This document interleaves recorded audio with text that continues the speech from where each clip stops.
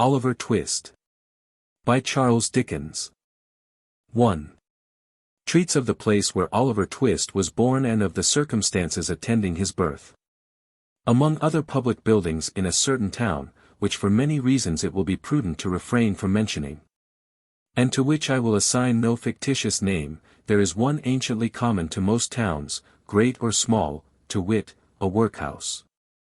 And in this workhouse was born, on a day and date which I need not trouble myself to repeat, inasmuch as it can be of no possible consequence to the reader, in this stage of the business at all events, the item of mortality whose name is prefixed to the head of this chapter.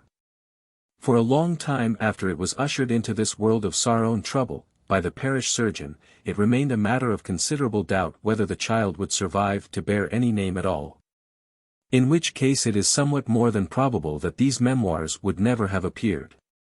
Or, if they had, that being comprised within a couple of pages, they would have possessed the inestimable merit of being the most concise and faithful specimen of biography, extant in the literature of any age or country. Although I am not disposed to maintain that the being born in a workhouse, is in itself the most fortunate and enviable circumstance that can possibly befall a human being, I do mean to say that in this particular instance, it was the best thing for Oliver Twist that could by possibility have occurred. The fact is, that there was considerable difficulty in inducing Oliver to take upon himself the office of respiration, a troublesome practice, but one which custom has rendered necessary to our easy existence. And for some time he lay gasping on a little flock mattress, rather unequally poised between this world and the next, the balance being decidedly in favor of the latter. Now, if, during this brief period, Oliver had been surrounded by careful grandmothers, anxious aunts, experienced nurses, and doctors of profound wisdom, he would most inevitably and indubitably have been killed in no time. There being nobody by, however, but a pauper old woman, who was rendered rather misty by an unwonted allowance of beer, and a parish surgeon who did such matters by contract, Oliver and nature fought out the point between them. The result was, that, after a few struggles, Oliver breathed, sneezed, and proceeded to advertise to the inmates of the workhouse the fact of a new burden having been imposed upon the parish, by setting up as loud a cry as could reasonably have been expected from a male infant who had not been possessed of that very useful appendage, a voice, for a much longer space of time than 3 minutes and a quarter. As Oliver gave this first proof of the free and proper action of his lungs, the patchwork coverlet which was carelessly flung over the iron bedstead, rustled, the pale face of a young woman was raised feebly from the pillow, and a faint voice imperfectly articulated the words, "Let me see the child, and die." The surgeon had been sitting with his face turned towards the fire, giving the palms of his hands a warm and a rub alternately. As the young woman spoke, he rose, and advancing to the bed's head, said, with more kindness than might have been expected of him, "Oh, you must not talk about dying yet." "Lord bless her dear heart, no," interposed the nurse, hastily depositing in her pocket a green glass bottle, the contents of which she had been tasting in a corner with evident satisfaction. "Lord bless her dear heart, when she has lived as long as I have, sir, and had 13 children of her own, and all on 'em dead except 2, and them in the workus with me, she'll know better than to take on in that way, bless her dear heart. Think what it is to be a mother, there's a dear young lamb do." Apparently this consolatory perspective of a mother's prospects failed in producing its due effect. The patient shook her head, and stretched out her hand towards the child. The surgeon deposited it in her arms. She imprinted her cold white lips passionately on its forehead, passed her hands over her face, gazed wildly round, shuddered, fell back, and died. They chafed her breast, hands, and temples. But the blood had stopped forever. They talked of hope and comfort. They had been strangers too long. "It's all over, Mrs. Thingummy," said the surgeon at last. "Ah, poor dear, so it is," said the nurse, picking up the cork of the green bottle, which had fallen out on the pillow, as she stooped to take up the child. "Poor dear. You needn't mind sending up to me, if the child cries, nurse," said the surgeon, putting on his gloves with great deliberation. "It's very likely it will be troublesome. Give it a little gruel if it is. He put on his hat, and, pausing by the bedside on his way to the door, added, she was a good-looking girl, too. Where did she come from? She was brought here last night, replied the old woman, by the overseer's order. She was found lying in the street. She had walked some distance, for her shoes were worn to pieces, but where she came from, or where she was going to, nobody knows. The surgeon leaned over the body, and raised the left hand. The old story, he said, shaking his head, no wedding ring, I see. Ah. Good night. The medical gentleman walked away to dinner. And the nurse, having once more applied herself to the green bottle, sat down on a low chair before the fire, and proceeded to dress the infant. What an excellent example of the power of dress, young Oliver Twist was. Wrapped in the blanket which had hitherto formed his only covering, he might have been the child of a nobleman or a beggar. It would have been hard for the haughtiest stranger to have assigned him his proper station in society. But now that he was enveloped in the old calico robes which had grown yellow in the same service, he was badged and ticketed, and fell into his place at once, a parish child, the orphan of a workhouse, the humble, half-starved drudge, to be cuffed and buffeted through the world, despised by all, and pitied by none. Oliver cried lustily. If he could have known that he was an orphan, left to the tender mercies of church wardens and overseers, perhaps he would have cried the louder. How do you find this book? Any thoughts about the book or the author? Any suggestion for improvement? Please take a moment to share your thoughts in a comment. If you like it, share it with your friends who might enjoy it as well. Subscribe to keep in touch. Visit CompleteAudiobooks.com for more quality content. 2. Treats of Oliver Twist's growth, education, and board. For the next 8 or 10 months, Oliver was the victim of a systematic course of treachery and deception. He was brought up by hand. The hungry and destitute situation of the infant orphan was duly reported by the workhouse authorities to the parish authorities. The parish authorities inquired with dignity of the workhouse authorities, whether there was no female then domiciled in the house who was in a situation to impart to Oliver Twist the consolation and nourishment of which he stood in need. The workhouse authorities replied with humility, that there was not. Upon this, the parish authorities magnanimously and humanely resolved, that Oliver should be farmed, or, in other words, that he should be dispatched to a branch workhouse some 3 miles off, where 20 or 30 other juvenile offenders against the poor laws, rolled about the floor all day, without the inconvenience of too much food or too much clothing, under the parental superintendence of an elderly female, who received the culprits at and for the consideration of 7 halfpenny per small head per week. 7 halfpenny's worth per week is a good round diet for a child. A great deal may be got for 7 halfpenny, quite enough to overload its stomach, and make it uncomfortable. The elderly female was a woman of wisdom and experience. She knew what was good for children, and she had a very accurate perception of what was good for herself. So, she appropriated the greater part of the weekly stipend to her own use, and consigned the rising parochial generation to even a shorter allowance than was originally provided for them, thereby finding in the lowest depth a deeper still, and proving herself a very great experimental philosopher. Everybody knows the story of another experimental philosopher who had a great theory about a horse being able to live without eating, and who demonstrated it so well, that he had got his own horse down to a straw a day, and would unquestionably have rendered him a very spirited and rampacious animal on nothing at all, if he had not died, 24 hours before he was to have had his first comfortable bait of air. Unfortunately for the experimental philosophy of the female to whose protecting care Oliver Twist was delivered over, a similar result usually attended the operation of her system. For at the very moment when the child had contrived to exist upon the smallest possible portion of the weakest possible food, it did perversely happen in 8.5 cases out of 10, either that it sickened from want and cold, or fell into the fire from neglect, or got half smothered by accident. In any one of which cases, the miserable little being was usually summoned into another world, and there gathered to the fathers it had never known in this. Occasionally, when there was some more than usually interesting inquest upon a parish child who had been overlooked in turning up a bedstead, or inadvertently scalded to death when there happened to be a washing, though the latter accident was very scarce.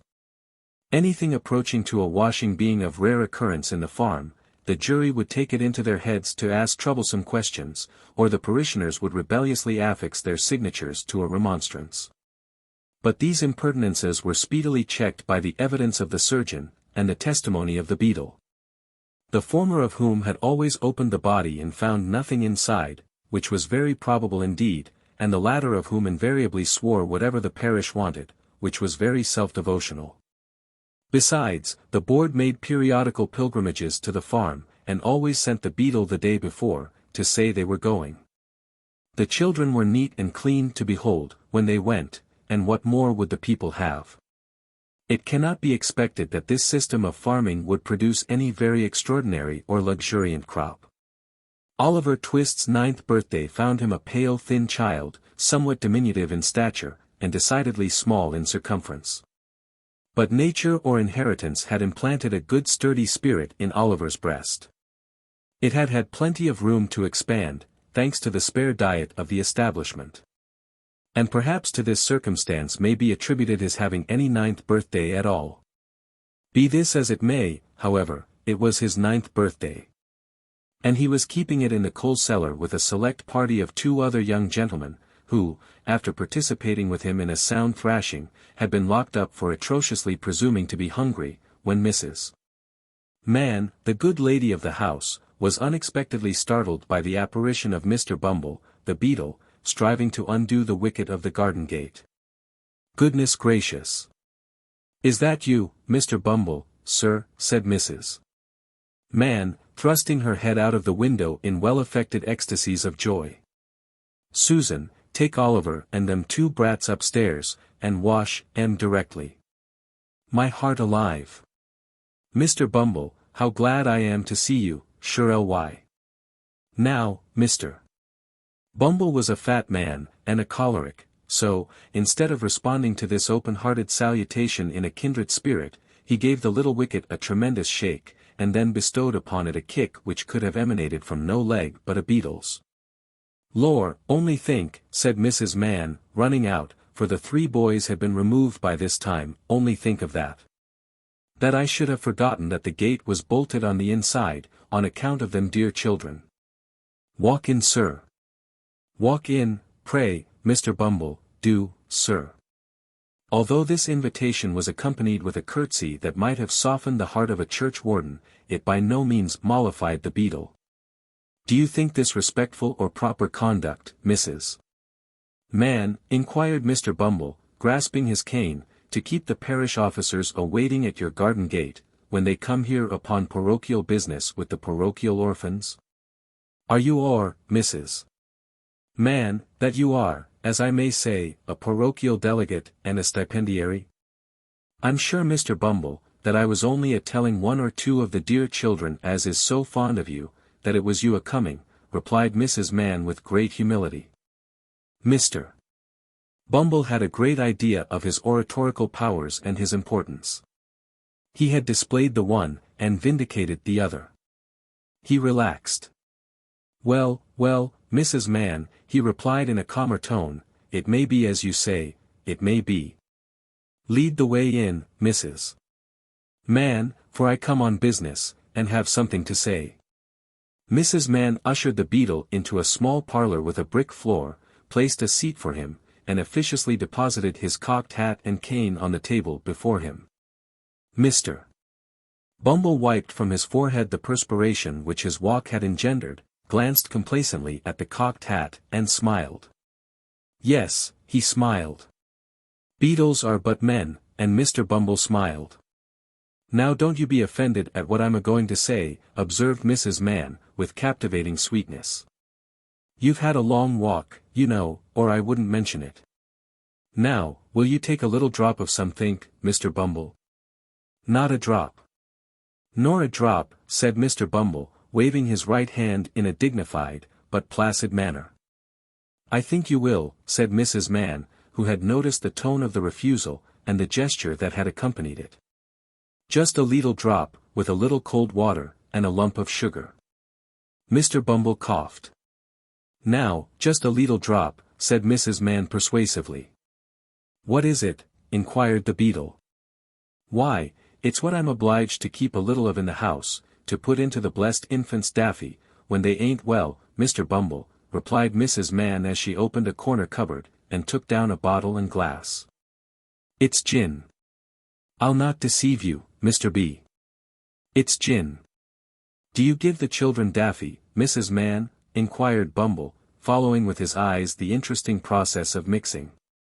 Ah, bless that I do, dear as it is, replied the nurse. I couldn't see suffer before my very eyes, you know, sir. No, said Mr. Bumble approvingly, no, you could not. You are a humane woman, Mrs. Man. Here she set down the glass. I shall take an early opportunity of mentioning it to the board, Mrs. Man. He drew it towards him. You feel as a mother, Mrs. Man. He stirred the gin and water. I drink your health with cheerfulness, Mrs. Man. And he swallowed half of it. And now about business, said the beadle, taking out a leathern pocketbook. The child that was half-baptized Oliver Twist, is 9-year-old today. Bless him, interposed Mrs. Man, inflaming her left eye with the corner of her apron. And notwithstanding the offered reward of £10, which was afterwards increased to £20. Notwithstanding the most superlative, and, I may say, supernatural exertions on the part of this parish, said Bumble, we have never been able to discover who is his father, or what was his mother's settlement, name, or condition. Mrs. Man raised her hands in astonishment, but added, after a moment's reflection, how comes he to have any name at all, then? The beadle drew himself up with great pride, and said, I invented it. You, Mr. Bumble. I, Mrs. Man. We name our fondlings in alphabetical order. The last was A.S., Swubble, I named him. This was A.T., Twist, I named him. The next one comes will be Onwin, and the next Vilkins. I have got names ready-made to the end of the alphabet, and all the way through it again, when we come to Z. Why, you're quite a literary character, sir, said Mrs. Man. Well, well, said the beadle, evidently gratified with the compliment. Perhaps I may be. Perhaps I may be, Mrs. Man. He finished the gin and water, and added, Oliver being now too old to remain here, the board have determined to have him back into the house. I have come out myself to take him there. So let me see him at once. I'll fetch him directly, said Mrs. Man, leaving the room for that purpose. Oliver, having had by this time as much of the outer coat of dirt which encrusted his face and hands, removed, as could be scrubbed off in one washing, was led into the room by his benevolent protectress. Make a bow to the gentleman, Oliver, said Mrs. Man. Oliver made a bow, which was divided between the beadle on the chair, and the cocked hat on the table. Will you go along with me, Oliver, said Mr. Bumble, in a majestic voice. Oliver was about to say that he would go along with anybody with great readiness, when, glancing upward, he caught sight of Mrs. Man, who had got behind the beadle's chair, and was shaking her fist at him with a furious countenance. He took the hint at once, for the fist had been too often impressed upon his body not to be deeply impressed upon his recollection. Will she go with me? Inquired poor Oliver. No, she can't, replied Mr. Bumble. But she'll come and see you sometimes. This was no very great consolation to the child. Young as he was, however, he had sense enough to make a feint of feeling great regret at going away. It was no very difficult matter for the boy to call tears into his eyes. Hunger and recent ill-usage are great assistants if you want to cry, and Oliver cried very naturally indeed. Mrs. Man gave him 1,000 embraces, and what Oliver wanted a great deal more, a piece of bread and butter, lest he should seem too hungry when he got to the workhouse. With the slice of bread in his hand, and the little brown-cloth parish cap on his head, Oliver was then led away by Mr. Bumble from the wretched home where one kind word or look had never lighted the gloom of his infant years. And yet he burst into an agony of childish grief, as the cottage gate closed after him. Wretched as were the little companions in misery he was leaving behind, they were the only friends he had ever known. And a sense of his loneliness in the great wide world, sank into the child's heart for the first time. Mr. Bumble walked on with long strides. Little Oliver, firmly grasping his gold-laced cuff, trotted beside him, inquiring at the end of every quarter of a mile whether they were nearly there. To these interrogations Mr. Bumble returned very brief and snappish replies. For the temporary blandness which gin and water awakens in some bosoms had by this time evaporated, and he was once again a beadle.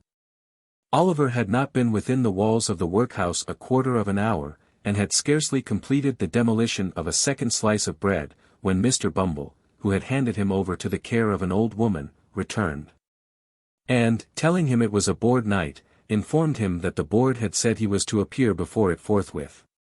Not having a very clearly defined notion of what a live board was, Oliver was rather astounded by this intelligence, and was not quite certain whether he ought to laugh or cry. He had no time to think about the matter, however, for Mr. Bumble gave him a tap on the head, with his cane, to wake him up, and another on the back to make him lively, and bidding him to follow, conducted him into a large whitewashed room, where 8 or 10 fat gentlemen were sitting round a table. At the top of the table, seated in an armchair rather higher than the rest, was a particularly fat gentleman with a very round, red face. "Bow to the board," said Bumble. Oliver brushed away 2 or 3 tears that were lingering in his eyes. And seeing no board but the table, fortunately bowed to that. "What's your name, boy?" said the gentleman in the high chair. Oliver was frightened at the sight of so many gentlemen, which made him tremble, and the beadle gave him another tap behind, which made him cry. These 2 causes made him answer in a very low and hesitating voice. Whereupon a gentleman in a white waistcoat said he was a fool. Which was a capital way of raising his spirits, and putting him quite at his ease. "Boy," said the gentleman in the high chair, "listen to me. You know you're an orphan, I suppose?" "What's that, sir?" inquired poor Oliver. "The boy is a fool, I thought he was," said the gentleman in the white waistcoat. "Hush," said the gentleman who had spoken first. "You know you've got no father or mother, and that you were brought up by the parish, don't you?" "Yes, sir," replied Oliver, weeping bitterly. "What are you crying for?" inquired the gentleman in the white waistcoat. And to be sure it was very extraordinary. What could the boy be crying for? "I hope you say your prayers every night," said another gentleman in a gruff voice, "and pray for the people who feed you, and take care of you, like a Christian." "Yes, sir," stammered the boy. The gentleman who spoke last was unconsciously right. It would have been very like a Christian, and a marvelously good Christian too, if Oliver had prayed for the people who fed and took care of him. But he hadn't, because nobody had taught him. "Well, you have come here to be educated, and taught a useful trade," said the red-faced gentleman in the high chair. "So you'll begin to pick oakum tomorrow morning at 6 o'clock, added the surly one in the white waistcoat. For the combination of both these blessings in the one simple process of picking oakum, Oliver bowed low by the direction of the beadle, and was then hurried away to a large ward, where, on a rough, hard bed, he sobbed himself to sleep. What a novel illustration of the tender laws of England! They let the paupers go to sleep. Poor Oliver! He little thought, as he lay sleeping in happy unconsciousness of all around him, that the board had that very day arrived at a decision which would exercise the most material influence over all his future fortunes. But they had. And this was it.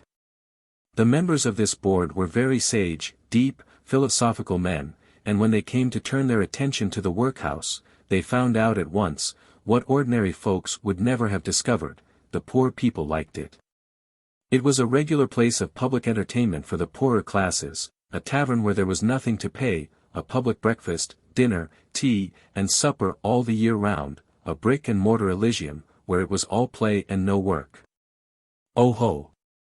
said the board, looking very knowing, "we are the fellows to set this to rights, we'll stop it all, in no time." So, they established the rule, that all poor people should have the alternative, for they would compel nobody, not they, of being starved by a gradual process in the house, or by a quick one out of it. With this view, they contracted with the waterworks to lay on an unlimited supply of water, and with a corn factor to supply periodically small quantities of oatmeal. And issued 3 meals of thin gruel a day, with an onion twice a week, and half a roll of Sundays. They made a great many other wise and humane regulations, having reference to the ladies, which it is not necessary to repeat. Kindly undertook to divorce poor married people, in consequence of the great expense of a suit in Doctors' Commons.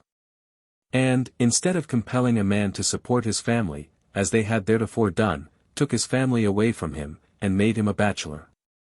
There is no saying how many applicants for relief, under these last 2 heads, might have started up in all classes of society, if it had not been coupled with the workhouse, but the board were long-headed men, and had provided for this difficulty. The relief was inseparable from the workhouse and the gruel, and that frightened people.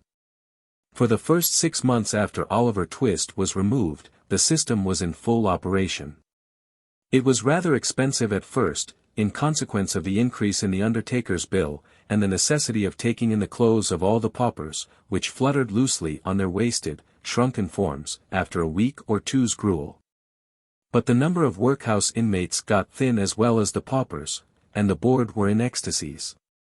The room in which the boys were fed, was a large stone hall, with a copper at one end, out of which the master, dressed in an apron for the purpose, and assisted by 1 or 2 women, ladled the gruel at mealtimes. Of this festive composition each boy had 1 porringer, and no more, except on occasions of great public rejoicing, when he had 2 ounces and a quarter of bread besides. The bowls never wanted washing. The boys polished them with their spoons till they shone again. And when they had performed this operation, which never took very long, the spoons being nearly as large as the bowls, they would sit staring at the copper, with such eager eyes, as if they could have devoured the very bricks of which it was composed. Employing themselves, meanwhile, in sucking their fingers most assiduously, with the view of catching up any stray splashes of gruel that might have been cast thereon. Boys have generally excellent appetites. Oliver Twist and his companions suffered the tortures of slow starvation for 3 months. At last they got so voracious and wild with hunger, that one boy, who was tall for his age, and hadn't been used to that sort of thing, for his father had kept a small cook shop, hinted darkly to his companions, that unless he had another basin of gruel per diem, he was afraid he might some night happen to eat the boy who slept next him, who happened to be a weakly youth of tender age. He had a wild, hungry eye, and they implicitly believed him. A council was held, lots were cast who should walk up to the master after supper that evening, and ask for more, and it fell to Oliver Twist. The evening arrived. The boys took their places. The master, in his cook's uniform, stationed himself at the copper. His pauper assistants ranged themselves behind him, the gruel was served out, and a long grace was said over the short commons. The gruel disappeared. The boys whispered each other, and winked at Oliver, while his next neighbors nudged him. Child as he was desperate with hunger, and reckless with misery. He rose from the table, and advancing to the master, basin and spoon in hand, said, somewhat alarmed at his own temerity, "Please, sir, I want some more." The master was a fat, healthy man, but he turned very pale. He gazed in stupefied astonishment on the small rebel for some seconds, and then clung for support to the copper. The assistants were paralyzed with wonder, the boys with fear. "What?" said the master at length, in a faint voice. "Please, sir," replied Oliver, "I want some more." The master aimed a blow at Oliver's head with the ladle, pinioned him in his arm, and shrieked aloud for the beadle. The board were sitting in solemn conclave, when Mr. Bumble rushed into the room in great excitement, and addressing the gentleman in the high chair, said, "Mr. Limpkins, I beg your pardon, sir. Oliver Twist has asked for more." There was a general start. Horror was depicted on every countenance. "For more," said Mr. Limpkins. "Compose yourself, Bumble, and answer me distinctly. Do I understand that he asked for more, after he had eaten the supper allotted by the dietary? He did, sir, replied Bumble. That boy will be hung, said the gentleman in the white waistcoat. I know that boy will be hung. Nobody controverted the prophetic gentleman's opinion. An animated discussion took place. Oliver was ordered into instant confinement. And a bill was next morning pasted on the outside of the gate, offering a reward of £5 to anybody who would take Oliver Twist off the hands of the parish. In other words, £5 and Oliver Twist were offered to any man or woman who wanted an apprentice to any trade, business, or calling. I never was more convinced of anything in my life, said the gentleman in the white waistcoat, as he knocked at the gate and read the bill next morning. I never was more convinced of anything in my life than I am that that boy will come to be hung. As I purpose to show in the sequel whether the white waistcoat gentleman was right or not, I should perhaps mar the interest of this narrative, supposing it to possess any at all, if I venture to hint just yet whether the life of Oliver Twist had this violent termination or no. 3. Relates how Oliver Twist was very near getting a place which would not have been a sinecure. For a week after the commission of the impious and profane offense of asking for more, Oliver remained a close prisoner in the dark and solitary room to which he had been consigned by the wisdom and mercy of the board. It appears, at first sight not unreasonable to suppose, that, if he had entertained a becoming feeling of respect for the prediction of the gentleman in the white waistcoat, he would have established that sage individual's prophetic character once and for ever, by tying one end of his pocket handkerchief to a hook in the wall, and attaching himself to the other. To the performance of this feat, however, there was one obstacle, namely, that pocket handkerchiefs being decided articles of luxury, had been, for all future times and ages, removed from the noses of paupers by the express order of the board. In council assembled, solemnly given and pronounced under their hands and seals. There was a still greater obstacle in Oliver's youth and childishness. He only cried bitterly all day. And, when the long, dismal night came on, spread his little hands before his eyes to shut out the darkness, and crouching in the corner, tried to sleep, ever and anon waking with a start and tremble. And drawing himself closer and closer to the wall, as if to feel even its cold hard surface were a protection in the gloom and loneliness which surrounded him. Let it not be supposed by the enemies of the system, that, during the period of his solitary incarceration, Oliver was denied the benefit of exercise, the pleasure of society, or the advantages of religious consolation. As for exercise, it was nice cold weather, and he was allowed to perform his ablutions every morning under the pump, in a stone yard, in the presence of Mr. Bumble, who prevented his catching cold, and caused a tingling sensation to pervade his frame, by repeated applications of the cane. As for society, he was carried every other day into the hall where the boys dined, and there sociably flogged as a public warning and example. And so far from being denied the advantages of religious consolation, he was kicked into the same apartment every evening at prayer time, and there permitted to listen to, and console his mind with, a general supplication of the boys, containing a special clause, therein inserted by authority of the board, in which they entreated to be made good, virtuous, contented, and obedient, and to be guarded from the sins and vices of Oliver Twist, whom the supplication distinctly set forth to be under the exclusive patronage and protection of the powers of wickedness, and an article direct from the manufactory of the very devil himself. It chanced one morning, while Oliver's affairs were in this auspicious and comfortable state, that Mr. Gamfield, chimney sweep, went his way down the High Street, deeply cogitating in his mind his ways and means of paying certain arrears of rent, for which his landlord had become rather pressing. Mr. Gamfield's most sanguine estimate of his finances could not raise them within full £5 of the desired amount. And, in a species of arithmetical desperation, he was alternately cudgelling his brains and his donkey, when passing the workhouse, his eyes encountered the bill on the gate. "Oh," said Mr. Gamfield to the donkey. The donkey was in a state of profound abstraction, wondering, probably, whether he was destined to be regaled with a cabbage stalk or two when he had disposed of the 2 sacks of soot with which the little cart was laden. So, without noticing the word of command, he jogged onward. Mr. Gamfield growled a fierce imprecation on the donkey generally, but more particularly on his eyes. And, running after him, bestowed a blow on his head, which would inevitably have beaten in any skull but a donkey's. Then, catching hold of the bridle, he gave his jaw a sharp wrench, by way of gentle reminder that he was not his own master. And by these means turned him round. He then gave him another blow on the head, just to stun him till he came back again. Having completed these arrangements, he walked up to the gate, to read the bill. The gentleman with the white waistcoat was standing at the gate with his hands behind him, after having delivered himself of some profound sentiments in the boardroom. Having witnessed the little dispute between Mr. Gamfield and the donkey, he smiled joyously when that person came up to read the bill, for he saw at once that Mr. Gamfield was exactly the sort of master Oliver Twist wanted. Mr. Gamfield smiled, too, as he perused the document. For £5 was just the sum he had been wishing for, and, as to the boy with which it was encumbered, Mr. Gamfield, knowing what the dietary of the workhouse was, well knew he would be a nice small pattern, just the very thing for register stoves. So, he spelt the bill through again, from beginning to end.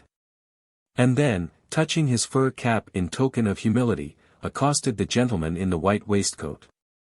"This here boy, sir, what the parish wants to 'prentice," said Mr. Gamfield. "Aye, my man," said the gentleman in the white waistcoat, with a condescending smile. "What of him? If the parish vould like him to learn a right pleasant trade, in a good, 'spectable chimbley sweepin' business," said Mr. Gamfield, "I wants a 'prentice, and I am ready to take him." "Walk in," said the gentleman in the white waistcoat. Mr.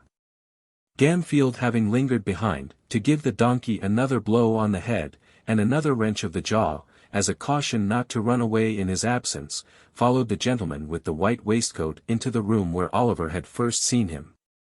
"It's a nasty trade," said Mr. Limpkins, when Gamfield had again stated his wish. "Young boys have been smothered in chimneys before now," said another gentleman. "That's acause they damped the straw afore they lit it in the chimbley to make 'em come down again," said Gamfield. "That's all smoke, and no blaze. Varia's smoke ain't no use at all in making a boy come down, for it only sends him to sleep, and that's what he likes. Boys is werry obstinate, and werry lazy, gentlemen, and there's nothink like a good hot blaze to make 'em come down with a run. It's humane too, gentlemen, acause, even if they've stuck in the chimbley, roasting their feet makes 'em struggle to hextricate theirselves." The gentleman in the white waistcoat appeared very much amused by this explanation. But his mirth was speedily checked by a look from Mr. Limpkins. The board then proceeded to converse among themselves for a few minutes, but in so low a tone, that the words, "saving of expenditure," "looked well in the accounts," "have a printed report published," were alone audible. These only chanced to be heard, indeed, or account of their being very frequently repeated with great emphasis. At length the whispering ceased, and the members of the board, having resumed their seats and their solemnity, Mr.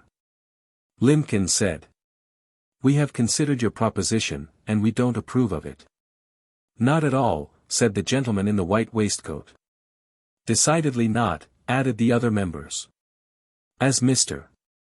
Gamfield did happen to labor under the slight imputation of having bruised 3 or 4 boys to death already, it occurred to him that the board had, perhaps, in some unaccountable freak, taken it into their heads that this extraneous circumstance ought to influence their proceedings.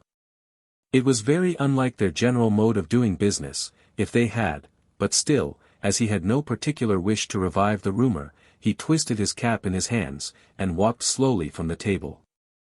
"So you won't let me have him, gentlemen?" said Mr. Gamfield, pausing near the door. "No," replied Mr. Limpkins, "at least, as it's a nasty business, we think you ought to take something less than the premium we offered." Mr. Gamfield's countenance brightened, as, with a quick step, he returned to the table, and said, "What'll you give, gentlemen? Come. Don't be too hard on a poor man. What'll you give?" "I should say, £3.10 was plenty, said Mr. Limbkins. 10 shillings too much, said the gentleman in the white waistcoat. Come, said Gamfield, say £4, gentlemen. Say £4, and you've got rid of him for good and all. There. £3.10, repeated Mr. Limbkins, firmly. Come. I'll split the difference, gentlemen, urged Gamfield. £3.15. Not a farthing more, was the firm reply of Mr. Limbkins. You're desperate hard upon me, gentlemen, said Gamfield, wavering. Pooh! Pooh! Nonsense! Said the gentleman in the white waistcoat. He'd be cheap with nothing at all, as a premium. Take him, you silly fellow. He's just the boy for you. He wants the stick, now and then, it'll do him good. And his board needn't come very expensive, for he hasn't been overfed since he was born. Ha! Ha! Ha! Mr. Gamfield gave an arch look at the faces round the table, and, observing a smile on all of them, gradually broke into a smile himself. The bargain was made. Mr. Bumble was at once instructed that Oliver Twist and his indentures were to be conveyed before the magistrate, for signature and approval, that very afternoon. In pursuance of this determination, little Oliver, to his excessive astonishment, was released from bondage, and ordered to put himself into a clean shirt. He had hardly achieved this very unusual gymnastic performance, when Mr. Bumble brought him, with his own hands, a basin of gruel, and the holiday allowance of 2 ounces and a quarter of bread. At this tremendous sight, Oliver began to cry very piteously, thinking, not unnaturally, that the board must have determined to kill him for some useful purpose, or they never would have begun to fatten him up in that way. Don't make your eyes red, Oliver, but eat your food and be thankful, said Mr. Bumble, in a tone of impressive pomposity. You're going to be made apprentice of, Oliver. Apprentice, sir, said the child, trembling. Yes, Oliver, said Mr. Bumble. The kind and blessed gentleman which is so many parents to you, Oliver, when you have none of your own, are a-going to prentice you, and to set you up in life, and make a man of you, although the expense to the parish is £3.10. £3.10, Oliver, 70 shillings, 146 pences, and all for a naughty orphan which nobody can't love. As Mr. Bumble paused to take breath, after delivering this address in an awful voice, the tears rolled down the poor child's face, and he sobbed bitterly. Come, said Mr. Bumble, somewhat less pompously, for it was gratifying to his feelings to observe the effect his eloquence had produced. Come, Oliver. Wipe your eyes with the cuffs of your jacket, and don't cry into your gruel. That's a very foolish action, Oliver. It certainly was, for there was quite enough water in it already. On their way to the magistrate, Mr. Bumble instructed Oliver that all he would have to do, would be to look very happy, and say, when the gentleman asked him if he wanted to be apprenticed, that he should like it very much indeed. Both of which injunctions Oliver promised to obey, the rather as Mr. Bumble threw in a gentle hint, that if he failed in either particular, there was no telling what would be done to him. When they arrived at the office, he was shut up in a little room by himself, and admonished by Mr. Bumble to stay there, until he came back to fetch him. There the boy remained, with a palpitating heart, for half an hour. At the expiration of which time Mr. Bumble thrust in his head, unadorned with the cocked hat, and said aloud, Now, Oliver, my dear, come to the gentleman. As Mr. Bumble said this, he put on a grim and threatening look, and added, in a low voice, Mind what I told you, you young rascal. Oliver stared innocently in Mr. Bumble's face at this somewhat contradictory style of address. But that gentleman prevented his offering any remark thereupon, by leading him at once into an adjoining room, the door of which was open. It was a large room, with a great window. Behind a desk, sat 2 old gentlemen with powdered heads, one of whom was reading the newspaper, while the other was perusing, with the aid of a pair of tortoise-shell spectacles, a small piece of parchment which lay before him. Mr. Limbkins was standing in front of the desk on one side, and Mr. Gamfield, with a partially washed face, on the other, while 2 or 3 bluff-looking men, in top boots, were lounging about.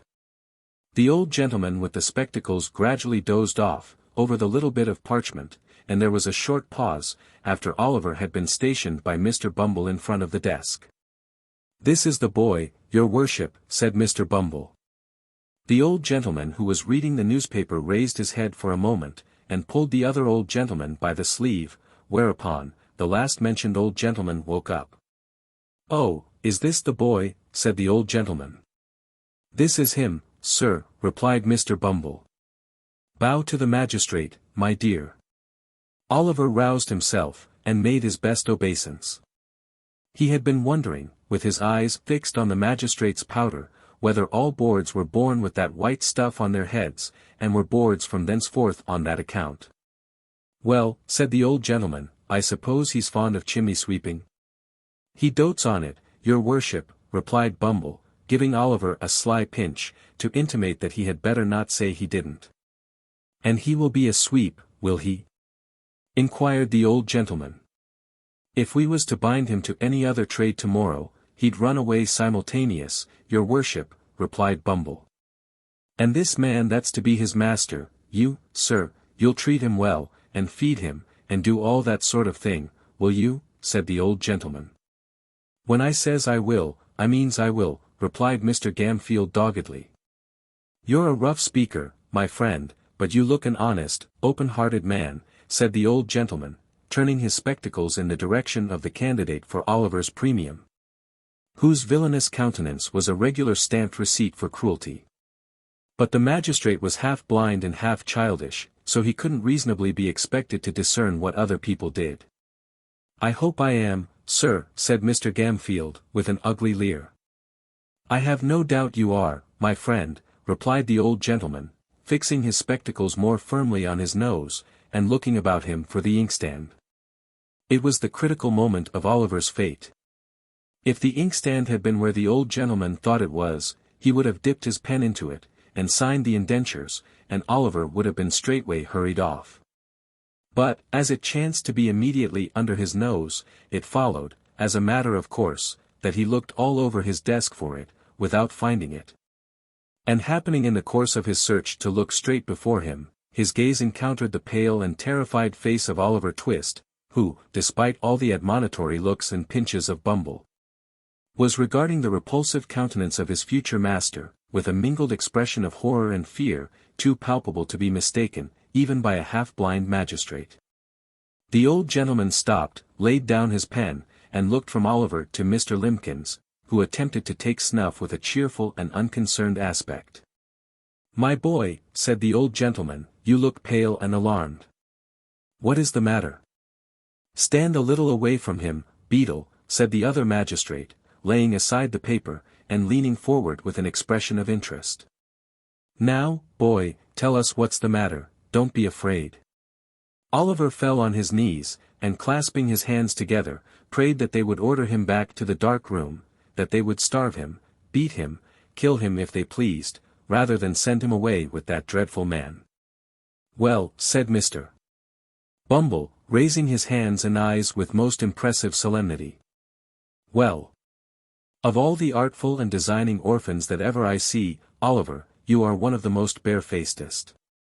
"Hold your tongue, Beadle," said the second old gentleman, when Mr. Bumble had given vent to this compound adjective. "I beg your worship's pardon," said Mr. Bumble, incredulous of having heard aright. "Did your worship speak to me?" "Yes." "Hold your tongue." Mr. Bumble was stupefied with astonishment. A beadle ordered to hold his tongue. A moral revolution. The old gentleman in the tortoise-shell spectacles looked at his companion, he nodded significantly. "We refuse to sanction these indentures," said the old gentleman, tossing aside the piece of parchment as he spoke. "I hope," stammered Mr. Limbkins, "I hope the magistrates will not form the opinion that the authorities have been guilty of any improper conduct, on the unsupported testimony of a child." "The magistrates are not called upon to pronounce any opinion on the matter," said the second old gentleman sharply. "Take the boy back to the workhouse, and treat him kindly." He seems to want it. That same evening, the gentleman in the white waistcoat most positively and decidedly affirmed, not only that Oliver would be hung, but that he would be drawn and quartered into the bargain. Mr. Bumble shook his head with gloomy mystery, and said he wished he might come to good, whereunto Mr. Gamfield replied, that he wished he might come to him. Which, although he agreed with the beadle in most matters, would seem to be a wish of a totally opposite description. The next morning, the public were once informed that Oliver Twist was again to let, and that £5 would be paid to anybody who would take possession of him. 4. Oliver, being offered another place, makes his first entry into public life. In great families, when an advantageous place cannot be obtained either in possession, reversion, remainder, or expectancy, for the young man who is growing up, it is a very general custom to send him to sea. The board, in imitation of so wise and salutary an example, took counsel together on the expediency of shipping off Oliver Twist, in some small trading vessel bound to a good unhealthy port. This suggested itself as the very best thing that could possibly be done with him, the probability being, that the skipper would flog him to death, in a playful mood, some day after dinner, or would knock his brains out with an iron bar. Both pastimes being, as is pretty generally known, very favourite and common recreations among gentlemen of that class. The more the case presented itself to the board, in this point of view, the more manifold the advantages of the step appeared. So, they came to the conclusion that the only way of providing for Oliver effectually, was to send him to sea without delay. Mr. Bumble had been dispatched to make various preliminary inquiries, with the view of finding out some captain or other who wanted a cabin boy without any friends, and was returning to the workhouse to communicate the result of his mission. When he encountered at the gate, no less a person than Mr. Sowerberry, the parochial undertaker. Mr. Sowerberry was a tall gaunt, large-jointed man, attired in a suit of threadbare black, with darned cotton stockings of the same color, and shoes to answer. His features were not naturally intended to wear a smiling aspect, but he was in general rather given to professional jocosity. His step was elastic, and his face betokened inward pleasantry, as he advanced to Mr. Bumble, and shook him cordially by the hand. "I have taken the measure of the 2 women that died last night, Mr. Bumble," said the undertaker. "You'll make your fortune, Mr. Sowerberry," said the beadle, as he thrust his thumb and forefinger into the proffered snuff-box of the undertaker, which was an ingenious little model of a patent coffin. "I say you'll make your fortune, Mr. Sowerberry," repeated Mr. Bumble, tapping the undertaker on the shoulder, in a friendly manner, with his cane. "Think so," said the undertaker in a tone which half admitted and half disputed the probability of the event. "The prices allowed by the board are very small, Mr. Bumble." "So are the coffins," replied the beadle, with precisely as near an approach to a laugh as a great official ought to indulge in. Mr. Sowerberry was much tickled at this, as of course he ought to be, and laughed a long time without cessation. "Well, well, Mr. Bumble," he said at length, "there's no denying that, since the new system of feeding has come in, the coffins are something narrower and more shallow than they used to be. But we must have some profit, Mr. Bumble. Well-seasoned timber is an expensive article, sir, and all the iron handles come, by canal, from Birmingham." "Well, well," said Mr. Bumble, "every trade has its drawbacks. A fair profit is, of course, allowable." Of course," replied the undertaker, "and if I don't get a profit upon this or that particular article, why, I make it up in the long run, you see, he. "Just so," said Mr. Bumble. "Though I must say," continued the undertaker, resuming the current of observations which the beadle had interrupted, "though I must say, Mr. Bumble, that I have to contend against one very great disadvantage, which is, that all the stout people go off the quickest. The people who have been better off, and have paid rates for many years, are the first to sink when they come into the house, and let me tell you, Mr. Bumble, that 3 or 4 inches over one's calculation makes a great hole in one's profits, especially when one has a family to provide for, sir. As Mr. Sowerberry said this, with the becoming indignation of an ill-used man, and as Mr. Bumble felt that it rather tended to convey a reflection on the honor of the parish, the latter gentleman thought it advisable to change the subject. Oliver Twist being uppermost in his mind, he made him his theme. "By the by," said Mr. Bumble, "you don't know anybody who wants a boy, do you? A parochial apprentice who is at present a dead weight, a millstone, as I may say, round the parochial throat. Liberal terms, Mr. Sowerberry, liberal terms." As Mr. Bumble spoke, he raised his cane to the bill above him, and gave 3 distinct raps upon the words, £5, which were printed thereon in Roman capitals of gigantic size. "Gad so," said the undertaker, taking Mr. Bumble by the gilt-edged lapel of his official coat, "that's just the very thing I wanted to speak to you about. You know, dear me, what a very elegant button this is, Mr. Bumble. I never noticed it before." "Yes, I think it rather pretty," said the beadle, glancing proudly downwards at the large brass buttons which embellished his coat. "The die is the same as the parochial seal, the Good Samaritan healing the sick and bruised man. The board presented it to me on New Year's morning, Mr. Sowerberry. I put it on, I remember, for the first time, to attend the inquest on that reduced tradesman, who died in a doorway at midnight." "I recollect," said the undertaker. "The jury brought it in, died from exposure to the cold, and want of the common necessaries of life, didn't they?" Mr. Bumble nodded. "And they made it a special verdict, I think," said the undertaker, by adding some words to the effect, that if the relieving officer had "Tush! Foolery," interposed the beadle. "If the board attended to all the nonsense that ignorant jurymen talk, they'd have enough to do." "Very true," said the undertaker, "they would indeed." "Juries," said Mr. Bumble, grasping his cane tightly, as was his wont when working into a passion, "juries is uneducated, vulgar, grovelling wretches." "So they are," said the undertaker. "They haven't no more philosophy nor political economy about 'em than that," said the beadle, snapping his fingers contemptuously. "No more they have," acquiesced the undertaker. "I despise 'em," said the beadle, growing very red in the face. "So do I," rejoined the undertaker. "And I only wish we'd a jury of the independent sort, in the house for a week or 2, said the beadle, "the rules and regulations of the board would soon bring their spirit down for 'em." "Let 'em alone for that," replied the undertaker. So saying, he smiled, approvingly, to calm the rising wrath of the indignant parish officer.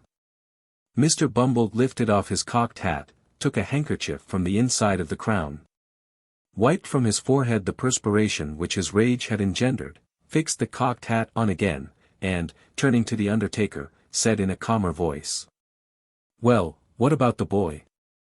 "Oh," replied the undertaker, "why, you know, Mr. Bumble, I pay a good deal towards the poor's rates." "Hem," said Mr. Bumble. "Well, replied the undertaker, "I was thinking that if I pay so much towards 'em, I've a right to get as much out of 'em as I can, Mr. Bumble.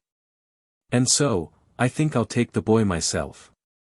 Mr. Bumble grasped the undertaker by the arm, and led him into the building. Mr. Sowerberry was closeted with the board for 5 minutes. And it was arranged that Oliver should go to him that evening, upon liking, a phrase which means, in the case of a parish apprentice, that if the master find, upon a short trial, that he can get enough work out of a boy without putting too much food into him, he shall have him for a term of years, to do what he likes with.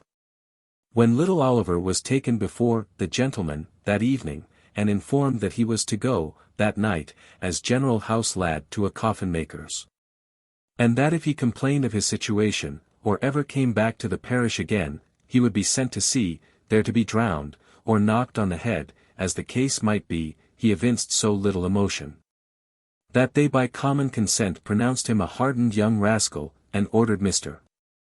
Bumble to remove him forthwith.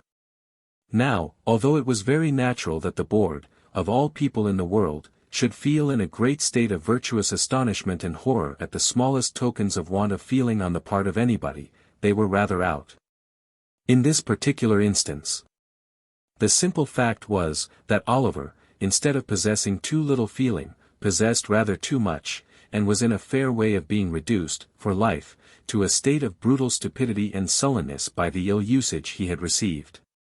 He heard the news of his destination, in perfect silence.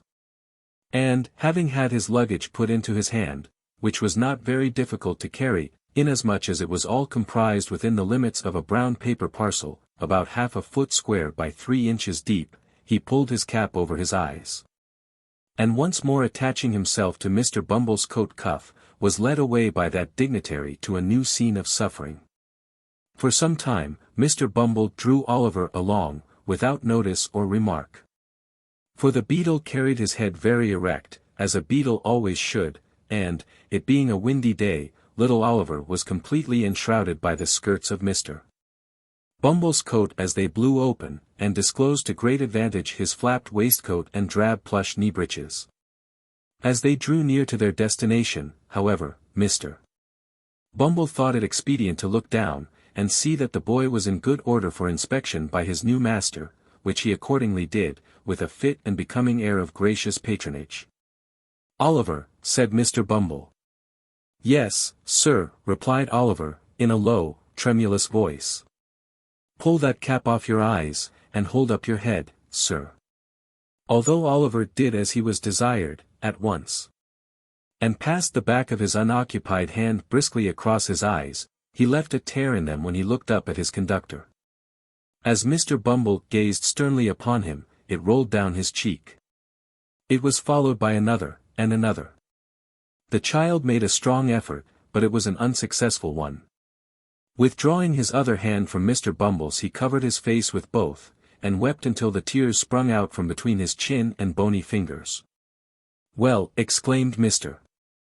Bumble, stopping short, and darting at his little charge a look of intense malignity. "Well, of all the ungratefullest and worst disposed boys as ever I see, Oliver, you are the—" "No, no, sir," sobbed Oliver, clinging to the hand which held the well-known cane, "no, no, sir, I will be good indeed, indeed, indeed I will, sir. I am a very little boy, sir, and it is so, so." "So what?" inquired Mr. Bumble in amazement. "So lonely, sir. So very lonely," cried the child. "Everybody hates me. Oh, sir, don't pray be cross to me." The child beat his hand upon his heart, and looked in his companion's face, with tears of real agony. Mr. Bumble regarded Oliver's piteous and helpless look, with some astonishment, for a few seconds, hemmed 3 or 4 times in a husky manner, and after muttering something about that troublesome cough, bade Oliver dry his eyes and be a good boy. Then once more taking his hand, he walked on with him in silence. The undertaker, who had just put up the shutters of his shop, was making some entries in his day-book by the light of a most appropriate dismal candle, when Mr. Bumble entered. "Aha," said the undertaker, looking up from the book, and pausing in the middle of a word, "is that you, Bumble?" "No one else, Mr. Sowerberry," replied the beadle. "Here. I've brought the boy." Oliver made a bow. "Oh. That's the boy, is it?" said the undertaker, raising the candle above his head, to get a better view of Oliver. "Mrs. Sowerberry, will you have the goodness to come here a moment, my dear?" Mrs. Sowerberry emerged from a little room behind the shop, and presented the form of a short, thin, squeezed-up woman, with a vixenish countenance. "My dear," said Mr. Sowerberry, deferentially, "this is the boy from the workhouse that I told you of." Oliver bowed again. "Dear me," said the undertaker's wife, "he's very small." "Why, he is rather small," replied Mr. Bumble, looking at Oliver as if it were his fault that he was no bigger. "He is small. There's no denying it. But he'll grow, Mrs. Sowerberry, he'll grow." "Ah. I dare say he will," replied the lady pettishly, "on our victuals and our drink. I see no saving in parish children, not I, for they always cost more to keep, than they're worth." However, men always think they know best. There. Get downstairs, little bag o' bones.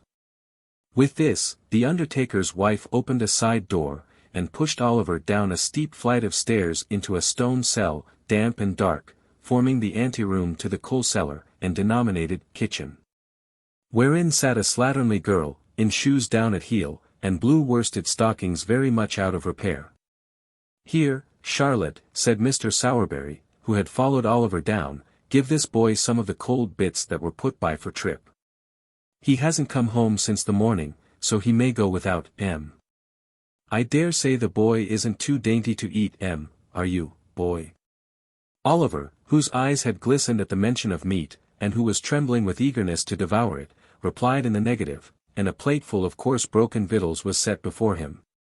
I wish some well-fed philosopher, whose meat and drink turn to gall within him, whose blood is ice, whose heart is iron, could have seen Oliver twist clutching at the dainty viands that the dog had neglected. I wish he could have witnessed the horrible avidity with which Oliver tore the bits asunder with all the ferocity of famine. There is only one thing I should like better. And that would be to see the philosopher making the same sort of meal himself, with the same relish. Well, said the undertaker's wife, when Oliver had finished his supper, which she had regarded in silent horror, and with fearful auguries of his future appetite, have you done? There being nothing eatable within his reach, Oliver replied in the affirmative. Then come with me, said Mrs. Sowerberry, taking up a dim and dirty lamp, and leading the way upstairs, your bed's under the counter. You don't mind sleeping among the coffins, I suppose. But it doesn't much matter whether you do or don't, for you can't sleep anywhere else. Come, don't keep me here all night. Oliver lingered no longer, but meekly followed his new mistress. 5. Oliver mingles with new associates. Going to a funeral for the first time, he forms an unfavourable notion of his master's business. Oliver, being left to himself in the undertaker's shop, set the lamp down on a workman's bench, and gazed timidly about him with a feeling of awe and dread, which many people a good deal older than he will be at no loss to understand. An unfinished coffin on black trestles, which stood in the middle of the shop, looked so gloomy and deathlike that a cold tremble came over him.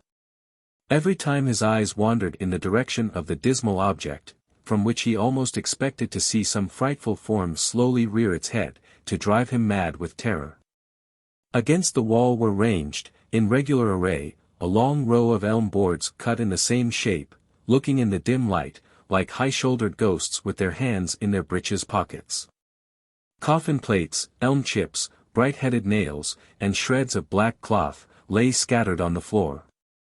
And the wall behind the counter was ornamented with a lively representation of two mutes in very stiff neckcloths, on duty at a large private door, with a hearse drawn by 4 black steeds, approaching in the distance. The shop was close and hot. The atmosphere seemed tainted with the smell of coffins. The recess beneath the counter in which his flock mattress was thrust, looked like a grave. Nor were these the only dismal feelings which depressed Oliver. He was alone in a strange place. And we all know how chilled and desolate the best of us will sometimes feel in such a situation. The boy had no friends to care for, or to care for him. The regret of no recent separation was fresh in his mind. The absence of no loved and well-remembered face sank heavily into his heart. But his heart was heavy, notwithstanding. And he wished, as he crept into his narrow bed, that were his coffin, and that he could be lain in a calm and lasting sleep in the churchyard ground, with the tall grass waving gently above his head, and the sound of the old deep bell to soothe him in his sleep. Oliver was awakened in the morning, by a loud kicking at the outside of the shop door, which, before he could huddle on his clothes, was repeated, in an angry and impetuous manner, about 25 times. When he began to undo the chain, the legs desisted, and a voice began. "Open the door, will yer?" cried the voice which belonged to the legs which had kicked at the door. "I will, directly, sir," replied Oliver, undoing the chain, and turning the key. "I suppose you're the new boy, ain't yer?" said the voice through the keyhole.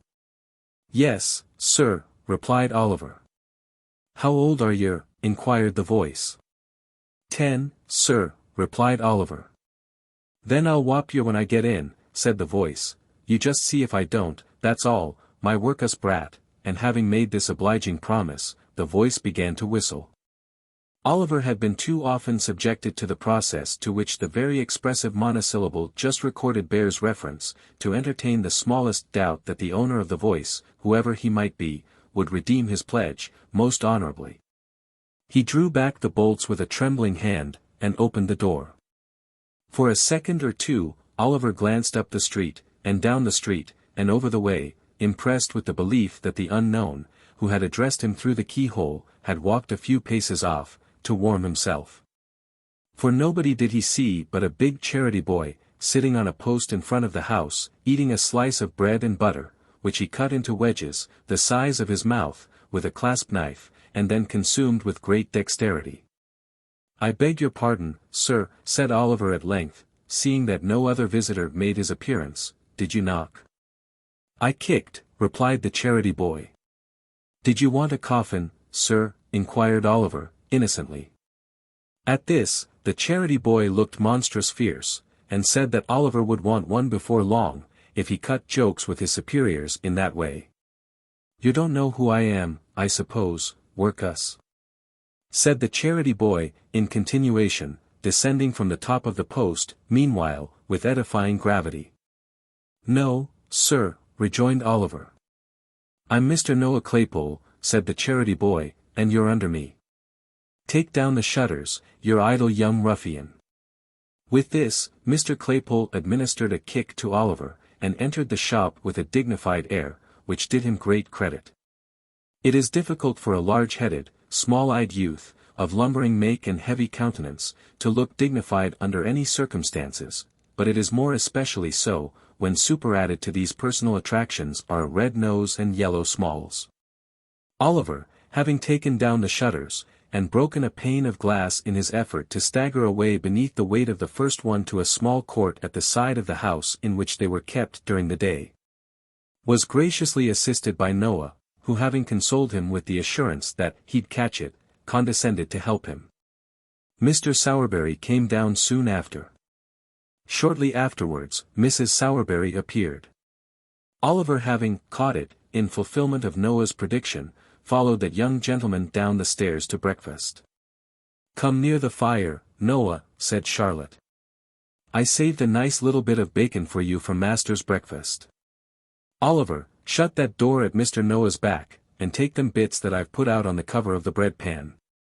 There's your tea. Take it away to that box, and drink it there, and make haste, for they'll want you to mind the shop. Gee here. Gee here, workhouse, said Noah Claypole. Lor, Noah, said Charlotte, what a rum creature you are. Why don't you let the boy alone? Let him alone, said Noah. Why everybody lets him alone enough, for the matter of that. Neither his father nor his mother will ever interfere with him. All his relations let him have his own way pretty well. Charlotte. He. Oh, you queer soul, said Charlotte, bursting into a hearty laugh, in which she was joined by Noah. After which they both looked scornfully at poor Oliver Twist, as he sat shivering on the box in the coldest corner of the room, and ate the stale pieces which had been specially reserved for him. Noah was a charity boy, but not a workhouse orphan. No chance child was he, for he could trace his genealogy all the way back to his parents, who lived hard by. His mother being a washerwoman, and his father a drunken soldier, discharged with a wooden leg, and a diurnal pension of twopence halfpenny and an unstateable fraction. The shop boys in the neighborhood had long been in the habit of branding Noah in the public streets, with the ignominious epithets of leathers, charity, and the like, and Noah had borne them without reply. But, now that fortune had cast in his way a nameless orphan, at whom even the meanest could point the finger of scorn, he retorted on him with interest. This affords charming food for contemplation. It shows us what a beautiful thing human nature may be made to be, and how impartially the same amiable qualities are developed in the finest lord and the dirtiest charity boy. Oliver had been sojourning at the undertaker's some 3 weeks or a month. Mr. and Mrs. Sowerberry, the shop being shut up, were taking their supper in the little back parlour, when Mr. Sowerberry, after several deferential glances at his wife, said, "My dear," he was going to say more, but, Mrs. Sowerberry looking up, with a peculiarly unpropitious aspect, he stopped short. "Well," said Mrs. Sowerberry, sharply. "Nothing, my dear, nothing," said Mr. Sowerberry. "Ugh, you brute," said Mrs. Sowerberry. "Not at all, my dear," said Mr. Sowerberry humbly. "I thought you didn't want to hear, my dear. I was only going to say—" "Oh, don't tell me what you were going to say," interposed Mrs. Sowerberry. "I am nobody, don't consult me, pray. I don't want to intrude upon your secrets." As Mrs. Sowerberry said this, she gave an hysterical laugh, which threatened violent consequences. "But, my dear," said Sowerberry, "I want to ask your advice." "No, no, don't ask mine," replied Mrs. Sowerberry, in an affecting manner, "ask somebody else's." Here, there was another hysterical laugh, which frightened Mr. Sowerberry very much. This is a very common and much approved matrimonial course of treatment, which is often very effective. It at once reduced Mr. Sowerberry to begging, as a special favour, to be allowed to say what Mrs. Sowerberry was most curious to hear. After a short duration, the permission was most graciously conceded. "It's only about young Twist, my dear," said Mr. Sowerberry. "A very good-looking boy, that, my dear." "He need be, for he eats enough," observed the lady. "There's an expression of melancholy in his face, my dear," resumed Mr. Sowerberry, "which is very interesting. He would make a delightful mute, my love." Mrs. Sowerberry looked up with an expression of considerable wonderment. Mr. Sowerberry remarked it and, without allowing time for any observation on the good lady's part, proceeded. "I don't mean a regular mute to attend grown-up people, my dear, but only for children's practice. It would be very new to have a mute in proportion, my dear. You may depend upon it, it would have a superb effect." Mrs. Sowerberry, who had a good deal of taste in the undertaking way, was much struck by the novelty of this idea. But, as it would have been compromising her dignity to have said so, under existing circumstances, she merely inquired, with much sharpness, why such an obvious suggestion had not presented itself to her husband's mind before. Mr. Sowerberry rightly construed this, as an acquiescence in his proposition. It was speedily determined, therefore, that Oliver should be at once initiated into the mysteries of the trade. And, with this view, that he should accompany his master on the very next occasion of his services being required. The occasion was not long in coming. Half an hour after breakfast next morning, Mr. Bumble entered the shop. And supporting his cane against the counter, drew forth his large leathern pocket-book, from which he selected a small scrap of paper, which he handed over to Sowerberry. "Aha," said the undertaker, glancing over it with a lively countenance. "An order for a coffin, eh?" "For a coffin first, and a parochial funeral afterwards," replied Mr. Bumble, fastening the strap of the leathern pocket-book, which, like himself, was very corpulent. "Baton," said the undertaker, looking from the scrap of paper to Mr. Bumble. "I never heard the name before." Bumble shook his head, as he replied, "Obstinate people, Mr. Sowerberry, very obstinate." "Proud, too, I'm afraid, sir." "Proud, eh?" exclaimed Mr. Sowerberry with a sneer. "Come, that's too much." "Oh, it's sickening," replied the beadle. "Antimonial, Mr. Sowerberry." "So it is," acquiesced the undertaker. "We only heard of the family the night before last," said the beadle. "And we shouldn't have known anything about them, then, only a woman who lodges in the same house made an application to the parochial committee for them to send the parochial surgeon to see a woman as was very bad. He had gone out to dinner. But his apprentice, which is a very clever lad, sent some medicine in a blacking bottle, offhand." "Ah, there's promptness," said the undertaker. "Promptness, indeed," replied the beadle. "But what's the consequence?" What's the ungrateful behavior of these rebels, sir? Why, the husband sends back word that the medicine won't suit his wife's complaint, and so she shan't take it, says she shan't take it, sir. Good, strong, wholesome medicine, as was given with great success to 2 Irish labourers and a coal heaver, only a week before, sent for nothing, with a blackened bottle in, and he sends back word that she shan't take it, sir.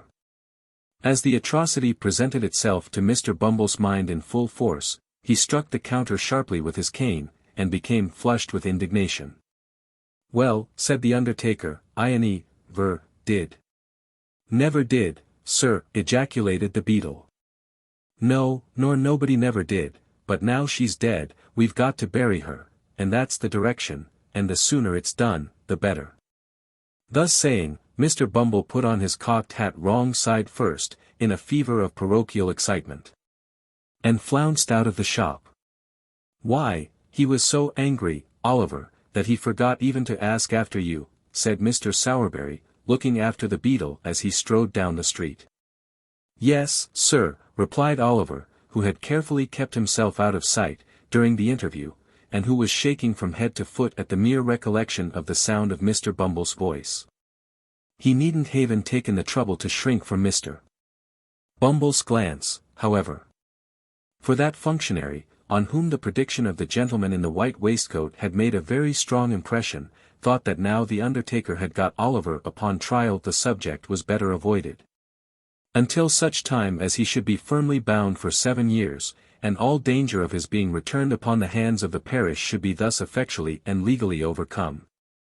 Well, said Mr. Sowerberry, taking up his hat, the sooner this job is done, the better. Noah, look after the shop. Oliver, put on your cap, and come with me. Oliver obeyed, and followed his master on his professional mission. They walked on, for some time, through the most crowded and densely inhabited part of the town. And then, striking down a narrow street more dirty and miserable than any they had yet passed through, paused to look for the house which was the object of their search. The houses on either side were high and large, but very old, and tenanted by people of the poorest class, as their neglected appearance would have sufficiently denoted. Without the concurrent testimony afforded by the squalid looks of the few men and women who, with folded arms and bodies half doubled, occasionally skulked along. A great many of the tenements had shop fronts, but these were fast closed, and mouldering away, only the upper rooms being inhabited. Some houses which had become insecure from age and decay, were prevented from falling into the street, by huge beams of wood reared against the walls, and firmly planted in the road. But even these crazy dens seemed to have been selected as the nightly haunts of some houseless wretches, for many of the rough boards which supplied the place of door and window, were wrenched from their positions, to afford an aperture wide enough for the passage of a human body. The kennel was stagnant and filthy. The very rats, which here and there lay putrefying in its rottenness, were hideous with famine. There was neither knocker nor bell handle at the open door where Oliver and his master stopped. So, groping his way cautiously through the dark passage, and bidding Oliver keep close to him and not be afraid, the undertaker mounted to the top of the first flight of stairs. Stumbling against a door on the landing, he rapped at it with his knuckles. It was opened by a young girl of 13 or 14. The undertaker at once saw enough of what the room contained, to know it was the apartment to which he had been directed. He stepped in, Oliver followed him. There was no fire in the room. But a man was crouching, mechanically, over the empty stove. An old woman, too, had drawn a low stool to the cold hearth, and was sitting beside him. There were some ragged children in another corner. And in a small recess, opposite the door, there lay upon the ground, something covered with an old blanket. Oliver shuddered as he cast his eyes toward the place, and crept involuntarily closer to his master. For though it was covered up, the boy felt that it was a corpse. The man's face was thin and very pale, his hair and beard were grisly, his eyes were bloodshot. The old woman's face was wrinkled. Her 2 remaining teeth protruded over her under lip, and her eyes were bright and piercing. Oliver was afraid to look at either her or the man. They seemed so like the rats he had seen outside. "Nobody shall go near her," said the man, starting fiercely up, as the undertaker approached the recess.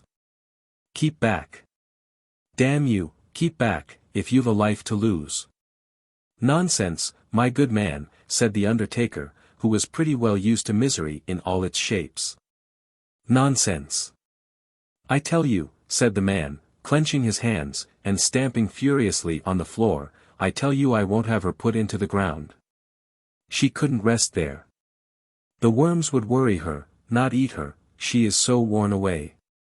The undertaker offered no reply to this raving, but producing a tape from his pocket, knelt down for a moment by the side of the body.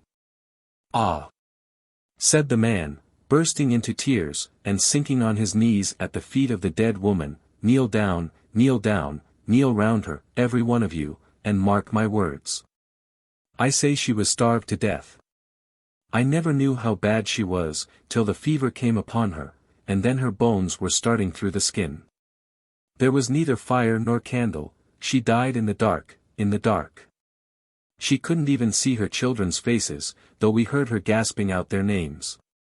I begged for her in the streets, and they sent me to prison. When I came back, she was dying. And all the blood in my heart has dried up, for they starved her to death. I swear it before the God that saw it. They starved her." He twined his hands in his hair. And, with a loud scream, rolled groveling upon the floor, his eyes fixed, and the foam covering his lips. The terrified children cried bitterly.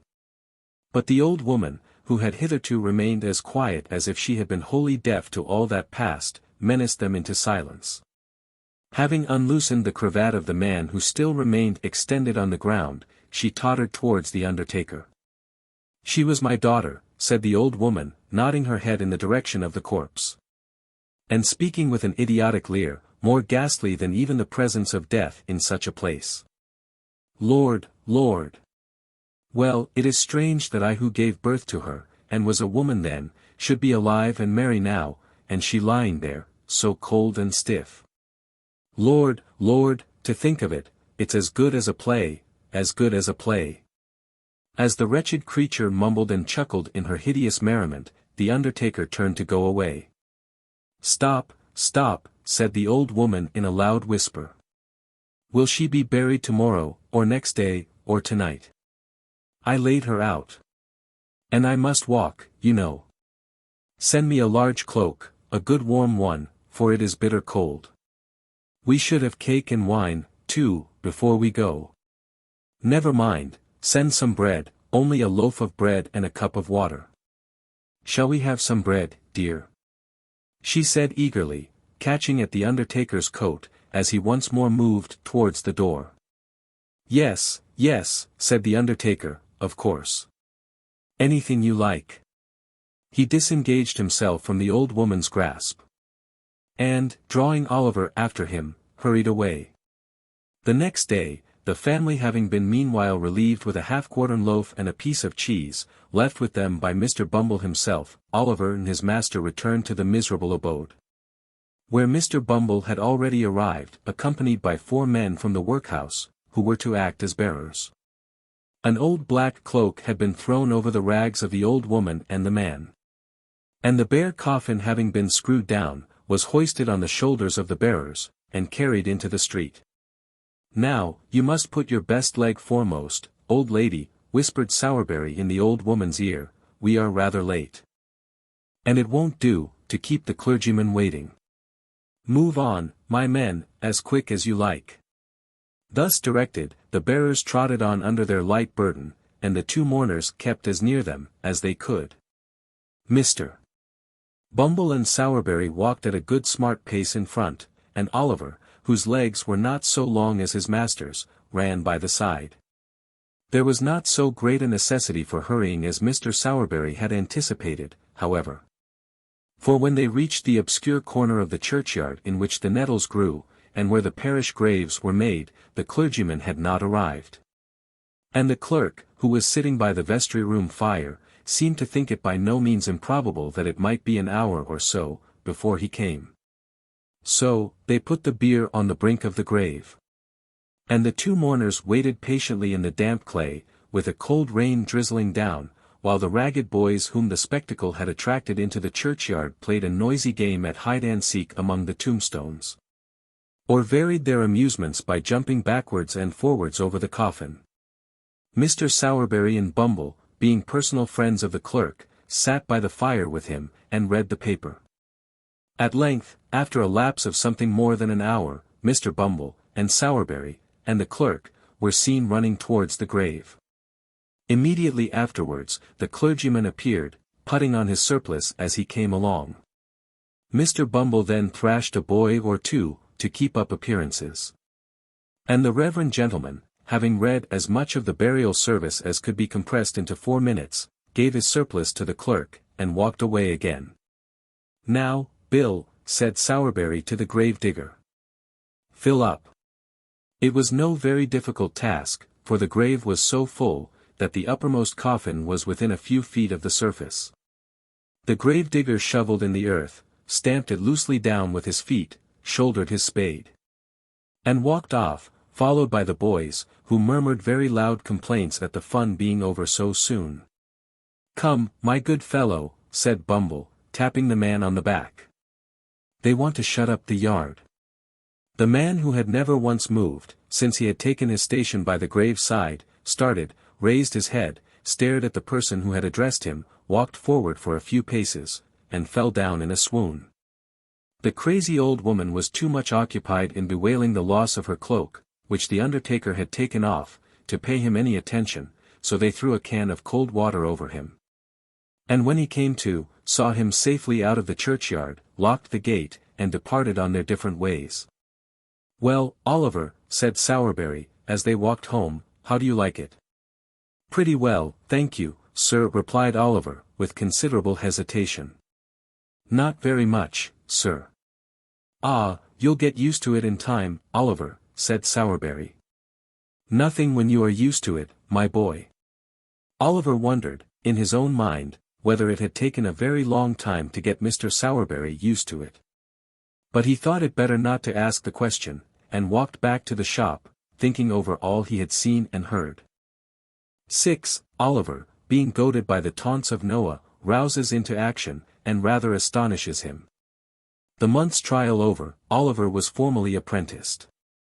It was a nice sickly season just at this time. In commercial phrase, coffins were looking up. And, in the course of a few weeks, Oliver acquired a great deal of experience. The success of Mr. Sowerberry's ingenious speculation exceeded even his most sanguine hopes. The oldest inhabitants recollected no period at which measles had been so prevalent, or so fatal to infant existence. And many were the mournful processions which little Oliver headed, in a hatband reaching down to his knees, to the indescribable admiration and emotion of all the mothers in the town. As Oliver accompanied his master in most of his adult expeditions too, in order that he might acquire that equanimity of demeanor and full command of nerve which was essential to a finished undertaker. He had many opportunities of observing the beautiful resignation and fortitude with which some strong-minded people bear their trials and losses. For instance, when Sowerberry had an order for the burial of some rich old lady or gentleman, who was surrounded by a great number of nephews and nieces, who had been perfectly inconsolable during the previous illness, and whose grief had been wholly irrepressible even on the most public occasions, they would be as happy among themselves as need be, quite cheerful and contented, conversing together with as much freedom and gaiety, as if nothing whatever had happened to disturb them. Husbands, too, bore the loss of their wives with the most heroic calmness.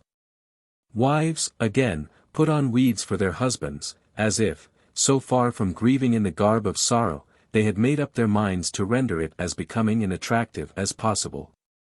It was observable, too, that ladies and gentlemen who were in passions of anguish during the ceremony of interment, recovered almost as soon as they reached home, and became quite composed before the tea-drinking was over.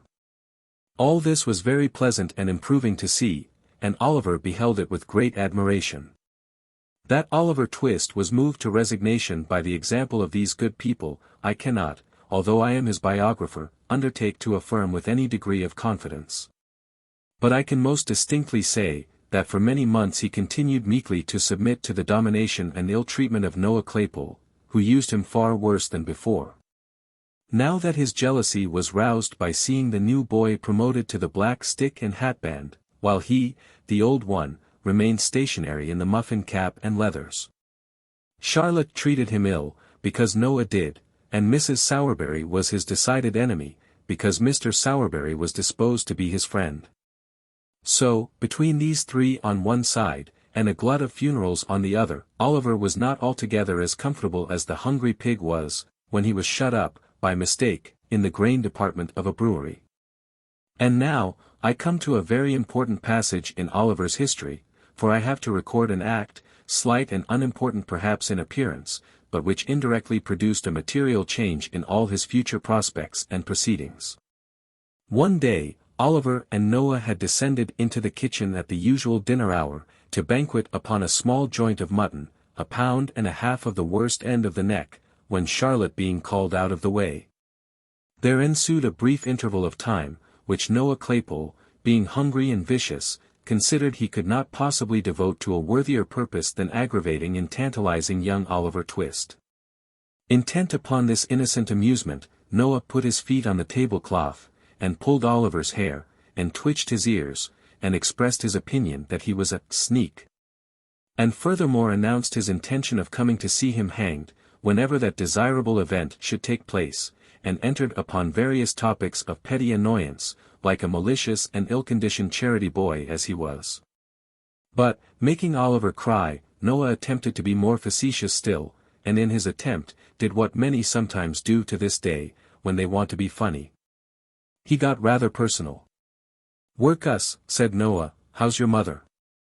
"She's dead," replied Oliver, "don't you say anything about her to me." Oliver's color rose as he said this, he breathed quickly, and there was a curious working of the mouth and nostrils, which Mr. Claypole thought must be the immediate precursor of a violent fit of crying. Under this impression he returned to the charge. "What did she die of, Workhouse?" said Noah. "Of a broken heart, some of our old nurses told me," replied Oliver, more as if he were talking to himself, than answering Noah. "I think I know what it must be to die of that." "Told the roll lol, right fall Larry, Workhouse," said Noah, as a tear rolled down Oliver's cheek. "What set you a-snivelling now?"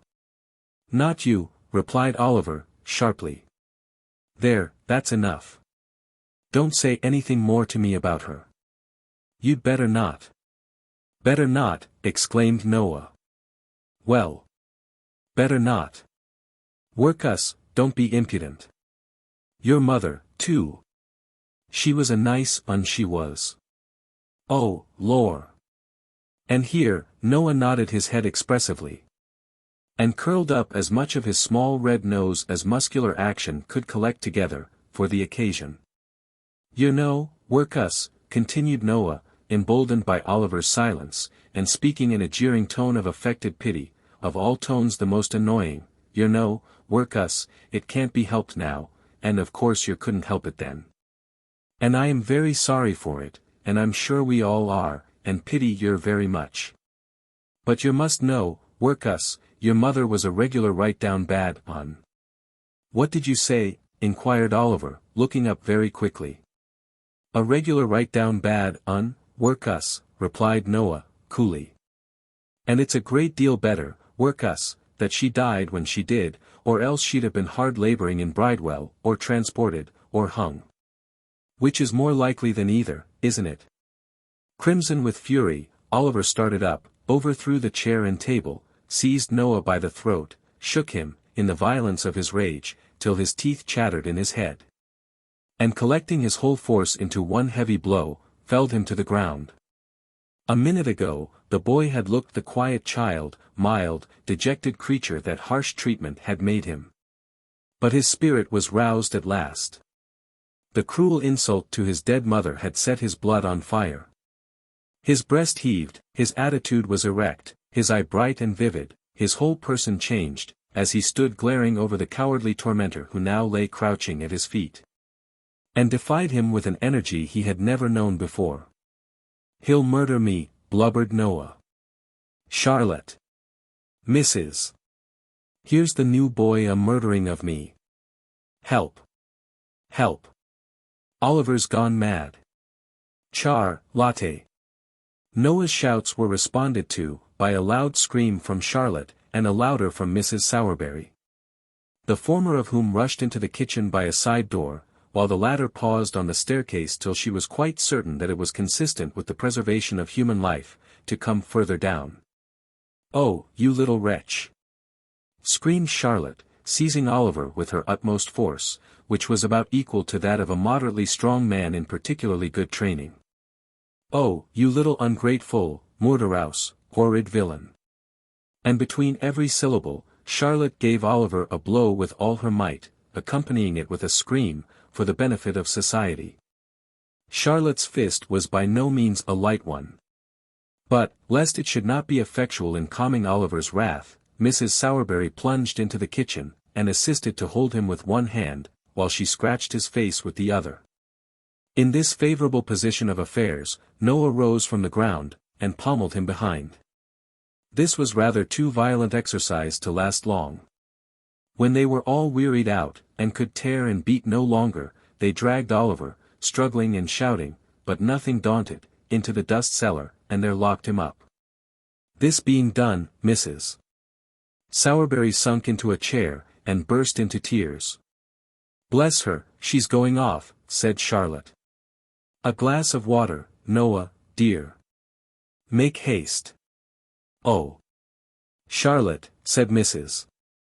Sowerberry, speaking as well as she could, through a deficiency of breath, and a sufficiency of cold water, which Noah had poured over her head and shoulders.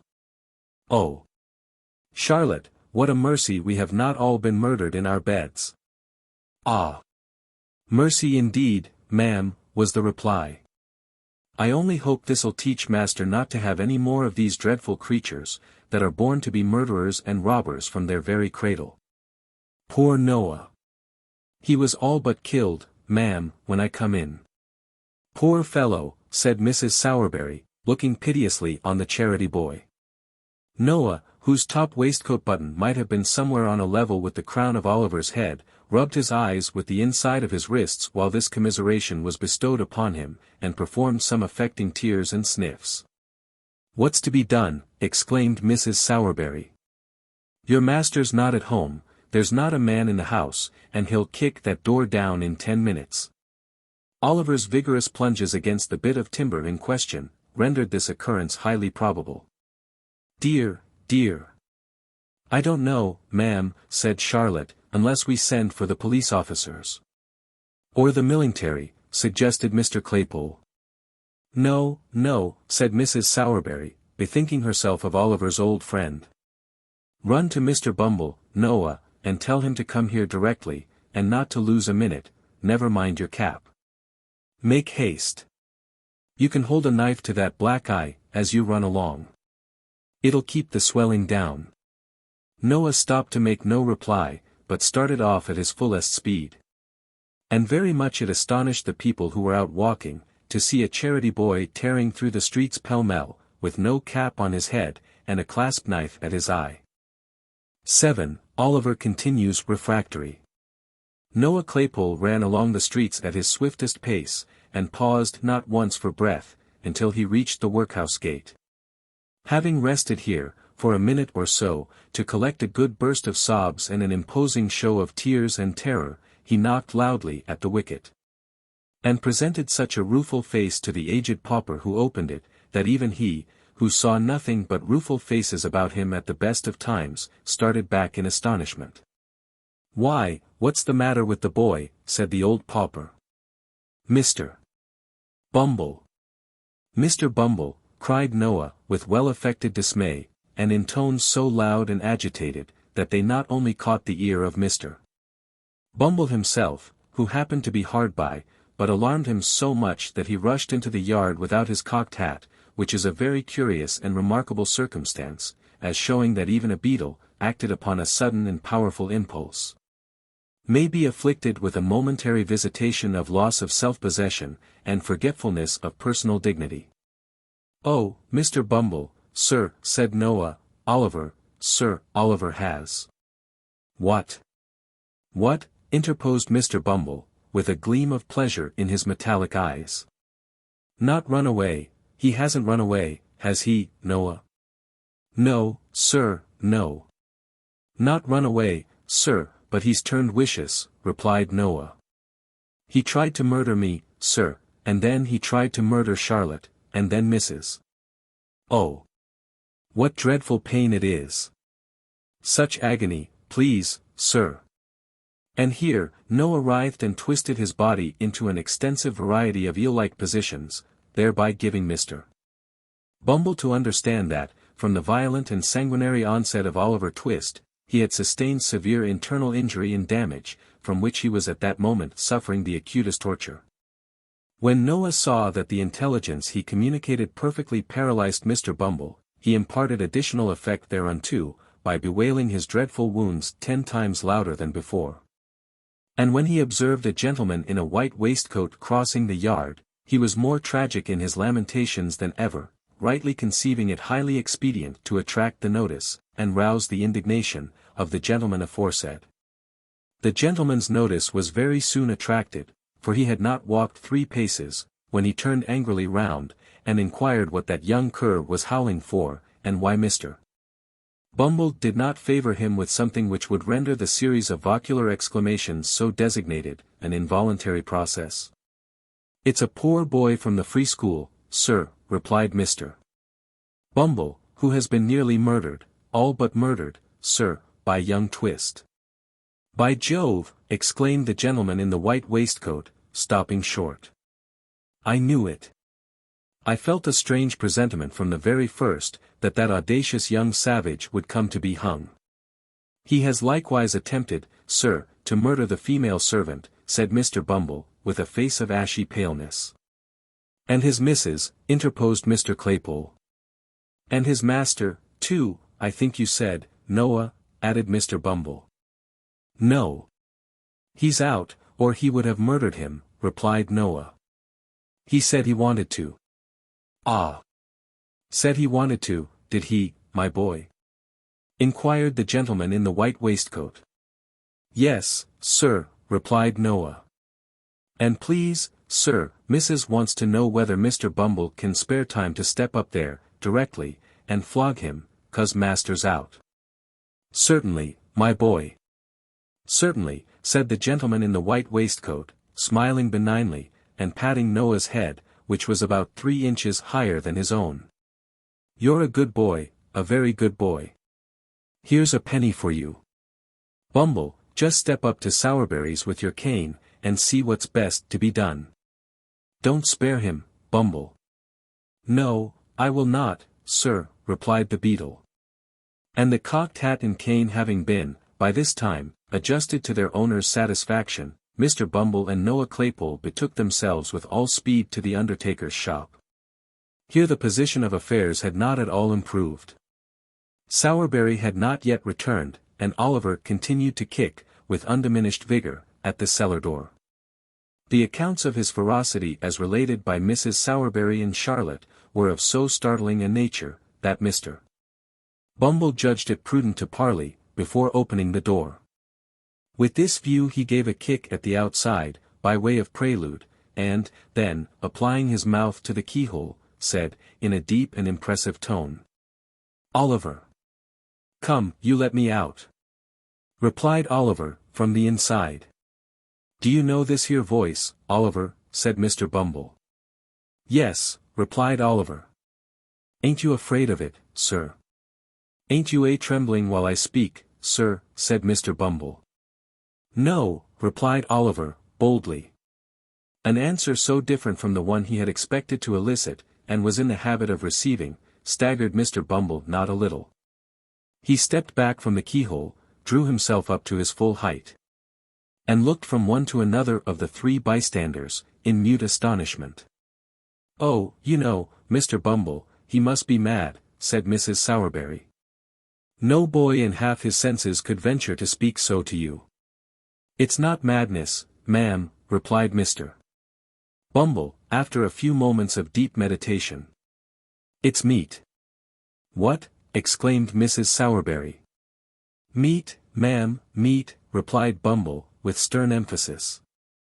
"You've overfed him, ma'am.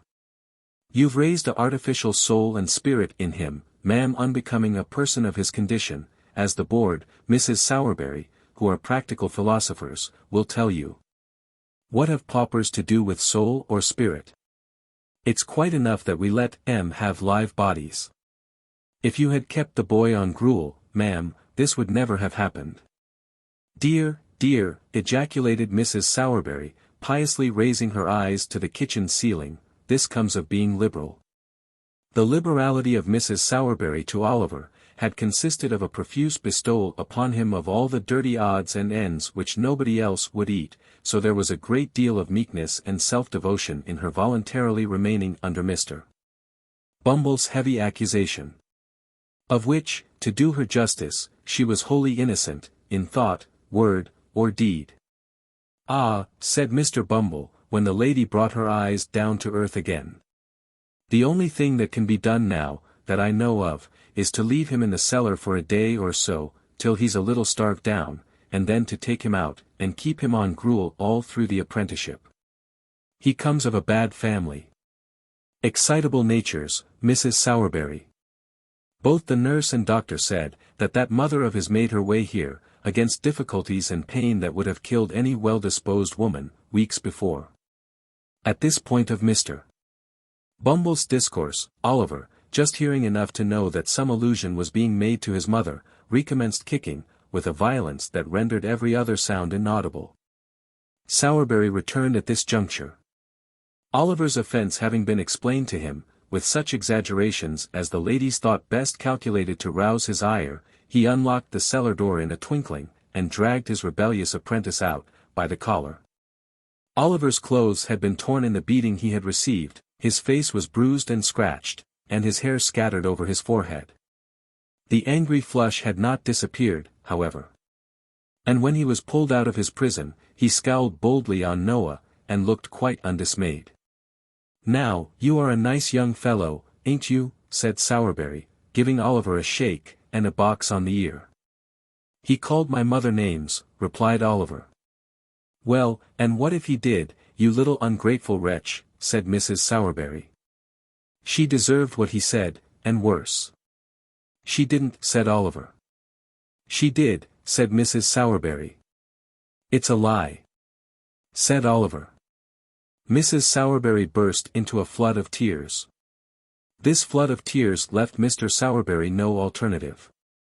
If he had hesitated for one instant to punish Oliver most severely, it must be quite clear to every experienced reader that he would have been, according to all precedents in disputes of matrimony established, a brute, an unnatural husband, an insulting creature, a base imitation of a man, and various other agreeable characters too numerous for recital within the limits of this chapter. To do him justice, he was, as far as his power went, it was not very extensive, kindly disposed towards the boy, perhaps, because it was his interest to be so, perhaps, because his wife disliked him.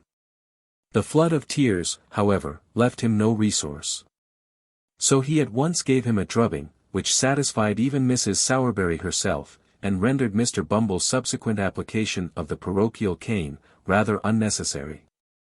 For the rest of the day, he was shut up in the back kitchen, in company with a pump and a slice of bread, and at night, Mrs. Sowerberry, after making various remarks outside the door, by no means complimentary to the memory of his mother, looked into the room, and, amidst the jeers and pointings of Noah and Charlotte, ordered him upstairs to his dismal bed. It was not until he was left alone in the silence and stillness of the gloomy workshop of the undertaker, that Oliver gave way to the feelings which the day's treatment may be supposed likely to have awakened in a mere child. He had listened to their taunts with a look of contempt, he had borne the lash without a cry, for he felt that pride swelling in his heart which would have kept down a shriek to the last, though they had roasted him alive. But now, when there were none to see or hear him, he fell upon his knees on the floor, and, hiding his face in his hands, wept such tears as, God send for the credit of our nature, few so young may ever have cause to pour out before him. For a long time, Oliver remained motionless in this attitude. The candle was burning low in the socket when he rose to his feet. Having gazed cautiously round him, and listened intently, he gently undid the fastenings of the door, and looked abroad. It was a cold, dark night.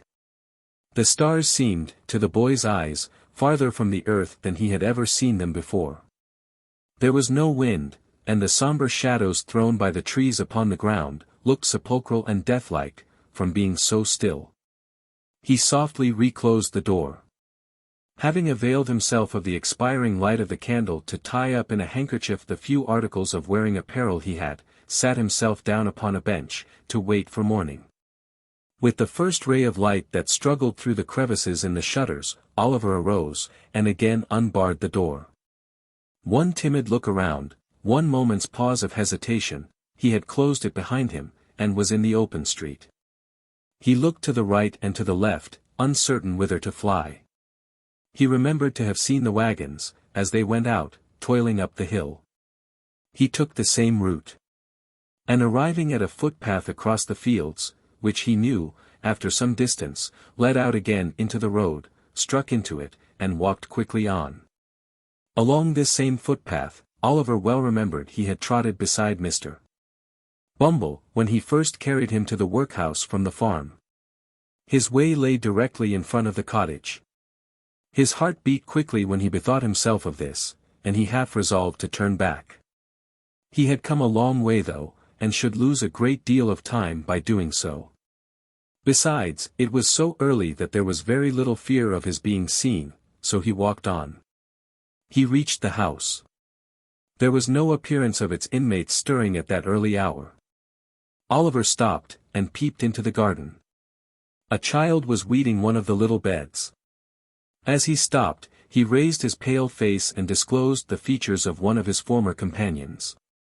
Oliver felt glad to see him, before he went, for, though younger than himself, he had been his little friend and playmate. They had been beaten, and starved, and shut up together, many and many a time. "Hush, Dick," said Oliver, as the boy ran to the gate, and thrust his thin arm between the rails to greet him. "Is anyone up?" "Nobody but me," replied the child. "You mustn't say you saw me, Dick," said Oliver. "I am running away. They beat and ill-use me, Dick, and I am going to seek my fortune, some long way off. I don't know where." "How pale you are." "I heard the doctor tell them I was dying," replied the child with a faint smile. "I am very glad to see you, dear, but don't stop, don't stop." "Yes, yes, I will, to say good be to you," replied Oliver. "I shall see you again, Dick." "I know I shall. You will be well and happy." "I hope so," replied the child. "After I am dead, but not before. I know the doctor must be right, Oliver, because I dream so much of heaven, and angels, and kind faces that I never see when I am awake." "Kiss me," said the child, climbing up the low gate, and flinging his little arms round Oliver's neck. "Good be, dear. God bless you." The blessing was from a young child's lips, but it was the first that Oliver had ever heard invoked upon his head, and through the struggles and sufferings, and troubles and changes, of his after-life, he never once forgot it. 8. Oliver walks to London. He encounters on the road a strange sort of young gentleman. Oliver reached the stile at which the bypath terminated, and once more gained the high road. It was 8 o'clock now. Though he was nearly 5 miles away from the town, he ran, and hid behind the hedges, by turns, till noon, fearing that he might be pursued and overtaken. Then he sat down to rest by the side of the milestone, and began to think, for the first time, where he had better go and try to live. The stone by which he was seated, bore, in large characters, an intimation that it was just 70 miles from that spot to London. The name awakened a new train of ideas in the boy's mind. London, that great place, nobody, not even Mr. Bumble, could ever find him there. He had often heard the old men in the workhouse, too, say that no lad of spirit need want in London. And that there were ways of living in that vast city, which those who had been bred up in country parts had no idea of. It was the very place for a homeless boy, who must die in the streets unless someone helped him. As these things passed through his thoughts, he jumped upon his feet, and again walked forward. He had diminished the distance between himself and London by full 4 miles more, before he recollected how much he must undergo ere he could hope to reach his place of destination. As this consideration forced itself upon him, he slackened his pace a little, and meditated upon his means of getting there. He had a crust of bread, a coarse shirt, and 2 pairs of stockings, in his bundle. He had a penny too, a gift of Sowerberrys after some funeral in which he had acquitted himself more than ordinarily well, in his pocket. A clean shirt, thought Oliver, is a very comfortable thing, and so are 2 pairs of darned stockings. And so is a penny, but they are small helps to a 65 miles walk in winter time. But Oliver's thoughts, like those of most other people, although they were extremely ready and active to point out his difficulties, were wholly at a loss to suggest any feasible mode of surmounting them. So, after a good deal of thinking to no particular purpose, he changed his little bundle over to the other shoulder, and trudged on. Oliver walked 20 miles that day. And all that time tasted nothing but the crust of dry bread, and a few draughts of water, which he begged at the cottage doors by the roadside. When the night came, he turned into a meadow. And, creeping close under a hayrick, determined to lie there, till morning. He felt frightened at first, for the wind moaned dismally over the empty fields, and he was cold and hungry, and more alone than he had ever felt before. Being very tired with his walk, however, he soon fell asleep and forgot his troubles. He felt cold and stiff, when he got up next morning, and so hungry that he was obliged to exchange the penny for a small loaf, in the very first village through which he passed. He had walked no more than 12 miles, when night closed in again. His feet were sore, and his legs so weak that they trembled beneath him. Another night passed in the bleak damp air, made him worse. When he set forward on his journey next morning he could hardly crawl along. He waited at the bottom of a steep hill till a stage-coach came up, and then begged of the outside passengers. But there were very few who took any notice of him, and even those told him to wait till they got to the top of the hill, and then let them see how far he could run for a halfpenny. Poor Oliver tried to keep up with the coach a little way, but was unable to do it, by reason of his fatigue and sore feet. When the outside saw this, they put their halfpence back into their pockets again, declaring that he was an idle young dog, and didn't deserve anything, and the coach rattled away and left only a cloud of dust behind. In some villages, large painted boards were fixed up, warning all persons who begged within the district, that they would be sent to jail. This frightened Oliver very much, and made him glad to get out of those villages with all possible expedition. In others, he would stand about the inn-yards, and look mournfully at every one who passed, a proceeding which generally terminated in the landlady's ordering one of the postboys who were lounging about, to drive that strange boy out of the place. For she was sure he had come to steal something. If he begged at a farmer's house, 10 to 1 but they threatened to set the dog on him. And when he showed his nose in a shop, they talked about the beadle, which brought Oliver's heart into his mouth, very often the only thing he had there, for many hours together.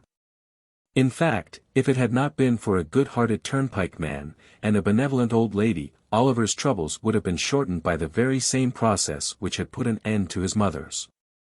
In other words, he would most assuredly have fallen dead upon the king's highway.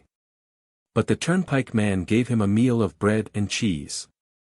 And the old lady, who had a shipwrecked grandson wandering barefoot in some distant part of the earth, took pity upon the poor orphan, and gave him what little she could afford, and more, with such kind and gentle words. And such tears of sympathy and compassion, that they sank deeper into Oliver's soul, than all the sufferings he had ever undergone. Early on the 7th morning after he had left his native place, Oliver limped slowly into the little town of Barnet. The window shutters were closed, the street was empty, not a soul had awakened to the business of the day.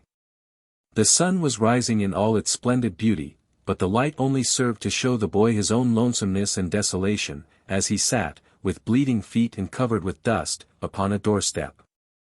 By degrees, the shutters were opened. The window blinds were drawn up, and people began passing to and fro. Some few stopped to gaze at Oliver for a moment or two, or turned round to stare at him as they hurried by. But none relieved him, or troubled themselves to inquire how he came there. He had no heart to beg. And there he sat. He had been crouching on the step for some time, wondering at the great number of public houses. Every other house in Barnet was a tavern, large or small, gazing listlessly at the coaches as they passed through.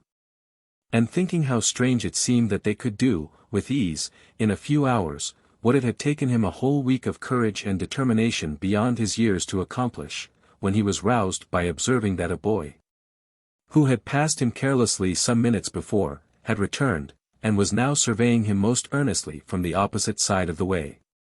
He took little heed of this at first, but the boy remained in the same attitude of close observation so long, that Oliver raised his head, and returned his steady look. Upon this, the boy crossed over, and walking close up to Oliver, said, "Hullo, my covey. What's the row?" The boy who addressed this inquiry to the young wayfarer, was about his own age, but one of the queerest-looking boys that Oliver had even seen.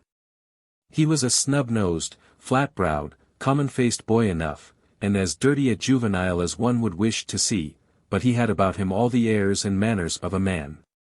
He was short of his age, with rather bow legs, and little, sharp, ugly eyes. His hat was stuck on the top of his head so lightly, that it threatened to fall off every moment, and would have done so, very often, if the wearer had not had a knack of every now and then giving his head a sudden twitch, which brought it back to its old place again.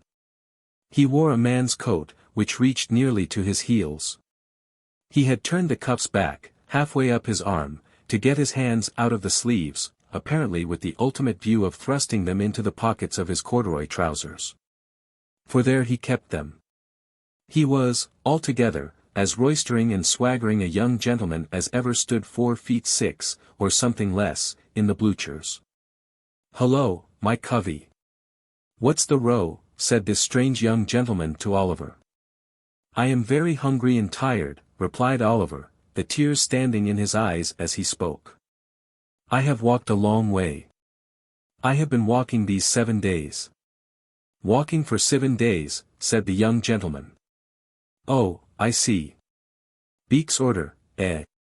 But," he added, noticing Oliver's look of surprise, "I suppose you don't know what a beak is, my flash companion." Oliver mildly replied, that he had always heard a bird's mouth described by the term in question.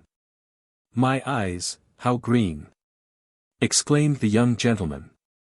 "Why, a beak's a magistrate, and when you walk by a beak's order, it's not straightforward, but always a going up, and never a coming down again. Was you never on the mill?" "What mill?" inquired Oliver. "What mill?" "Why, the mill as takes up so little room that it'll work inside a stone jug, and always goes better when the wind's low with people, than when it's high, echoes then they can't get workmen." "But come," said the young gentleman.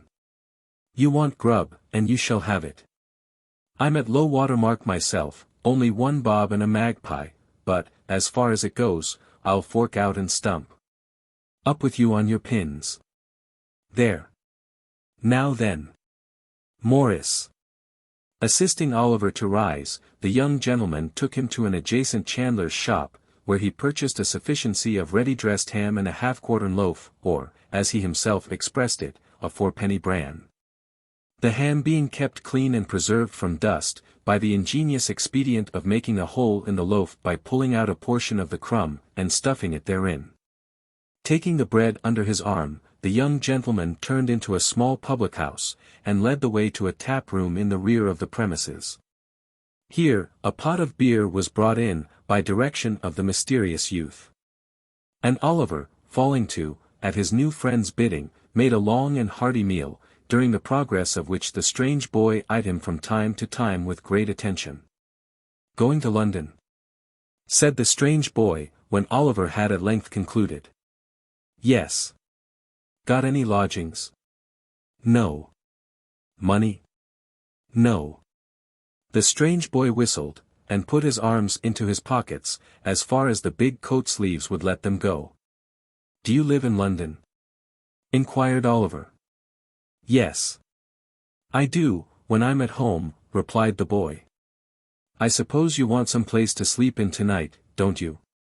I do, indeed, answered Oliver. I have not slept under a roof since I left the country. Don't fret your eyelids on that score, said the young gentleman. I've got to be in London tonight. And I know a respectable old gentleman as lives there, what'll give you lodgings for nothink, and never ask for the change, that is, if any gentleman he knows introduces you. And don't he know me? Oh, no. Not in the least. By no means. Certainly not. The young gentleman smiled, as if to intimate that the latter fragments of discourse were playfully ironical, and finished the beer as he did so. This unexpected offer of shelter was too tempting to be resisted. Especially as it was immediately followed up, by the assurance that the old gentleman referred to, would doubtless provide Oliver with a comfortable place, without loss of time. This led to a more friendly and confidential dialogue, from which Oliver discovered that his friend's name was Jack Dawkins, and that he was a peculiar pet and protégé of the elderly gentleman before mentioned. Mr. Dawkins' appearance did not say a vast deal in favor of the comforts which his patron's interest obtained for those whom he took under his protection. But, as he had a rather flighty and dissolute mode of conversing, and furthermore avowed that among his intimate friends he was better known by the sobriquet of the Artful Dodger, Oliver concluded that, being of a dissipated and careless turn, the moral precepts of his benefactor had hitherto been thrown away upon him. Under this impression, he secretly resolved to cultivate the good opinion of the old gentleman as quickly as possible. And, if he found the Dodger incorrigible, as he more than half suspected he should, to decline the honor of his farther acquaintance. As John Dawkins objected to their entering London before nightfall, it was nearly 11 o'clock when they reached the turnpike at Islington. They crossed from the Angel into St. John's Road, struck down the small street which terminates at Sadler's Wells Theatre, through Exmouth Street and Coppice Row, down the little court by the side of the workhouse, across the classic ground which once bore the name of Hockley in the Hole. Thence into Little Saffron Hill, and so into Saffron Hill the Great, along which the Dodger scudded at a rapid pace, directing Oliver to follow close at his heels. Although Oliver had enough to occupy his attention in keeping sight of his leader, he could not help bestowing a few hasty glances on either side of the way, as he passed along. A dirtier or more wretched place he had never seen. The street was very narrow and muddy, and the air was impregnated with filthy odors. There were a good many small shops. But the only stock in trade appeared to be heaps of children, who, even at that time of night, were crawling in and out at the doors, or screaming from the inside. The sole places that seemed to prosper amid the general blight of the place, were the public houses, and in them, the lowest orders of Irish were wrangling with might and main. Covered ways and yards, which here and there diverged from the main street, disclosed little knots of houses, where drunken men and women were positively wallowing in filth. And from several of the doorways, great ill-looking fellows were cautiously emerging, bound, to all appearance, on no very well-disposed or harmless errands. Oliver was just considering whether he hadn't better run away, when they reached the bottom of the hill. His conductor, catching him by the arm, pushed open the door of a house near Field Lane, and drawing him into the passage, closed it behind them. Now, then, cried a voice from below, in reply to a whistle from the Dodger. Plummy and slam, was the reply. This seemed to be some watchword or signal that all was right. For the light of a feeble candle gleamed on the wall at the remote end of the passage, and a man's face peeped out, from where a balustrade of the old kitchen staircase had been broken away. "There's two on you," said the man, thrusting the candle farther out, and shielding his eyes with his hand. "Who's the t'other one?" "A new pal," replied Jack Dawkins, pulling Oliver forward. "Where did he come from?" "Greenland." "Is Fagin upstairs?" "Yes, he's assortin' the wipes." "Up with you." The candle was drawn back, and the face disappeared. Oliver, groping his way with one hand, and having the other firmly grasped by his companion, ascended with much difficulty the dark and broken stairs, which his conductor mounted with an ease and expedition that showed he was well acquainted with them. He threw open the door of a back room, and drew Oliver in after him. The walls and ceiling of the room were perfectly black with age and dirt.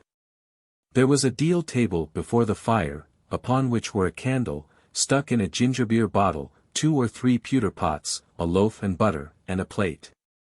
In a frying pan, which was on the fire, and which was secured to the mantelshelf by a string, some sausages were cooking. And standing over them, with a toasting fork in his hand, was a very old shriveled Jew, whose villainous-looking and repulsive face was obscured by a quantity of matted red hair. He was dressed in a greasy flannel gown, with his throat bare, and seemed to be dividing his attention between the frying pan and the clothes-horse, over which a great number of silk handkerchiefs were hanging. Several rough beds made of old sacks, were huddled side by side on the floor. Seated round the table were 4 or 5 boys, none older than the Dodger, smoking long clay pipes, and drinking spirits with the air of middle-aged men. These all crowded about their associate as he whispered a few words to the Jew, and then turned round and grinned at Oliver. So did the Jew himself, toasting fork in hand. "This is him, Fagin," said Jack Dawkins, "my friend Oliver Twist." The Jew grinned, and, making a low obeisance to Oliver, took him by the hand, and hoped he should have the honor of his intimate acquaintance. Upon this, the young gentleman with the pipes came round him, and shook both his hands very hard, especially the one in which he held his little bundle. One young gentleman was very anxious to hang up his cap for him, and another was so obliging as to put his hands in his pockets, in order that, as he was very tired, he might not have the trouble of emptying them, himself, when he went to bed. These civilities would probably be extended much farther, but for a liberal exercise of the Jew's toasting fork on the heads and shoulders of the affectionate youths who offered them. "We are very glad to see you, Oliver, very," said the Jew. "Dodger, take off the sausages, and draw a tub near the fire for Oliver. Ah, you're staring at the pocket handkerchiefs. My dear. There are a good many of 'em, ain't there? We've just looked 'em out, ready for the wash, that's all, Oliver. That's all. Ha! Ha! Ha!" The latter part of this speech was hailed by a boisterous shout from all the hopeful pupils of the merry old gentleman, in the midst of which they went to supper. Oliver ate his share, and the Jew then mixed him a glass of hot gin and water, telling him he must drink it off directly, because another gentleman wanted the tumbler. Oliver did as he was desired. Immediately afterwards he felt himself gently lifted on to one of the sacks, and then he sunk into a deep sleep. 9. Containing further particulars concerning the pleasant old gentleman, and his hopeful pupils. It was late next morning when Oliver awoke, from a sound, long sleep.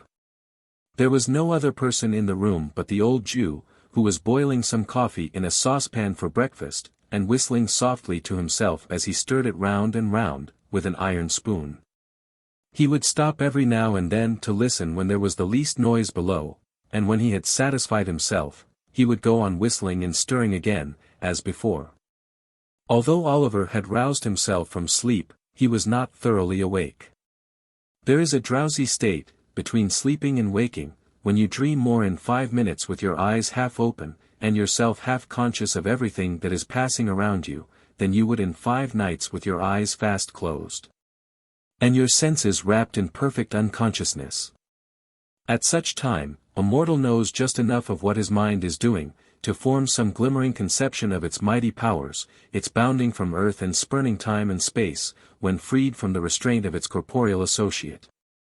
Oliver was precisely in this condition. He saw the Jew with his half-closed eyes, heard his low whistling, and recognized the sound of the spoon grating against the saucepan's sides, and yet the self-same senses were mentally engaged, at the same time, in busy action with almost everybody he had ever known. When the coffee was done, the Jew drew the saucepan to the hob. Standing, then in an irresolute attitude for a few minutes, as if he did not well know how to employ himself, he turned round and looked at Oliver, and called him by his name. He did not answer, and was to all appearances asleep. After satisfying himself upon this head, the Jew stepped gently to the door, which he fastened. He then drew forth, as it seemed to Oliver, from some trap in the floor, a small box, which he placed carefully on the table. His eyes glistened as he raised the lid, and looked in. Dragging an old chair to the table, he sat down, and took from it a magnificent gold watch, sparkling with jewels. "Aha," said the Jew, shrugging up his shoulders, and distorting every feature with a hideous grin. "Clever dogs. Clever dogs. Staunch to the last. Never told the old parson where they were. Never poached upon old Fagin. And why should they? It wouldn't have loosened the knot, or kept the drop up, a minute longer. No, no, no. Fine fellows. Fine fellows." With these, and other muttered reflections of the like nature, the Jew once more deposited the watch in its place of safety. At least half a dozen more were severally drawn forth from the same box, and surveyed with equal pleasure. Besides rings, brooches, bracelets, and other articles of jewellery, of such magnificent materials, and costly workmanship, that Oliver had no idea, even of their names. Having replaced these trinkets, the Jew took out another, so small that it lay in the palm of his hand. There seemed to be some very minute inscription on it. For the Jew laid it flat upon the table, and shading it with his hand, pored over it, long and earnestly. At length he put it down, as if despairing of success, and, leaning back in his chair, muttered, "What a fine thing capital punishment is! Dead men never repent, dead men never bring awkward stories to light. Ah, it's a fine thing for the trade. 5 of 'em strung up in a row, and none left to play booty, or turn white-livered." As the Jew uttered these words, his bright dark eyes, which had been staring vacantly before him, fell on Oliver's face. The boy's eyes were fixed on his in mute curiosity. And although the recognition was only for an instant, for the briefest space of time that can possibly be conceived, it was enough to show the old man that he had been observed. He closed the lid of the box with a loud crash. And, laying his hand on a bread knife which was on the table, started furiously up. He trembled very much though, for, even in his terror, Oliver could see that the knife quivered in the air. "What's that?" said the Jew. "What do you watch me for? Why are you awake? What have you seen? Speak out, boy. Quick, quick. For your life." "I wasn't able to sleep any longer, sir," replied Oliver, meekly. "I am very sorry if I have disturbed you, sir." "You were not awake an hour ago?" said the Jew, scowling fiercely on the boy. "No. No, indeed," replied Oliver.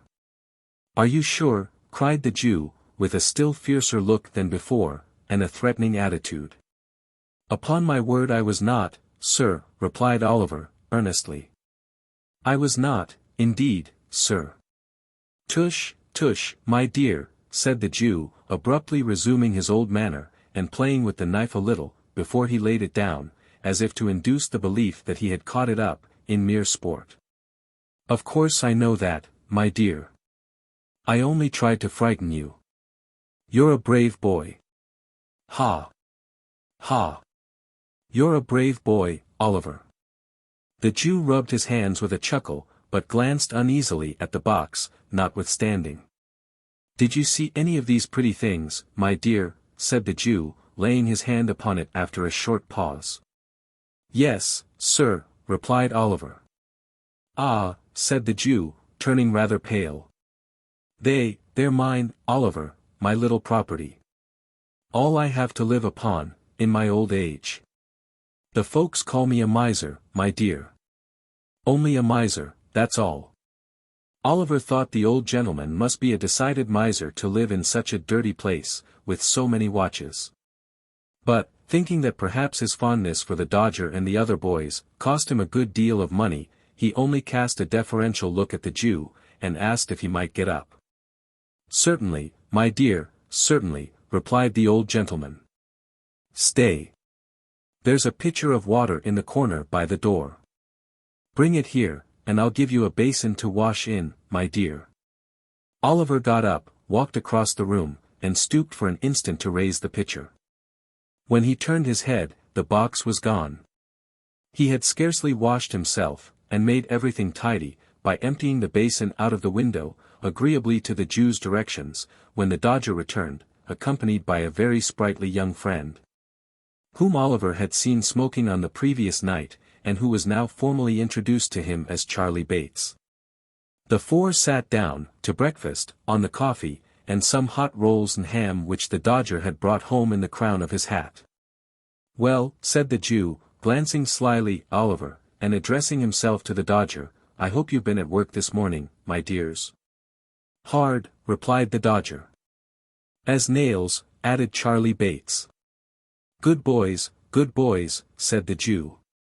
"What have you got, Dodger?" "A couple of pocket-books," replied that young gentleman. "Lined?" inquired the Jew, with eagerness. "Pretty well," replied the Dodger, producing two pocket-books, one green, and the other red. "Not so heavy as they might be," said the Jew, after looking at the insides carefully, "but very neat and nicely made. Ingenious workman, ain't he, Oliver?" "Very indeed, sir," said Oliver. At which Mr. Charles Bates laughed uproariously. Very much to the amazement of Oliver, who saw nothing to laugh at, in anything that had passed. "And what have you got, my dear?" said Fagin to Charlie Bates. "Wipes," replied Master Bates, at the same time producing 4 pocket handkerchiefs. "Well," said the Jew, inspecting them closely, "they're very good ones, very. You haven't marked them well, though, Charlie, so the marks shall be picked out with a needle, and we'll teach Oliver how to do it." "Shall us, Oliver, eh?" "Ha! Ha! Ha! If you please, sir," said Oliver. "You'd like to be able to make pocket handkerchiefs as easy as Charlie Bates, wouldn't you, my dear?" said the Jew. "Very much, indeed, if you'll teach me, sir," replied Oliver. Master Bates saw something so exquisitely ludicrous in this reply, that he burst into another laugh, which laugh, meeting the coffee he was drinking, and carrying it down some wrong channel, very nearly terminated in his premature suffocation. "He is so jolly green," said Charlie when he recovered, as an apology to the company for his unpolite behavior. The Dodger said nothing, but he smoothed Oliver's hair over his eyes, and said he'd know better, by and by. Upon which the old gentleman, observing Oliver's colour mounting, changed the subject by asking whether there had been much of a crowd at the execution that morning. This made him wonder more and more. For it was plain from the replies of the two boys that they had both been there, and Oliver naturally wondered how they could possibly have found time to be so very industrious. When the breakfast was cleared away, the merry old gentleman and the two boys played at a very curious and uncommon game, which was performed in this way. The merry old gentleman, placing a snuff-box in one pocket of his trousers, a note-case in the other, and a watch in his waistcoat pocket, with a guard chain round his neck, and sticking a mock diamond pin in his shirt, buttoned his coat tight round him, and putting his spectacle case and handkerchief in his pockets, trotted up and down the room with a stick. In imitation of the manner in which old gentlemen walk about the streets any hour in the day. Sometimes he stopped at the fireplace, and sometimes at the door, making believe that he was staring with all his might into shop windows. At such times, he would look constantly round him, for fear of thieves, and would keep slapping all his pockets in turn, to see that he hadn't lost anything, in such a very funny and natural manner, that Oliver laughed till the tears ran down his face. All this time, the two boys followed him closely about, getting out of his sight, so nimbly, every time he turned round, that it was impossible to follow their motions. At last, the Dodger trod upon his toes, or ran upon his boot accidentally, while Charlie Bates stumbled up against him behind. And in that one moment they took from him, with the most extraordinary rapidity, snuff-box, note-case, watch-guard, chain, shirt-pin, pocket-handkerchief, even the spectacle case. If the old gentleman felt a hand in any one of his pockets, he cried out where it was, and then the game began all over again. When this game had been played a great many times, a couple of young ladies called to see the young gentleman. One of whom was named Bet, and the other Nancy. They wore a good deal of hair, not very neatly turned up behind, and were rather untidy about the shoes and stockings. They were not exactly pretty, perhaps. But they had a great deal of color in their faces, and looked quite stout and hearty. Being remarkably free and agreeable in their manners, Oliver thought them very nice girls indeed. As there is no doubt they were. The visitors stopped a long time. Spirits were produced, in consequence of one of the young ladies complaining of a coldness in her inside, and the conversation took a very convivial and improving turn. At length, Charlie Bates expressed his opinion that it was time to pad the hoof. This, it occurred to Oliver, must be French for going out. For directly afterwards, the Dodger, and Charlie, and the two young ladies, went away together, having been kindly furnished by the amiable old Jew with money to spend. "There, my dear," said Fagin. "That's a pleasant life, isn't it? They have gone out for the day." "Have they done work, sir?" inquired Oliver. "Yes," said the Jew, "that is, unless they should unexpectedly come across any, when they are out, and they won't neglect it. If they do, my dear, depend upon it. Make your models, my dear.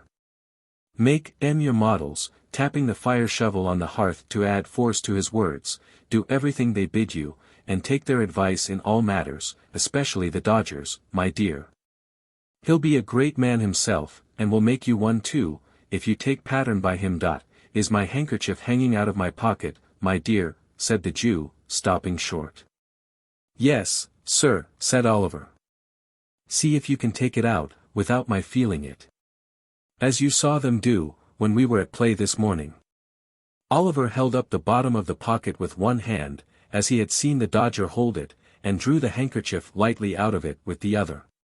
"Is it gone?" cried the Jew. "Here it is, sir," said Oliver, showing it in his hand. "You're a clever boy, my dear," said the playful old gentleman, patting Oliver on the head approvingly. "I never saw a sharper lad. Here's a shilling for you. If you go on, in this way, you'll be the greatest man of the time. And now come here, and I'll show you how to take the marks out of the handkerchiefs." Oliver wondered what picking the old gentleman's pocket in play had to do with his chances of being a great man. But, thinking that the Jew, being so much his senior, must know best, he followed him quietly to the table, and was soon deeply involved in his new study. 10. Oliver becomes better acquainted with the characters of his new associates, and purchases experience at a high price. Being a short, but very important chapter, in this history. For many days, Oliver remained in the Jew's room, picking the marks out of the pocket handkerchief, of which a great number were brought home. And sometimes taking part in the game already described, which the two boys and the Jew played, regularly, every morning. At length, he began to languish for fresh air, and took many occasions of earnestly entreating the old gentleman to allow him to go out to work with his two companions. Oliver was rendered the more anxious to be actively employed, by what he had seen of the stern morality of the old gentleman's character. Whenever the Dodger or Charlie Bates came home at night, empty-handed, he would expatiate with great vehemence on the misery of idle and lazy habits, and would enforce upon them the necessity of an active life, by sending them supperless to bed. On one occasion, indeed, he even went so far as to knock them both down a flight of stairs, but this was carrying out his virtuous precepts to an unusual extent. At length, one morning, Oliver obtained the permission he had so eagerly sought. There had been no handkerchiefs to work upon, for 2 or 3 days, and the dinners had been rather meagre. Perhaps these were reasons for the old gentleman's giving his assent. But, whether they were or no, he told Oliver he might go, and placed him under the joint guardianship of Charlie Bates, and his friend the Dodger. The 3 boys sallied out, the Dodger with his coat sleeves tucked up, and his hat cocked, as usual. Master Bates sauntering along with his hands in his pockets, and Oliver between them, wondering where they were going, and what branch of manufacture he would be instructed in, first. The pace at which they went, was such a very lazy, ill-looking saunter, that Oliver soon began to think his companions were going to deceive the old gentleman, by not going to work at all. The Dodger had a vicious propensity, too, of pulling the caps from the heads of small boys and tossing them down areas. While Charlie Bates exhibited some very loose notions concerning the rights of property, by pilfering divers apples and onions from the stalls at the kennel sides, and thrusting them into pockets which were so surprisingly capacious, that they seemed to undermine his whole suit of clothes in every direction. These things looked so bad, that Oliver was on the point of declaring his intention of seeking his way back, in the best way he could, when his thoughts were suddenly directed into another channel, by a very mysterious change of behavior on the part of the Dodger. They were just emerging from a narrow court not far from the open square in Clerkenwell, which is yet called, by some strange perversion of terms, the Green, when the Dodger made a sudden stop, and, laying his finger on his lip, drew his companions back again, with the greatest caution and circumspection. "What's the matter?" demanded Oliver. "Hush," replied the Dodger. "Do you see that old cove at the bookstall?" "The old gentleman over the way," said Oliver. "Yes, I see him." "He'll do," said the Dodger.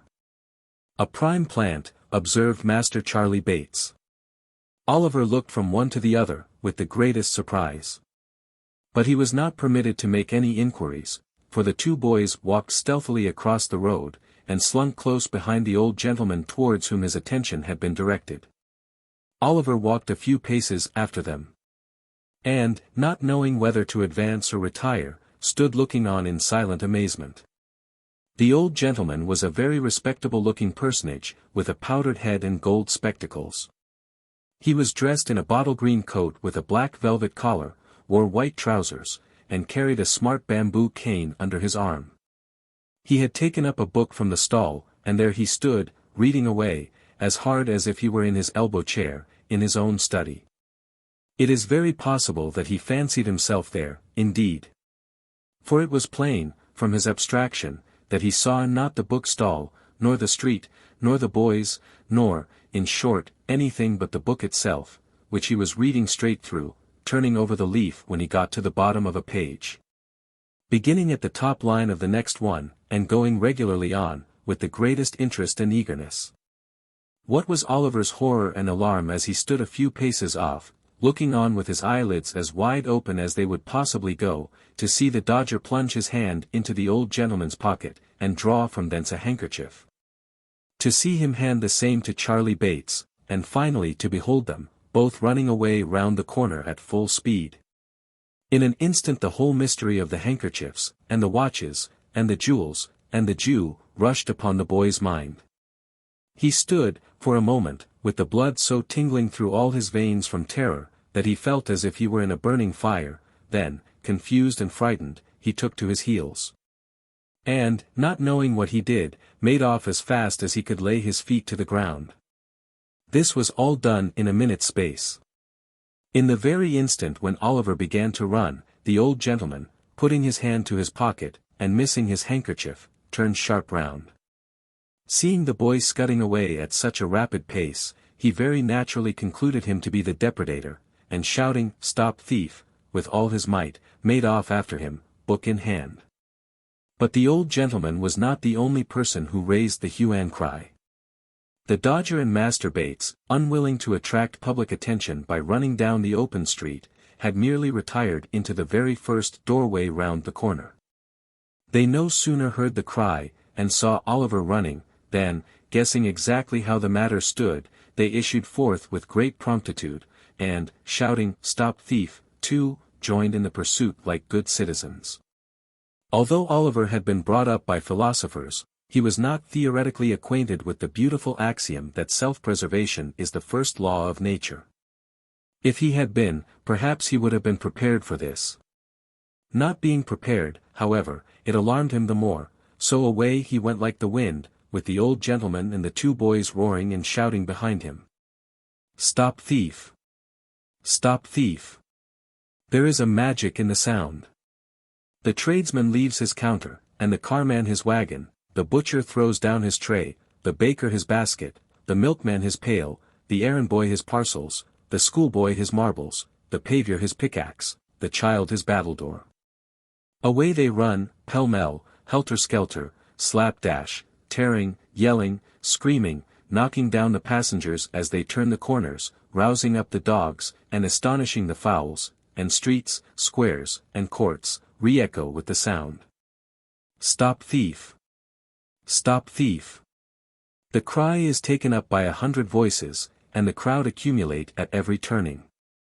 Away they fly, splashing through the mud, and rattling along the pavements, up go the windows, outrun the people, onward bear the mob, a whole audience desert punch in the very thickest of the plot, and, joining the rushing throng, swell the shout. And lend fresh vigor to the cry, Stop thief! Stop thief! Stop thief! Stop thief! There is a passion for hunting something deeply implanted in the human breast. One wretched breathless child, panting with exhaustion, terror in his looks, agony in his eyes. Large drops of perspiration streaming down his face, strains every nerve to make head upon his pursuers, and as they follow on his track, and gain upon him every instant, they hail his decreasing strength with joy. Stop thief! Aye, stop him for God's sake, were it only in mercy. Stopped at last. A clever blow.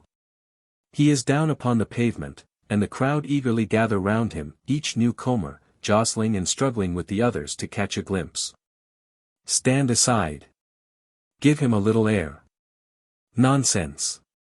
He don't deserve it. Where's the gentleman? Here his is, coming down the street. Make room there for the gentleman. Is this the boy, sir? Yes. Oliver lay, covered with mud and dust, and bleeding from the mouth, looking wildly round upon the heap of faces that surrounded him, when the old gentleman was officiously dragged and pushed into the circle by the foremost of the pursuers. Yes, said the gentleman, I am afraid it is the boy. Afraid, murmured the crowd.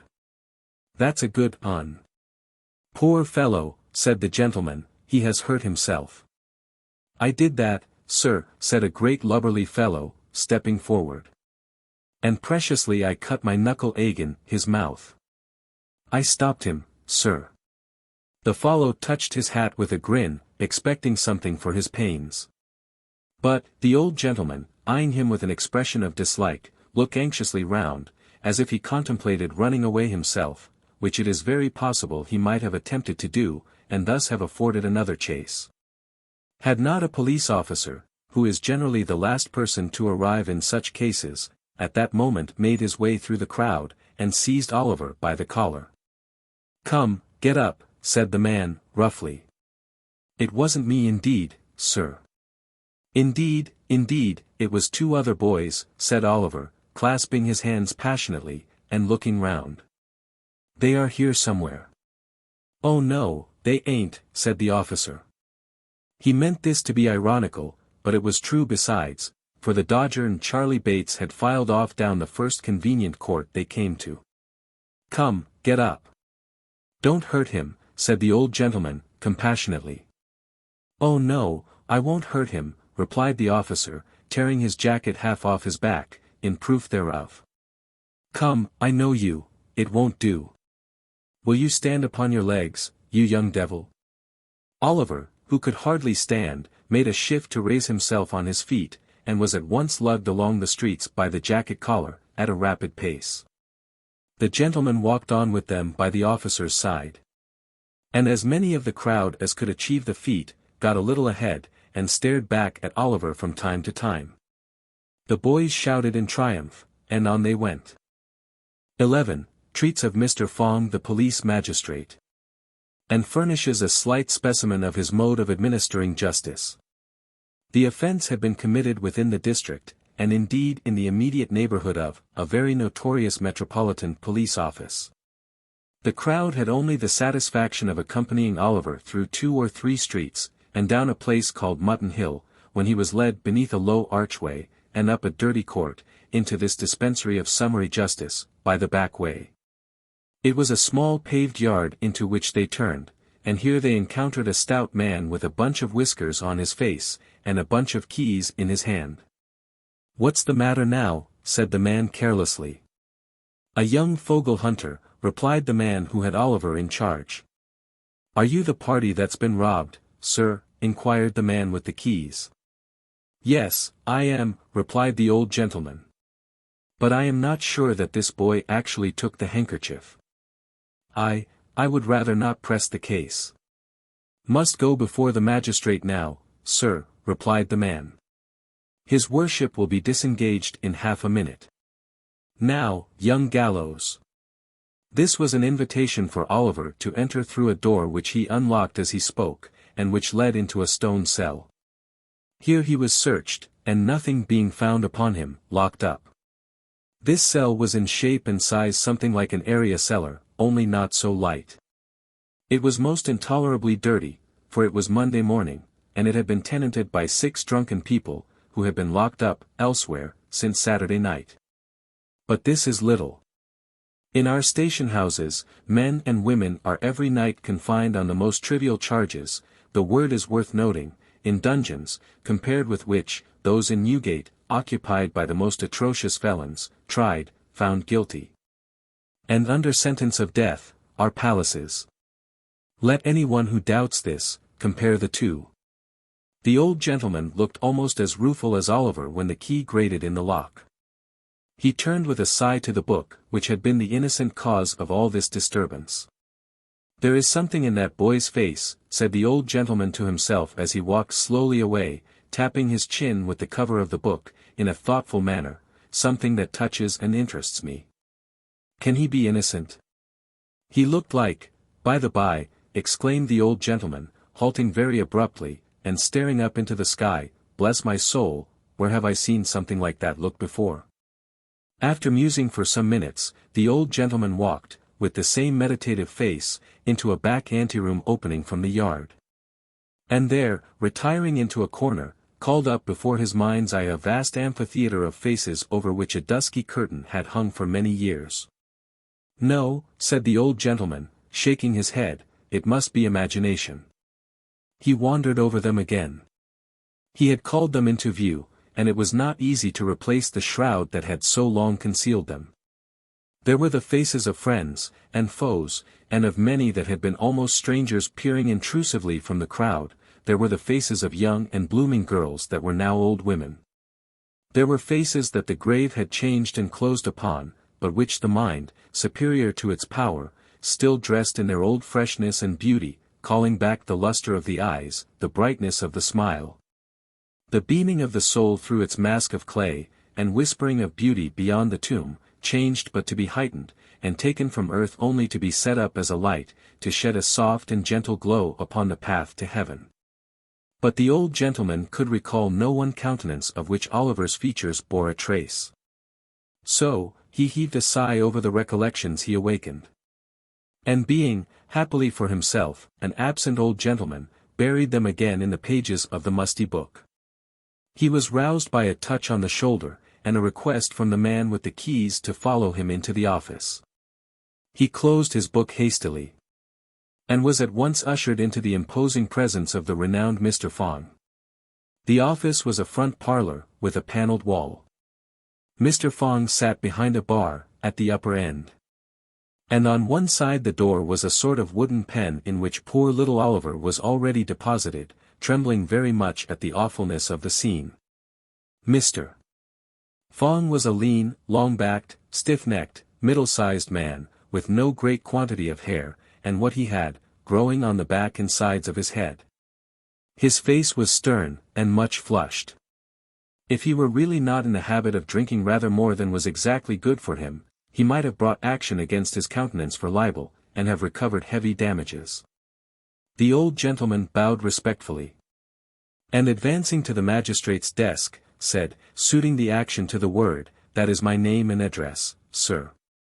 He then withdrew a pace or two, and, with another polite and gentlemanly inclination of the head, waited to be questioned. Now, it so happened that Mr. Fang was at that moment perusing a leading article in a newspaper of the morning, adverting to some recent decision of his, and commending him, for the 350th time, to the special and particular notice of the Secretary of State for the Home Department. He was out of temper, and he looked up with an angry scowl. "Who are you?" said Mr. Fang. The old gentleman pointed, with some surprise, to his card. "Officer," said Mr. Fang, tossing the card contemptuously away with the newspaper. "Who is this fellow?" "My name, sir," said the old gentleman, speaking like a gentleman, "my name, sir, is Brownlow. Permit me to inquire the name of the magistrate who offers a gratuitous and unprovoked insult to a respectable person, under the protection of the bench." Saying this, Mr. Brownlow looked around the office as if in search of some person who would afford him the required information. "Officer," said Mr. Fang, throwing the paper on one side, "what's this fellow charged with?" "He's not charged at all, your worship," replied the officer. "He appears against this boy, your worship." His worship knew this perfectly well, but it was a good annoyance, and a safe one. "Appears against the boy, does he?" said Mr. Fang, surveying Mr. Brownlow contemptuously from head to foot. "Swear him." "Before I am sworn, I must beg to say one word," said Mr. Brownlow. "And that is, that I really never, without actual experience, could have believed." "Hold your tongue, sir," said Mr. Fang, peremptorily. "I will not, sir," replied the old gentleman. "Hold your tongue this instant, or I'll have you turned out of the office," said Mr. Fang. "You're an insolent impertinent fellow. How dare you bully a magistrate?" "What?" exclaimed the old gentleman, reddening. "Swear this person," said Fang to the clerk. "I'll not hear another word." "Swear him." Mr. Brownlow's indignation was greatly roused. But reflecting perhaps, that he might only injure the boy by giving vent to it, he suppressed his feelings and submitted to be sworn at once. "Now," said Fang, "what's the charge against this boy?" "What have you got to say, sir?" "I was standing at a bookstall," Mr. Brownlow began. "Hold your tongue, sir," said Mr. Fang. "Policeman." "Where's the policeman?" "Here, swear this policeman." "Now, policeman, what is this?" The policeman, with becoming humility, related how he had taken the charge, how he had searched Oliver, and found nothing on his person, and how that was all he knew about it. "Are there any witnesses?" inquired Mr. Fang. "None, your worship," replied the policeman. Mr. Fang sat silent for some minutes, and then, turning round to the prosecutor, said in a towering passion. "Do you mean to state what your complaint against this boy is, man, or do you not? You have been sworn. Now, if you stand there, refusing to give evidence, I'll punish you for disrespect to the bench. I will, by what, or by whom, nobody knows, for the clerk and jailer coughed very loud, just at the right moment. And the former dropped a heavy book upon the floor, thus preventing the word from being heard, accidentally, of course. With many interruptions, and repeated insults, Mr. Brownlow contrived to state his case. Observing that, in the surprise of the moment, he had run after the boy because he had saw him running away. And expressing his hope that, if the magistrate should believe him, although not actually the thief, to be connected with the thieves, he would deal as leniently with him as justice would allow. "He has been hurt already," said the old gentleman in conclusion. "And I fear," he added, with great energy, looking towards the bar, "I really fear that he is ill." "Oh. Yes, I dare say," said Mr. Fang, with a sneer. "Come, none of your tricks here, you young vagabond, they won't do. What's your name?" Oliver tried to reply but his tongue failed him. He was deadly pale, and the whole place seemed turning round and round. "What's your name, you hardened scoundrel?" demanded Mr. Fang. "Officer, what's his name?" This was addressed to a bluff old fellow, in a striped waistcoat, who was standing by the bar. He bent over Oliver, and repeated the inquiry. But finding him really incapable of understanding the question, and knowing that his not replying would only infuriate the magistrate the more, and add to the severity of his sentence, he hazarded a guess. "He says his name's Tom White, your worship," said the kind-hearted thief-taker. "Oh, he won't speak out, won't he?" said Fang. Very very well. Where does he live? Where he can, your worship, replied the officer. Again pretending to receive Oliver's answer. Has he any parents? Inquired Mr. Fang. He says they died in his infancy, your worship, replied the officer, hazarding the usual reply. At this point of the inquiry, Oliver raised his head. And, looking round with imploring eyes, murmured a feeble prayer for a draught of water. Stuff and nonsense, said Mr. Fang, don't try to make a fool of me. I think he really is ill, your worship, remonstrated the officer. I know better, said Mr. Fang. Take care of him, officer, said the old gentleman, raising his hands instinctively, he'll fall down. Stand away, officer, cried Fang, let him, if he likes.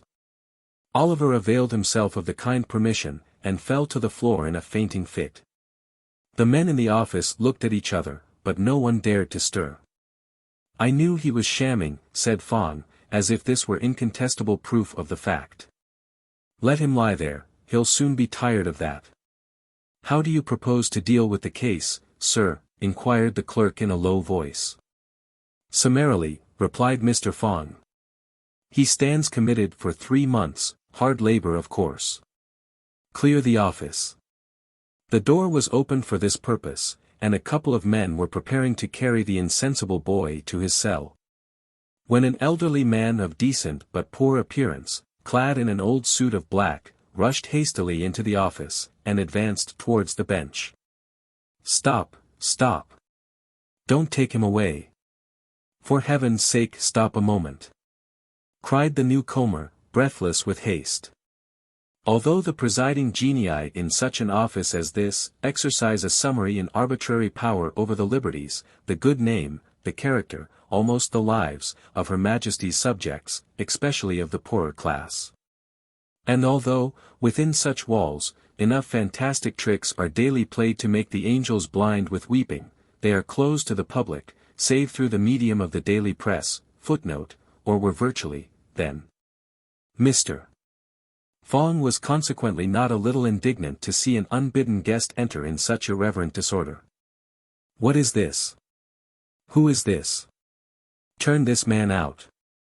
Clear the office, cried Mr. Fang. I will speak, cried the man, I will not be turned out. I saw it all. I keep the bookstall. I demand to be sworn. I will not be put down. Mr. Fang, you must hear me. You must not refuse, sir. The man was right. His manner was determined, and the matter was growing rather too serious to be hushed up. Swear the man, growled Mr. Fang, with a very ill grace. Now, man, what have you got to say? This, said the man, I saw 3 boys, 2 others and the prisoner here, loitering on the opposite side of the way, when this gentleman was reading. The robbery was committed by another boy. I saw it done, and I saw that this boy was perfectly amazed and stupefied by it. Having by this time recovered a little breath, the worthy bookstall keeper proceeded to relate, in a more coherent manner the exact circumstances of the robbery. Why didn't you come here before? Said Fang, after a pause. I hadn't a soul to mind the shop, replied the man. Everybody who could have helped me, had joined in the pursuit. I could get nobody till 5 minutes ago, and I've run here all the way. The prosecutor was reading, was he? Inquired Fang, after another pause. Yes, replied the man. The very book he has in his hand. Oh, that book, said Fang. Is it paid for? No, it is not, replied the man, with a smile. Dear me, I forgot all about it. Exclaimed the absent old gentleman, innocently. A nice person to prefer a charge against a poor boy, said Fang, with a comical effort to look humane. I consider, sir, that you have obtained possession of that book, under very suspicious and disreputable circumstances, and you may think yourself very fortunate that the owner of the property declines to prosecute. Let this be a lesson to you, my man, or the law will overtake you yet. The boy is discharged. Clear the office. D. and me, cried the old gentleman, bursting out with the rage he had kept down so long, me. "I'll clear the office," said the magistrate. "Officers, do you hear? Clear the office." The mandate was obeyed, and the indignant Mr. Brownlow was conveyed out, with the book in one hand, and the bamboo cane in the other, in a perfect frenzy of rage and defiance. He reached the yard, and his passion vanished in a moment. Little Oliver Twist lay on his back on the pavement, with his shirt unbuttoned, and his temples bathed with water, his face a deadly white, and a cold tremble convulsing his whole frame. Poor boy," said Mr. Brownlow, bending over him. "Call a coach, somebody, pray. Directly." A coach was obtained, and Oliver having been carefully laid on the seat, the old gentleman got in and sat himself on the other. "May I accompany you?" said the bookstall keeper, looking in. "Bless me, yes, my dear sir," said Mr. Brownlow quickly. "I forgot you. Dear. I have this unhappy book still. Jump in. Poor fellow. There's no time to lose." The bookstall keeper got into the coach, and away they drove. 12. In which Oliver is taken better care of than he ever was before. And in which the narrative reverts to the merry old gentleman and his youthful friends. The coach rattled away, over nearly the same ground as that which Oliver had traversed when he first entered London in company with the Dodger. And, turning a different way when it reached the Angel at Islington, stopped at length before a neat house, in a quiet shady street near Pentonville. Here, a bed was prepared, without loss of time, in which Mr. Brownlow saw his young charge carefully and comfortably deposited, and here, he was tended with a kindness and solicitude that knew no bounds. But, for many days, Oliver remained insensible to all the goodness of his new friends. The sun rose and sank again, and many times after that, and still the boy lay stretched on his uneasy bed, dwindling away beneath the dry and wasting heat of fever. The worm does not work more surely on the dead body, than does this slow creeping fire upon the living frame. Weak, and thin, and pallid, he awoke at last from what seemed to have been a long and troubled dream. Feebly raising himself in the bed, with his head resting on his trembling arm, he looked anxiously around. "What room is this? Where have I been brought to?" said Oliver. "This is not the place I went to sleep in." He uttered these words in a feeble voice, being very faint and weak, but they were overheard at once. The curtain at the bed's head was hastily drawn back, and a motherly old lady, very neatly and precisely dressed, rose as she undrew it, from an armchair close by, in which she had been sitting at needlework. "Hush, my dear," said the old lady softly. "You must be very quiet, or you will be ill again, and you have been very bad as bad could be, pretty nigh. Lie down again, there's a dear." With those words, the old lady very gently placed Oliver's head upon the pillow. And, smoothing back his hair from his forehead, looked so kindly and loving in his face, that he could not help placing his little withered hand in hers, and drawing it round his neck. "Save us," said the old lady, with tears in her eyes. "What a grateful little dear it is. Pretty creetur. What would his mother feel if she had sat by him as I have, and could see him now?" "Perhaps she does see me," whispered Oliver, folding his hands together, "perhaps she has sat by me. I almost feel as if she had." "That was the fever, my dear," said the old lady mildly. "I suppose it was," replied Oliver, "because heaven is a long way off, and they are too happy there, to come down to the bedside of a poor boy. But if she knew I was ill, she must have pitied me, even there, for she was very ill herself before she died. She can't know anything about me though," added Oliver after a moment's silence. "If she had seen me hurt, it would have made her sorrowful, and her face has always looked sweet and happy, when I have dreamed of her." The old lady made no reply to this. But wiping her eyes first, and her spectacles, which lay on the counterpane, afterwards, as if they were part and parcel of those features, brought some cool stuff for Oliver to drink. And then, patting him on the cheek, told him he must lie very quiet, or he would be ill again.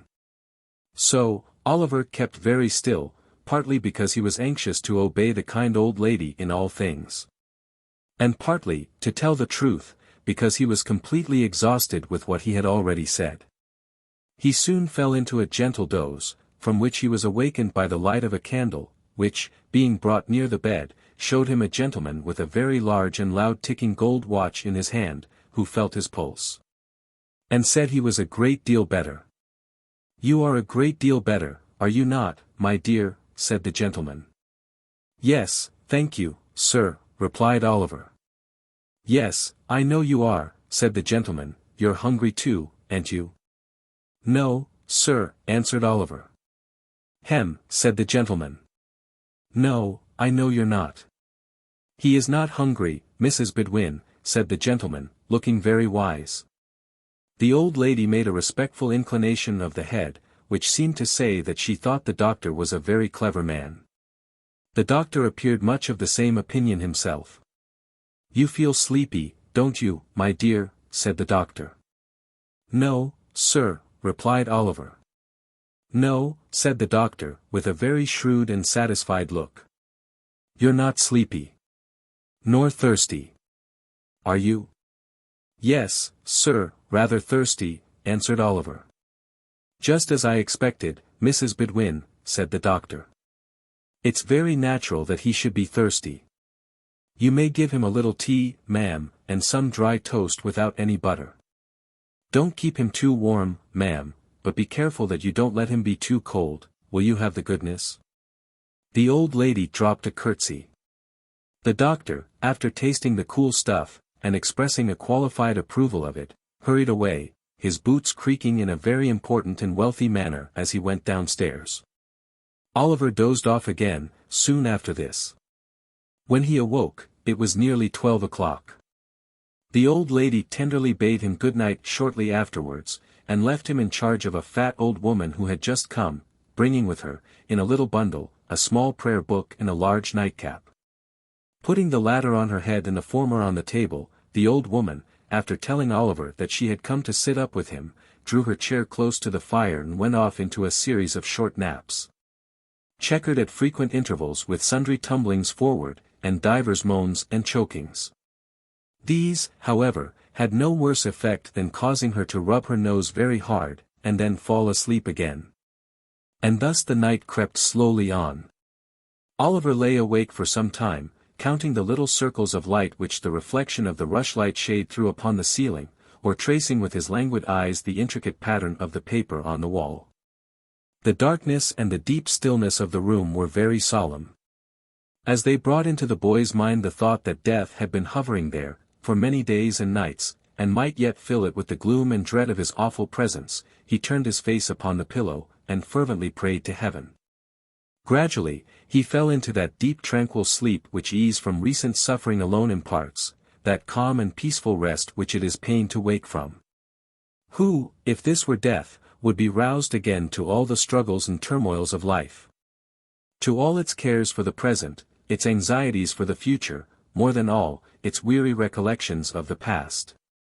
It had been bright day, for hours, when Oliver opened his eyes, he felt cheerful and happy. The crisis of the disease was safely past. He belonged to the world again. In 3 days' time he was able to sit in an easy chair, well propped up with pillows, and, as he was still too weak to walk, Mrs. Bedwin had him carried downstairs into the little housekeeper's room, which belonged to her. Having him set, here, by the fireside, the good old lady sat herself down too. And, being in a state of considerable delight at seeing him so much better, forthwith began to cry most violently. "Never mind me, my dear," said the old lady, "I'm only having a regular good cry. There, it's all over now. And I'm quite comfortable."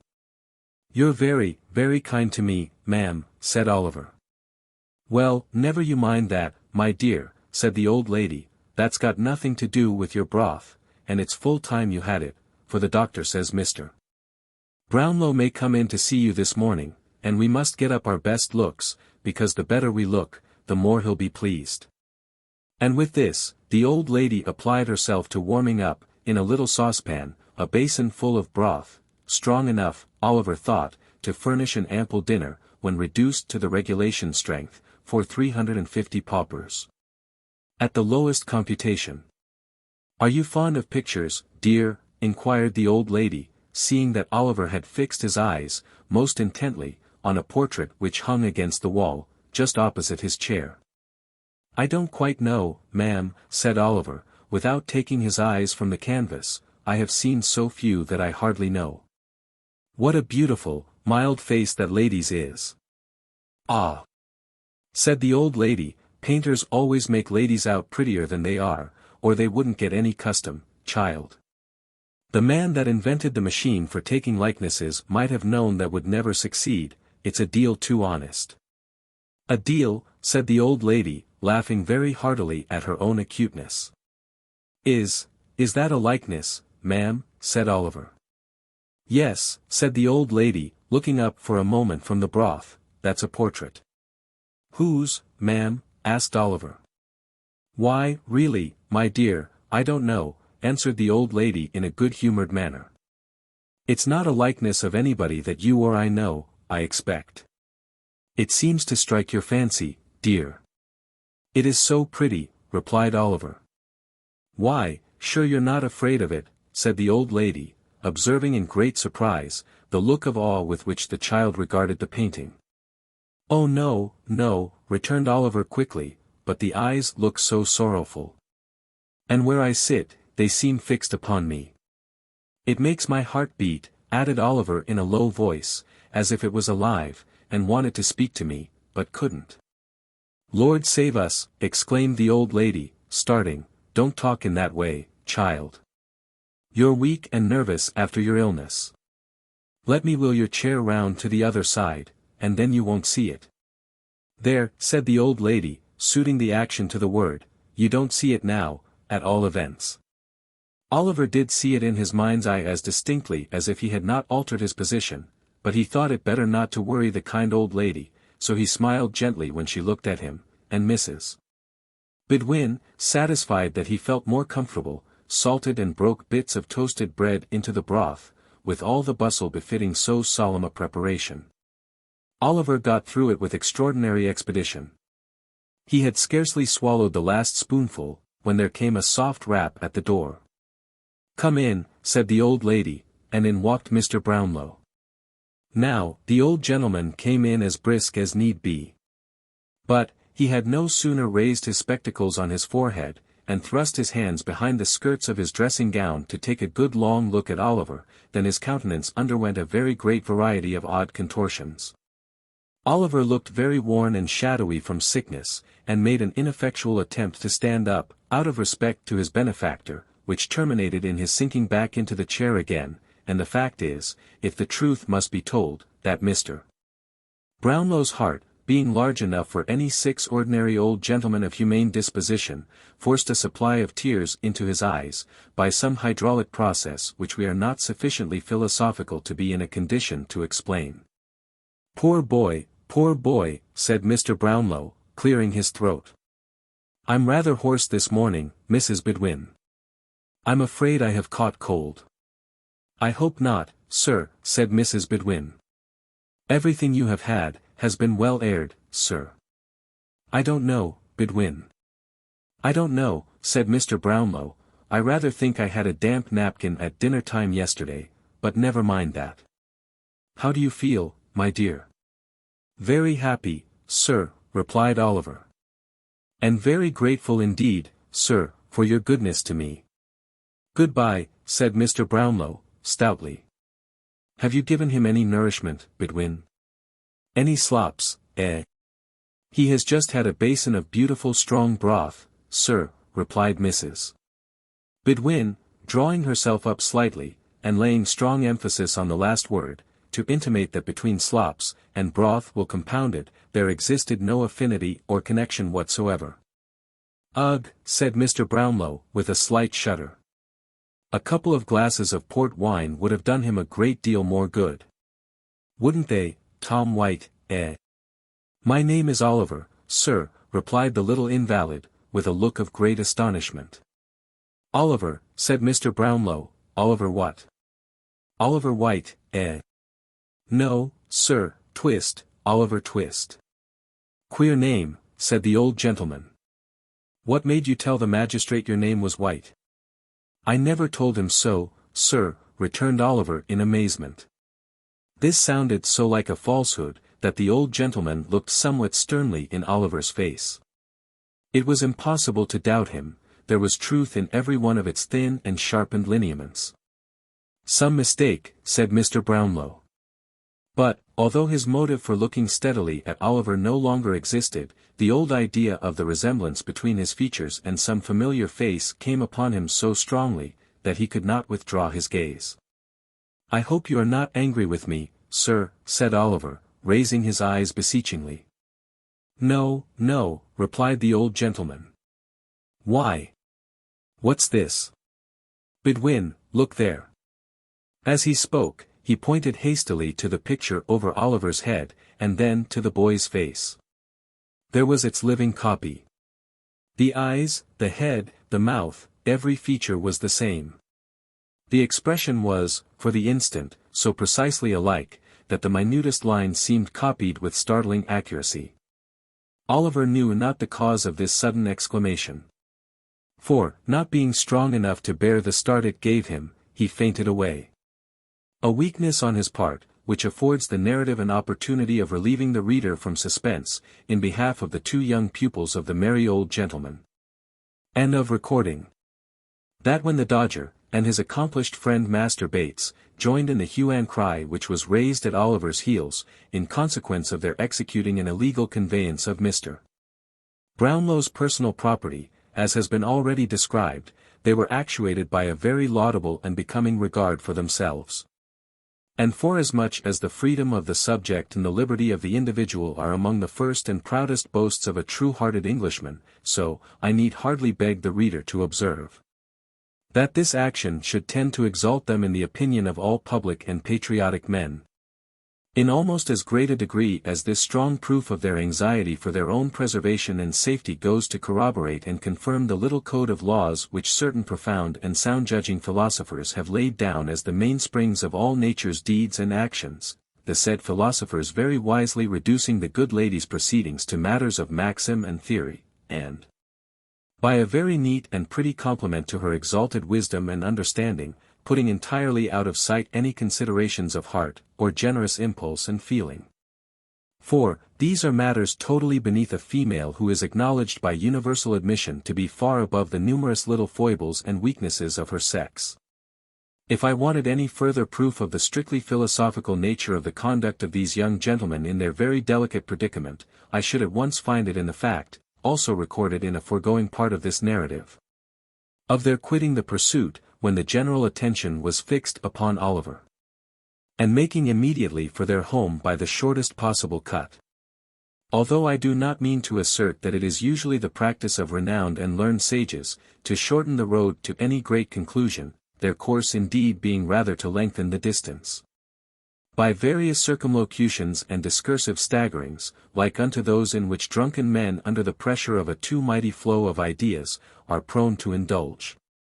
Still, I do mean to say, and do say distinctly, that it is the invariable practice of many mighty philosophers, in carrying out their theories, to evince great wisdom and foresight in providing against every possible contingency which can be supposed at all likely to affect themselves.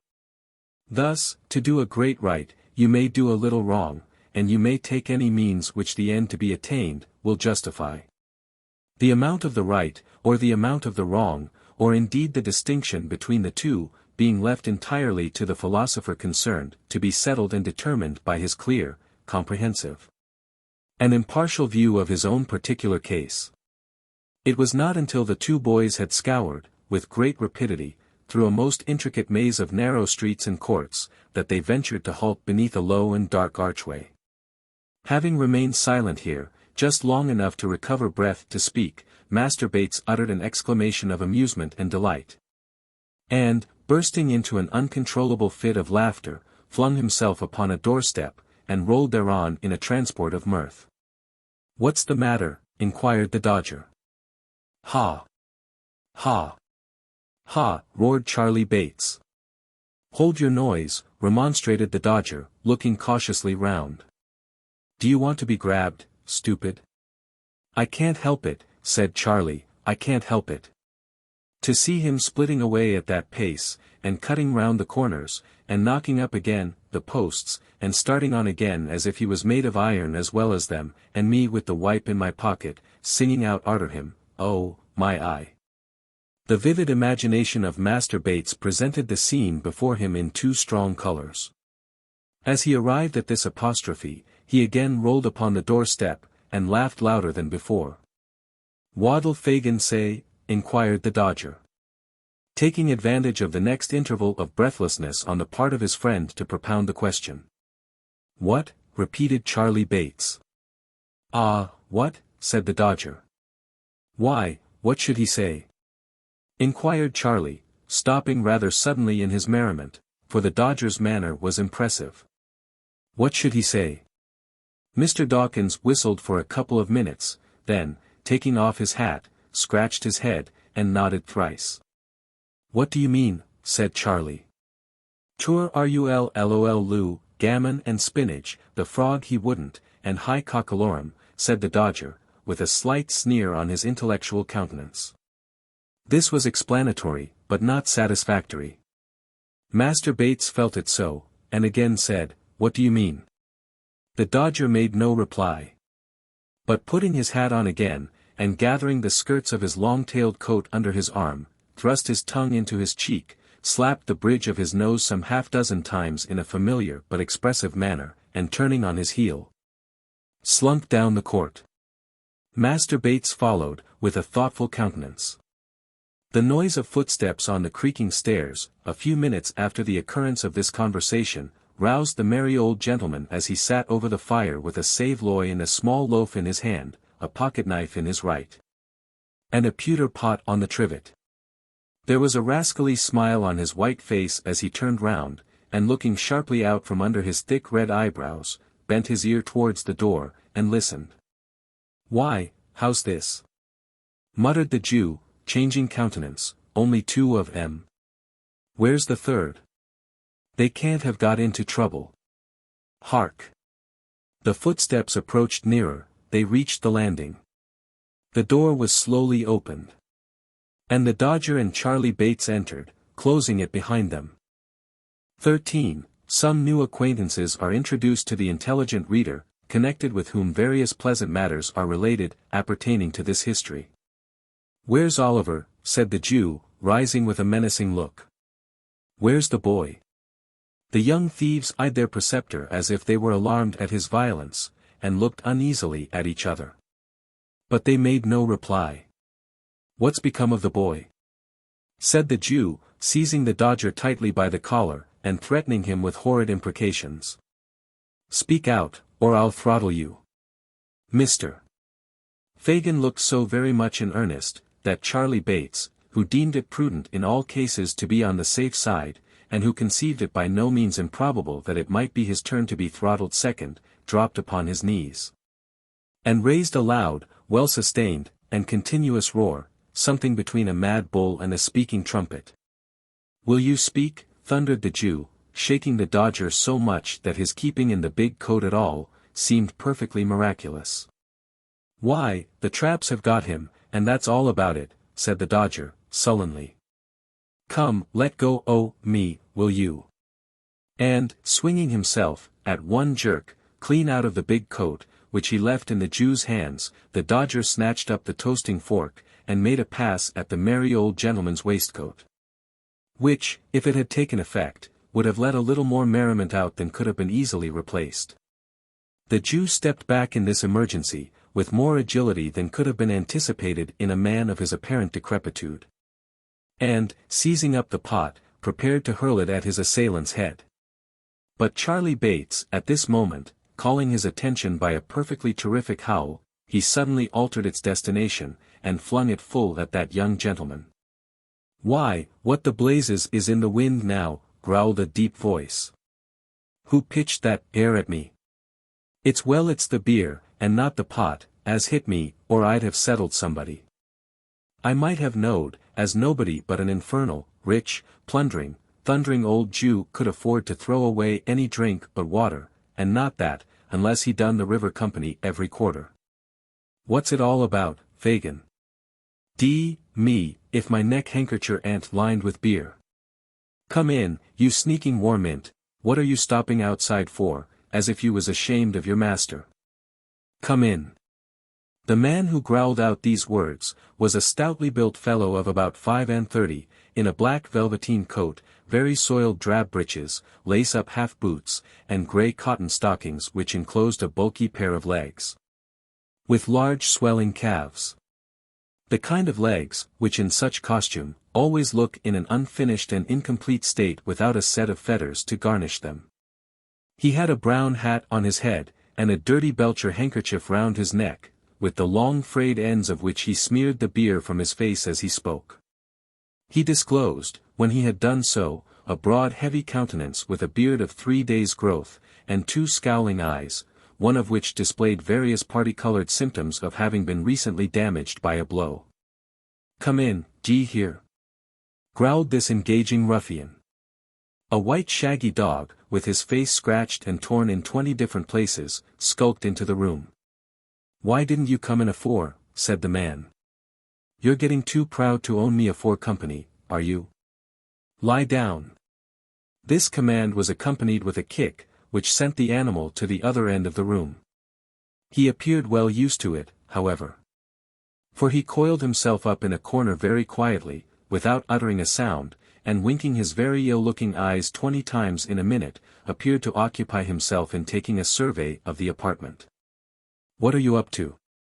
Ill-treating the boys, you covetous, avaricious, insatiably old fence, said the man, seating himself deliberately. I wonder they don't murder you. I would if I was them. If I'd been your apprentice, I'd have done it long ago, and, no, I couldn't have sold you afterwards, for you're fit for nothing but keeping as a curiosity of ugliness in a glass bottle, and I suppose they don't blow glass bottles large enough.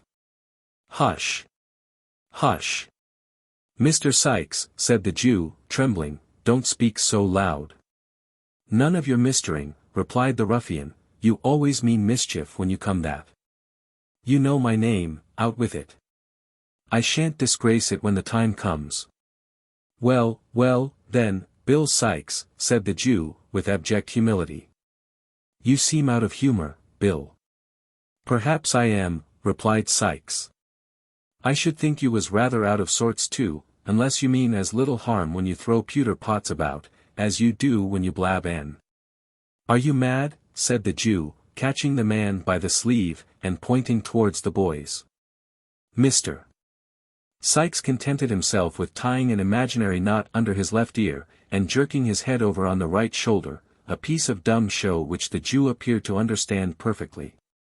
He then, in cant terms, with which his whole conversation was plentifully besprinkled, but which would be quite unintelligible if they were recorded here, demanded a glass of liquor.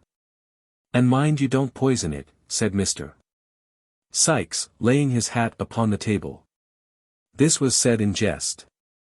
But if the speaker could have seen the evil leer with which the Jew bit his pale lip as he turned round to the cupboard, he might have thought the caution not wholly unnecessary.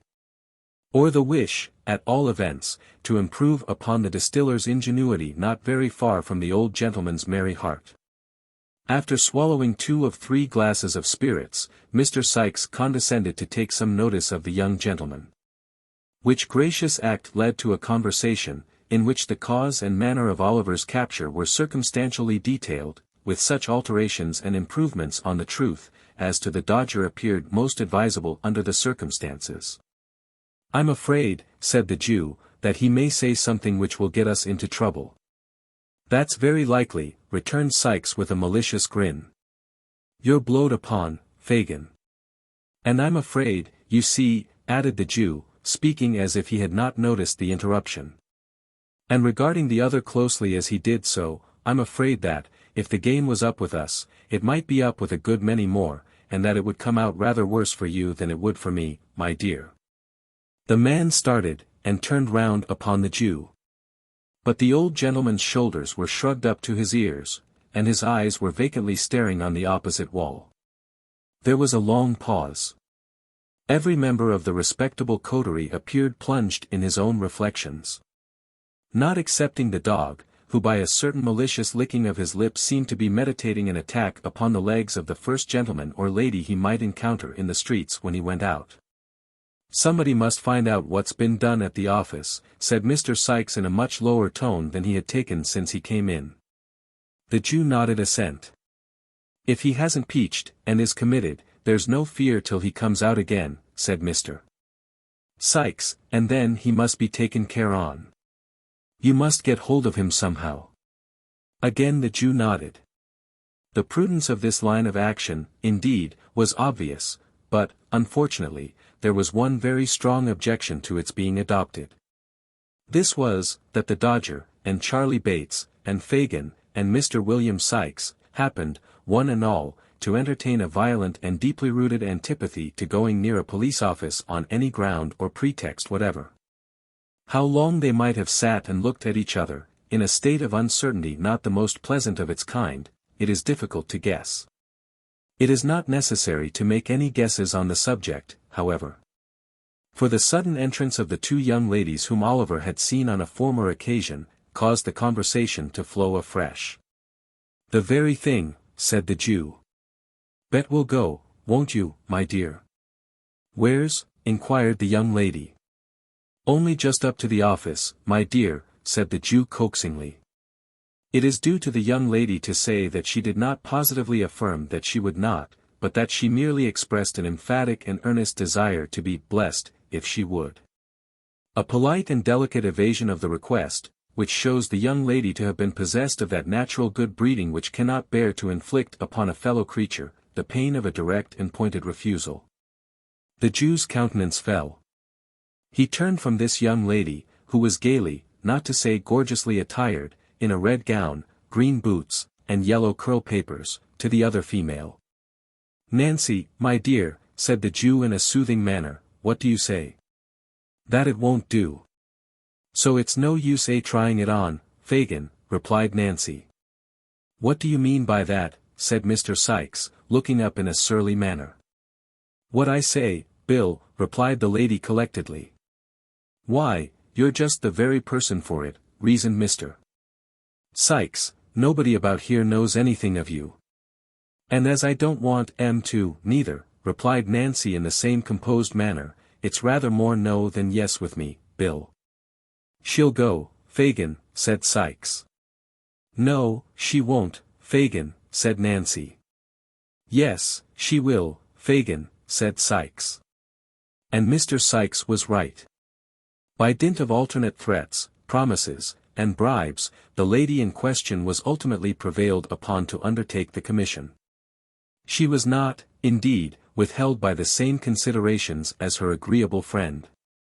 For, having recently removed into the neighbourhood of Field Lane from the remote but genteel suburb of Ratcliffe, she was not under the same apprehension of being recognised by any of her numerous acquaintances. Accordingly, with a clean white apron tied over her gown, and her curl papers tucked up under a straw bonnet, both articles of dress being provided from the Jew's inexhaustible stock, Miss Nancy prepared to issue forth on her errand. "Stop a minute, my dear," said the Jew, producing a little covered basket. "Carry that in one hand. It looks more respectable, my dear." "Give her a door key to carry in her t'other one, Fagin," said Sikes, "it looks real and genuine like." "Yes, yes, my dear, so it does," said the Jew, hanging a large street door key on the forefinger of the young lady's right hand. "There, very good. Very good indeed, my dear," said the Jew, rubbing his hands. "Oh, my brother. My poor, dear, sweet, innocent little brother," exclaimed Nancy, bursting into tears, and wringing the little basket and the street door key in an agony of distress. "What has become of him? Where have they taken him to? Oh, do have pity, and tell me what's been done with the dear boy, gentlemen, do, gentlemen, if you please, gentlemen."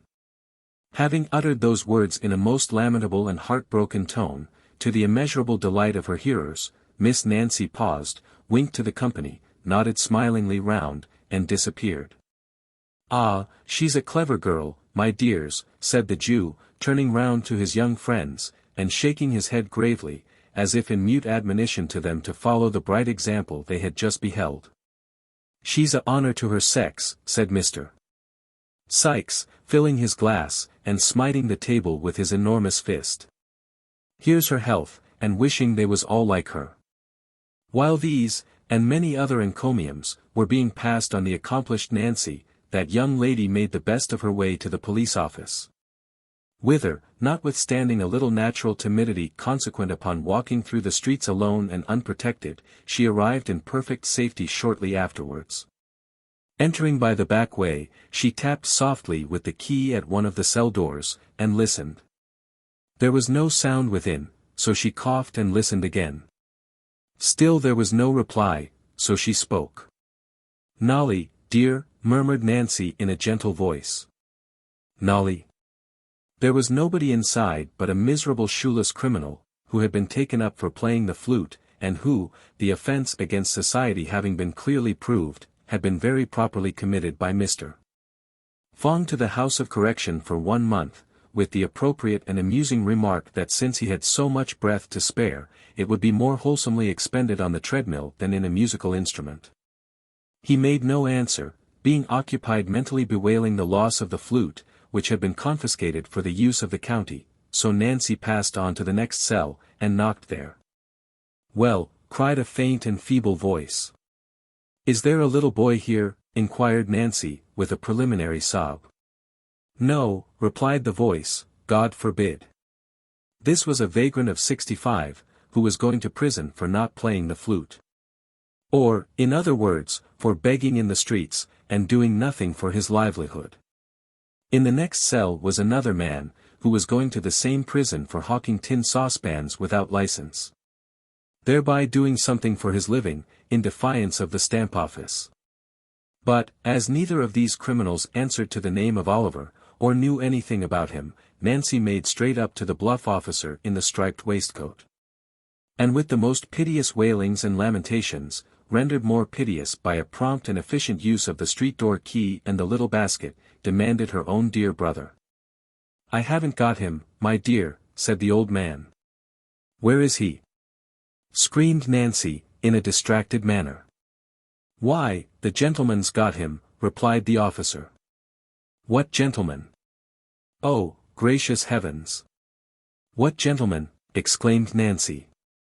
In reply to this incoherent questioning, the old man informed the deeply affected sister that Oliver had been taken ill in the office, and discharged in consequence of a witness having proved the robbery to have been committed by another boy, not in custody. And that the prosecutor had carried him away, in an insensible condition, to his own residence, of and concerning which, all the informant knew was, that it was somewhere in Pentonville. He having heard that word mentioned in the directions to the coachman.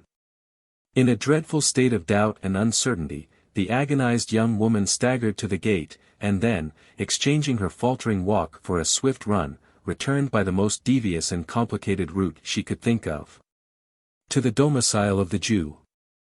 Mr. Bill Sikes no sooner heard the account of the expedition delivered, than he very hastily called up the white dog, and, putting on his hat, expeditiously departed, without devoting any time to the formality of wishing the company good morning.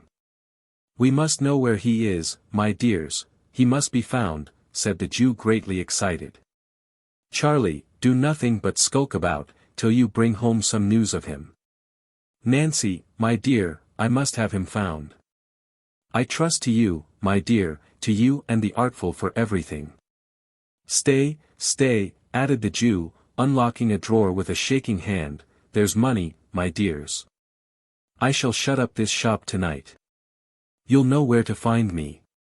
Don't stop here a minute. Not an instant, my dears." With these words, he pushed them from the room, and carefully double-locking and barring the door behind them, drew from its place of concealment the box which he had unintentionally disclosed to Oliver. Then, he hastily proceeded to dispose the watches and jewellery beneath his clothing. A rap at the door startled him in this occupation. "Who's there?" he cried in a shrill tone. "Me," replied the voice of the Dodger, through the keyhole. "What now?" cried the Jew impatiently. Is he to be kidnapped to the other Ken, Nancy says, inquired the Dodger.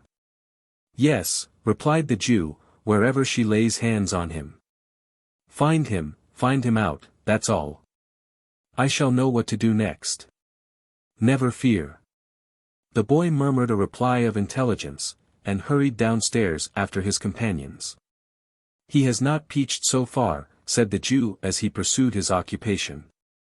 If he means to blab us among his new friends, we may stop his mouth yet.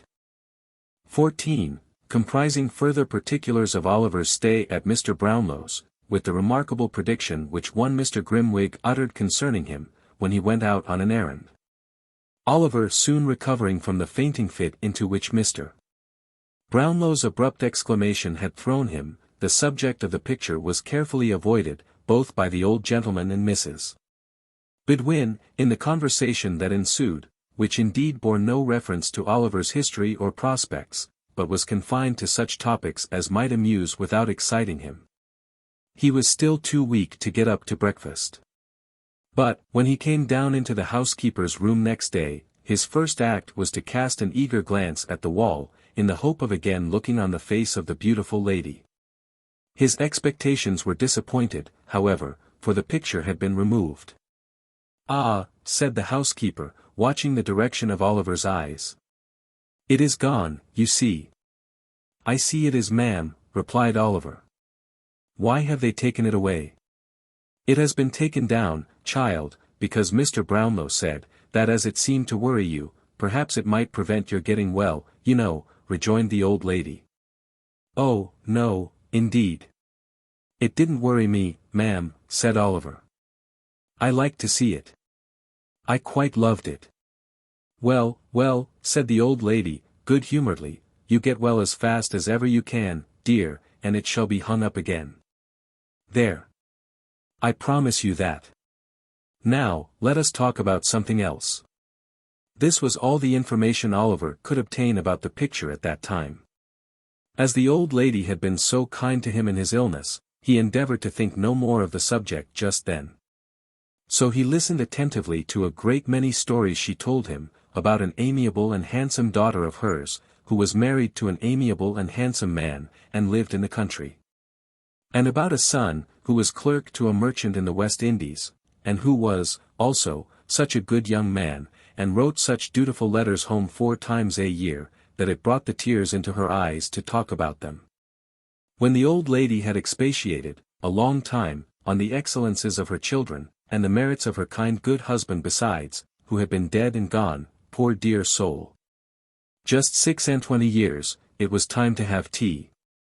After tea she began to teach Oliver cribbage, which he learnt as quickly as she could teach, and at which game they played, with great interest and gravity, until it was time for the invalid to have some warm wine and water, with a slice of dry toast, and then to go cosily to bed. They were happy days, those of Oliver's recovery. Everything was so quiet, and neat, and orderly, everybody so kind and gentle, that after the noise and turbulence in the midst of which he had always lived, it seemed like heaven itself. He was no sooner strong enough to put his clothes on, properly, than Mr. Brownlow caused a complete new suit, and a new cap, and a new pair of shoes, to be provided for him. As Oliver was told that he might do what he liked with the old clothes, he gave them to a servant who had been very kind to him, and asked her to sell them to a Jew, and keep the money for herself. This she very readily did. And, as Oliver looked out of the parlour window, and saw the Jew roll them up in his bag and walk away, he felt quite delighted to think that they were safely gone, and that there was now no possible danger of his ever being able to wear them again. They were sad rags, to tell the truth, and Oliver had never had a new suit before. One evening, about a week after the affair of the picture, as he was sitting talking to Mrs. Bedwin, there came a message down from Mr. Brownlow, that if Oliver Twist felt pretty well, he should like to see him in his study, and talk to him a little while. Bless us, and save us. Wash your hands, and let me part your hair nicely for you, child, said Mrs. Bedwin. Dear heart alive! If we had known he would have asked for you, we would have put you a clean collar on, and made you as smart as sixpence. Oliver did as the old lady bade him. And, although she lamented grievously, meanwhile, that there was not even time to crimp the little frill that bordered his shirt collar. He looked so delicate and handsome, despite that important personal advantage, that she went so far as to say, looking at him with great complacency from head to foot, that she really didn't think it would have been possible, on the longest notice, to have made much difference in him for the better. Thus encouraged, Oliver tapped at the study door. On Mr. Brownlow calling to him to come in, he found himself in a little back room, quite full of books, with a window, looking into some pleasant little gardens. There was a table drawn up before the window, at which Mr. Brownlow was seated reading. When he saw Oliver, he pushed the book away from him, and told him to come near the table, and sit down. Oliver complied, marveling where the people could be found to read such a great number of books as seemed to be written to make the world wiser. Which is still a marvel to more experienced people than Oliver Twist, every day of their lives. There are a good many books, are there not, my boy, said Mr. Brownlow, observing the curiosity with which Oliver surveyed the shelves that reached from the floor to the ceiling. A great number, sir, replied Oliver. I never saw so many. You shall read them, if you behave well, said the old gentleman kindly, and you will like that, better than looking at the outsides, that is, some cases, because there are books of which the backs and covers are by far the best parts. I suppose they are those heavy ones, sir, said Oliver, pointing to some large quartos, with a good deal of gilding about the binding. Not always those, said the old gentleman, patting Oliver on the head, and smiling as he did so. There are other equally heavy ones, though of a much smaller size. How should you like to grow up a clever man, and write books, eh? I think I would rather read them, sir, replied Oliver. What? Wouldn't you like to be a book writer? Said the old gentleman. Oliver considered a little while, and at last said, he should think it would be a much better thing to be a bookseller, upon which the old gentleman laughed heartily, and declared he had said a very good thing. Which Oliver felt glad to have done, though he by no means knew what it was. Well, well, said the old gentleman, composing his features. Don't be afraid. We won't make an author of you, while there's an honest trade to be learnt, or brickmaking to turn to. Thank you, sir, said Oliver. At the earnest manner of his reply, the old gentleman laughed again. And said something about a curious instinct, which Oliver, not understanding, paid no very great attention to. Now, said Mr. Brownlow, speaking if possible in a kinder, but at the same time in a much more serious manner, than Oliver had ever known him assume yet, I want you to pay great attention, my boy, to what I am going to say. I shall talk to you without any reserve, because I am sure you are well able to understand me, as many older persons would be. Oh, don't tell you are going to send me away, sir, pray, exclaimed Oliver, alarmed at the serious tone of the old gentleman's commencement. Don't turn me out of doors to wander in the streets again. Let me stay here, and be a servant. Don't send me back to the wretched place I came from. Have mercy upon a poor boy, sir. My dear child, said the old gentleman, moved by the warmth of Oliver's sudden appeal, you need not be afraid of my deserting you, unless you give me cause. I never, never will, sir, interposed Oliver. I hope not, rejoined the old gentleman. I do not think you ever will. I have been deceived, before, in the objects whom I have endeavored to benefit, but I feel strongly disposed to trust you, nevertheless. And I am more interested in your behalf than I can well account for, even to myself. The persons on whom I have bestowed my dearest love, lie deep in their graves. But, although the happiness and delight of my life lie buried there too, I have not made a coffin of my heart, and sealed it up, forever, on my best affections. Deep affliction has but strengthened and refined them. As the old gentleman said this in a low voice, more to himself than to his companion, and as he remained silent for a short time afterwards, Oliver sat quite still. Well, well, said the old gentleman at length, in a more cheerful tone, I only say this, because you have a young heart, and knowing that I have suffered great pain and sorrow, you will be more careful, perhaps, not to wound me again. You say you are an orphan, without a friend in the world, all the inquiries I have been able to make, confirm the statement. Let me hear your story, where you come from, who brought you up, and how you got into the company in which I found you. Speak the truth, and you shall not be friendless while I live. Oliver's sobs checked his utterance for some minutes, when he was on the point of beginning to relate how he had been brought up at the farm, and carried to the workhouse by Mr. Bumble. A peculiarly impatient little double knock was heard at the street door, and the servant, running upstairs, announced Mr. Grimwig. "Is he coming up?" inquired Mr. Brownlow. "Yes, sir," replied the servant. "He asked if there were any muffins in the house, and, when I told him yes, he said he had come to tea." Mr. Brownlow smiled, and, turning to Oliver, said that Mr. Grimwig was an old friend of his, and he must not mind his being a little rough in his manners, for he was a worthy creature at bottom, as he had reason to know. "Shall I go downstairs, sir?" inquired Oliver. "No," replied Mr. Brownlow, "I would rather you remained here." At this moment, there walked into the room, supporting himself by a thick stick, a stout old gentleman, rather lame in one leg, who was dressed in a blue coat, striped waistcoat, nankeen breeches and gaiters, and a broad-brimmed white hat, with the sides turned up with green. A very small plated shirt frill stuck out from his waistcoat, and a very long steel watch chain, with nothing but a key at the end, dangled loosely below it. The ends of his white neckerchief were twisted into a ball about the size of an orange. The variety of shapes into which his countenance was twisted, defy description. He had a manner of screwing his head on one side when he spoke, and of looking out of the corners of his eyes at the same time, which irresistibly reminded the beholder of a parrot. In this attitude, he fixed himself, the moment he made his appearance, and, holding out a small piece of orange peel at arm's length, exclaimed, in a growling, discontented voice, "Look here. Do you see this? Isn't it a most wonderful and extraordinary thing that I can't call at a man's house but I find a piece of this poor surgeon's friend on the staircase? I've been lamed with orange peel once, and I know orange peel will be my death, or I'll be content to eat my own head, sir."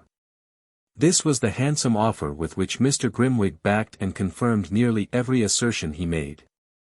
And it was the more singular in his case, because, even admitting for the sake of argument, the possibility of scientific improvements being brought to that pass which will enable a gentleman to eat his own head in the event of his being so disposed, Mr. Grimwig's head was such a particularly large one, that the most sanguine man alive could hardly entertain a hope of being able to get through it at a sitting, to put entirely out of the question, a very thick coating of powder. "I'll eat my head, sir," repeated Mr. Grimwig, striking his stick upon the ground. "Hullo! What's that?" looking at Oliver, and retreating a pace or two. "This is young Oliver Twist, whom we were speaking about," said Mr. Brownlow. Oliver bowed. "You don't mean to say that's the boy who had the fever, I hope," said Mr. Grimwig, recoiling a little more. "Wait a minute. Don't speak. Stop," continued Mr. Grimwig, abruptly, losing all dread of the fever in his triumph at the discovery. "That's the boy who had the orange. If that's not the boy, sir, who had the orange, and threw this bit of peel upon the staircase, I'll eat my head, and his too." "No, no, he has not had one," said Mr. Brownlow, laughing. "Come. Put down your hat. And speak to my young friend." "I feel strongly on this subject, sir," said the irritable old gentleman, drawing off his gloves. "There's always more or less orange peel on the pavement in our street. And I know it's put there by the surgeon's boy at the corner. A young woman stumbled over a bit last night, and fell against my garden railings. Directly she got up I saw her look towards his infernal red lamp with the pantomime light. 'Don't go to him,' I called out of the window, 'he's an assassin. A man-trap. So he is. If he is not,' here the irascible old gentleman gave a great knock on the ground with his stick, which was always understood, by his friends, to imply the customary offer, whenever it was not expressed in words. Then, still keeping his stick in his hand, he sat down, and, opening a double eyeglass, which he wore attached to a broad black riband, took a view of Oliver, who, seeing that he was the object of inspection, coloured, and bowed again. "That's the boy, is it?" said Mr. Grimwig, at length. "That's the boy," replied Mr. Brownlow. "How are you, boy?" said Mr. Grimwig. "A great deal better, thank you, sir," replied Oliver.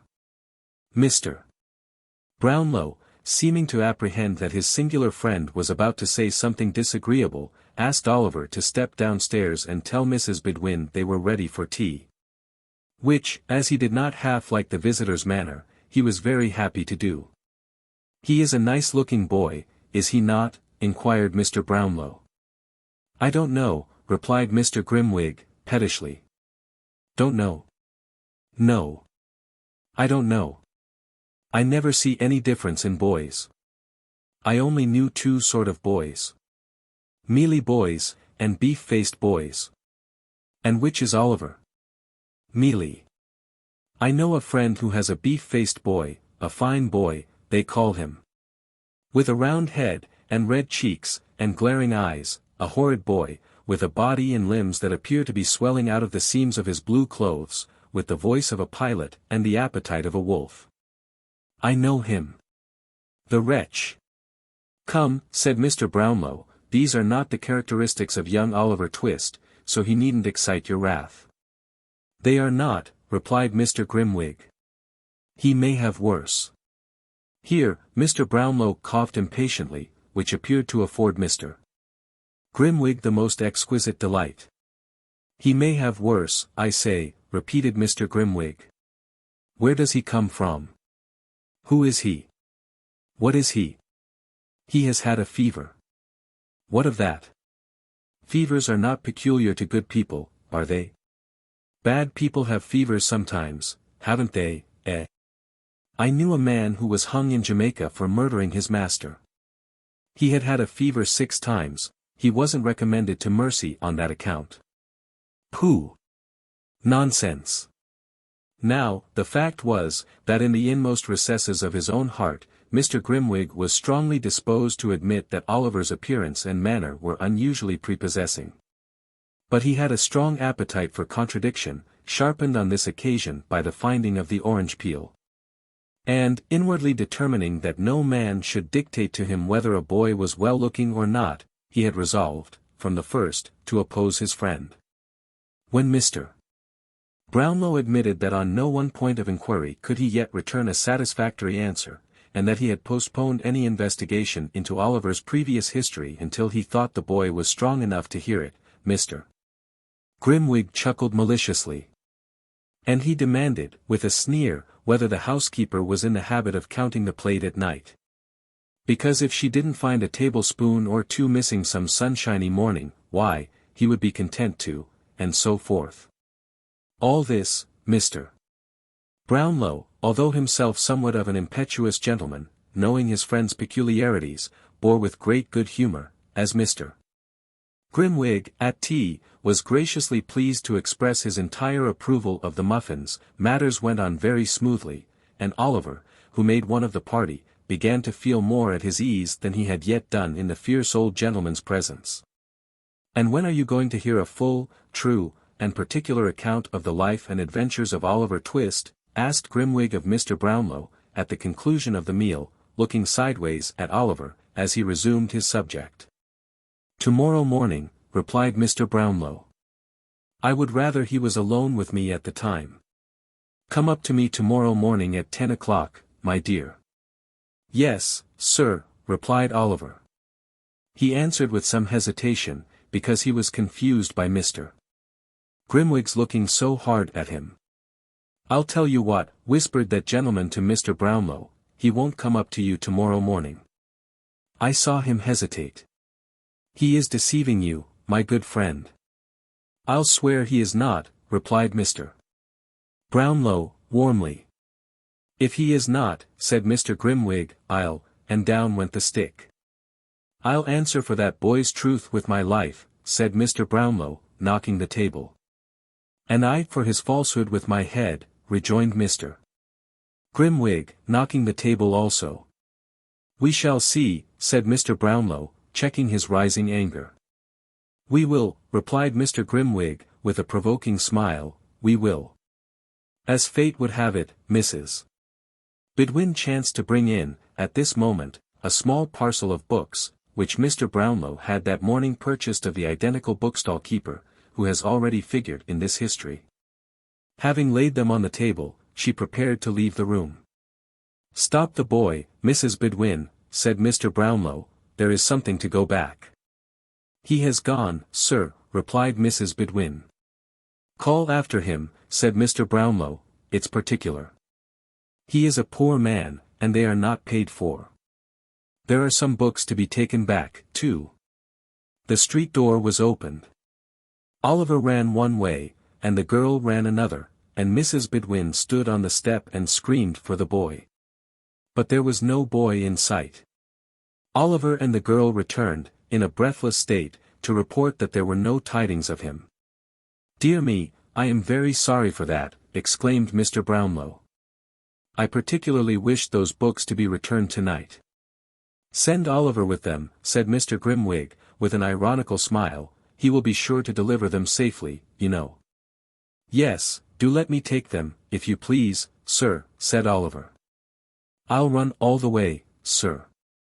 The old gentleman was just going to say that Oliver should not go out on any account, when a most malicious cough from Mr. Grimwig determined him that he should.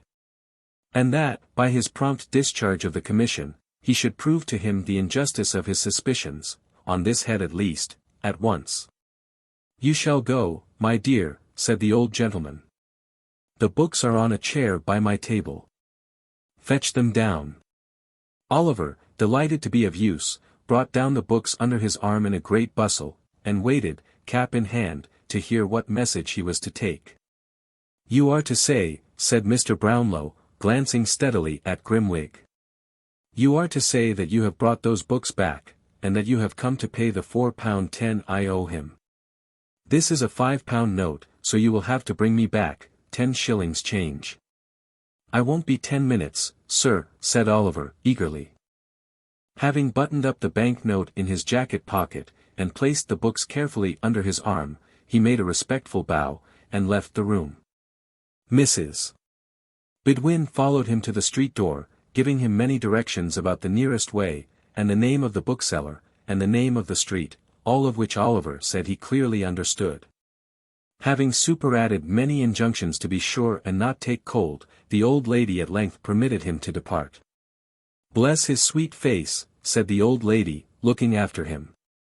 "I can't bear, somehow, to let him go out of my sight."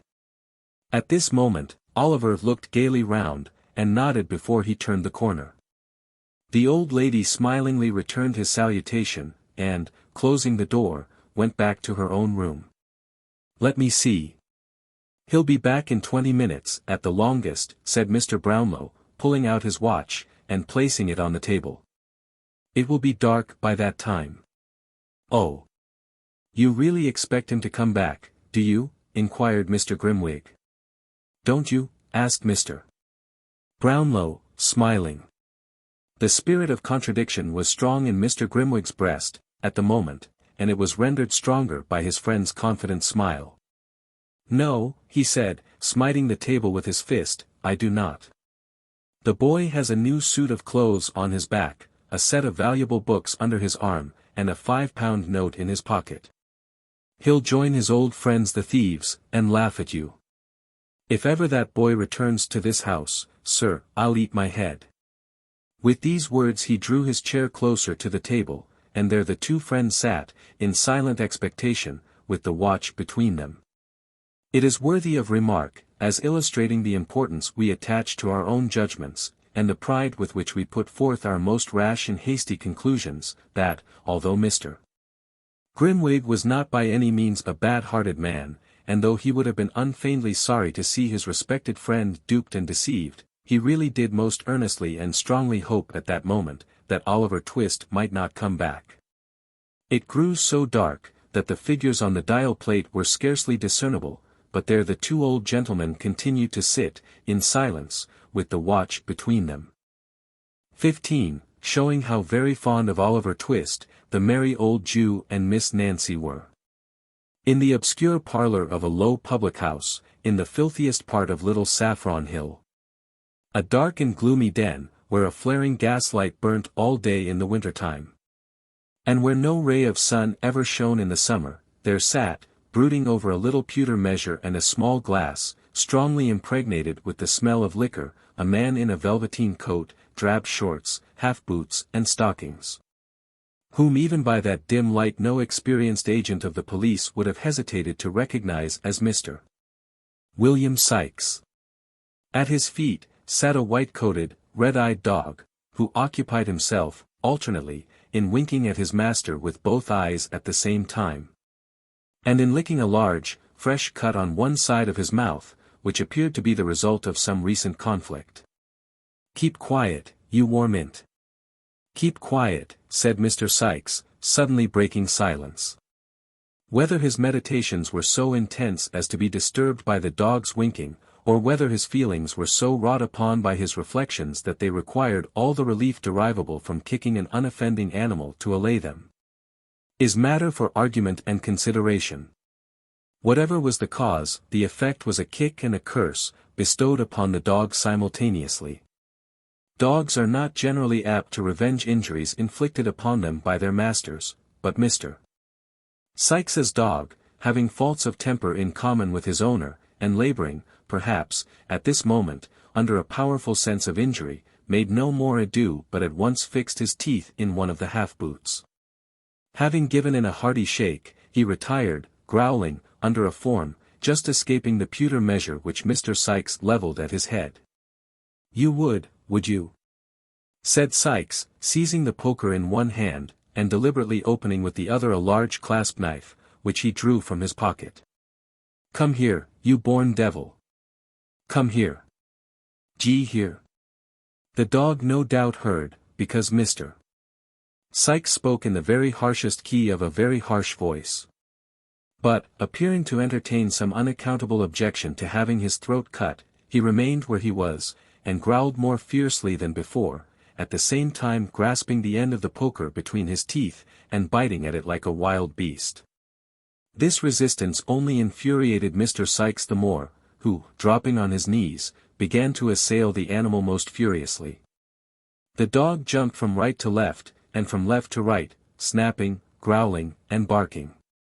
The man thrust and swore, and struck and blasphemed, and the struggle was reaching a most critical point for one or other, when, the door suddenly opening, the dog darted out, leaving Bill Sikes with the poker and the clasp knife in his hands. "There must always be two parties to a quarrel," says the old adage. Mr. Sikes, being disappointed of the dog's participation, at once transferred his share in the quarrel to the newcomer. "What the devil do you come in between me and my dog for?" said Sikes, with a fierce gesture. "I didn't know, my dear, I didn't know," replied Fagin, humbly, for the Jew was the newcomer. "Didn't know, you white-livered thief," growled Sikes. "Couldn't you hear the noise?" "Not a sound of it, as I'm a living man, Bill," replied the Jew. "Oh no. You hear nothing, you don't," retorted Sikes with a fierce sneer. "Sneaking in and out, so as nobody hears how you come or go. I wish you had been the dog, Fagin, half a minute ago." "Why?" inquired the Jew with a forced smile. "'Cause the government, as cares for the lives of such men as you, as haven't half the pluck of curs, lets a man kill a dog how he likes," replied Sikes, shutting up the knife with a very expressive look, "that's why." The Jew rubbed his hands, and, sitting down at the table, affected to laugh at the pleasantry of his friend. He was obviously very ill at ease, however. "Grin away," said Sikes, replacing the poker, and surveying him with savage contempt, "grin away. You'll never have the laugh at me, though, unless it's behind a nightcap. I've got the upper hand over you, Fagin, and, me, I'll keep it. There. If I go, you go, so take care of me." Well, my dear," said the Jew, "I know all that. We have a mutual interest, Bill, a mutual interest." "Humph," said Sikes, as if he thought the interest lay rather more on the Jew's side than on his. Well, what have you got to say to me? It's all passed safe through the melting pot, replied Fagin, and this is your share. It's rather more than it ought to be, my dear. But as I know you'll do me a good turn another time, Anne. Stow that gammon, interposed the robber, impatiently. Where is it? Hand over. Yes, yes, Bill, give me time, replied the Jew, soothingly. Here it is. All safe. As he spoke, he drew forth an old cotton handkerchief from his breast, and untying a large knot in one corner, produced a small brown paper packet. Sikes, snatching it from him, hastily opened it, and proceeded to count the sovereigns it contained. This is all, is it? Inquired Sikes. All, replied the Jew. You haven't opened the parcel and swallowed one or two as you come along, have you? Inquired Sikes, suspiciously. Don't put on an injured look at the question. You've done it many a time. Jerked the tinkler. These words, in plain English, conveyed an injunction to ring the bell. It was answered by another Jew, younger than Fagin, but nearly as vile and repulsive in appearance. Bill Sikes merely pointed to the empty measure. The Jew, perfectly understanding the hint, retired to fill it, previously exchanging a remarkable look with Fagin, who raised his eyes for an instant, as if in expectation of it, and shook his head in reply. So slightly that the action would have been almost imperceptible to an observant third person.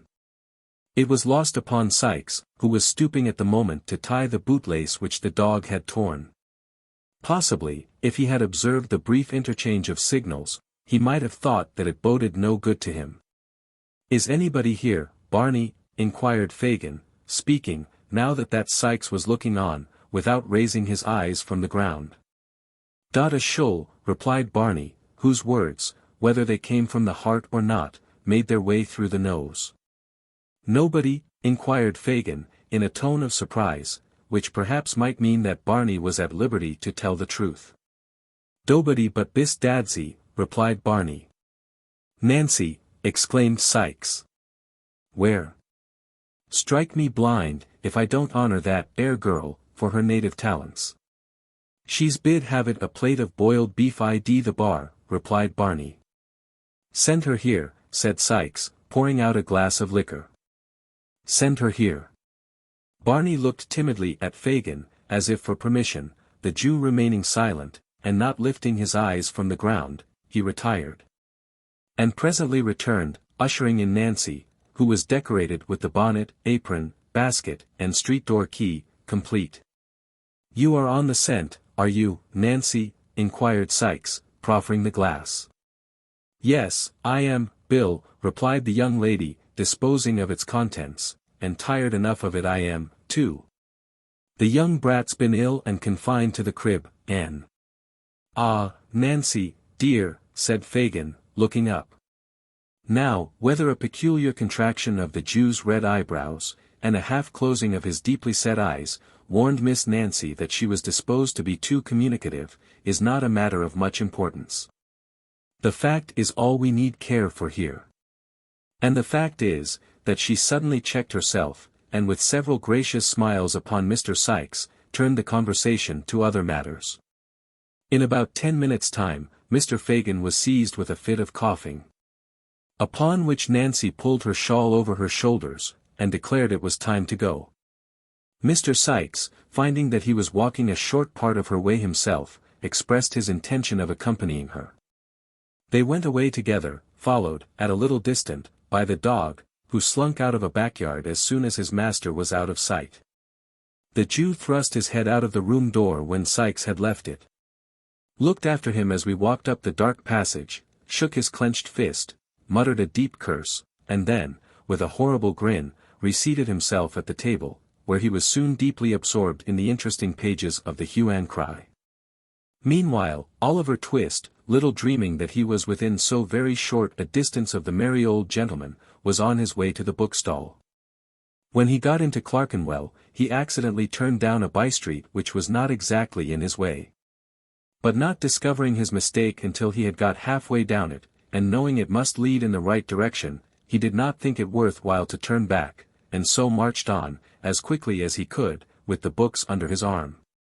He was walking along, thinking how happy and contented he ought to feel, and how much he would give for only one look at poor little Dick, who, starved and beaten, might be weeping bitterly at that very moment.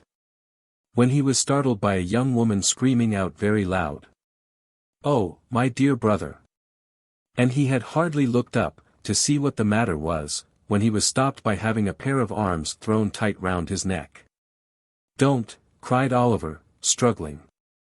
"Let go of me. Who is it? What are you stopping me for?" The only reply to this, was a great number of loud lamentations from the young woman who had embraced him, and who had a little basket and a street door key in her hand. "Oh my gracious," said the young woman, "I have found him. Oh! Oliver!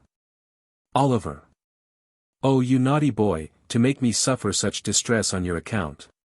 Come home, dear, come. Oh, I found him. Thank gracious goodness heavens, I've found him."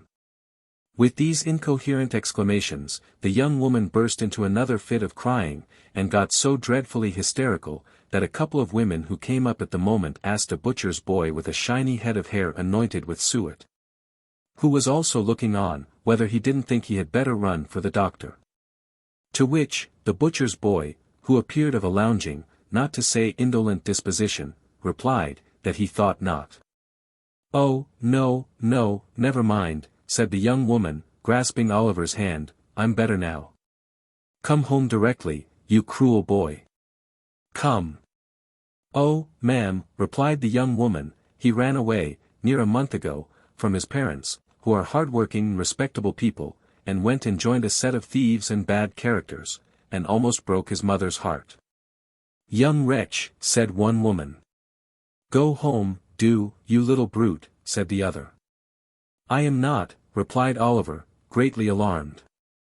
"I don't know her. I haven't any sister, or father and mother either. I'm an orphan, I live at Pentonville." "Only hear him, how he braves it out," cried the young woman. "Why, it's Nancy," exclaimed Oliver, who now saw her face for the first time, and started back, in irrepressible astonishment.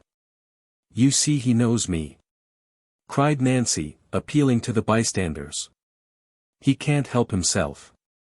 Make him come home, there's good people, or he'll kill his dear mother and father, and break my heart." "What the devil's this?" said a man, bursting out of a beer shop, with a white dog at his heels. "Young Oliver. Come home to your poor mother, you young dog. Come home directly. I don't belong to them. I don't know them.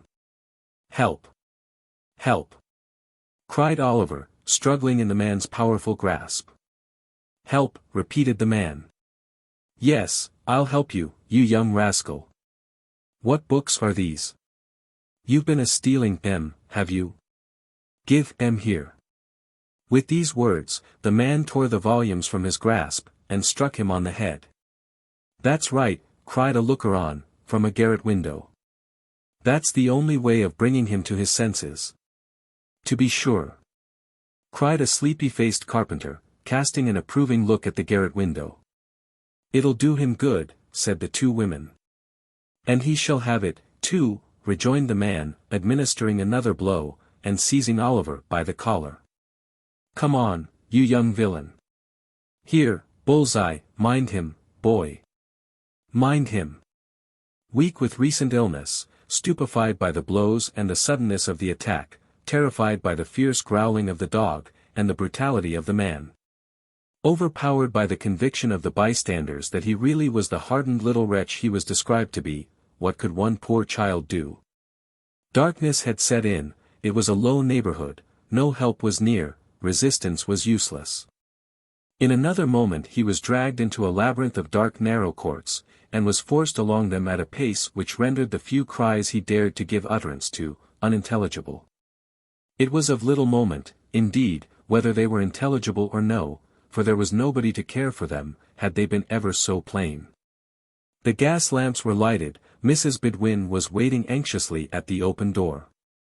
The servant had run up the street 20 times to see if there were any traces of Oliver, and still the two old gentlemen sat, perseveringly, in the dark parlour, with the watch between them. 16. Relates what became of Oliver Twist, after he had been claimed by Nancy. The narrow streets and courts, at length, terminated in a large open space, scattered about which, were pens for beasts, and other indications of a cattle market. Sikes slackened his pace when they reached this spot, the girl being quite unable to support any longer the rapid rate at which they had hitherto walked. Turning to Oliver, he roughly commanded him to take hold of Nancy's hand. "Do you hear?" growled Sikes, as Oliver hesitated, and looked round. They were in a dark corner, quite out of the track of passengers. Oliver saw, but too plainly, that resistance would be of no avail. He held out his hand, which Nancy clasped tight in hers. "Give me the other," said Sikes, seizing Oliver's unoccupied hand. "Here, bull's-eye." The dog looked up, and growled. "See here, boy," said Sikes, putting his other hand to Oliver's throat, "if he speaks ever so soft a word, hold him. D'ye mind?" The dog growled again, and licking his lips, eyed Oliver as if he were anxious to attach himself to his windpipe without delay. "He's as willing as a Christian, strike me blind if he isn't," said Sikes, regarding the animal with a kind of grim and ferocious approval. "Now, you know what you've got to expect, master, so call away as quick as you like, the dog will soon stop that game. Get on, young un." Bullseye wagged his tail in acknowledgment of this unusually endearing form of speech, and, giving vent to another admonitory growl for the benefit of Oliver, led the way onward. It was Smithfield that they were crossing, although it might have been Grosvenor Square, for anything Oliver knew to the contrary. The night was dark and foggy. The lights in the shops could scarcely struggle through the heavy mist, which thickened every moment and shrouded the streets and houses in gloom, rendering the strange place still stranger in Oliver's eyes, and making his uncertainty the more dismal and depressing. They had hurried on a few paces, when a deep church bell struck the hour. With its first stroke, his two conductors stopped, and turned their heads in the direction whence the sound proceeded. 8 o'clock, Bill," said Nancy, when the bell ceased. "What's the good of telling me that? I can hear it, can't I?" replied Sikes. "I wonder whether they can hear it," said Nancy. "Of course they can," replied Sikes. "It was Bartlemy time when I was shopped, and there warn't a penny trumpet in the fair, as I couldn't hear the squeaking on. Arter I was locked up for the night, the row and din outside made the thundering old jail so silent, that I could almost have beat my brains out against the iron plates of the door." "Poor fellow," said Nancy, who still had her face turned towards the quarter in which the bell had sounded. "Oh, Bill, such fine young chaps as them." "Yes, that's all you women think of," answered Sikes. "Fine young chaps. Well, they're as good as dead, so it don't much matter." With this consolation, Mr. Sikes appeared to repress a rising tendency to jealousy, and, clasping Oliver's wrist more firmly, told him to step out again. "Wait a minute," said the girl, "I wouldn't hurry by, if it was you that was coming out to be hung, the next time 8 o'clock struck, Bill. I'd walk round and round the place till I dropped, if the snow was on the ground, and I hadn't a shawl to cover me." "And what good would that do?" inquired the unsentimental Mr. Sikes. "Unless you could pitch over a file and 20 yards of good stout rope, you might as well be walking 50 mile off, or not walking at all, for all the good it would do me. Come on, and don't stand preaching there." The girl burst into a laugh, drew her shawl more closely round her, and they walked away. But Oliver felt her hand tremble, and, looking up in her face as they passed a gas lamp, saw that it had turned a deadly white. They walked on, by little frequented and dirty ways, for a full half-hour, meeting very few people, and those appearing from their looks to hold much the same position in society as Mr. Sikes himself. At length they turned into a very filthy narrow street, nearly full of old clothes shops.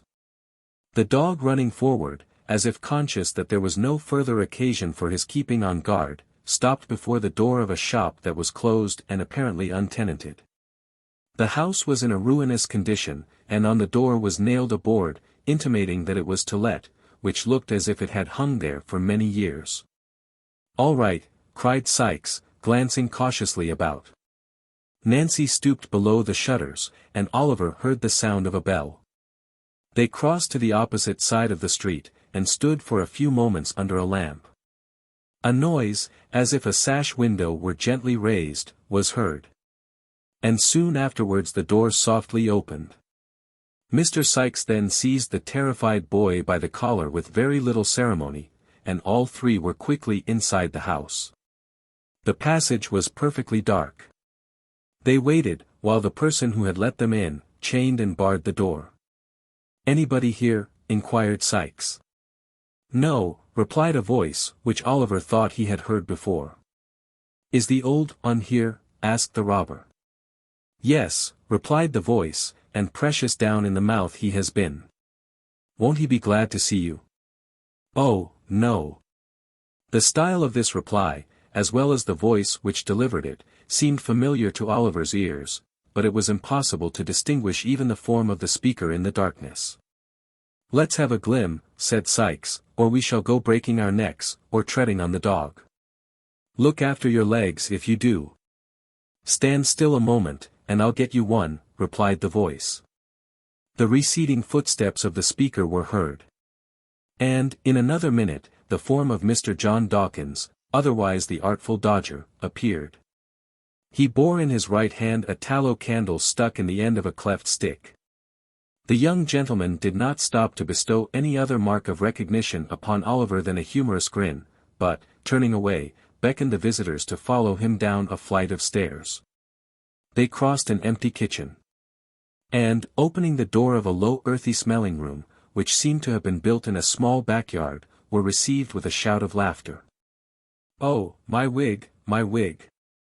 cried Master Charles Bates, from whose lungs the laughter had proceeded. "Here he is." "Oh, cry, here he is." "Oh, Fagin, look at him. Fagin, do look at him. I can't bear it, it is such a jolly game, I can't bear it. Hold me, somebody, while I laugh it out." With this irrepressible ebullition of mirth, Master Bates laid himself flat on the floor, and kicked convulsively for 5 minutes, in an ecstasy of facetious joy. Then jumping to his feet, he snatched the cleft stick from the Dodger, and, advancing to Oliver, viewed him round and round, while the Jew, taking off his nightcap, made a great number of low bows to the bewildered boy. The Artful, meantime, who was of a rather saturnine disposition, and seldom gave way to merriment when it interfered with business, rifled Oliver's pockets with steady assiduity. "Look at his togs, Fagin," said Charlie, putting the light so close to his new jacket as nearly to set him on fire. "Look at his togs. Superfine cloth, and the heavy swell cut. Oh, my eye, what a game! And his books, too. Nothing but a gentleman, Fagin." "Delighted to see you looking so well, my dear," said the Jew, bowing with mock humility. "The Artful shall give you another suit, my dear, for fear you should spoil that Sunday one. Why didn't you write, my dear, and say you were coming? We'd have got something warm for supper." At his, Master Bates roared again, so loud, that Fagin himself relaxed and even the Dodger smiled. But as the Artful drew forth the £5 note at that instant, it is doubtful whether the sally of the discovery awakened his merriment. "Hullo, what's that?" inquired Sikes, stepping forward as the Jew seized the note. "That's mine, Fagin." "No, no, my dear," said the Jew. "Mine, Bill, mine. You shall have the books." "If that ain't mine," said Bill Sikes, putting on his hat with a determined air, "mine and Nancy's that is, I'll take the boy back again." The Jew started. Oliver started too, though from a very different cause, for he hoped that the dispute might really end in his being taken back. "Come. Hand over, will you?" said Sikes. "This is hardly fair, Bill, hardly fair, is it, Nancy?" inquired the Jew. "Fair, or not fair," retorted Sikes, "hand over, I tell you. Do you think Nancy and me has got nothing else to do with our precious time but to spend it in scouting ardor, and kidnapping, every young boy as gets grabbed through you? Give it here, you avaricious old skeleton, give it here. With this gentle remonstrance, Mr. Sikes plucked the note from between the Jew's finger and thumb. And looking the old man coolly in the face, folded it up small, and tied it in his neckerchief. That's for our share of the trouble, said Sikes, and not half enough, neither. You may keep the books, if you're fond of reading. If you ain't, sell 'em. They're very pretty, said Charlie Bates, who, with sundry grimaces, had been affecting to read one of the volumes in question. Beautiful writing, isn't it, Oliver? At sight of the dismayed look with which Oliver regarded his tormentors, Master Bates, who was blessed with a lively sense of the ludicrous, fell into another ecstasy, more boisterous than the first. They belong to the old gentleman, said Oliver, wringing his hands, to the good, kind, old gentleman who took me into his house, and had me nursed, when I was near dying of the fever.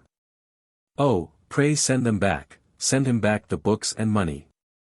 Keep me here all my life long, but pray send them back. He'll think I stole them, the old lady, all of them who were so kind to me, will think I stole them. Oh, do have mercy upon me, and send them back. With these words, which were uttered with all the energy of passionate grief, Oliver fell upon his knees at the Jew's feet, and beat his hands together, in perfect desperation. The boy's right, remarked Fagin, looking covertly round, and knitting his shaggy eyebrows into a hard knot. You're right, Oliver, you're right, they will think you have stolen 'em. Ha! Ha! Chuckled the Jew, rubbing his hands, it couldn't have happened better, if we had chosen our time. Of course it couldn't, replied Sikes, I know that, directly I see him coming through Clerkenwell, with the books under his arm. It's all right enough. They're soft-hearted psalm singers, or they wouldn't have taken him in at all, and they'll ask no questions after him, fear they should be obliged to prosecute, and so get him lagged. He's safe enough. Oliver had looked from one to the other, while these words were being spoken, as if he were bewildered, and could scarcely understand what passed. But when Bill Sikes concluded, he jumped suddenly to his feet, and tore wildly from the room, uttering shrieks for help, which made the bare old house echo to the roof. Keep back the dog, Bill! Cried Nancy, springing before the door, and closing it, as the Jew and his two pupils darted out in pursuit. Keep back the dog, he'll tear the boy to pieces. Serve him right, cried Sikes, struggling to disengage himself from the girl's grasp. Stand off from me, or I'll split your head against the wall. I don't care for that, Bill, I don't care for that, screamed the girl, struggling violently with the man, the child shan't be torn down by the dog, unless you kill me first. Shan't he, said Sikes, setting his teeth. I'll soon do that, if you don't keep off. The housebreaker flung the girl from him to the further end of the room, just as the Jew and the two boys returned, dragging Oliver among them. What's the matter here, said Fagin, looking round. The girl's gone mad, I think, replied Sikes, savagely. No, she hasn't, said Nancy, pale and breathless from the scuffle. No, she hasn't, Fagin, don't think it. Then keep quiet, will you, said the Jew, with a threatening look. No, I won't do that, neither, replied Nancy, speaking very loud. Come. What do you think of that? Mr. Fagin was sufficiently well acquainted with the manners and customs of that particular species of humanity to which Nancy belonged, to feel tolerably certain that it would be rather unsafe to prolong any conversation with her, at present. With the view of diverting the attention of the company, he turned to Oliver.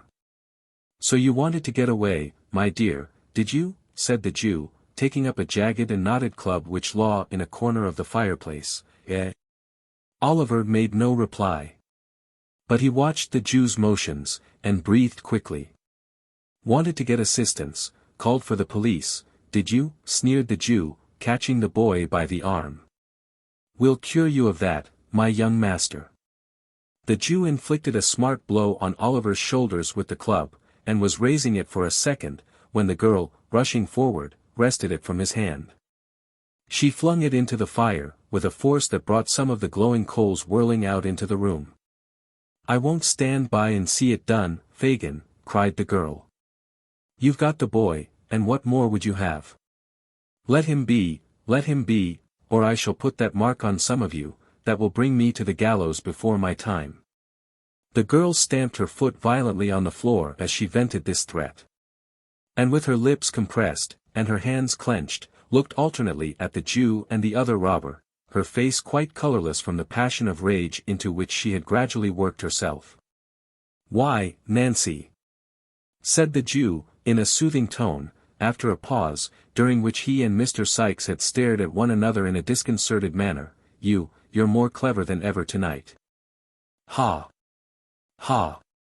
My dear, you are acting beautifully." "Am I?" said the girl. "Take care I don't overdo it. You will be the worse for it, Fagin, if I do, and so I tell you in good time to keep clear of me. There is something about a roused woman, especially if she add to all her other strong passions, the fierce impulses of recklessness and despair, which few men like to provoke." The Jew saw that it would be hopeless to affect any further mistake regarding the reality of Miss Nancy's rage. And, shrinking involuntarily back a few paces, cast a glance, half imploring and half cowardly, at Sikes, as if to hint that he was the fittest person to pursue the dialogue. Mr. Sikes, thus mutely appealed to, and possibly feeling his personal pride and influence interested in the immediate reduction of Miss Nancy to reason, gave utterance to about a couple of score of curses and threats, the rapid production of which reflected great credit on the fertility of his invention. As they produced no visible effect on the object against whom they were discharged, however, he resorted to more tangible arguments. "What do you mean by this?" said Sikes, backing the inquiry with a very common imprecation concerning the most beautiful of human features, which, if it were heard above, only once out of every 50,000 times that it is uttered below, would render blindness as common a disorder as measles. "What do you mean by it?" "Burn my body." "Do you know who you are, and what you are?" "Oh, yes, I know all about it," replied the girl, laughing hysterically, and shaking her head from side to side, with a poor assumption of indifference. "Well, then, keep quiet," rejoined Sikes, with a growl like that he was accustomed to use when addressing his dog, "or I'll quiet you for a good long time to come." The girl laughed again, even less composedly than before. And, darting a hasty look at Sikes, turned her face aside, and bit her lip till the blood came. "You're a nice one," added Sikes, as he surveyed her with a contemptuous air, to take up the humane and genteel side. "A pretty subject for the child, as you call him, to make a friend of." "God Almighty help me, I am," cried the girl passionately. "And I wish I had been struck dead in the street, or had changed places with them we passed so near tonight, before I had lent a hand in bringing him here. He's a thief, a liar, a devil, all that's bad, from this night forth. Isn't that enough for the old wretch, without blows?" "Come, come, Sikes," said the Jew appealing to him in a remonstratory tone, and motioning towards the boys, who were eagerly attentive to all that passed, "we must have civil words." "Civil words, Bill." "Civil words," cried the girl, whose passion was frightful to see. "Civil words, you villain. Yes, you deserve M from me. I thieved for you when I was a child not half as old as this," pointing to Oliver. "I have been in the same trade, and in the same service, for 12 years since. Don't you know it? Speak out. Don't you know it?" "Well, well," replied the Jew, with an attempt at pacification, "and, if you have, it's your living." It is," returned the girl, not speaking, but pouring out the words in one continuous and vehement scream. "It is my living, and the cold, wet, dirty streets are my home. And you're the wretch that drove me to them long ago, and that'll keep me there, day and night, till I die." "I shall do you a mischief," interposed the Jew, goaded by these reproaches. "A mischief worse than that, if you say much more." The girl said nothing more. But, tearing her hair and dress in a transport of passion, made such a rush at the Jew as would probably have left signal marks of her revenge upon him, had not her wrists been seized by Sikes at the right moment. Upon which, she made a few ineffectual struggles, and fainted. "She's all right now," said Sikes, laying her down in a corner. "She's uncommon strong in the arms, when she's up in this way." The Jew wiped his forehead, and smiled, as if it were a relief to have the disturbance over, but neither he, nor Sikes, nor the dog, nor the boys, seemed to consider it in any other light than a common occurrence incidental to business. "It's the worst of having to do with women," said the Jew, replacing his club, "but they're clever, and we can't get on, in our line, without 'em. Charlie, show Oliver to bed." "I suppose he'd better not wear his best clothes tomorrow, Fagin, had he?" inquired Charlie Bates. "Certainly not," replied the Jew, reciprocating the grin with which Charlie put the question. Master Bates, apparently much delighted with his commission, took the cleft stick, and led Oliver into an adjacent kitchen, where there were 2 or 3 of the beds on which he had slept before. And here, with many uncontrollable bursts of laughter, he produced the identical old suit of clothes which Oliver had so much congratulated himself upon leaving off at Mr. Brownlow's. And the accidental display of which, to Fagin, by the Jew who purchased them, had been the very first clue received, of his whereabout. "Put off the smart ones," said Charlie, "and I'll give 'em to Fagin to take care of. What fun it is!" Poor Oliver unwillingly complied. Master Bates, rolling up the new clothes under his arm, departed from the room, leaving Oliver in the dark, and locking the door behind him. The noise of Charlie's laughter, and the voice of Miss Betsy, who opportunely arrived to throw water over her friend, and perform other feminine offices for the promotion of her recovery, might have kept many people awake under more happy circumstances than those in which Oliver was placed. But he was sick and weary, and he soon fell sound asleep. 17. Oliver's destiny continuing unpropitious, brings a great man to London to injure his reputation. It is the custom on the stage, in all good murderous melodramas, to present the tragic and the comic scenes, in as regular alternation as the layers of red and white in a side of streaky bacon. The hero sinks upon his straw bed, weighed down by fetters and misfortunes. In the next scene, his faithful but unconscious squire regales the audience with a comic song. We behold, with throbbing bosoms, the heroine in the grasp of a proud and ruthless baron, her virtue and her life alike in danger, drawing forth her dagger to preserve the one at the cost of the other. And just as our expectations are wrought up to the highest pitch, a whistle is heard, and we are straightway transported to the great hall of the castle, where a grey-headed seneschal sings a funny chorus with a funnier body of vassals, who are free of all sorts of places, from church vaults to palaces, and roam about in company, caroling perpetually.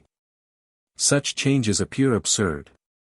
But they are not so unnatural as they would seem at first sight. The transitions in real life from well-spread boards to deathbeds, and from mourning weeds to holiday garments, are not a whit less startling. Only, there, we are busy actors, instead of passive lookers-on, which makes a vast difference. The actors in the mimic life of the theatre, are blind to violent transitions and abrupt impulses of passion or feeling, which, presented before the eyes of mere spectators, are at once condemned as outrageous and preposterous. As sudden shiftings of the scene, and rapid changes of time and place, are not only sanctioned in books by long usage, but are by many considered as the great art of authorship, an author's skill in his craft being, by such critics, chiefly estimated with relation to the dilemmas in which he leaves his characters at the end of every chapter. This brief introduction to the present one may perhaps be deemed unnecessary. If so, let it be considered a delicate intimation on the part of the historian that he is going back to the town in which Oliver Twist was born. The reader taking it for granted that there are good and substantial reasons for making the journey, or he would not be invited to proceed upon such an expedition. Mr. Bumble emerged at early morning from the workhouse gate, and walked with portly carriage and commanding steps, up the High Street. He was in the full bloom and pride of beadlehood, his cocked hat and coat were dazzling in the morning sun. He clutched his cane with the vigorous tenacity of health and power. Mr. Bumble always carried his head high, but this morning it was higher than usual. There was an abstraction in his eye, an elevation in his air, which might have warned an observant stranger that thoughts were passing in the beadle's mind, too great for utterance. Mr. Bumble stopped not to converse with the small shopkeepers and others who spoke to him, deferentially, as he passed along. He merely returned their salutations with a wave of his hand, and relaxed not in his dignified pace, until he reached the farm where Mrs. Mann tended the infant paupers with parochial care. "Drat that beadle," said Mrs. Mann, hearing the well-known shaking at the garden gate. "If it isn't him at this time in the morning. Lauk, Mr. Bumble, only think of its being you. Well, dear me, it is a pleasure, this is. Come into the parlor, sir, please." The first sentence was addressed to Susan, and the exclamations of delight were uttered to Mr. Bumble, as the good lady unlocked the garden gate, and showed him, with great attention and respect, into the house. "Mrs. Mann," said Mr. Bumble. Not sitting upon, or dropping himself into a seat, as any common jackanapes would, but letting himself gradually and slowly down into a chair. "Mrs. Mann, ma'am, good morning." "Well, and good morning to you, sir," replied Mrs. Mann, with many smiles, "and hoping you find yourself well, sir." "So, Mrs. Mann," replied the beadle. "A parochial life is not a bed of roses, Mrs. Mann." "Ah, that it isn't indeed, Mr. Bumble," rejoined the lady. And all the infant paupers might have chorused the rejoinder with great propriety, if they had heard it. "A parochial life, ma'am," continued Mr. Bumble, striking the table with his cane, "is a life of worrit, and vexation, and hardihood. But all public characters, as I may say, must suffer prosecution." Mrs. Mann, not very well knowing what the beadle meant, raised her hands with a look of sympathy, and sighed. "Ah! You may well sigh, Mrs. Mann," said the beadle. Finding she had done right, Mrs. Mann sighed again, evidently to the satisfaction of the public character, who, repressing a complacent smile by looking sternly at his cocked hat, said, "Mrs. Mann, I am going to London." "Lauk, Mr. Bumble!" cried Mrs. Mann, starting back. "To London, ma'am," resumed the inflexible beadle, "by coach. I and 2 paupers, Mrs. Mann. A legal action is a-coming on, about a settlement, and the board has appointed me, Mrs. Mann, to dispose to the matter before the quarter sessions at Clerkenwell. And I very much question," added Mr. Bumble, drawing himself up, "whether the Clerkenwell sessions will not find themselves in the wrong box before they have done with me." "Oh! You mustn't be too hard upon them, sir," said Mrs. Mann, coaxingly. "The Clerkenwell sessions have brought it upon themselves, ma'am," replied Mr. Bumble. "And if the Clerkenwell sessions find that they come off rather worse than they expected, the Clerkenwell sessions have only themselves to thank." There was so much determination and depth of purpose about the menacing manner in which Mr. Bumble delivered himself of these words, that Mrs. Mann appeared quite awed by them. At length she said, "You're going by coach, sir? I thought it was always usual to send them paupers in carts." "That's when they're ill, Mrs. Mann," said the beadle. "We put the sick paupers into open carts in the rainy weather, to prevent their taking cold." "Oh," said Mrs. Mann. "The opposition coach contracts for these 2, and takes them cheap," said Mr. Bumble. "They are both in a very low state, and we find it would come £2 cheaper to move M than to bury M, that is, if we can throw M upon another parish, which I think we shall be able to do, if they don't die upon the road to spite us." Ha! Ha! Ha! When Mr. Bumble had laughed a little while, his eyes again encountered the cocked hat, and he became grave. "We are forgetting business, ma'am," said the beadle. "Here is your parochial stipend for the month." Mr. Bumble produced some silver money rolled up in paper, from his pocketbook, and requested a receipt, which Mrs. Mann wrote. "It's very much blotted, sir," said the farmer of infants, "but it's formal enough, I dare say." "Thank you, Mr. Bumble, sir, I am very much obliged to you, I'm sure. Mr. Bumble nodded, blandly, in acknowledgment of Mrs. Mann's curtsy, and inquired how the children were. Bless their dear little hearts, said Mrs. Mann with emotion, they're as well as can be, the dears. Of course, except the two that died last week. And little Dick. Isn't that boy no better? Inquired Mr. Bumble. Mrs. Mann shook her head. He's a ill-conditioned, vicious, bad-disposed parochial child that, said Mr. Bumble angrily. Where is he? I'll bring him to you in 1 minute, sir, replied Mrs. Mann. Here, you Dick. After some calling, Dick was discovered. Having had his face put under the pump, and dried upon Mrs. Mann's gown, he was led into the awful presence of Mr. Bumble, the beadle. The child was pale and thin, his cheeks were sunken, and his eyes large and bright. The scanty parish dress, the livery of his misery, hung loosely on his feeble body, and his young limbs had wasted away, like those of an old man. Such was the little being who stood trembling beneath Mr. Bumble's glance. Not daring to lift his eyes from the floor, and dreading even to hear the beadle's voice. Can't you look at the gentleman, you obstinate boy, said Mrs. Mann. The child meekly raised his eyes, and encountered those of Mr. Bumble. What's the matter with you, parochial Dick? Inquired Mr. Bumble, with well-timed jocularity. Nothing, sir, replied the child faintly. I should think not, said Mrs. Mann, who had of course laughed very much at Mr. Bumble's humor. You want for nothing, I'm sure. I should like, faltered the child. Heyday, interposed Mr. Mann, I suppose you're going to say that you do want for something, now. Why, you little wretch. Stop, Mrs. Mann, stop. Said the beadle, raising his hand with a show of authority. Like what, sir, eh? I should like, faltered the child, if somebody that can write, would put a few words down for me on a piece of paper, and fold it up and seal it, and keep it for me, after I am laid in the ground. Why, what does the boy mean? Exclaimed Mr. Bumble, on whom the earnest manner and one aspect of the child had made some impression, accustomed as he was to such things. What do you mean, sir? I should like, said the child, to leave my dear love to poor Oliver Twist. And to let him know how often I have sat by myself and cried to think of his wandering about in the dark nights with nobody to help him.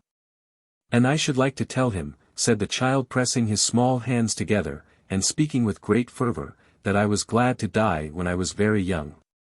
For, perhaps, if I had lived to be a man, and had grown old, my little sister who is in heaven, might forget me, or be unlike me, and it would be so much happier if we were both children there together. Mr. Bumble surveyed the little speaker, from head to foot, with indescribable astonishment, and, turning to his companion, said, They're all in one story, Mrs. Mann. That audacious Oliver had demobilized them all. I couldn't have believed it, sir, said Mrs. Mann, holding up her hands, and looking malignantly at Dick. I never see such a hardened little wretch. Take him away, ma'am, said Mr. Bumble imperiously. This must be stated to the board, Mrs. Mann. I hope the gentleman will understand that it isn't my fault, sir, said Mrs. Mann, whimpering pathetically. They shall understand that, ma'am, they shall be acquainted with the true state of the case, said Mr. Bumble. There. Take him away, I can't bear the sight on him. Dick was immediately taken away, and locked up in the coal cellar. Mr. Bumble shortly afterwards took himself off, to prepare for his journey. At 6 o'clock next morning, Mr. Bumble, having exchanged his cocked hat for a round one, and encased his person in a blue greatcoat with a cape to it, took his place on the outside of the coach, accompanied by the criminals whose settlement was disputed. With whom, in due course of time, he arrived in London. He experienced no other crosses on the way, than those which originated in the perverse behavior of the two paupers, who persisted in shivering, and complaining of the cold, in a manner which, Mr. Bumble declared, caused his teeth to chatter in his head, and made him feel quite uncomfortable, although he had a great coat on. Having disposed of these evil-minded persons for the night, Mr. Bumble sat himself down in the house at which the coach stopped, and took a temperate dinner of steaks, oyster sauce, and porter. Putting a glass of hot gin and water on the chimney-piece, he drew his chair to the fire. And, with sundry moral reflections on the too prevalent sin of discontent and complaining, composed himself to read the paper. The very first paragraph upon which Mr. Bumble's eye rested, was the following advertisement. 5 guineas reward. Whereas a young boy, named Oliver Twist, absconded, or was enticed, on Thursday evening last, from his home, at Pentonville, and has not since been heard of. The above reward will be paid to any person who will give such information as will lead to the discovery of the said Oliver Twist, or tend to throw any light upon his previous history, in which the advertiser is, for many reasons, warmly interested.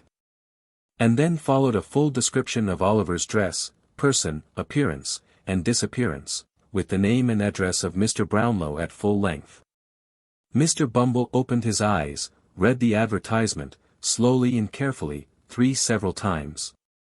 And in something more than 5 minutes was on his way to Pentonville, having actually, in his excitement, left the glass of hot gin and water, untasted. "Is Mr. Brownlow at home?" inquired Mr. Bumble of the girl who opened the door. To this inquiry the girl returned the not uncommon, but rather evasive reply of, "I don't know, where do you come from?" Mr. Bumble no sooner uttered Oliver's name, in explanation of his errand, than Mrs. Bedwin, who had been listening at the parlor door, hastened into the passage in a breathless state. Come in," said the old lady, "I knew we should hear of him." "Poor dear! I knew we should. I was certain of it. Bless his heart. I said so all along." Having heard this, the worthy old lady hurried back into the parlor again, and seating herself on a sofa, burst into tears. The girl, who was not quite so susceptible, had run upstairs meanwhile. And now returned with a request that Mr. Bumble would follow her immediately, which he did.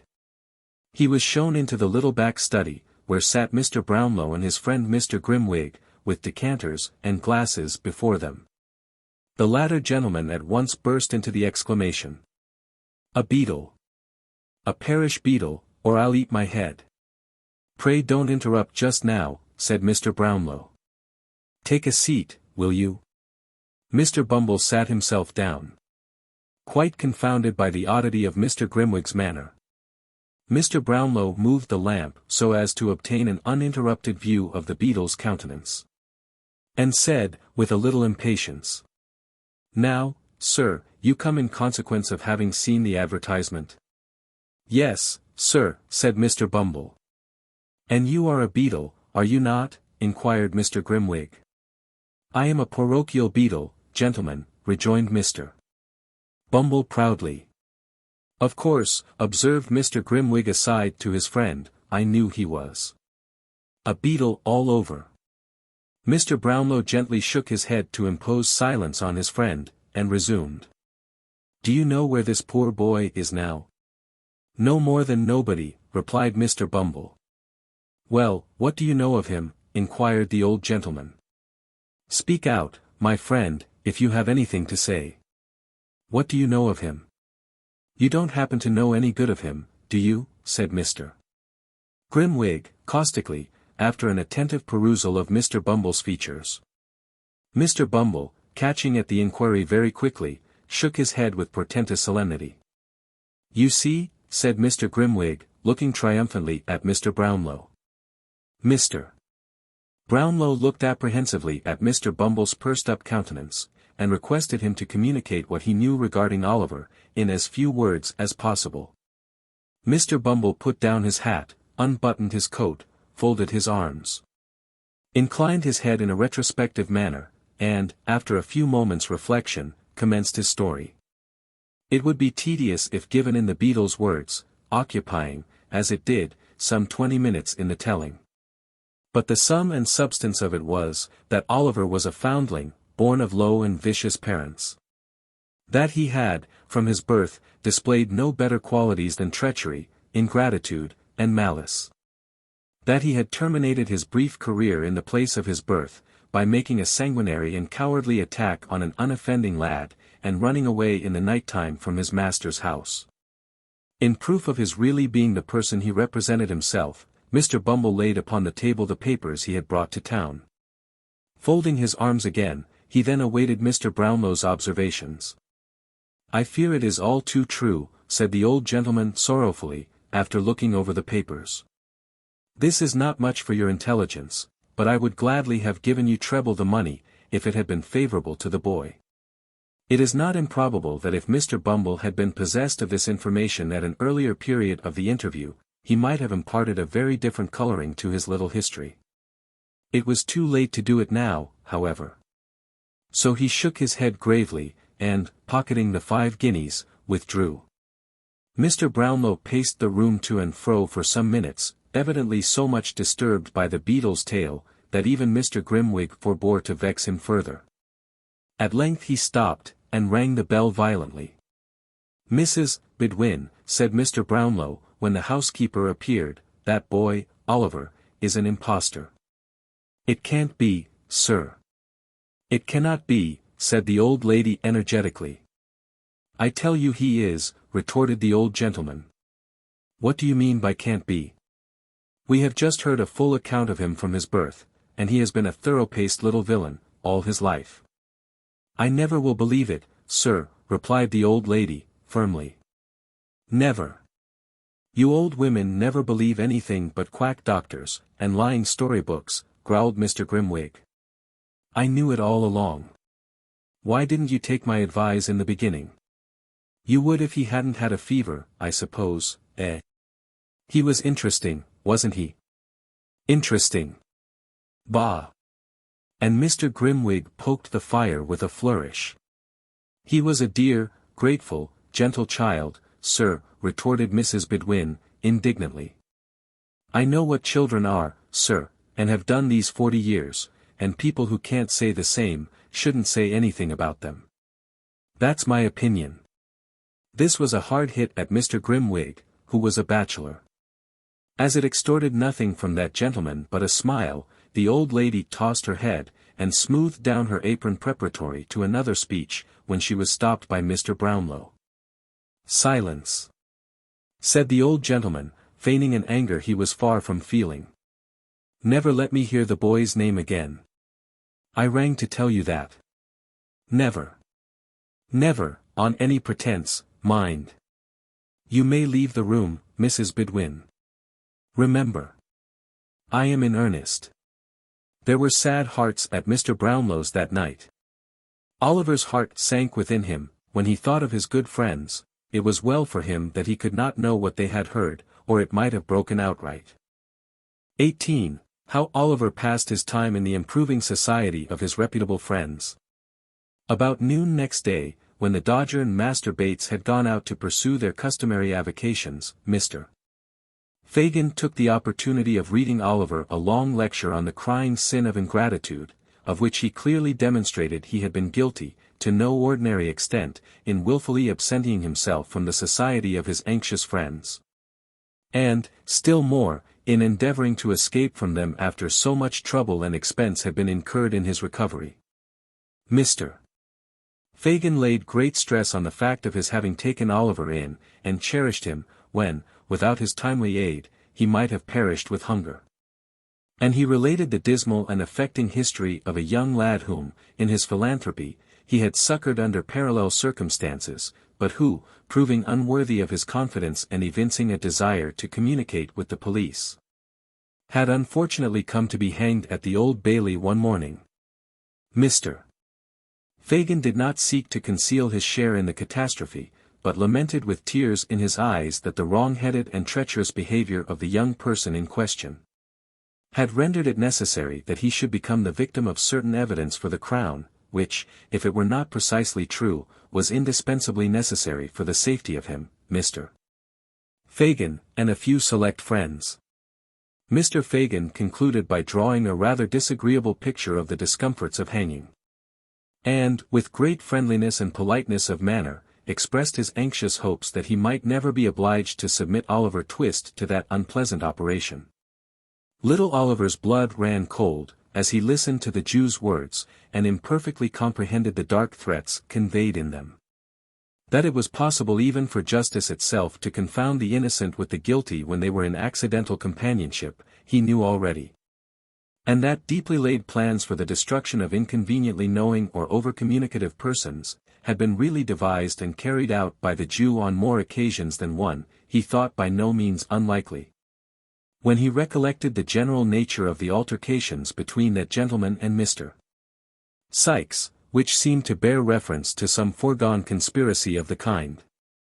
As he glanced timidly up, and met the Jew's searching look, he felt that his pale face and trembling limbs were neither unnoticed nor unrelished by that wary old gentleman. The Jew, smiling hideously, patted Oliver on the head, and said, that if he kept himself quiet, and applied himself to business, he saw they would be very good friends yet. Then, taking his hat, and covering himself with an old patched greatcoat, he went out, and locked the room door behind him. And so Oliver remained all that day, and for the greater part of many subsequent days, seeing nobody, between early morning and midnight, and left during the long hours to commune with his own thoughts.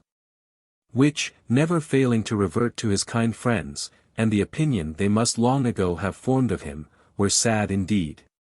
After the lapse of a week or so, the Jew left the room door unlocked, and he was at liberty to wander about the house.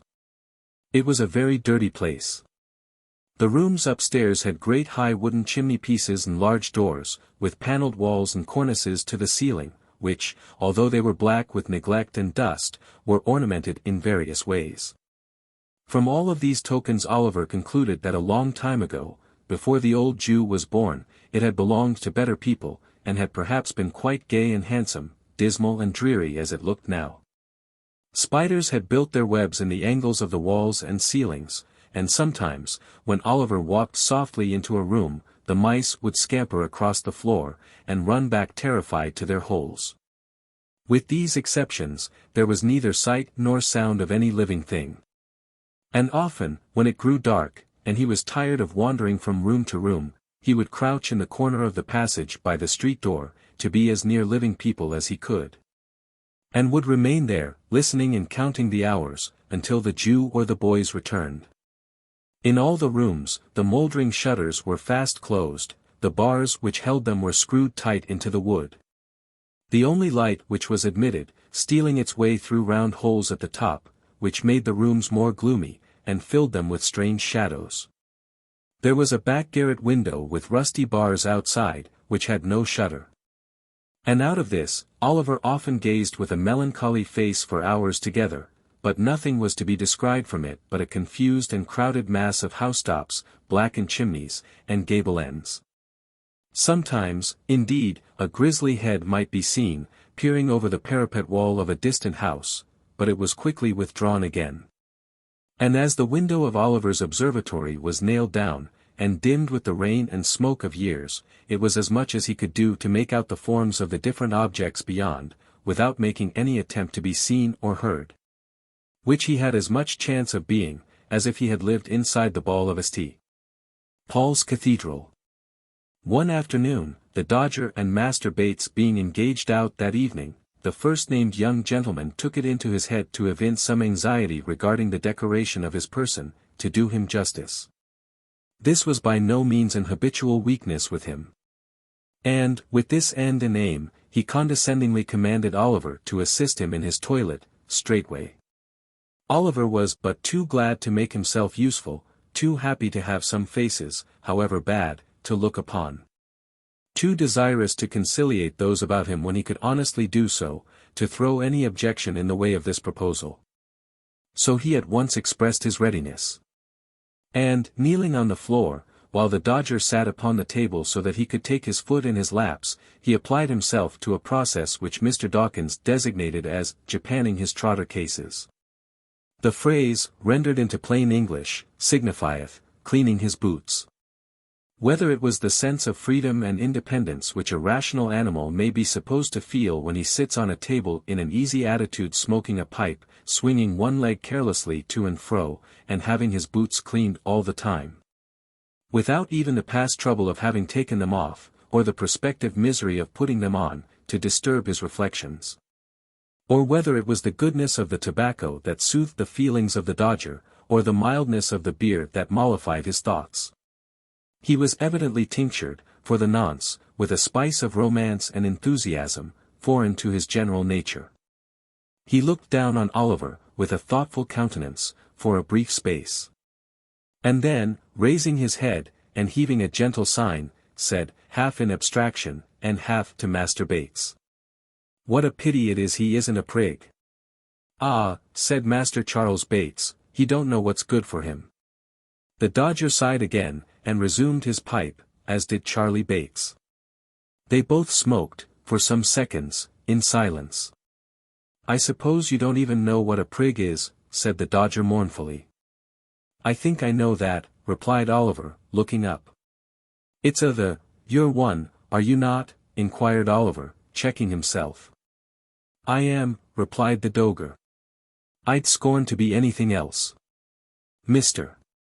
Dawkins gave his hat a ferocious cock, after delivering this sentiment, and looked at Master Bates, as if to denote that he would feel obliged by his saying anything to the contrary. "I am," repeated the Dodger.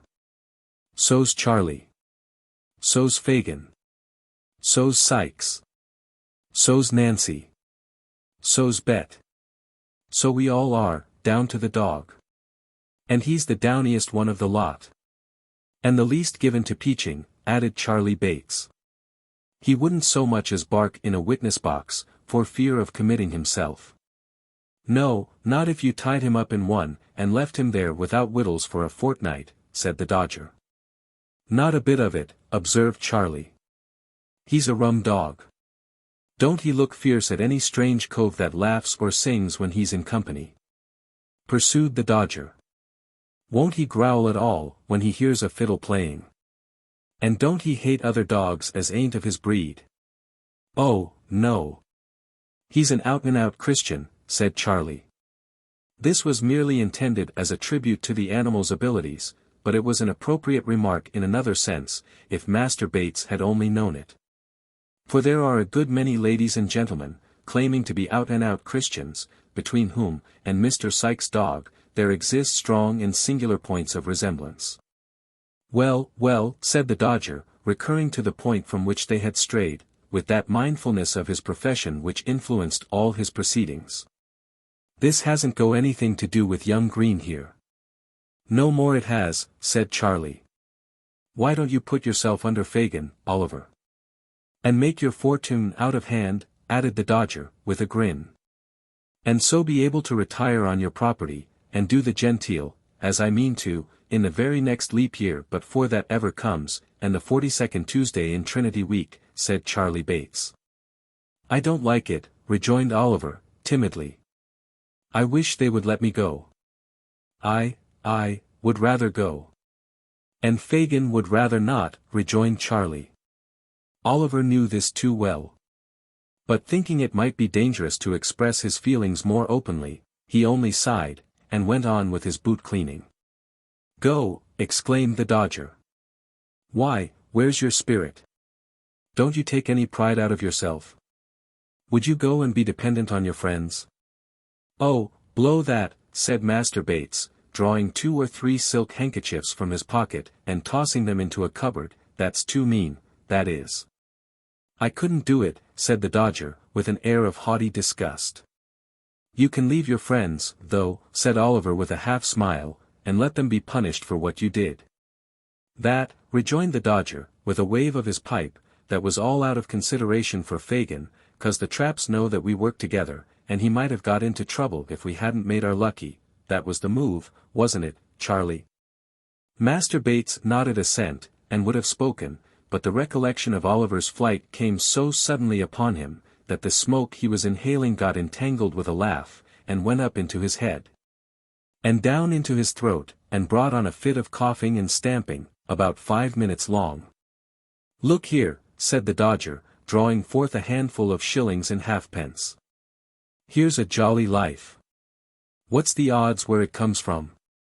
Here, catch hold, there's plenty more where they were took from. You won't you? Oh, you precious flat. "It's naughty, ain't it, Oliver?" inquired Charlie Bates. "He'll come to be scragged, won't he?" "I don't know what that means," replied Oliver. "Something in this way, old feller," said Charlie. As he said it, Master Bates caught up an end of his neckerchief, and, holding it erect in the air, dropped his head on his shoulder, and jerked a curious sound through his teeth, thereby indicating, by a lively pantomimic representation, that scragging and hanging were one and the same thing. "That's what it means," said Charlie. "Look how he stares, Jack. I never did see such prime company as that 'ere boy. He'll be the death of me, I know he will." Master Charlie Bates, having laughed heartily again, resumed his pipe with tears in his eyes. "You've been brought up bad," said the Dodger, surveying his boots with much satisfaction when Oliver had polished them. "Fagin will make something of you, though, or you'll be the first he ever had that turned out unprofitable. You'd better begin at once, for you'll come to the trade long before you think of it, and you're only losing time, Oliver." Master Bates backed this advice with sundry moral admonitions of his own, which, being exhausted, he and his friend Mr. Dawkins launched into a glowing description of the numerous pleasures incidental to the life they led, interspersed with a variety of hints to Oliver that the best thing he could do, would be to secure Fagin's favour without more delay, by the means which they themselves had employed to gain it. "And always put this in your pipe, Nolly," said the Dodger, as the Jew was heard unlocking the door above, "if you don't take fogels and tickers." "What's the good of talking in that way?" interposed Master Bates, "he don't know what you mean." "If you don't take pocket handkers and watches," said the Dodger, reducing his conversation to the level of Oliver's capacity, "some other cove will. So that the coves that lose 'em will be all the worse, and you'll be all the worse, too, and nobody half a ha'porth the better, except the chaps what gets them, and you've just as good a right to them as they have." To be sure," said the Jew, who had entered unseen by Oliver. "It all lies in a nutshell, my dear, in a nutshell, take the Dodger's word for it." "Ha! Ha! Ha! He understands the catechism of his trade." The old man rubbed his hands gleefully together, as he corroborated the Dodger's reasoning in these terms, and chuckled with delight at his pupil's proficiency. The conversation proceeded no farther at this time, for the Jew had returned home accompanied by Miss Betsy, and a gentleman whom Oliver had never seen before, but who was accosted by the Dodger as Tom Chitlin, and who, having lingered on the stairs to exchange a few gallantries with the lady, now made his appearance. Mr. Chitlin was older in years than the Dodger, having perhaps numbered 18 winters. But there was a degree of deference in his deportment towards that young gentleman which seemed to indicate that he felt himself conscious of a slight inferiority in point of genius and professional acquirements. He had small twinkling eyes, and a pockmarked face, wore a fur cap, a dark corduroy jacket, greasy fustian trousers, and an apron. His wardrobe was, in truth, rather out of repair. But he excused himself to the company by stating that his time was only out an hour before, and that, in consequence of having worn the regimentals for 6 weeks past, he had not been able to bestow any attention on his private clothes. Mr. Chitlin added, with strong marks of irritation, that the new way of fumigating clothes up yonder was infernal unconstitutional, for it burnt holes in them, and there was no remedy against the county. The same remark he considered to apply to the regulation mode of cutting the hair, which he held to be decidedly unlawful. Mr. Chitlin wound up his observations by stating that he had not touched a drop of anything for 42 long hard-working days, and that he wished he might be busted if he warn't as dry as a lime basket. "Where do you think the gentleman has come from, Oliver?" inquired the Jew, with a grin, as the other boys put a bottle of spirits on the table. I don't know, sir," replied Oliver. "Who's that?" inquired Tom Chitlin, casting a contemptuous look at Oliver. "A young friend of mine, my dear," replied the Jew. "He's in luck, then," said the young man, with a meaning look at Fagin. "Never mind where I came from, young un. You'll find your way there, soon enough, I'll bet a crown." At this sally, the boys laughed. After some more jokes on the same subject, they exchanged a few short whispers with Fagin, and withdrew. After some words apart between the last comer and Fagin, they drew their chairs towards the fire, and the Jew, telling Oliver to come and sit by him, led the conversation to the topics most calculated to interest his hearers. These were, the great advantages of the trade, the proficiency of the Dodger, the amiability of Charlie Bates, and the liberality of the Jew himself. At length these subjects displayed signs of being thoroughly exhausted, and Mr. Chitlin did the same, for the House of Correction becomes fatiguing after a week or two. Miss Betsy accordingly withdrew, and left the party to their repose. From this day, Oliver was seldom left alone, but was placed in almost constant communication with the two boys, who played the old game with the Jew every day, whether for their own improvement or Oliver's, Mr. Fagin best knew. At other times the old man would tell them stories of robberies he had committed in his younger days, mixed up with so much that was droll and curious, that Oliver could not help laughing heartily, and showing that he was amused in spite of all his better feelings. In short, the wily old Jew had the boy in his toils. Having prepared his mind, by solitude and gloom, to prefer any society to the companionship of his own sad thoughts in such a dreary place, he was now slowly instilling into his soul the poison which he hoped would blacken it, and change its hue for ever. 19. In which a notable plan is discussed and determined on. It was a chill, damp, windy night, when the Jew, buttoning his greatcoat tight round his shriveled body, and pulling the collar up over his ears so as completely to obscure the lower part of his face, emerged from his den. He paused on the step as the door was locked and chained behind him, and having listened while the boys made all secure, and until their retreating footsteps were no longer audible, slunk down the street as quickly as he could. The house to which Oliver had been conveyed, was in the neighborhood of Whitechapel. The Jew stopped for an instant at the corner of the street, and, glancing suspiciously round, crossed the road, and struck off in the direction of the Spitalfields. The mud lay thick upon the stones, and a black mist hung over the streets. The rain fell sluggishly down, and everything felt cold and clammy to the touch. It seemed just the night when it befitted such a being as the Jew to be abroad. As he glided stealthily along, creeping beneath the shelter of the walls and doorways, the hideous old man seemed like some loathsome reptile, engendered in the slime and darkness through which he moved, crawling forth, by night, in search of some rich offal for a meal. He kept on his course, through many winding and narrow ways, until he reached Bethnal Green. Then, turning suddenly off to the left, he soon became involved in a maze of the mean and dirty streets which abound in that close and densely populated quarter. The Jew was evidently too familiar with the ground he traversed to be at all bewildered, either by the darkness of the night, or the intricacies of the way. He hurried through several alleys and streets, and at length turned into one, lighted only by a single lamp at the farther end. At the door of a house in this street, he knocked. Having exchanged a few muttered words with the person who opened it, he walked upstairs. A dog growled as he touched the handle of a room door, and a man's voice demanded who was there. "Only me, Bill, only me, my dear," said the Jew looking in. "Bring in your body then," said Sykes. "Lie down, you stupid brute. Don't you know the devil when he's got a greatcoat on?" Apparently, the dog had been somewhat deceived by Mr. Fagin's outer garment. For as the Jew unbuttoned it, and threw it over the back of a chair, he retired to the corner from which he had risen, wagging his tail as he went, to show that he was as well satisfied as it was in his nature to be. "Well," said Sykes. "Well, my dear," replied the Jew. "Ah. Nancy."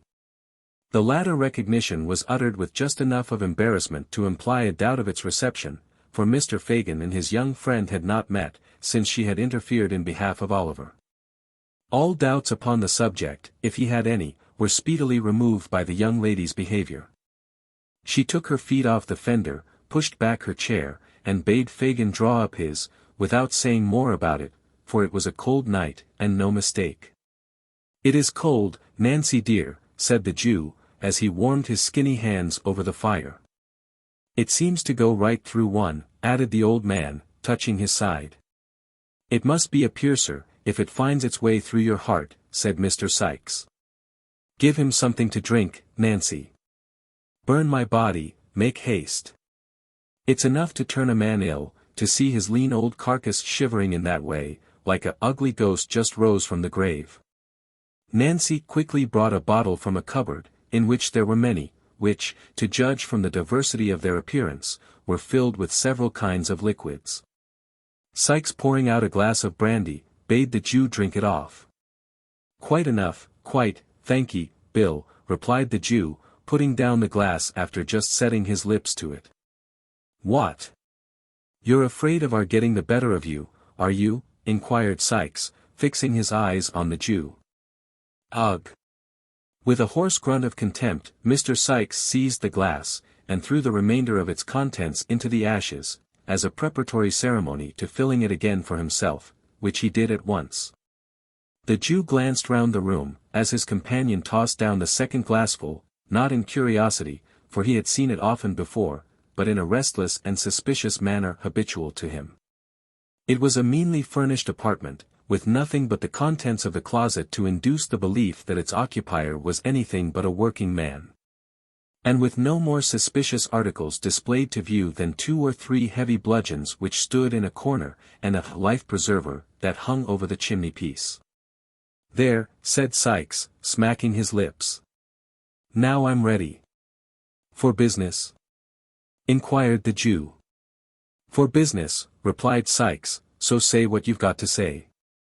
About the crib at Chertsey, Bill, said the Jew, drawing his chair forward, and speaking in a very low voice.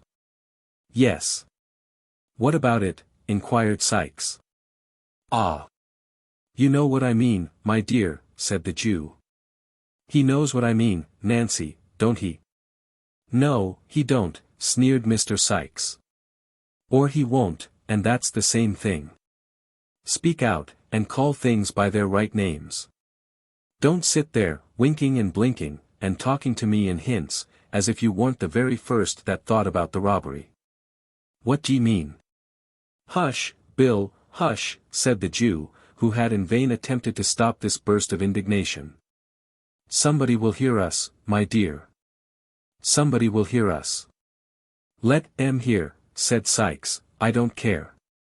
But as Mr. Sikes did care, on reflection, he dropped his voice as he said the words, and grew calmer. There, said the Jew, coaxingly. It was only my caution, nothing more. Now, my dear, about that crib at Chertsey, when is it to be done, Bill, eh? When is it to be done? Such plate, my dear, such plate. Said the Jew, rubbing his hands, and elevating his eyebrows in a rapture of anticipation. Not at all, replied Sikes coldly. Not to be done at all, echoed the Jew, leaning back in his chair. No, not at all, rejoined Sikes. At least it can't be a put-up job, as we expected. Then it hasn't been properly gone about, said the Jew, turning pale with anger. Don't tell me. But I will tell you, retorted Sikes. Who are you that's not to be told? I tell you that Toby Crackit has been hanging about the place for a fortnight, and he can't get one of the servants in line. Do you mean to tell me, Bill, said the Jew, softening as the other grew heated, that neither of the 2 men in the house can be got over? Yes, I do mean to tell you so, replied Sikes. The old lady has had these 20 years. And if you were to give £500, they wouldn't be in it.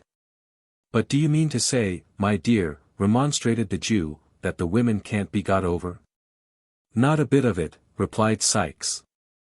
Not by flash Toby Crackit? Said the Jew incredulously. Think what women are, Bill. No, not even by flash Toby Crackit, replied Sikes. He says he's worn sham whiskers, and a canary waistcoat, the whole blessed time he's been loitering down there, and it's all of no use. He should have tried mustachios and a pair of military trousers, my dear, said the Jew. So he did, rejoined Sikes, and they weren't of no more use than the other plant. The Jew looked blank at this information. After ruminating for some minutes with his chin sunk on his breast, he raised his head and said, with a deep sigh, that if Flash Toby Crackit reported aright, he feared the game was up. "And yet," said the old man, dropping his hands on his knees, "it's a sad thing, my dear, to lose so much when we had set our hearts upon it." "So it is," said Mr. Sikes. "Worse luck." A long silence ensued, during which the Jew was plunged in deep thought, with his face wrinkled into an expression of villainy perfectly demoniacal. Sikes eyed him furtively from time to time. Nancy, apparently fearful of irritating the housebreaker, sat with her eyes fixed upon the fire, as if she had been deaf to all that passed. "Fagin," said Sikes, abruptly breaking the stillness that prevailed. "Is it worth 50 shiners extra, if it's safely done from the outside?" "Yes," said the Jew, as suddenly rousing himself. "Is it a bargain?" inquired Sikes. "Yes, my dear, yes," rejoined the Jew, his eyes glistening, and every muscle in his face working, with the excitement that the inquiry had awakened. "Then," said Sikes, thrusting aside the Jew's hand, with some disdain, "let it come off as soon as you like. Toby and me were over the garden wall the night afore last, sounding the panels of the door and shutters. The crib's barred up at night like a jail, but there's one part we can crack, safe and softly." "Which is that, Bill?" asked the Jew eagerly. "Why," whispered Sikes, "as you cross the lawn." "Yes," said the Jew, bending his head forward, with his eyes almost starting out of it. "Umph!" cried Sikes, stopping short, as the girl, scarcely moving her head, looked suddenly round, and pointed for an instant to the Jew's face. "Never mind which part it is. You can't do it without me, I know. But it's best to be on the safe side when one deals with you." "As you like, my dear, as you like," replied the Jew. "Is there no help wanted, but yours and Toby's?" "None," said Sikes. "'Cept a centre bit and a boy. The first we've both got. The second you must find us." "A boy!" exclaimed the Jew. "Oh. Then it's a panel, eh?" "Never mind what it is," replied Sikes. "I want a boy, and he must be a big lord," said Mr. Sikes, reflectively, "if I'd only got that young boy of Ned, the chimney sweeper's. He kept him small on purpose, and let him out by the job. But the father gets lagged. And then the Juvenile Delinquent Society comes, and takes the boy away from a trade where he was earning money, teaches him to read and write, and in time makes an apprentice of him. And so they go on," said Mr. Sikes, his wrath rising with the recollection of his wrongs. "So they go on, and, if they'd got money enough, which it's a providence they haven't, we shouldn't have half a dozen boys left in the whole trade, in a year or two." "No more we should," acquiesced the Jew, who had been considering during this speech, and had only caught the last sentence. "Bill." "What now?" inquired Sikes. The Jew nodded his head towards Nancy, who was still gazing at the fire, and intimated, by a sign, that he would have her told to leave the room. Sikes shrugged his shoulders impatiently, as if he thought the precaution unnecessary, but complied, nevertheless, by requesting Miss Nancy to fetch him a jug of beer.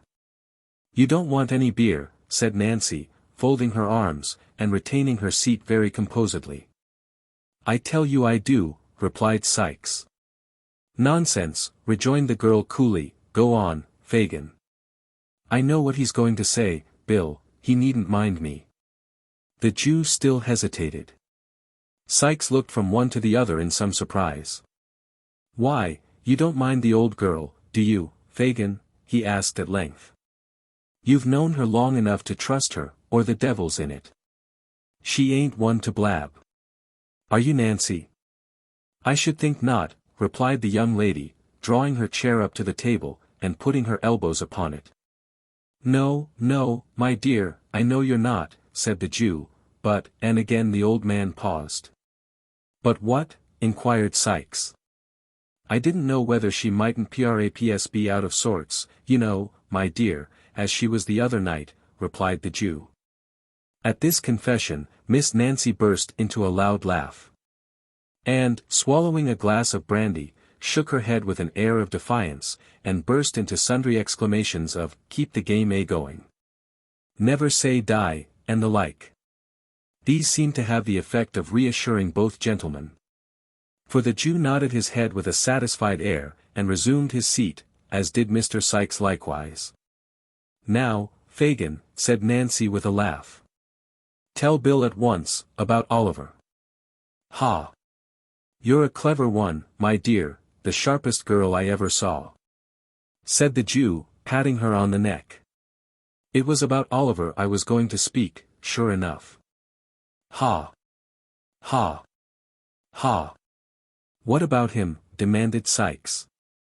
"He's the boy for you, my dear," replied the Jew in a hoarse whisper, laying his finger on the side of his nose, and grinning frightfully. "He," exclaimed Sikes.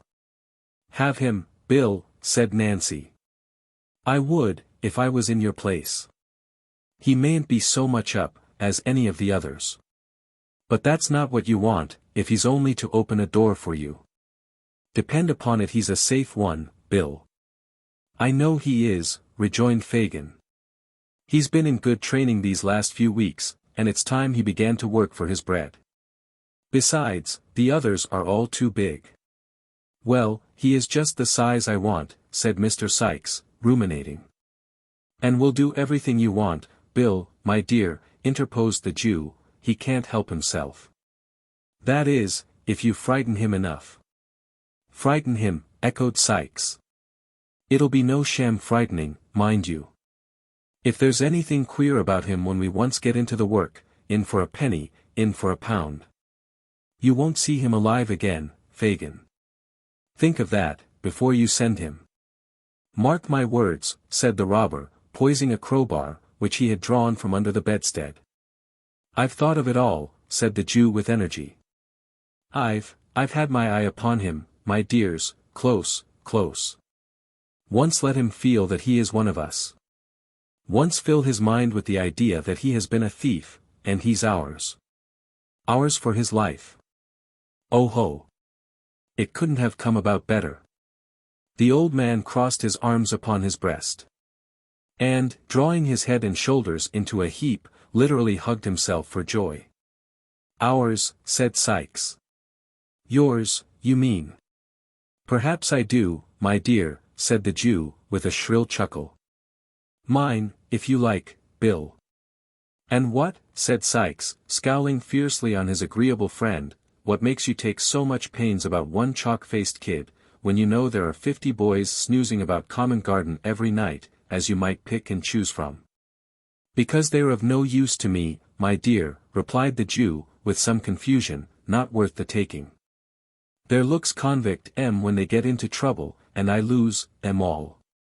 With this boy, properly managed, my dears, I could do what I couldn't with 20 of them. Besides," said the Jew, recovering his self-possession, "he has us now if he could only give us leg bail again, and he must be in the same boat with us. Never mind how he came there, it's quite enough for my power over him that he was in a robbery, that's all I want. Now, how much better this is, than being obliged to put the poor little boy out of the way, which would be dangerous, and we should lose by it besides." "When is it to be done?" asked Nancy, stopping some turbulent exclamation on the part of Mr. Sikes, expressive of the disgust with which he received Fagin's affectation of humanity. "Ah, to be sure," said the Jew, "when is it to be done, Bill?" "I planned with Toby, the night arter tomorrow," rejoined Sikes in a surly voice, "if he heard nothing from me to the contrary." "Good," said the Jew, "there's no moon." "No," rejoined Sikes. "It's all arranged about bringing off the swag, is it?" asked the Jew. Sikes nodded. "And about—" "Oh, it's all planned," rejoined Sikes, interrupting him. "Never mind particulars. You'd better bring the boy here tomorrow night. I shall get off the stone an hour arter daybreak. Then you hold your tongue, and keep the melting pot ready, and that's all you'll have to do." After some discussion, in which all three took an active part, it was decided that Nancy should repair to the Jews next evening when the night had set in, and bring Oliver away with her. Fagin craftily observing, that, if he evinced any disinclination to the task, he would be more willing to accompany the girl who had so recently interfered in his behalf, than anybody else. It was also solemnly arranged that poor Oliver should, for the purposes of the contemplated expedition, be unreservedly consigned to the care and custody of Mr. William Sikes, and further, that the said Sikes should deal with him as he thought fit, and should not be held responsible by the Jew for any mischance or evil that might be necessary to visit him, it being understood that, to render the compact in this respect binding, any representations made by Mr. Sikes on his return should be required to be confirmed and corroborated, in all important particulars, by the testimony of Flash Toby Crackit. These preliminaries adjusted, Mr. Sikes proceeded to drink brandy at a furious rate, and to flourish the crowbar in an alarming manner, yelling forth, at the same time, most unmusical snatches of song, mingled with wild execrations. At length, in a fit of professional enthusiasm, he insisted upon producing his box of housebreaking tools, which he had no sooner stumbled in with, and opened for the purpose of explaining the nature and properties of the various implements it contained, and the peculiar beauties of their construction, than he fell over the box upon the floor, and went to sleep where he fell. "Good night, Nancy," said the Jew, muffling himself up as before. "Good night." Their eyes met, and the Jew scrutinized her, narrowly. There was no flinching about the girl. She was as true and earnest in the matter as Toby Crackit himself could be. The Jew again bade her good night, and, bestowing a sly kick upon the prostrate form of Mr. Sikes while her back was turned, groped downstairs. "Always the way," muttered the Jew to himself as he turned homeward. The worst of these women is, that a very little thing serves to call up some long-forgotten feeling, and, the best of them is, that it never lasts. Ha! Ha! The man against the child, for a bag of gold. Beguiling the time with these pleasant reflections, Mr. Fagin wended his way, through mud and mire, to his gloomy abode, where the Dodger was sitting up, impatiently awaiting his return. "Is Oliver abed? I want to speak to him," was his first remark as they descended the stairs. "Hours ago," replied the Dodger, throwing open a door. "Here he is." The boy was lying, fast asleep, on a rude bed upon the floor. So pale with anxiety, and sadness, and the closeness of his prison, that he looked like death, not death as it shows in shroud and coffin, but in the guise it wears when life has just departed. When a young and gentle spirit has, but an instant, fled to heaven, and the gross air of the world has not had time to breathe upon the changing dust it hallowed. "Not now," said the Jew, turning softly away. "Tomorrow. Tomorrow." 20. Wherein Oliver is delivered over to Mr. William Sikes. When Oliver awoke in the morning, he was a good deal surprised to find that a new pair of shoes, with strong thick soles, had been placed at his bedside, and that his old shoes had been removed. At first, he was pleased with the discovery, hoping that it might be the forerunner of his release. But such thoughts were quickly dispelled, on his sitting down to breakfast along with the Jew, who told him, in a tone and manner which increased his alarm, that he was to be taken to the residence of Bill Sikes that night. To stop there, sir?" asked Oliver, anxiously. No, my dear. Not to stop there," replied the Jew. "We shouldn't like to lose you. Don't be afraid, Oliver, you shall come back to us again." "Ha! Ha! Ha! We won't be so cruel as to send you away, my dear." "Oh no, no." The old man, who was stooping over the fire toasting a piece of bread, looked round as he bantered Oliver thus, and chuckled as if to show that he knew he would still be very glad to get away if he could. "I suppose," said the Jew, fixing his eyes on Oliver, "you want to know what you're going to Bill's for, my dear?" Oliver colored, involuntarily, to find that the old thief had been reading his thoughts. But boldly said, yes, he did want to know. "Why, do you think?" inquired Fagin, parrying the question. "Indeed I don't know, sir," replied Oliver. "Bah!" said the Jew, turning away with a disappointed countenance from a close perusal of the boy's face. "Wait till Bill tells you, then." The Jew seemed much vexed by Oliver's not expressing any greater curiosity on the subject. But the truth is, that, although Oliver felt very anxious, he was too much confused by the earnest cunning of Fagin's looks, and his own speculations, to make any further inquiries just then. He had no other opportunity, for the Jew remained very surly and silent till night, when he prepared to go abroad. "You may burn a candle," said the Jew, putting one upon the table. "And here's a book for you to read, till they come to fetch you. Good night." "Good night," replied Oliver, softly. The Jew walked to the door, looking over his shoulder at the boy as he went. Suddenly stopping, he called him by his name. Oliver looked up. The Jew, pointing to the candle, motioned him to light it. He did so, and, as he placed the candlestick upon the table, saw that the Jew was gazing fixedly at him, with lowering and contracted brows, from the dark end of the room. "Take heed, Oliver. Take heed," said the old man, shaking his right hand before him in a warning manner. "He's a rough man, and thinks nothing of blood when his own is up. Whatever falls out, say nothing, and do what he bids you. Mind." Placing a strong emphasis on the last word, he suffered his features gradually to resolve themselves into a ghastly grin, and, nodding his head, left the room. Oliver leaned his head upon his hand when the old man disappeared, and pondered, with a trembling heart, on the words he had just heard. The more he thought of the Jew's admonition, the more he was at a loss to divine its real purpose and meaning. He could think of no bad object to be attained by sending him to Sykes, which would not be equally well answered by his remaining with Fagin.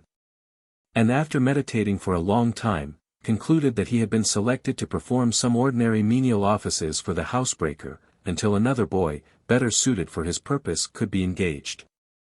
He was too well accustomed to suffering, and had suffered too much where he was, to bewail the prospect of change very severely. He remained lost in thought for some minutes. And then, with a heavy sigh, snuffed the candle, and, taking up the book which the Jew had left with him, began to read. He turned over the leaves. Carelessly at first. But, lighting on a passage which attracted his attention, he soon became intent upon the volume. It was a history of the lives and trials of great criminals, and the pages were soiled and thumbed with use. Here, he read of dreadful crimes that made the blood run cold, of secret murders that had been committed by the lonely wayside. Of bodies hidden from the eye of man in deep pits and wells, which would not keep them down, deep as they were, but had yielded them up at last, after many years, and so maddened the murderers with the sight, that in their horror they had confessed their guilt, and yelled for the gibbet to end their agony.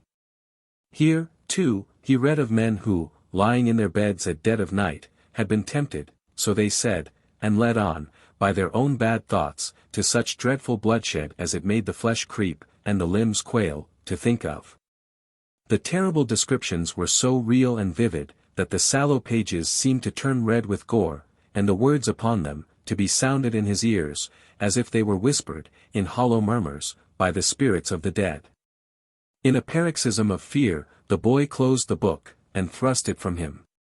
Then, falling upon his knees, he prayed heaven to spare him from such deeds. And rather to will that he should die at once, than be reserved for crimes, so fearful and appalling. By degrees, he grew more calm, and besought, in a low and broken voice, that he might be rescued from his present dangers. And that if any aid were to be raised up for a poor outcast boy who had never known the love of friends or kindred, it might come to him now, when, desolate and deserted, he stood alone in the midst of wickedness and guilt. He had concluded his prayer, but still remained with his head buried in his hands, when a rustling noise aroused him.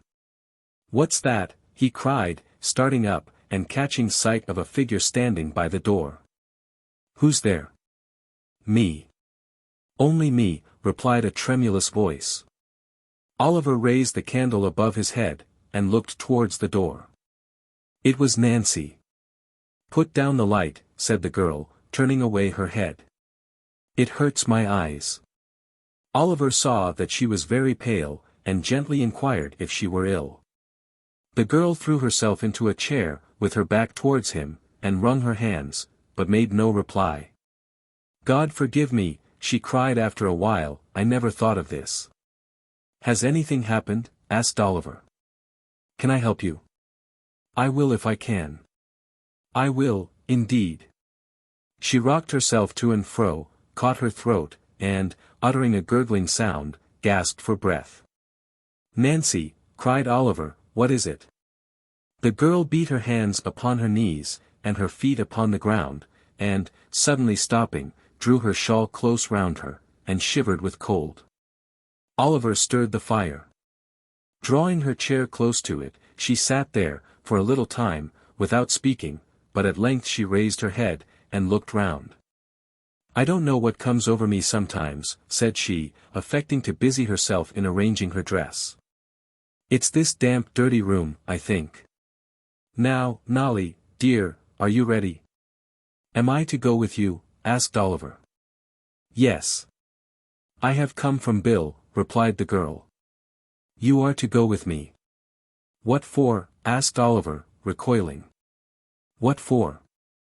echoed the girl, raising her eyes, and averting them again, the moment they encountered the boy's face. "Oh. For no harm." "I don't believe it," said Oliver, who had watched her closely. "Have it your own way," rejoined the girl, affecting to laugh. "For no good, then." Oliver could see that he had some power over the girl's better feelings, and, for an instant, thought of appealing to her compassion for his helpless state. But, then, the thought darted across his mind that it was barely 11 o'clock, and that many people were still in the streets, of whom surely some might be found to give credence to his tale. As the reflection occurred to him, he stepped forward, and said, somewhat hastily, that he was ready.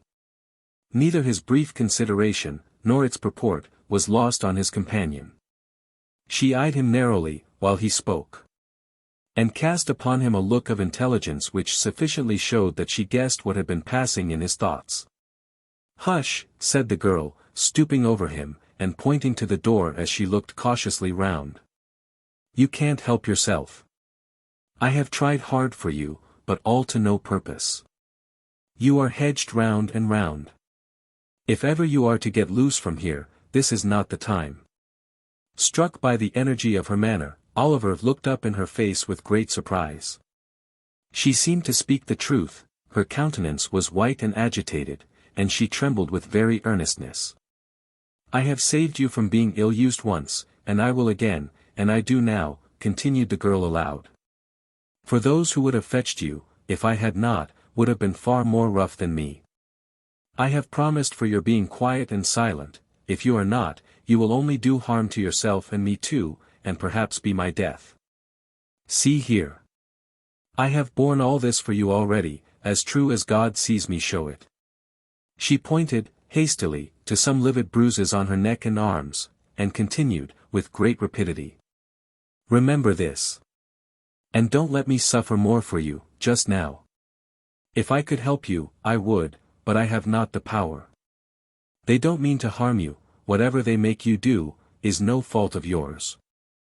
Hush. Every word from you is a blow for me. Give me your hand.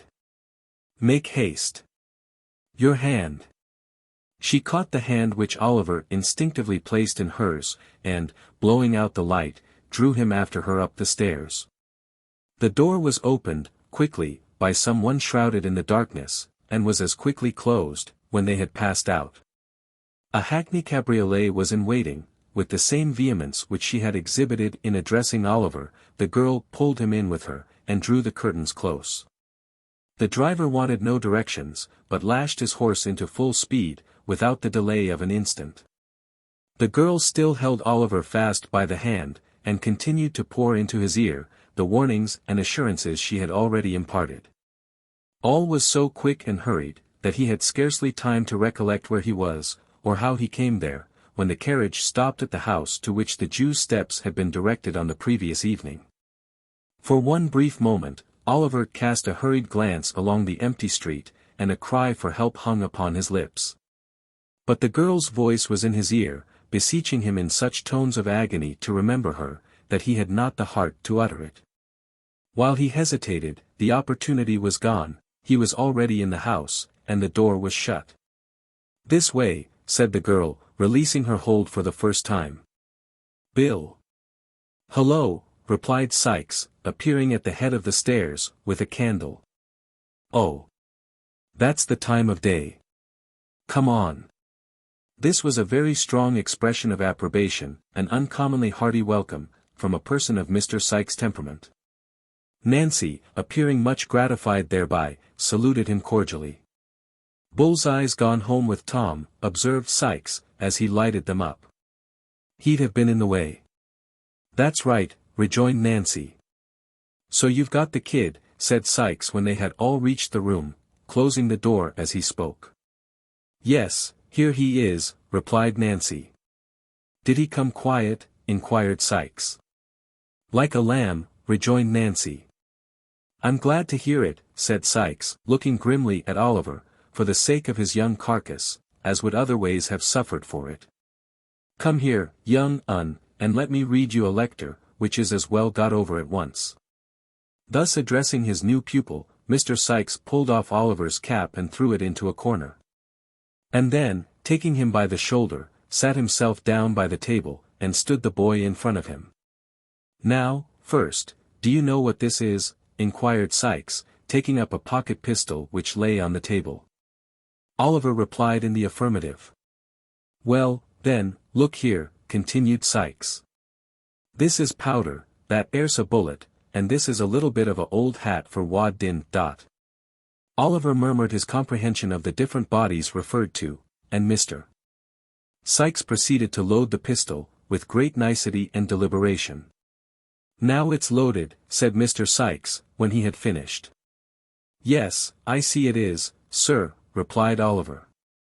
"Well," said the robber, grasping Oliver's wrist, and putting the barrel so close to his temple that they touched, at which moment the boy could not repress a start. "If you speak a word when you're out o' doors with me, except when I speak to you, that loading will be in your head without notice. So, if you do make up your mind to speak without leave, say your prayers first." Having bestowed a scowl upon the object of this warning, to increase its effect, Mr. Sikes continued. "As near as I know, there isn't anybody as would be asking very particular arter you, if you was disposed of. So I needn't take this devil and all of trouble to explain matters to you, if it warn't for your own good. D'ye hear me?" "The short and the long of what you mean," said Nancy, speaking very emphatically, and slightly frowning at Oliver as if to bespeak his serious attention to her words, "is, that if you're crossed by him in this job you have on hand, you'll prevent his ever telling tales afterwards, by shooting him through the head, and will take your chance of swinging for it, as you do for a great many other things in the way of business, every month of your life." "That's it," observed Mr. Sikes, approvingly, "women can always put things in fewest words. Except when it's blowing up, and then they lengthens it out. And now that he's thoroughly up to it, let's have some supper, and get a snooze before starting." In pursuance of this request, Nancy quickly laid the cloth. Disappearing for a few minutes, she presently returned with a pot of porter and a dish of sheep's heads, which gave occasion to several pleasant witticisms on the part of Mr. Sikes, founded upon the singular coincidence of jemmies being a ken name, common to them, and also to an ingenious implement much used in his profession. Indeed, the worthy gentleman, stimulated perhaps by the immediate prospect of being on active service, was in great spirits and good humour. In proof whereof, it may be here remarked, that he humorously drank all the beer at a draught, and did not utter, on a rough calculation, more than 80 oaths during the whole progress of the meal. Supper being ended, it may be easily conceived that Oliver had no great appetite for it. Mr. Sikes disposed of a couple of glasses of spirits and water, and threw himself on the bed. Ordering Nancy, with many imprecations in case of failure, to call him at 5 precisely. Oliver stretched himself in his clothes, by command of the same authority, on a mattress upon the floor. And the girl, mending the fire, sat before it, in readiness to rouse them at the appointed time. For a long time Oliver lay awake, thinking it not impossible that Nancy might seek that opportunity of whispering some further advice. But the girls sat brooding over the fire, without moving, save now and then to trim the light. Weary with watching and anxiety, he at length fell asleep. When he awoke, the table was covered with tea things, and Sikes was thrusting various articles into the pockets of his greatcoat, which hung over the back of a chair. Nancy was busily engaged in preparing breakfast. It was not yet daylight. For the candle was still burning, and it was quite dark outside.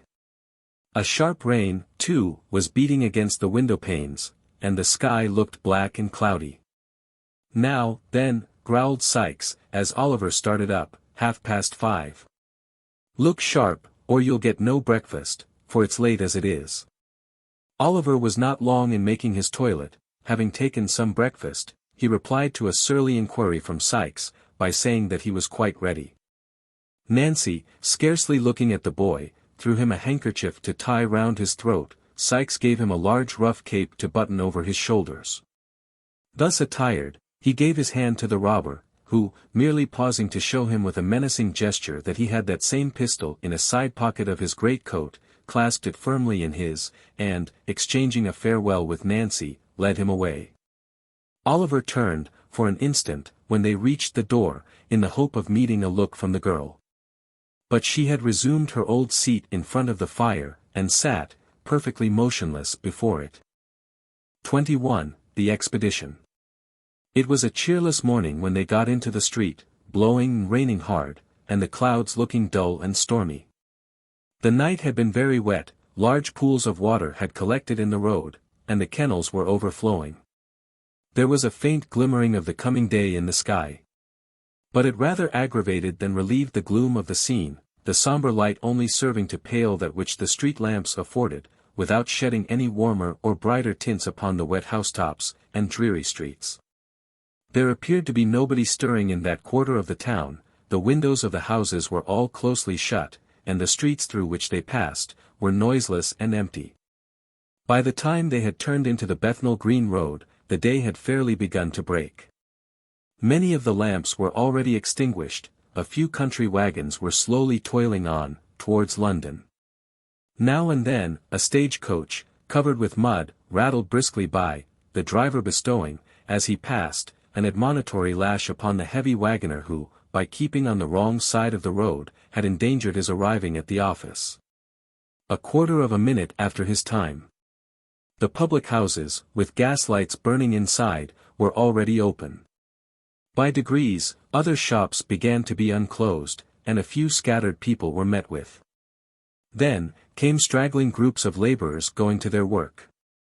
Then, men and women with fish baskets on their heads, donkey carts laden with vegetables, chaise carts filled with livestock or whole carcasses of meat, milkwomen with pails. An unbroken concourse of people, trudging out with various supplies to the eastern suburbs of the town. As they approached the city, the noise and traffic gradually increased. When they threaded the streets between Shoreditch and Smithfield, it had swelled into a roar of sound and bustle. It was as light as it was likely to be, till night came on again, and the busy morning of half the London population had begun. Turning down Sun Street and Crown Street and crossing Finsbury Square, Mr. Sikes struck, by way of Chiswell Street, into Barbican, thence into Long Lane, and so into Smithfield. From which latter place arose a tumult of discordant sounds that filled Oliver Twist with amazement. It was market morning. The ground was covered, nearly ankle deep, with filth and mire. A thick steam, perpetually rising from the reeking bodies of the cattle, and mingling with the fog, which seemed to rest upon the chimney tops, hung heavily above. All the pens in the centre of the large area, and as many temporary pens as could be crowded into the vacant space, were filled with sheep. Tied up to posts by the gutter side were long lines of beasts and oxen, 3 or 4 deep. Countrymen, butchers, drovers, hawkers, boys, thieves, idlers, and vagabonds of every low grade, were mingled together in a mass. The whistling of drovers, the barking dogs, the bellowing and plunging of the oxen, the bleating of sheep, the grunting and squeaking of pigs, the cries of hawkers, the shouts, oaths, and quarrelling on all sides. The ringing of bells and roar of voices, that issued from every public house, the crowding, pushing, driving, beating, whooping and yelling, the hideous and discordant din that resounded from every corner of the market. And the unwashed, unshaven, squalid, and dirty figures constantly running to and fro, and bursting in and out of the throng, rendered it a stunning and bewildering scene, which quite confounded the senses. Mr. Sikes, dragging Oliver after him, elbowed his way through the thickest of the crowd, and bestowed very little attention on the numerous sights and sounds, which so astonished the boy. He nodded, twice or thrice, to a passing friend. And, resisting as many invitations to take a morning dram, pressed steadily onward, until they were clear of the turmoil, and had made their way through Hosier Lane into Holborn. "Now, young Un," said Sikes, looking up at the clock of St. Andrew's Church, hard upon 7. "You must step out. Come, don't lag behind already, lazy legs." Mr. Sikes accompanied this speech with a jerk at his little companion's wrist. Oliver, quickening his pace into a kind of trot between a fast walk and a run, kept up with the rapid strides of the housebreaker as well as he could. They held their course at this rate, until they had passed Hyde Park Corner, and were on their way to Kensington, when Sikes relaxed his pace, until an empty cart which was at some little distance behind, came up. Seeing Hounslow written on it, he asked the driver with as much civility as he could assume, if he would give them a lift as far as Isleworth. "Jump up," said the man. "Is that your boy?" "Yes."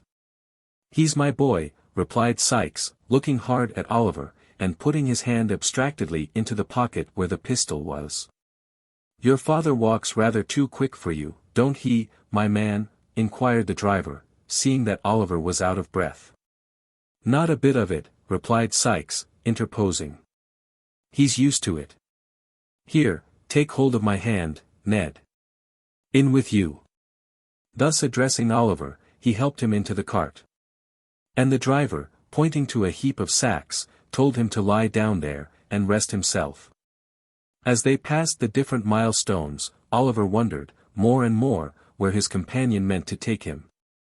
Kensington, Hammersmith, Chiswick, Kew Bridge, Brentford, were all passed, and yet they went on as steadily as if they had only just begun their journey. At length, they came to a public house called the Coach and Horses. A little way beyond which, another road appeared to run off. And here, the cart stopped. Sikes dismounted with great precipitation, holding Oliver by the hand all the while. And lifting him down directly, bestowed a furious look upon him, and rapped the side pocket with his fist, in a significant manner. "Good-bye, boy," said the man. "He's sulky," replied Sikes, giving him a shake, "he's sulky. A young dog. Don't mind him." "Not I," rejoined the other, getting into his cart. "It's a fine day, after all." And he drove away. Sikes waited until he had fairly gone. And then, telling Oliver he might look about him if he wanted, once again led him onward on his journey. They turned round to the left, a short way past the public house. And then, taking a right-hand road, walked on for a long time, passing many large gardens and gentlemen's houses on both sides of the way, and stopping for nothing but a little beer, until they reached a town. Here against the wall of a house, Oliver saw written up in pretty large letters, Hampton. They lingered about, in the fields, for some hours. At length they came back into the town. And, turning into an old public house with a defaced signboard, ordered some dinner by the kitchen fire. The kitchen was an old, low-roofed room, with a great beam across the middle of the ceiling, and benches, with high backs to them, by the fire, on which were seated several rough men in smock-frocks, drinking and smoking. They took no notice of Oliver, and very little of Sikes. And, as Sikes took very little notice of them, he and his young comrade sat in a corner by themselves, without being much troubled by their company. They had some cold meat for dinner, and sat so long after it, while Mr. Sikes indulged himself with 3 or 4 pipes, that Oliver began to feel quite certain they were not going any further. Being much tired with the walk, and getting up so early, he dozed a little at first. Then, quite overpowered by fatigue and the fumes of the tobacco, fell asleep. It was quite dark when he was awakened by a push from Sikes. Rousing himself sufficiently to sit up and look about him, he found that worthy in close fellowship and communication with a labouring man, over a pint of ale. "So, you're going on to Lower Halliford, are you?" inquired Sikes. "Yes, I am," replied the man, who seemed a little the worse, or better, as the case might be, for drinking, and not slow about it neither. "My horse hasn't got a load behind him going back, as he had coming up in the mornin'. And he won't be long doing of it. Here's luck to him. Ecod! He's a good un. Could you give my boy and me a lift as far as there?" demanded Sikes, pushing the ale towards his new friend. "If you're going directly, I can," replied the man, looking out of the pot. "Are you going to Halliford?" "Going on to Shepperton," replied Sikes. "I'm your man, as far as I go," replied the other. "Is all paid, Becky?" "Yes, the other gentleman's paid," replied the girl. "I say," said the man, with tipsy gravity, "that won't do, you know." "Why not?" rejoined Sikes. "You're going to accommodate us, and what's to prevent my standing treat for a pint or so, in return?" The stranger reflected upon this argument, with a very profound face. Having done so, he seized Sikes by the hand, and declared he was a real good fellow. To which Mr. Sikes replied, he was joking, as, if he had been sober, there would have been strong reason to suppose he was. After the exchange of a few more compliments, they bade the company good night, and went out, the girl gathering up the pots and glasses as they did so, and lounging out to the door, with her hands full, to see the party start. The horse, whose health had been drunk in his absence, was standing outside, ready harnessed to the cart. Oliver and Sikes got in without any further ceremony. And the man to whom he belonged, having lingered for a minute or two, to bear him up, and to defy the hostler in the world to produce his equal, mounted also. Then, the hostler was told to give the horse his head. And, his head being given him, he made a very unpleasant use of it, tossing it into the air with great disdain, and running into the parlour windows over the way. After performing those feats, and supporting himself for a short time on his hind legs, he started off at great speed, and rattled out of the town right gallantly. The night was very dark. A damp mist rose from the river, and the marshy ground about, and spread itself over the dreary fields. It was piercing cold, too, all was gloomy and black. Not a word was spoken, for the driver had grown sleepy. And Sikes was in no mood to lead him into conversation. Oliver sat huddled together, in a corner of the cart, bewildered with alarm and apprehension. And figuring strange objects in the gaunt trees, whose branches waved grimly to and fro, as if in some fantastic joy at the desolation of the scene. As they passed Sunbury Church, the clock struck 7. There was a light in the ferry house window opposite, which streamed across the road, and threw into more sombre shadow a dark yew tree with graves beneath it. There was a dull sound of falling water not far off. And the leaves of the old tree stirred gently in the night wind. It seemed like quiet music for the repose of the dead.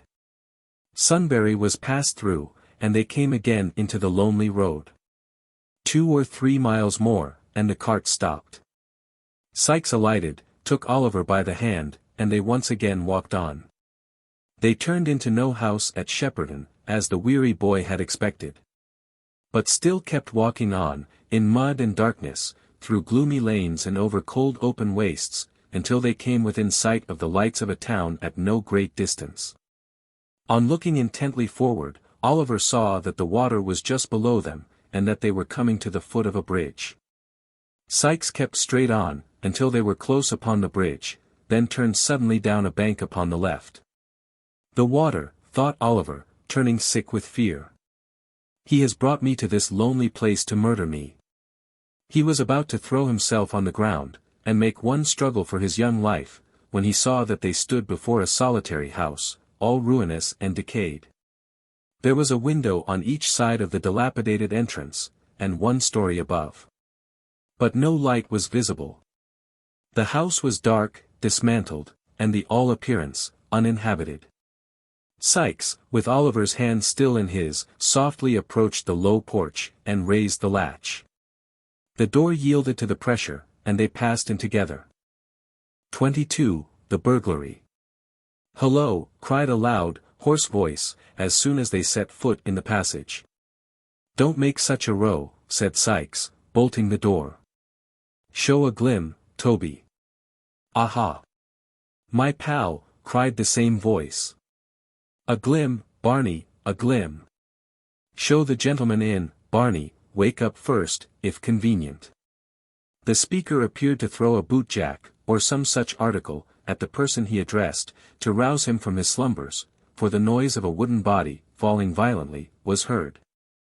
And then an indistinct muttering, as of a man between sleep and awake. "Do you hear?" cried the same voice. "There's Bill Sikes in the passage with nobody to do the civil to him. And you sleeping there, as if you took laudanum with your meals, and nothing stronger. Are you any fresher now, or do you want the iron candlestick to wake you thoroughly?" A pair of slipshod feet shuffled, hastily, across the bare floor of the room, as this interrogatory was put, and there issued, from a door on the right hand. First, a feeble candle, and next, the form of the same individual who has been heretofore described as laboring under the infirmity of speaking through his nose, and officiating as waiter at the public house on Saffron Hill. "Mr. Sikes!" exclaimed Barney, with real or counterfeit joy. "Cub ID, sir, cub ID. Here. You get on first," said Sikes, putting Oliver in front of him. "Quicker. Or I shall tread upon your heels." Muttering a curse upon his tardiness, Sikes pushed Oliver before him. And they entered a low dark room with a smoky fire, 2 or 3 broken chairs, a table, and a very old couch, on which, with his legs much higher than his head, a man was reposing at full length, smoking a long clay pipe. He was dressed in a smartly cut snuff-colored coat, with large brass buttons, an orange neckerchief, a coarse, staring, shawl-pattern waistcoat, and drab breeches. Mr. Crackit, for he it was, had no very great quantity of hair either upon his head or face. But what he had, was of a reddish dye, and tortured into long corkscrew curls, through which he occasionally thrust some very dirty fingers, ornamented with large common rings. He was a trifle above the middle size, and apparently rather weak in the legs, but this circumstance by no means detracted from his own admiration of his top boots, which he contemplated, in their elevated situation, with lively satisfaction. "Bill, my boy," said this figure, turning his head towards the door, "I'm glad to see you. I was almost afraid you'd given it up, in which case I should have made a personal wenter. Hullo!"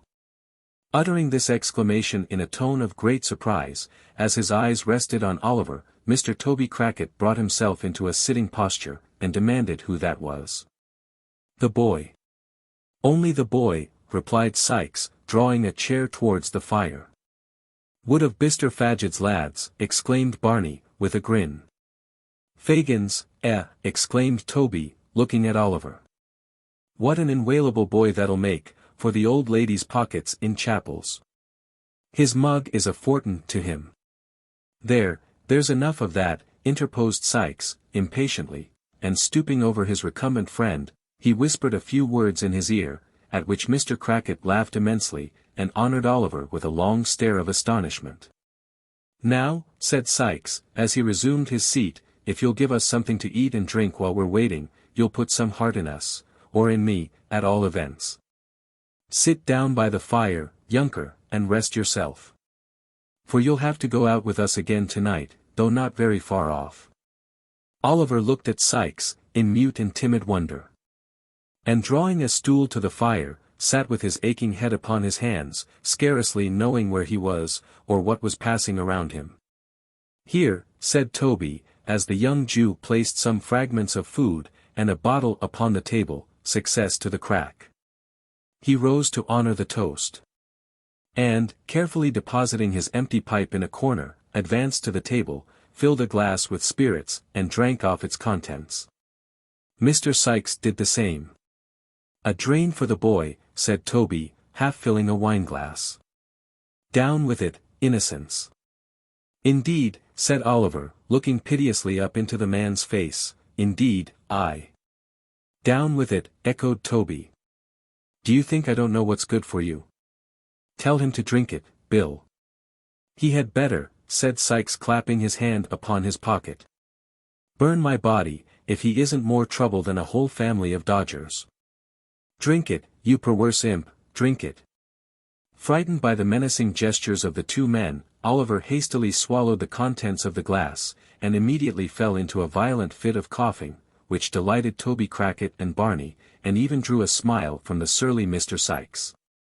This done, and Sikes having satisfied his appetite, Oliver could eat nothing but a small crust of bread which they made him swallow. The two men laid themselves down on chairs for a short nap. Oliver retained his stool by the fire. Barney, wrapped in a blanket, stretched himself on the floor, close outside the fender. They slept, or appeared to sleep, for some time, nobody stirring but Barney, who rose once or twice to throw coals on the fire. Oliver fell into a heavy doze, imagining himself straying along the gloomy lanes, or wandering about the dark churchyard, or retracing some one or other of the scenes of the past day, when he was roused by Toby Crackit jumping up and declaring it was 1:30. In an instant, the other two were on their legs, and all were actively engaged in busy preparation. Sikes and his companion enveloped their necks and chins in large dark shawls, and drew on their greatcoats. Barney, opening a cupboard, brought forth several articles, which he hastily crammed into the pockets. "Barkers for me, Barney," said Toby Crackit. "Here they are," replied Barney, producing a pair of pistols. "You loaded them yourself?" "All right," replied Toby, stowing them away. "The persuaders?" "I've got 'em," replied Sikes.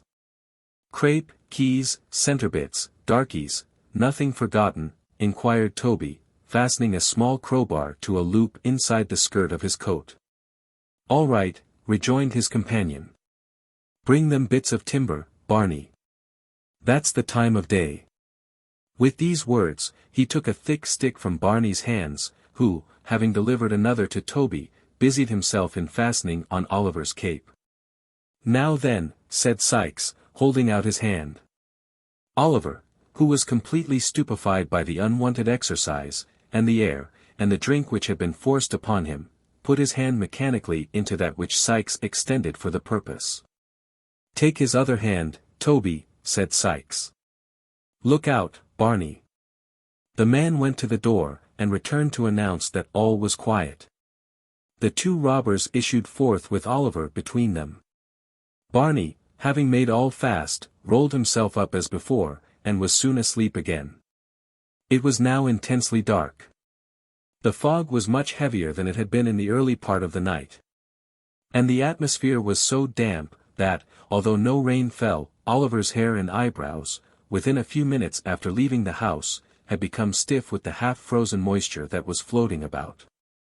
They crossed the bridge, and kept on towards the lights which he had seen before. They were at no great distance off, and, as they walked pretty briskly, they soon arrived at Chertsey. "Slap through the town," whispered Sikes. "There'll be nobody in the way, tonight, to see us."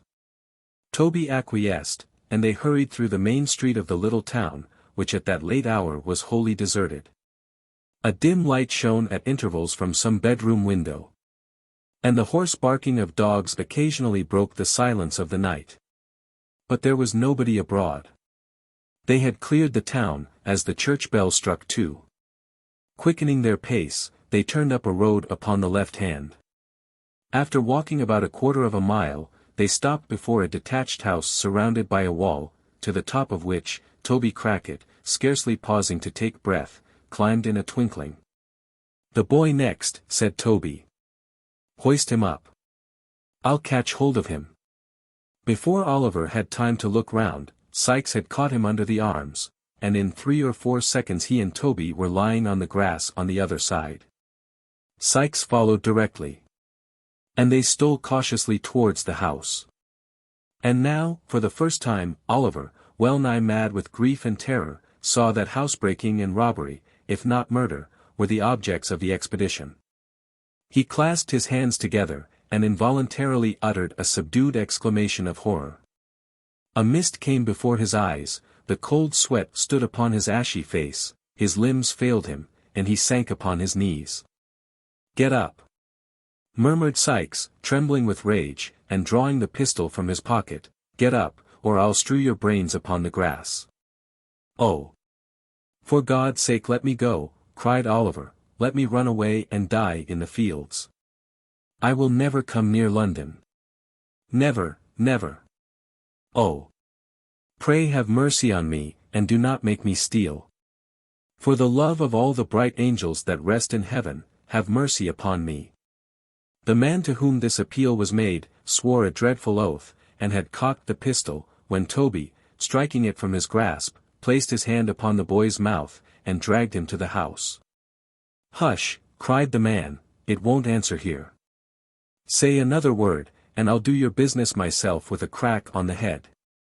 That makes no noise, and is quite as certain, and more genteel. Here, Bill, wrench the shutter open. He's game enough now, I'll engage. I've seen older hands of his age took the same way, for a minute or two, on a cold night."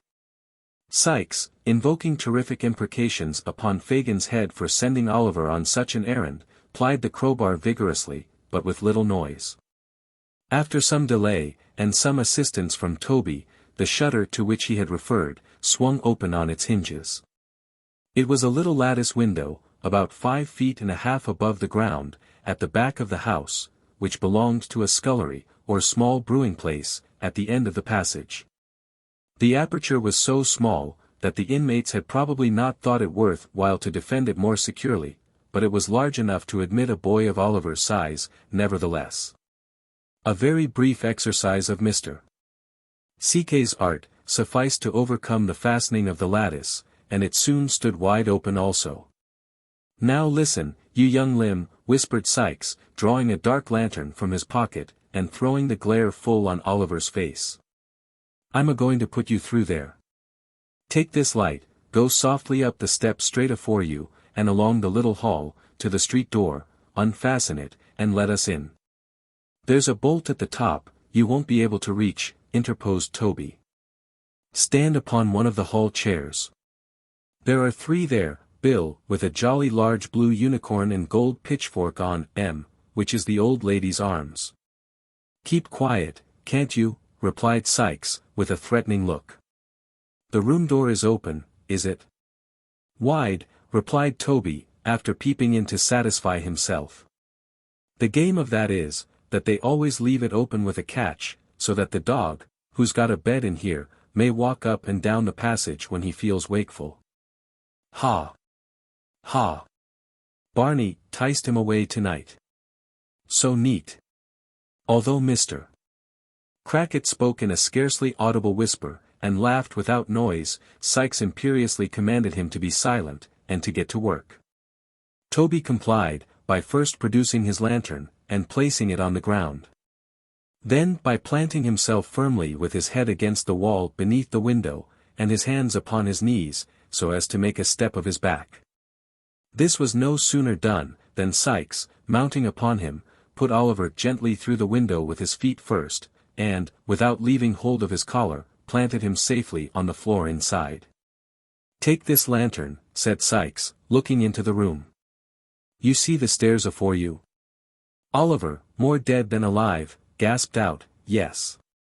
Sikes, pointing to the street door with the pistol barrel, briefly advised him to take notice that he was within shot all the way, and that if he faltered, he would fall dead that instant. "It's done in a minute," said Sikes, in the same low whisper. "Directly I leave go of you, do your work. Hark!" "What's that?" whispered the other man. They listened intently. "Nothing," said Sikes, releasing his hold of Oliver. Now, in the short time he had had to collect his senses, the boy had firmly resolved that, whether he died in the attempt or not, he would make one effort to dart upstairs from the hall, and alarm the family. Filled with this idea, he advanced at once, but stealthily. "Come back," suddenly cried Sikes aloud. "Back! Back!" Scared by the sudden breaking of the dead stillness of the place, and by a loud cry which followed it, Oliver let his lantern fall, and knew not whether to advance or fly. The cry was repeated, a light appeared, a vision of two terrified half-dressed men at the top of the stairs swam before his eyes, a flash, a loud noise, a smoke, a crash somewhere, but where he knew not, and he staggered back. Sikes had disappeared for an instant, but he was up again, and had him by the collar before the smoke had cleared away. He fired his own pistol after the men, who were already retreating, and dragged the boy up. "Clasp your arm tighter," said Sikes, as he drew him through the window. "Give me a shawl here. They've hit him. Quick! How the boy bleeds!" Then came the loud ringing of a bell, mingled with the noise of firearms, and the shouts of men, and the sensation of being carried over uneven ground at a rapid pace. And then, the noises grew confused in the distance. And a cold deadly feeling crept over the boy's heart, and he saw or heard no more. 23, which contains the substance of a pleasant conversation between Mr. Bumble and a lady, and shows that even a beadle may be susceptible on some points. The night was bitter cold.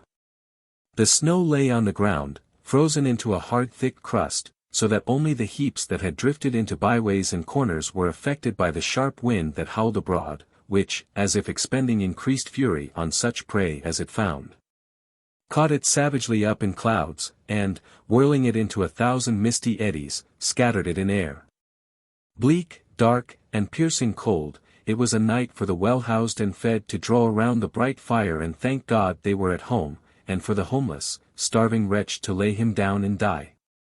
Many hunger-worn outcasts close their eyes in our bare streets, at such times, who, let their crimes have been what they may, can hardly open them in a more bitter world. Such was the aspect of out-of-doors affairs, when Mrs. Corney, the matron of the workhouse to which our readers have been already introduced as the birthplace of Oliver Twist, sat herself down before a cheerful fire in her own little room, and glanced, with no small degree of complacency, at a small round table, on which stood a tray of corresponding size, furnished with all necessary materials for the most grateful meal that matrons enjoy. In fact, Mrs. Corney was about to solace herself with a cup of tea.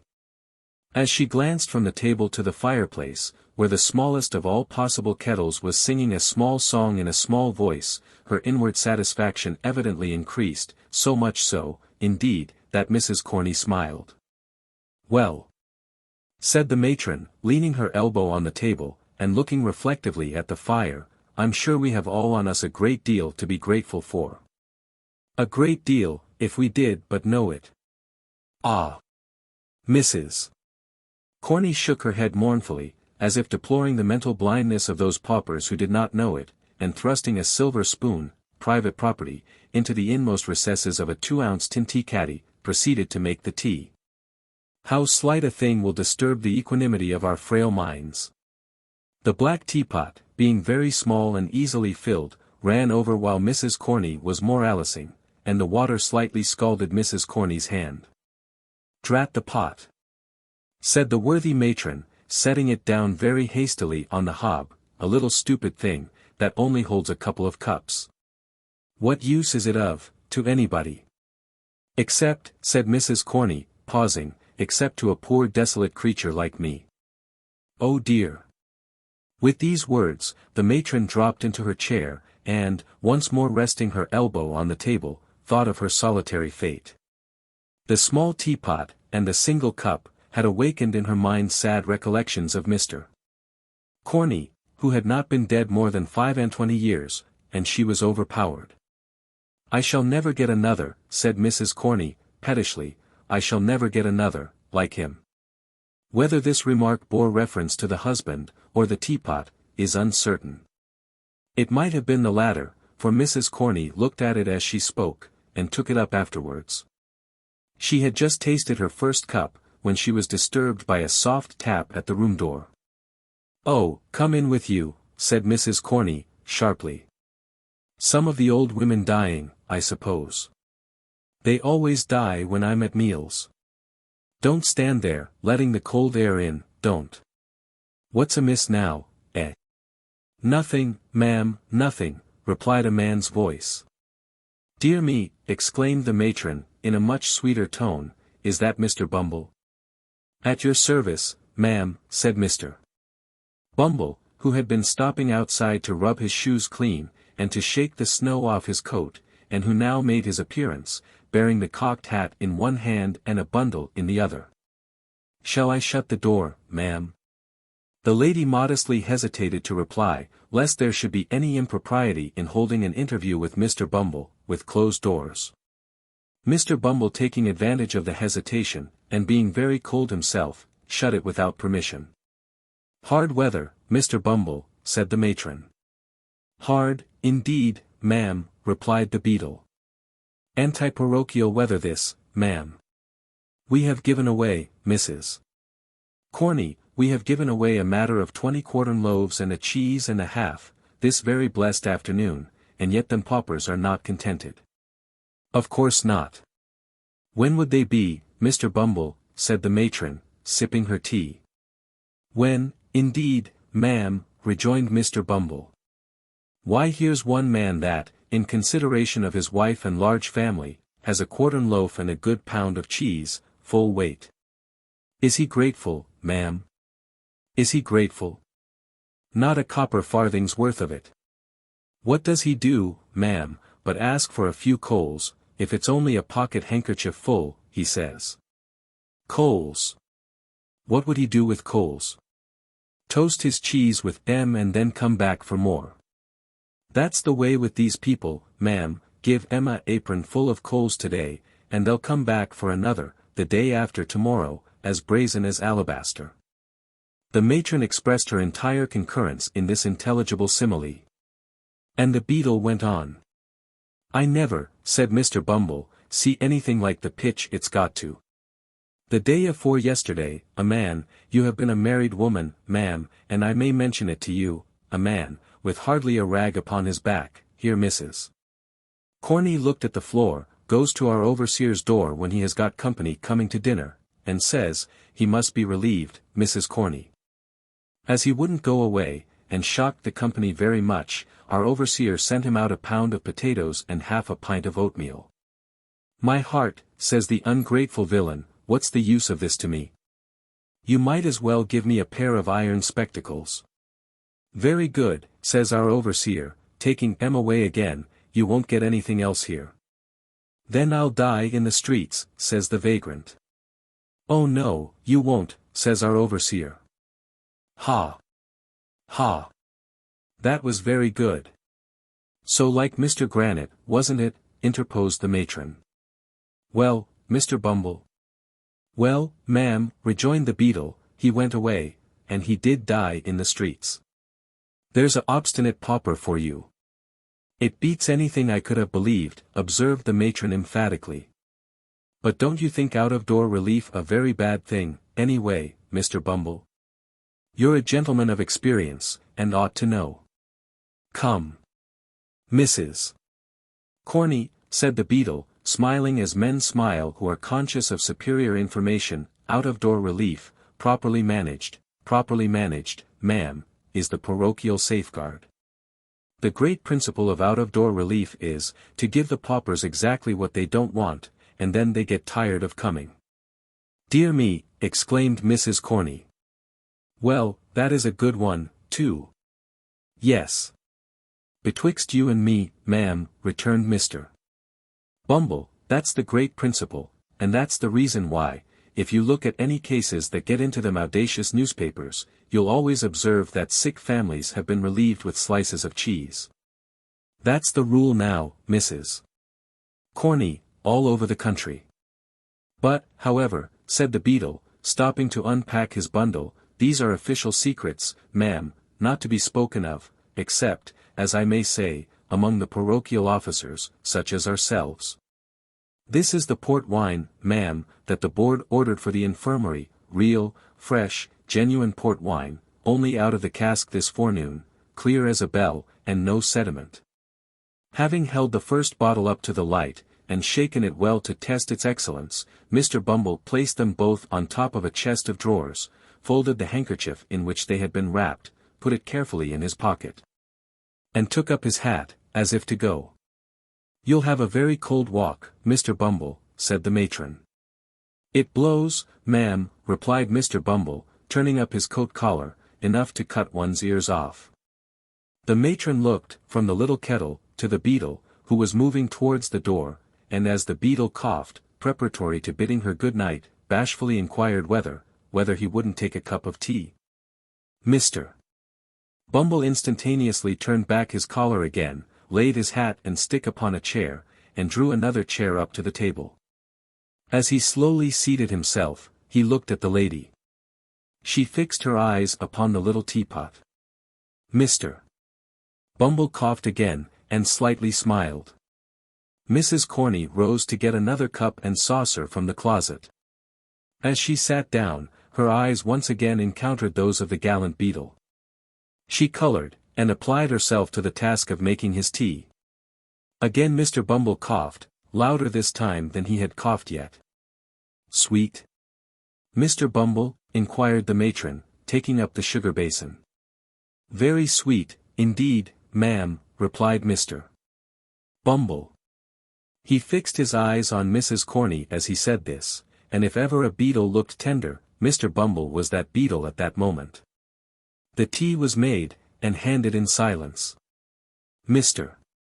Bumble, having spread a handkerchief over his knees to prevent the crumbs from sullying the splendor of his shorts, began to eat and drink, varying these amusements, occasionally, by fetching a deep sigh. Which, however, had no injurious effect upon his appetite, but, on the contrary, rather seemed to facilitate his operations in the tea and toast department. "You have a cat, ma'am, I see," said Mr. Bumble, glancing at one who, in the center of her family, was basking before the fire, "and kittens too, I declare." "I am so fond of them, Mr. Bumble, you can't think," replied the matron. "They're so happy, so frolicsome, and so cheerful, that they are quite companions for me." "Very nice animals, ma'am," replied Mr. Bumble, approvingly, "so very domestic." "Oh, yes," rejoined the matron with enthusiasm. "So fond of their home too, that it's quite a pleasure, I'm sure." "Mrs. Corney, ma'am," said Mr. Bumble, slowly, and marking the time with his teaspoon, "I mean to say this, ma'am. That any cat, or kitten, that could live with you, ma'am, and not be fond of its home, must be a ass, ma'am." "Oh, Mr. Bumble," remonstrated Mrs. Corney. "It's of no use disguising facts, ma'am," said Mr. Bumble, slowly flourishing the teaspoon with a kind of amorous dignity which made him doubly impressive. "I would drown it myself, with pleasure." "Then you're a cruel man," said the matron vivaciously, as she held out her hand for the beadle's cup, "and a very hard-hearted man besides." "Hard-hearted, ma'am?" said Mr. Bumble. "Hard?" Mr. Bumble resigned his cup without another word. Squeezed Mrs. Corney's little finger as she took it, and inflicting 2 open-handed slaps upon his laced waistcoat, gave a mighty sigh, and hitched his chair a very little morsel farther from the fire. It was a round table, and as Mrs. Corney and Mr. Bumble had been sitting opposite each other, with no great space between them, and fronting the fire, it will be seen that Mr. Bumble, in receding from the fire, and still keeping at the table, increased the distance between himself and Mrs. Corney, which proceeding, some prudent readers will doubtless be disposed to admire, and to consider an act of great heroism on Mr. Bumble's part, he being in some sort tempted by time, place, and opportunity, to give utterance to certain soft nothings, which however well they may become the lips of the light and thoughtless, do seem immeasurably beneath the dignity of judges of the land, members of Parliament, ministers of state, Lord Mayors, and other great public functionaries. But more particularly beneath the stateliness and gravity of a beadle, who, as is well known, should be the sternest and most inflexible among them all. Whatever were Mr. Bumble's intentions, however, and no doubt they were of the best, it unfortunately happened, as has been twice before remarked, that the table was a round one, consequently Mr. Bumble, moving his chair by little and little, soon began to diminish the distance between himself and the matron. And, continuing to travel round the outer edge of the circle, brought his chair, in time, close to that in which the matron was seated. Indeed, the two chairs touched, and when they did so, Mr. Bumble stopped. Now, if the matron had moved her chair to the right, she would have been scorched by the fire, and if to the left, she must have fallen into Mr. Bumble's arms. So, being a discreet matron, and no doubt foreseeing these consequences at a glance, she remained where she was, and handed Mr. Bumble another cup of tea. "Hard-hearted, Mrs. Corney," said Mr. Bumble, stirring his tea, and looking up into the matron's face. "Are you hard-hearted, Mrs. Corney?" "Dear me," exclaimed the matron, "what a very curious question from a single man. What can you want to know for, Mr. Bumble?" The beadle drank his tea to the last drop, finished a piece of toast, whisked the crumbs off his knees, wiped his lips, and deliberately kissed the matron. "Mr. Bumble," cried that discreet lady in a whisper. For the fright was so great, that she had quite lost her voice. "Mr. Bumble, I shall scream." Mr. Bumble made no reply, but in a slow and dignified manner, put his arm round the matron's waist. As the lady had stated her intention of screaming, of course she would have screamed at this additional boldness, but that the exertion was rendered unnecessary by a hasty knocking at the door, which was no sooner heard, than Mr. Bumble darted, with much agility, to the wine bottles, and began dusting them with great violence, while the matron sharply demanded who was there.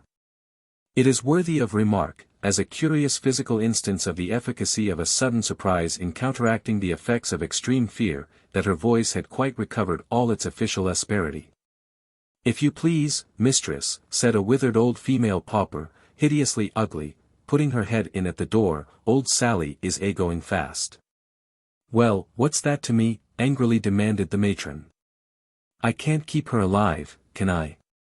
"No, no, mistress," replied the old woman, "nobody can, she's far beyond the reach of help. I've seen a many people die, little babes and great strong men, and I know when death's coming, well enough. But she's troubled in her mind, and when the fits are not on her, and that's not often, for she is dying very hard, she says she has got something to tell, which you must hear. She'll never die quiet till you come, mistress." At this intelligence, the worthy Mrs. Corney muttered a variety of invectives against old women who couldn't even die without purposely annoying their betters. And, muffling herself in a thick shawl which she hastily caught up, briefly requested Mr. Bumble to stay till she came back, lest anything particular should occur. Bidding the messenger walk fast, and not be all night hobbling up the stairs, she followed her from the room with a very ill grace, scolding all the way. Mr. Bumble's conduct on being left to himself, was rather inexplicable. He opened the closet, counted the teaspoons, weighed the sugar tongs, closely inspected a silver milk pot to ascertain that it was of the genuine metal, and, having satisfied his curiosity on these points, put on his cocked hat cornerwise, and danced with much gravity for distinct times round the table. Having gone through this very extraordinary performance, he took off the cocked hat again, and, spreading himself before the fire with his back towards it, seemed to be mentally engaged in taking an exact inventory of the furniture. 24. Treats on a very poor subject, but is a short one, and may be found of importance in this history. It was no unfit messenger of death, who had disturbed the quiet of the matron's room.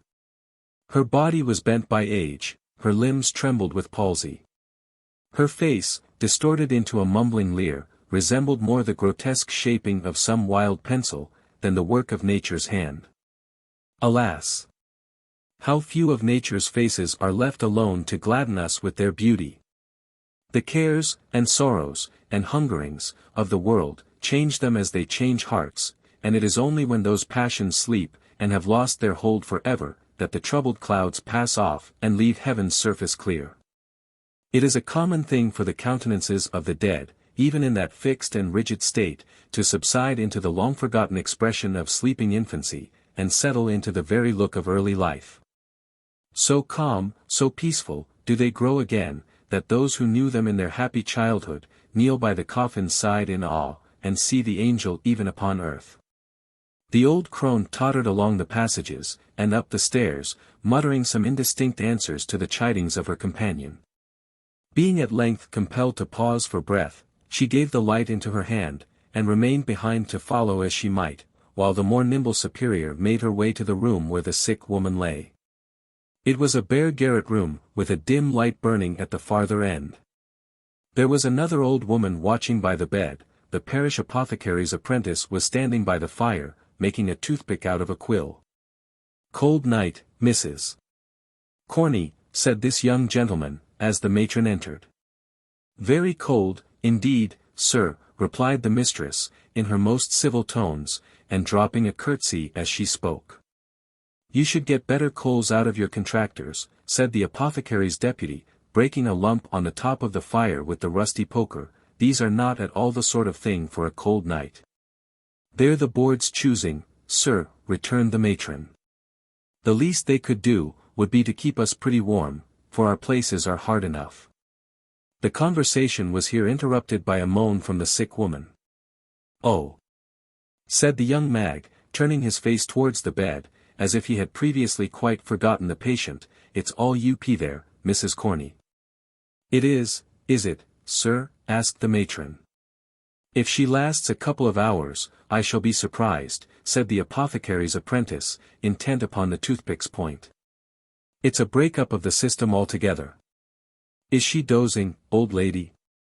The attendant stooped over the bed, to ascertain, and nodded in the affirmative. "Then perhaps she'll go off in that way, if you don't make a row," said the young man. "Put the light on the floor. She won't see it there." The attendant did as she was told, shaking her head meanwhile, to intimate that the woman would not die so easily. Having done so, she resumed her seat by the side of the other nurse, who had by this time returned.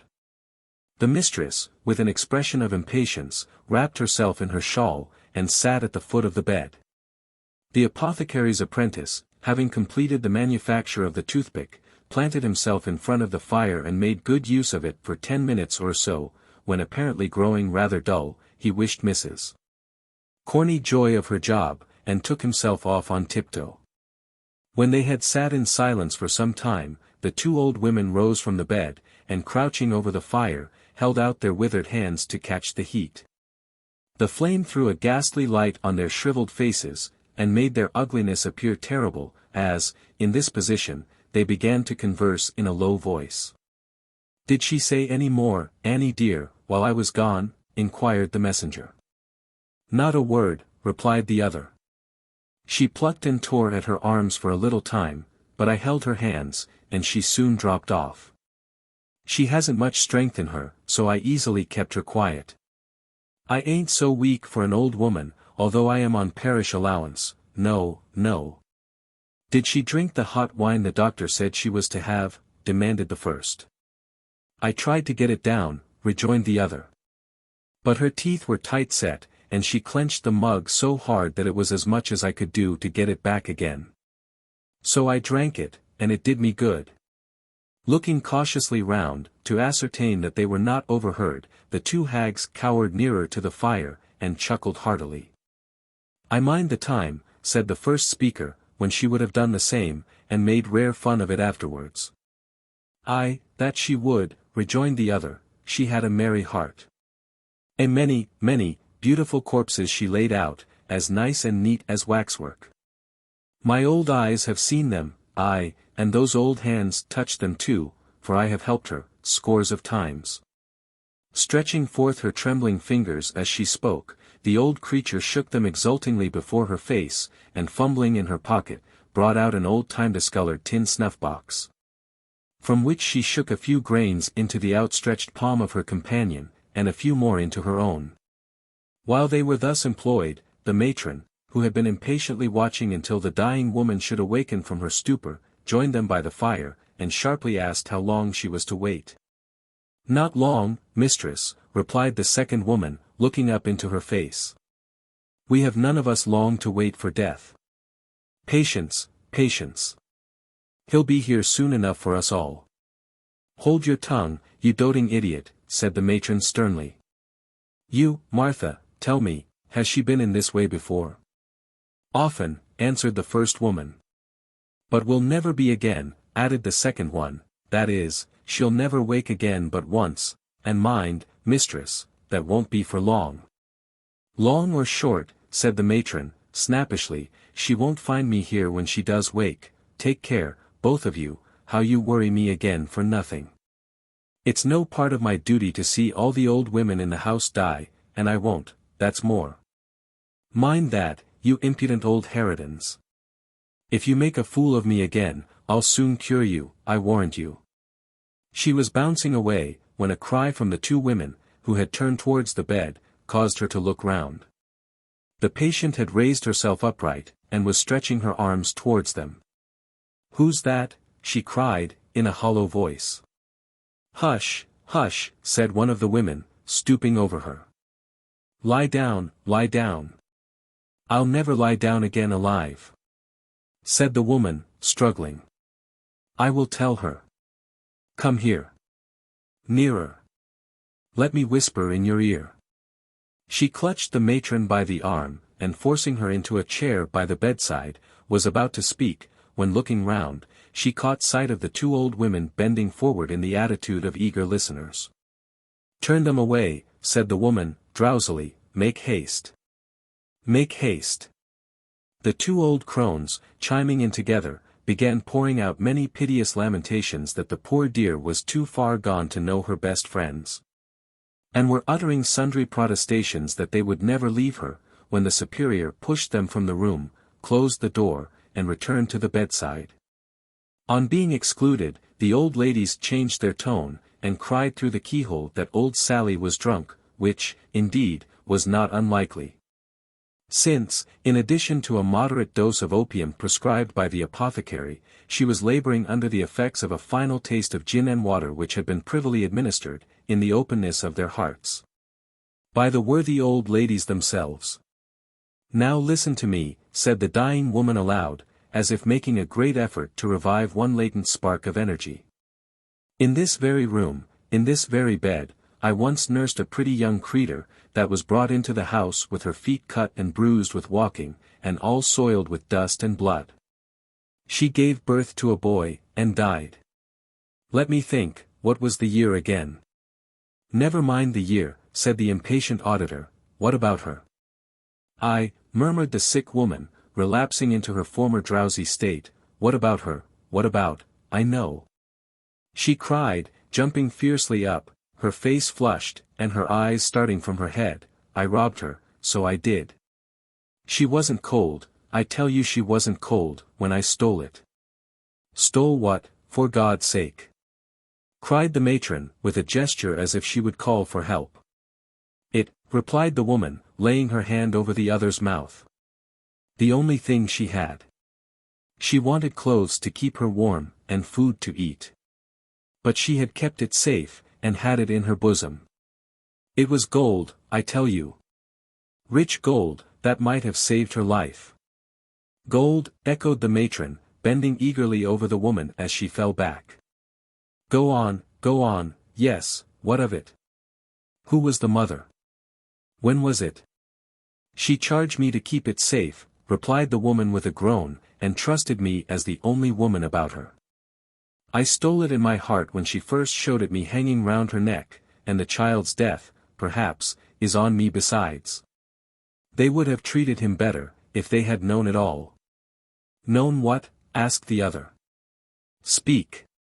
The boy grew so like his mother, said the woman, rambling on, and not heeding the question, that I could never forget it when I saw his face. Poor girl. Poor girl. She was so young, too. Such a gentle lamb. Wait, there's more to tell. I have not told you all, have I? No, no, replied the matron, inclining her head to catch the words, as they came more faintly from the dying woman. Be quick, or it may be too late. The mother, said the woman, making a more violent effort than before. The mother, when the pains of death first came upon her, whispered in my ear that if her baby was born alive, and thrived, the day might come when it would not feel so much disgrace to hear its poor young mother named. And oh, kind heaven! She said, folding her thin hands together, whether it be boy or girl, raise up some friends for it in this troubled world, and take pity upon a lonely desolate child, abandoned to its mercy. The boy's name? Demanded the matron. They called him Oliver, replied the woman, feebly. The gold I stole was. Yes, yes, what? Cried the other. She was bending eagerly over the woman to hear her reply. But drew back, instinctively, as she once again rose, slowly and stiffly, into a sitting posture, then, clutching the coverlid with both hands, muttered some indistinct sounds in her throat, and fell lifeless on the bed. Stone dead, said one of the old women, hurrying in as soon as the door was opened. And nothing to tell, after all, rejoined the matron, walking carelessly away. The two crones, to all appearance, too busily occupied in the preparations for their dreadful duties to make any reply, were left alone, hovering about the body. 25. Wherein this history reverts to Mr. Fagin and company. While these things were passing in the country workhouse, Mr. Fagin sat in the old den, the same from which Oliver had been removed by the girl, brooding over a dull, smoky fire. He held a pair of bellows upon his knee, with which he had apparently been endeavouring to rouse it into more cheerful action, but he had fallen into deep thought. And with his arms folded on them, and his chin resting on his thumbs, fixed his eyes, abstractedly, on the rusty bars. At a table behind him sat the artful dodger, Master Charles Bates, and Mr. Chitlin, all intent upon a game of whist. The artful taking dummy against Master Bates and Mr. Chitlin. The countenance of the first-named gentleman, peculiarly intelligent at all times, acquired great additional interest from his close observance of the game, and his attentive perusal of Mr. Chitlin's hand. Upon which, from time to time, as occasion served, he bestowed a variety of earnest glances, wisely regulating his own play by the result of his observations upon his neighbours' cards. It being a cold night, the dodger wore his hat, as, indeed, was often his custom within doors. He also sustained a clay pipe between his teeth, which he only removed for a brief space when he deemed it necessary to apply for refreshment to a quart pot upon the table, which stood ready filled with gin and water for the accommodation of the company. Master Bates was also attentive to the play. But being of a more excitable nature than his accomplished friend, it was observable that he more frequently applied himself to the gin and water, and moreover indulged in many jests and irrelevant remarks, all highly unbecoming a scientific rubber. Indeed, the artful, presuming upon their close attachment, more than once took occasion to reason gravely with his companion upon these improprieties, all of which remonstrances, Master Bates received in extremely good part. Merely requesting his friend to be blowed, or to insert his head in a sack, or replying with some other neatly turned witticism of a similar kind, the happy application of which excited considerable admiration in the mind of Mr. Chitlin. It was remarkable that the latter gentleman and his partner invariably lost. And that the circumstance, so far from angering Master Bates, appeared to afford him the highest amusement, inasmuch as he laughed most uproariously at the end of every deal, and protested that he had never seen such a jolly game in all his born days. "That's 2 doubles in the rub," said Mr. Chitlin, with a very long face, as he drew half a crown from his waistcoat pocket. "I never see such a feller as you, Jack, you win everything. Even when we've good cards, Charlie and I can't make nothing of 'em."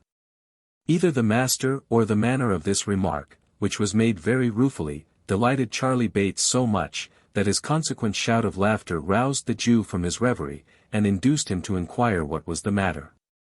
"Matter, Fagin?" cried Charlie. "I wish you had watched the play. Tommy Chitlin hasn't won a point, and I went partners with him against the artful and dumb." "I," said the Jew, with a grin, which sufficiently demonstrated that he was at no loss to understand the reason. "Try 'em again, Tom, try 'em again." "No more of it for me, thank ye, Fagin," replied Mr. Chitlin, "I've had enough. That 'ere dodger has such a run of luck that there's no standing again him. Ha! Ha! "My dear," replied the Jew, "you must get up very early in the morning, to win against the Dodger." "Morning," said Charlie Bates. "You must put your boots on overnight, and have a telescope at each eye, and a opera glass between your shoulders, if you want to come over him." Mr. Dawkins received these handsome compliments with much philosophy, and offered to cut any gentleman in company, for the first picture card, at a shilling at a time. Nobody accepting the challenge, and his pipe being by this time smoked out, he proceeded to amuse himself by sketching a ground plan of Newgate on the table with the piece of chalk which had served him in lieu of counters. Whistling, meantime, with peculiar shrillness.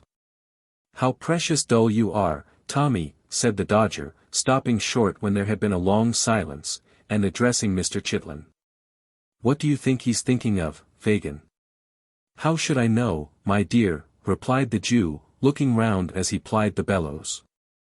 "About his losses, maybe, or the little retirement in the country that he's just left, eh? Ha! Ha! Is that it, my dear?" "Not a bit of it," replied the Dodger, stopping the subject of discourse as Mr. Chitlin was about to reply. "What do you say, Charlie?" "I should say," replied Master Bates, with a grin, "that he was uncommon sweet upon Betsy. See how he's blushing. Oh, my eye! Here's a merry-go-rounder. Tommy Chitlin's in love.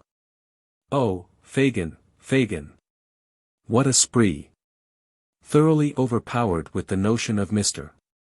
Chitlin being the victim of the tender passion, Master Bates threw himself back in his chair with such violence, that he lost his balance, and pitched over upon the floor. Where, the accident abating nothing of his merriment, he lay at full length until his laugh was over, when he resumed his former position, and began another laugh. "Never mind him, my dear," said the Jew, winking at Mr. Dawkins, and giving Master Bates a reproving tap with the nozzle of the bellows. "Betsy's a fine girl. Stick up to her, Tom. Stick up to her." "What I mean to say, Fagin," replied Mr. Chitlin, very red in the face, "is, that isn't anything to anybody here." "No more it is," replied the Jew, "Charlie will talk. Don't mind him, my dear, don't mind him. Betsy's a fine girl.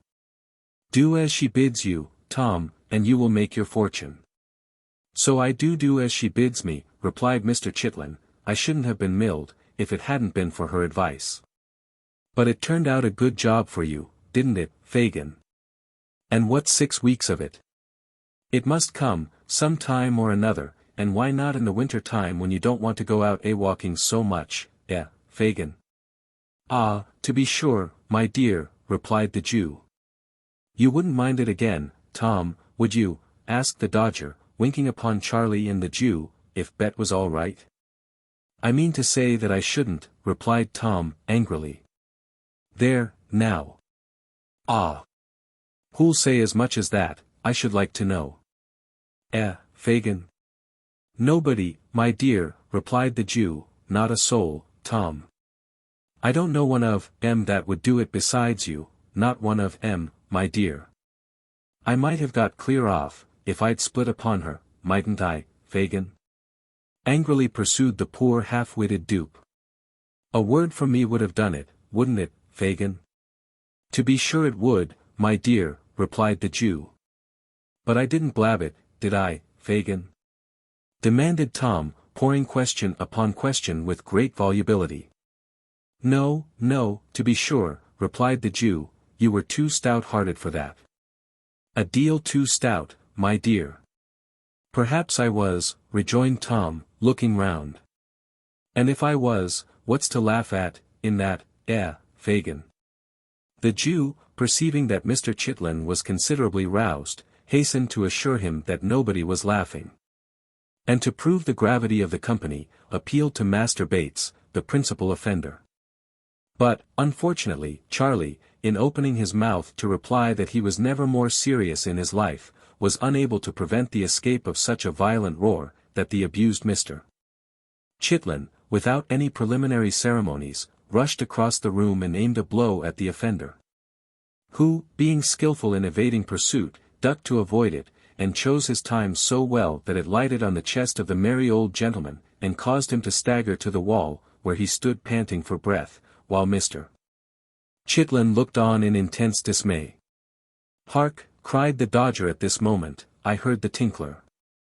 Catching up the light, he crept softly upstairs. The bell was rung again, with some impatience, while the party were in darkness. After a short pause, the Dodger reappeared, and whispered Fagin mysteriously. "What?" cried the Jew, "alone?" The Dodger nodded in the affirmative, and, shading the flame of the candle with his hand, gave Charlie Bates a private intimation, in dumb show, that he had better not be funny just then.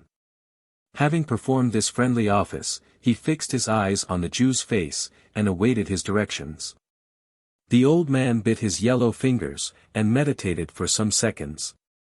His face working with agitation the while, as if he dreaded something, and feared to know the worst. At length he raised his head.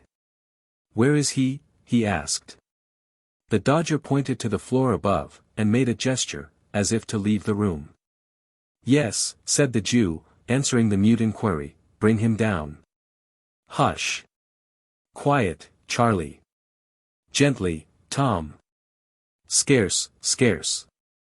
This brief direction to Charlie Bates, and his recent antagonist, was softly and immediately obeyed. There was no sound of their whereabout, when the Dodger descended the stairs, bearing the light in his hand, and followed by a man in a coarse smock-frock, who, after casting a hurried glance round the room, pulled off a large wrapper which had concealed the lower portion of his face, and disclosed, all haggard, unwashed, and unshorn, the features of Flash Toby Crackit. "How are you, Faggy?" said this worthy, nodding to the Jew. "Pop that shawl away in my castor, Dodger, so that I may know where to find it when I cut, that's the time of day. You'll be a fine young cracksman afore the old file now." With these words he pulled up the smock-frock, and, winding it round his middle, drew a chair to the fire, and placed his feet upon the hob. "See there, Faggy," he said, pointing disconsolately to his top boots. "Not a drop of day and martin since you know when, not a bubble of blacking, by Jove. But don't look at me in that way, man. All in good time. I can't talk about business till I've eat and drank. So produce the sustenance, and let's have a quiet fill-out for the first time these 3 days." The Jew motioned to the Dodger to place what eatables there were, upon the table, and, seating himself opposite the housebreaker, waited his leisure. To judge from appearances, Toby was by no means in a hurry to open the conversation.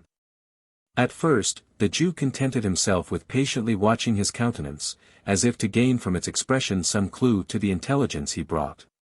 But in vain.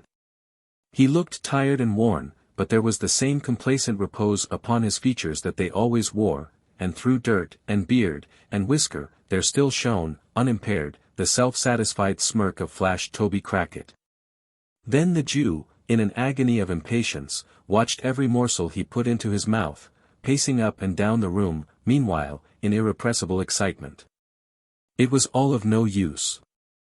Toby continued to eat with the utmost outward indifference, until he could eat no more, then, ordering the Dodger out, he closed the door, mixed a glass of spirits and water, and composed himself for talking. "First and foremost, Faggy," said Toby.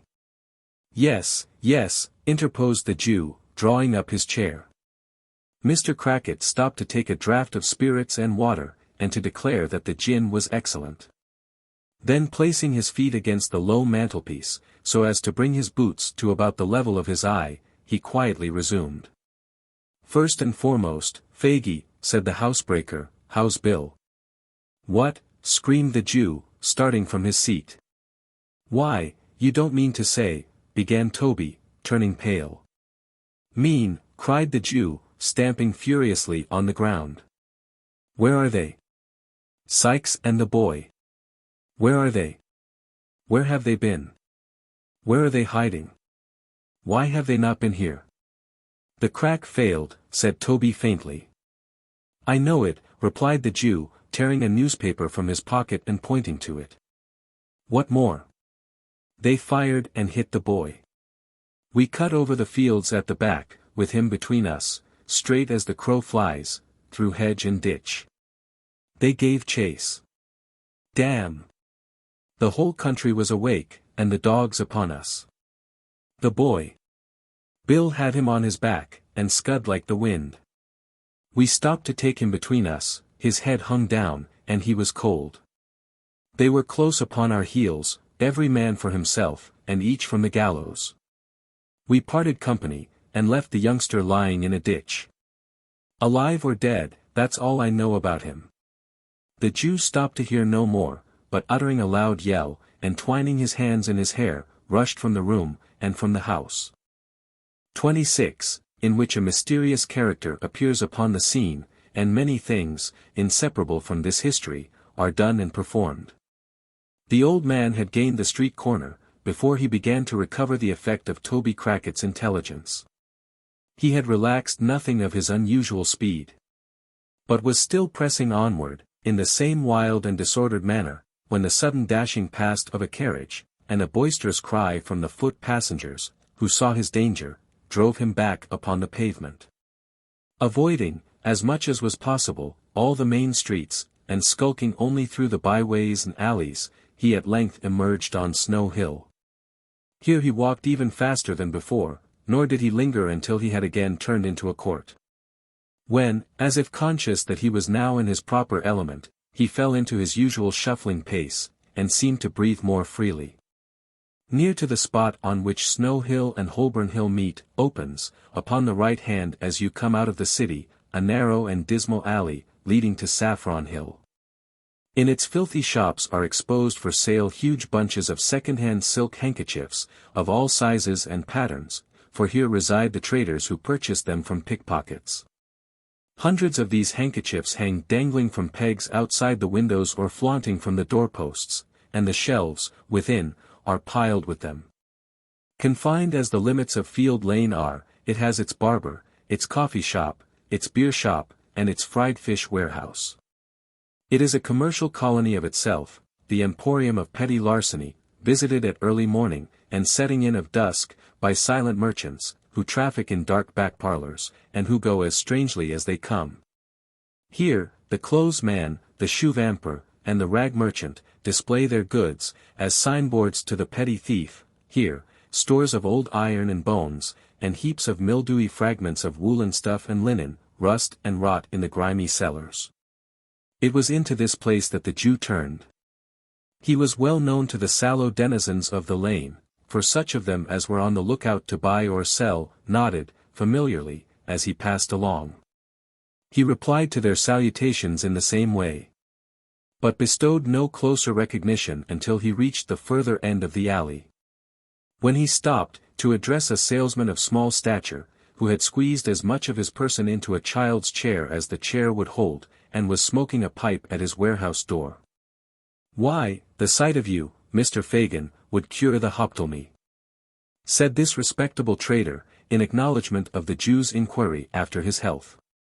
"The neighborhood was a little too hot, lively," said Fagin, elevating his eyebrows, and crossing his hands upon his shoulders. "Well, I've heard that complaint of it, once or twice before," replied the trader, "but it soon cools down again, don't you find it so?" Fagin nodded in the affirmative. Pointing in the direction of Saffron Hill, he inquired whether anyone was up yonder tonight. "At the Cripples?" inquired the man. The Jew nodded. "Let me see," pursued the merchant, reflecting.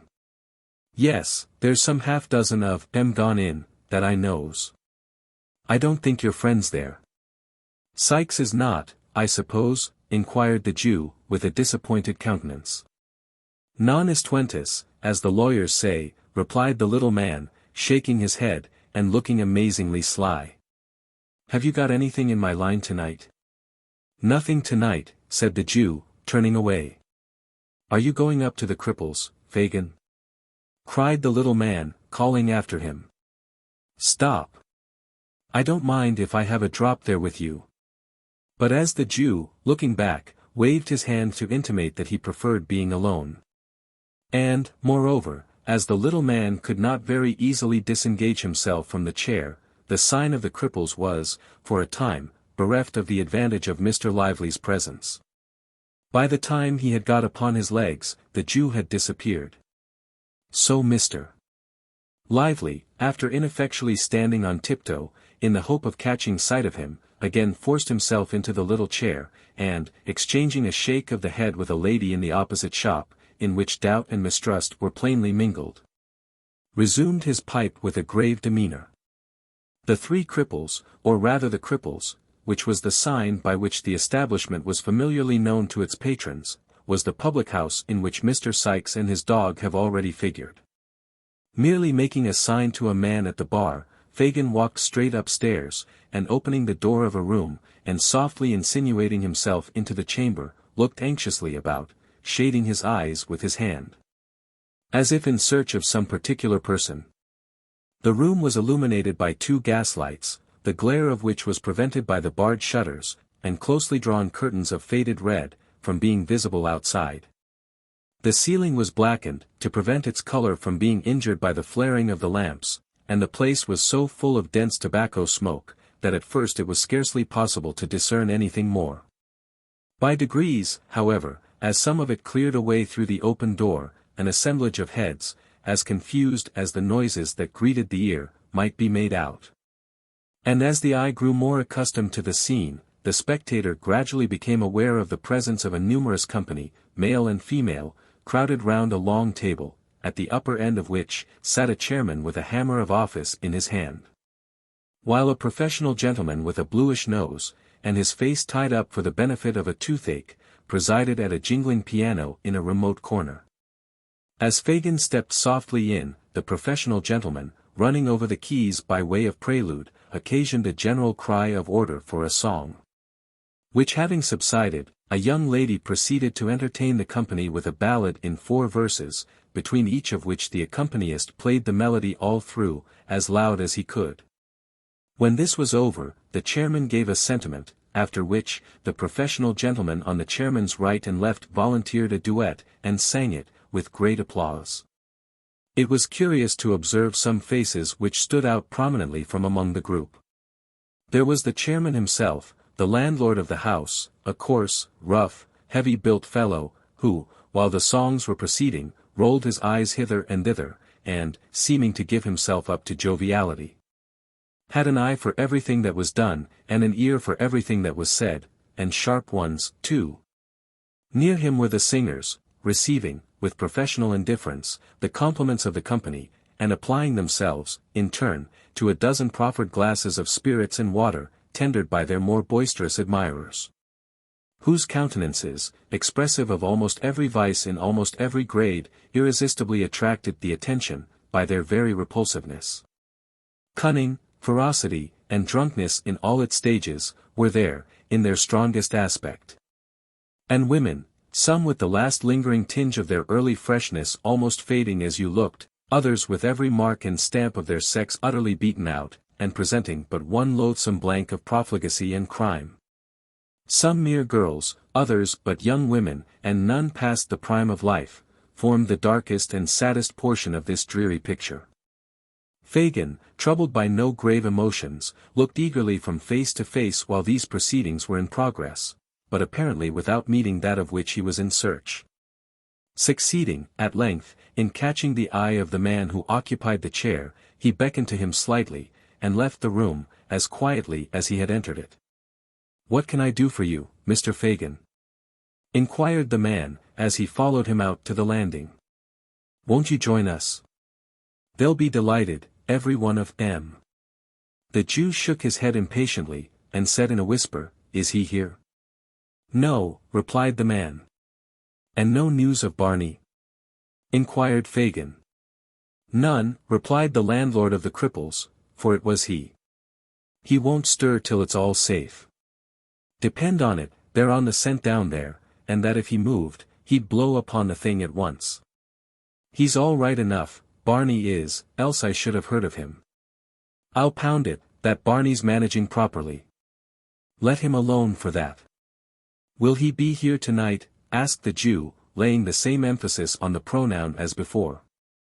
"Monks, do you mean?" inquired the landlord, hesitating. "Hush," said the Jew. "Yes. Certain," replied the man, drawing a gold watch from his fob, "I expected him here before now. If you'll wait 10 minutes, he'll be—" "No, no," said the Jew, hastily, as though, however desirous he might be to see the person in question, he was nevertheless relieved by his absence. "Tell him I came here to see him. And that he must come to me tonight. No, say tomorrow. As he is not here, tomorrow will be time enough." "Good," said the man. "Nothing more." "Not a word now," said the Jew, descending the stairs. "I say," said the other, looking over the rails, and speaking in a hoarse whisper, "what a time this would be for a cell. I've got Phil Barker here, so drunk, that a boy might take him." "Ah!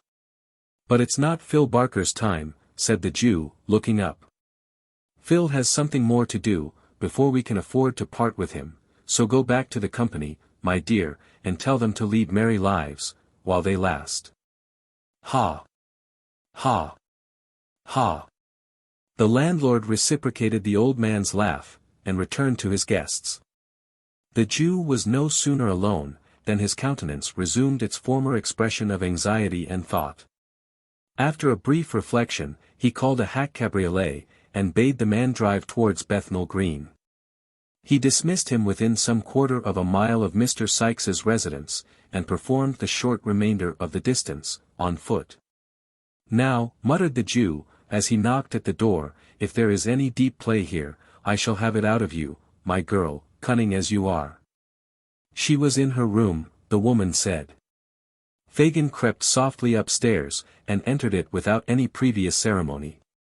The girl was alone, lying with her head upon the table, and her hair straggling over it.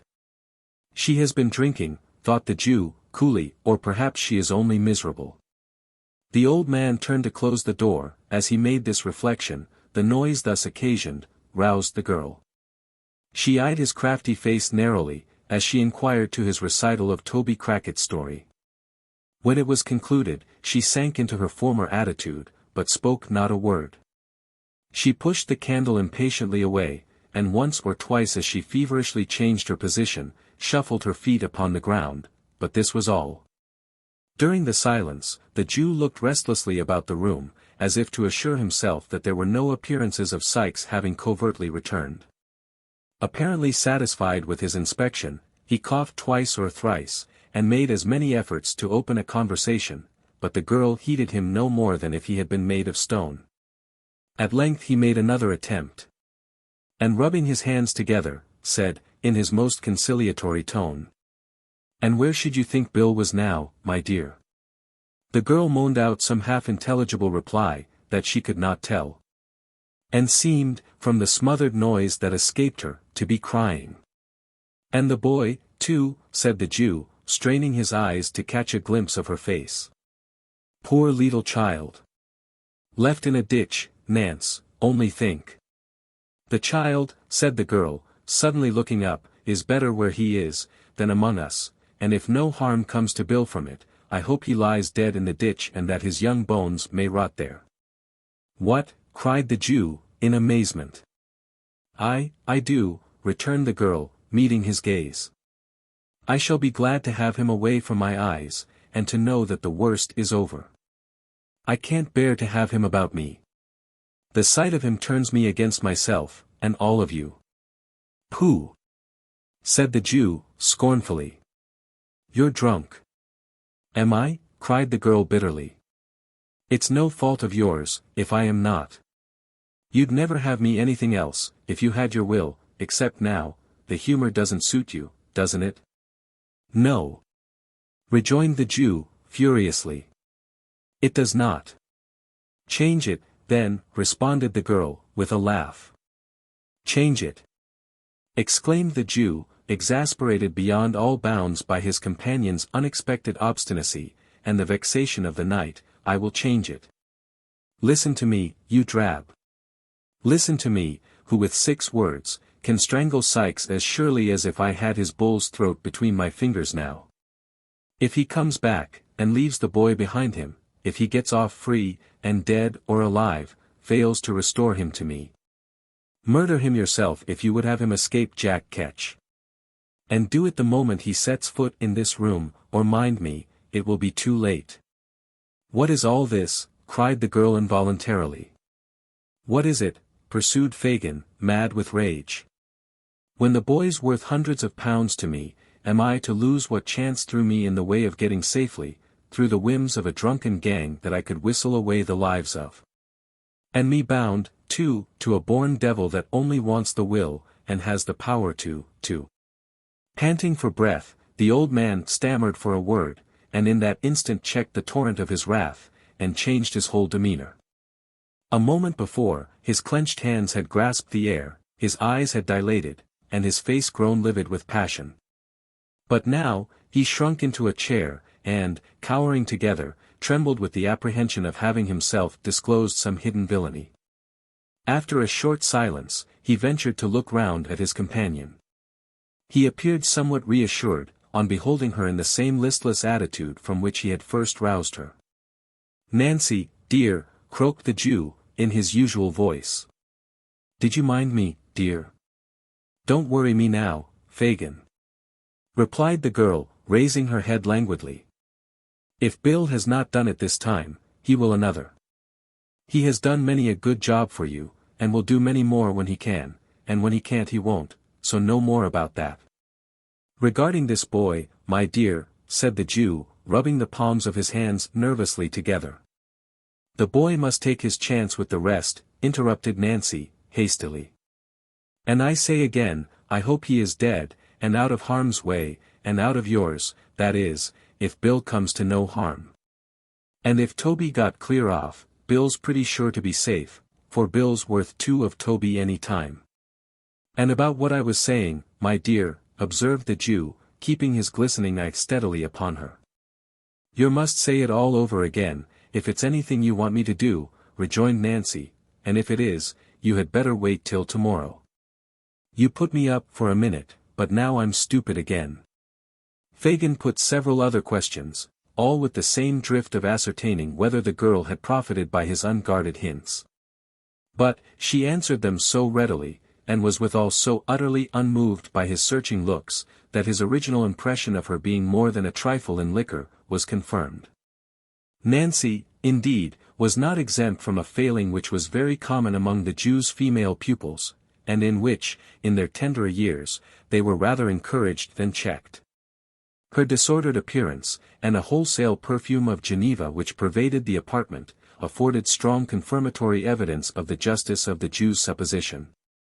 And when, after indulging in the temporary display of violence above described, she subsided, first into dullness, and afterwards into a compound of feelings, under the influence of which she shed tears 1 minute, and in the next gave utterance to various exclamations of "never say die," and divers calculations as to what might be the amount of the odds so long as a lady or gentleman was happy, Mr. Fagin, who had had considerable experience of such matters in his time, saw, with great satisfaction, that she was very far gone indeed.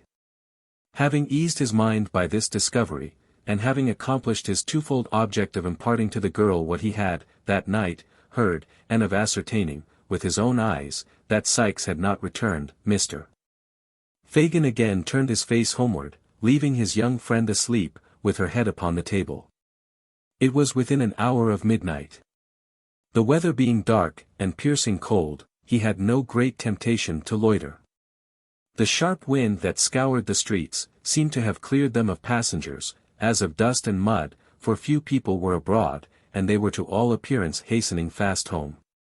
It blew from the right quarter for the Jew, however, and straight before it he went, trembling, and shivering, as every fresh gust drove him rudely on his way. He had reached the corner of his own street, and was already fumbling in his pocket for the door key, when a dark figure emerged from a projecting entrance which lay in deep shadow, and, crossing the road, glided up to him unperceived. "Fagin," whispered a voice close to his ear. "Ah," said the Jew, turning quickly round, "is that—" "Yes," interrupted the stranger. "I have been lingering here these 2 hours. Where the devil have you been?" "On your business, my dear," replied the Jew, glancing uneasily at his companion, and slackening his pace as he spoke. "On your business all night. "Oh, of course," said the stranger, with a sneer. "Well, and what's come of it?" "Nothing good," said the Jew. "Nothing bad, I hope," said the stranger, stopping short, and turning a startled look on his companion. The Jew shook his head, and was about to reply, when the stranger, interrupting him, motioned to the house, before which they had by this time arrived, remarking, that he had better say what he had got to say. Under cover, for his blood was chilled with standing about so long, and the wind blew through him. Fagin looked as if he could have willingly excused himself from taking home a visitor at that unseasonable hour, and, indeed, muttered something about having no fire. But his companion repeating his request in a peremptory manner, he unlocked the door, and requested him to close it softly, while he got a light. "It's as dark as the grave," said the man, groping forward a few steps. "Make haste." "Shut the door," whispered Fagin from the end of the passage. As he spoke, it closed with a loud noise. "That wasn't my doing," said the other man, feeling his way. "The wind blew it to, or it shut of its own accord, one or the other. Look sharp with the light, or I shall knock my brains out against something in this confounded hole." Fagin stealthily descended the kitchen stairs. After a short absence, he returned with a lighted candle, and the intelligence that Toby Crackit was asleep in the back room below, and that the boys were in the front one. Beckoning the man to follow him, he led the way upstairs. "We can say the few words we've got to say in here, my dear," said the Jew, throwing open a door on the first floor, "and as there are holes in the shutters, and we never show lights to our neighbors, we'll set the candle on the stairs. There." With those words, the Jew, stooping down, placed the candle on an upper flight of stairs, exactly opposite to the room door. This done, he led the way into the apartment, which was destitute of all movables save a broken armchair, and an old couch or sofa without covering, which stood behind the door. Upon this piece of furniture, the stranger sat himself with the air of a weary man. And the Jew, drawing up the armchair opposite, they sat face to face. It was not quite dark. The door was partially open, and the candle outside, threw a feeble reflection on the opposite wall. They conversed for some time in whispers.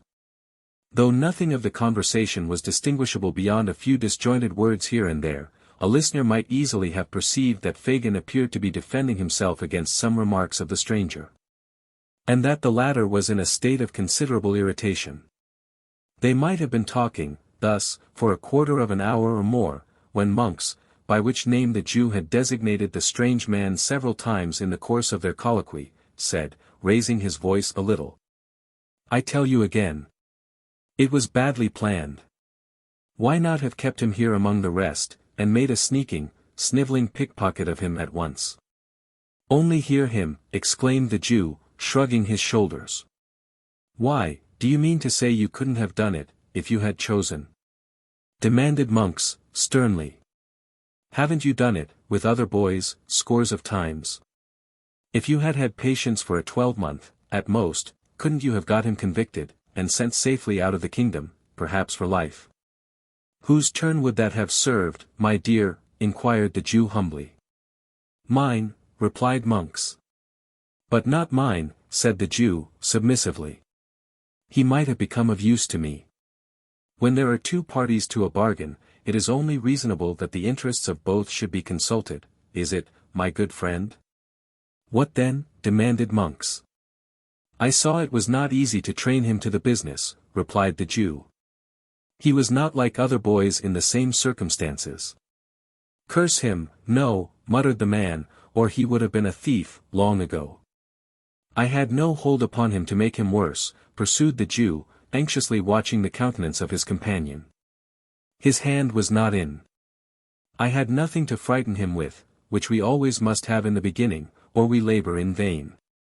What could I do? Send him out with the Dodger and Charlie? We had enough of that, at first, my dear. I trembled for us all." "That was not my doing," observed Monks. "No, no, my dear," renewed the Jew. "And I don't quarrel with it now.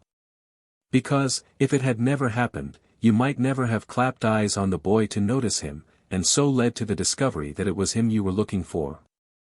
Well, I got him back for you by means of the girl, and then she begins to favor him. Throttle the girl, said Monks, impatiently.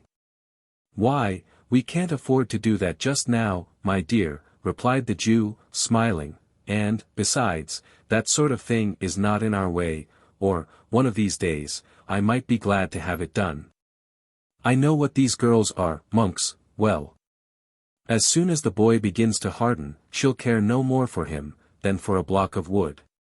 You want him made a thief. If he is alive, I can make him one from this time. And if, said the Jew, drawing nearer to the other, it's not likely, mind, but if the worst comes to the worst, and he is dead.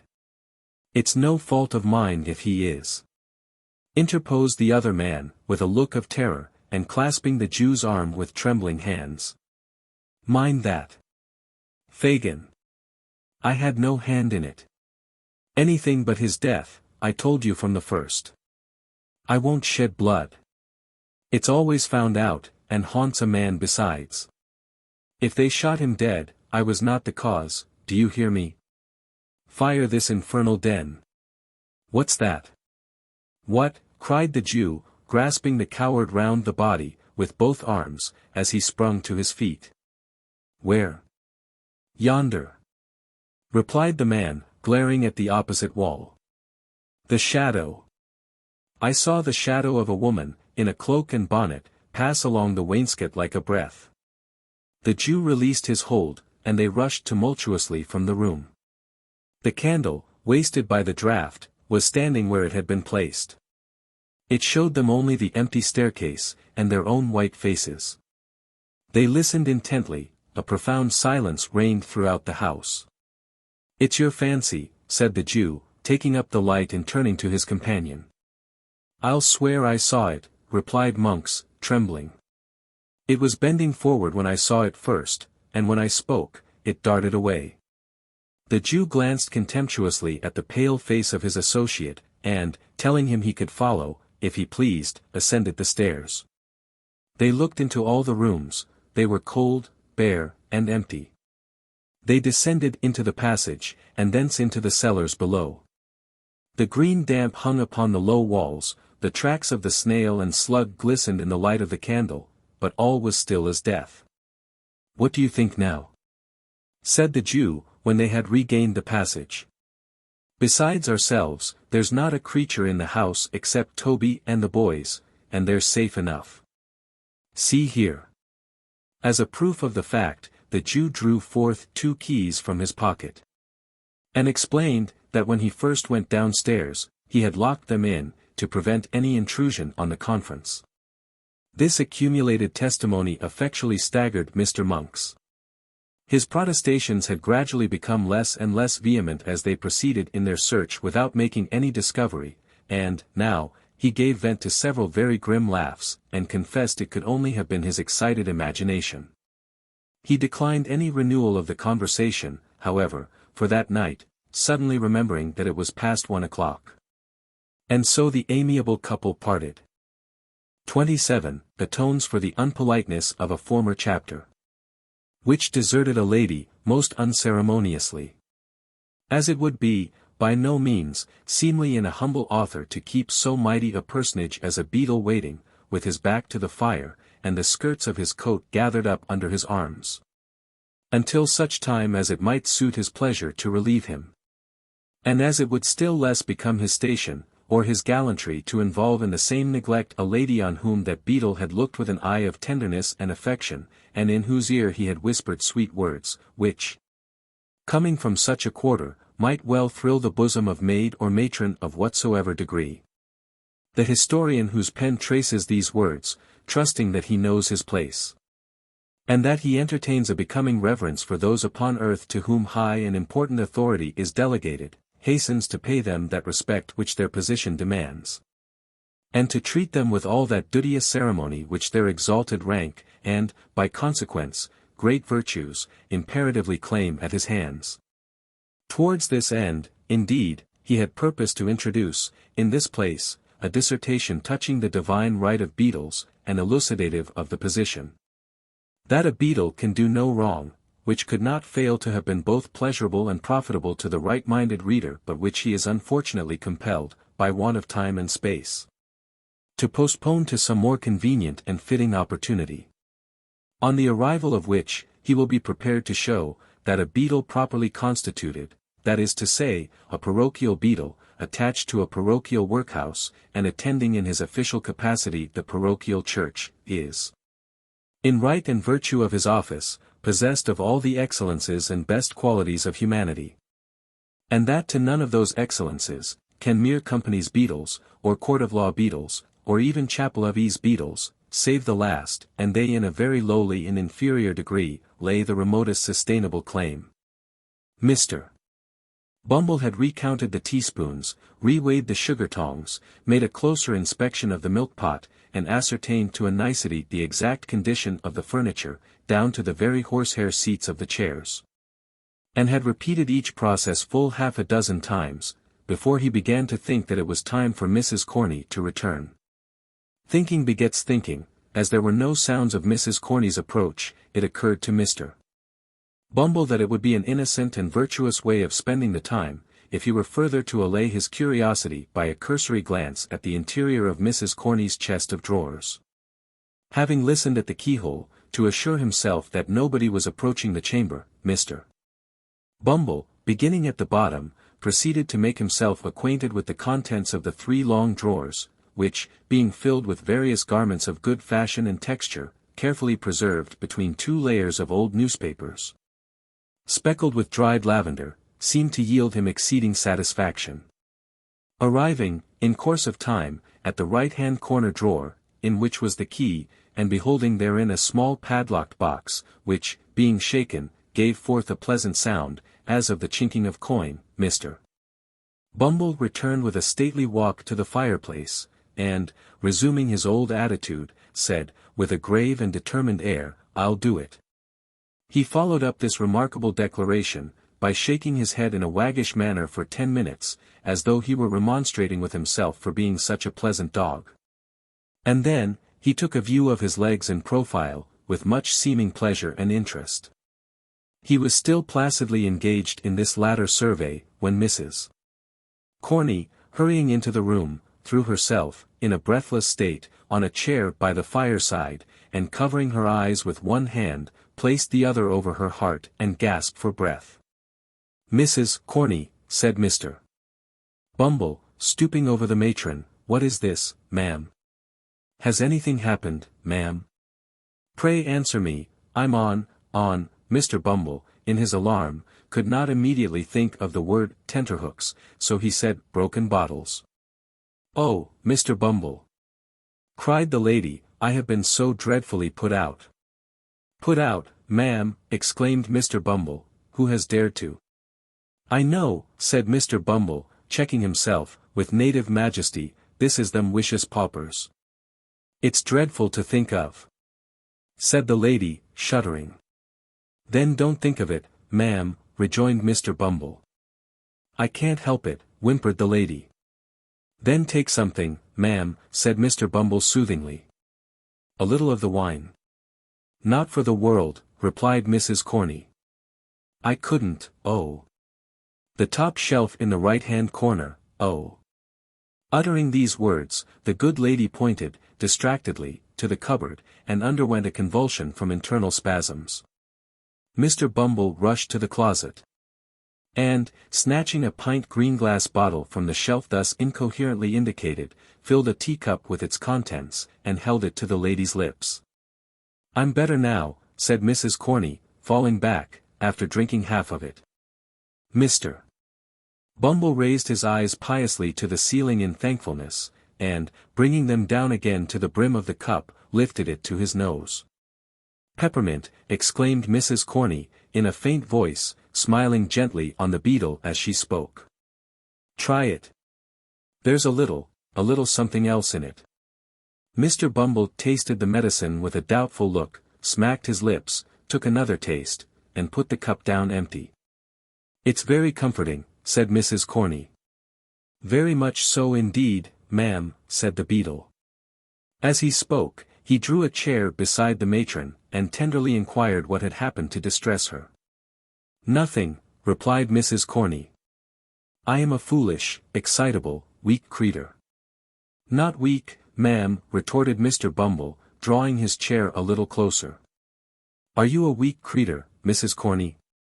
"We are all weak creatures," said Mrs. Corney, laying down a general principle. "So we are," said the beadle. Nothing was said on either side, for a minute or two afterwards. By the expiration of that time, Mr. Bumble had illustrated the position by removing his left arm from the back of Mrs. Corney's chair, where it had previously rested, to Mrs. Corney's apron string, round which it gradually became entwined. "We are all weak creatures," said Mr. Bumble. Mrs. Corney sighed. "Don't sigh, Mrs. Corney," said Mr. Bumble. "I can't help it," said Mrs. Corney. And she sighed again. "This is a very comfortable room, ma'am," said Mr. Bumble looking round. "Another room, and this, ma'am, would be a complete thing." "It would be too much for one," murmured the lady. "But not for two, ma'am," rejoined Mr. Bumble, in soft accents. Mrs. Corney." Mrs. Corney drooped her head. When the beadle said this, the beadle drooped his, to get a view of Mrs. Corney's face. Mrs. Corney, with great propriety, turned her head away, and released her hand to get at her pocket handkerchief, but insensibly replaced it in that of Mr. Bumble.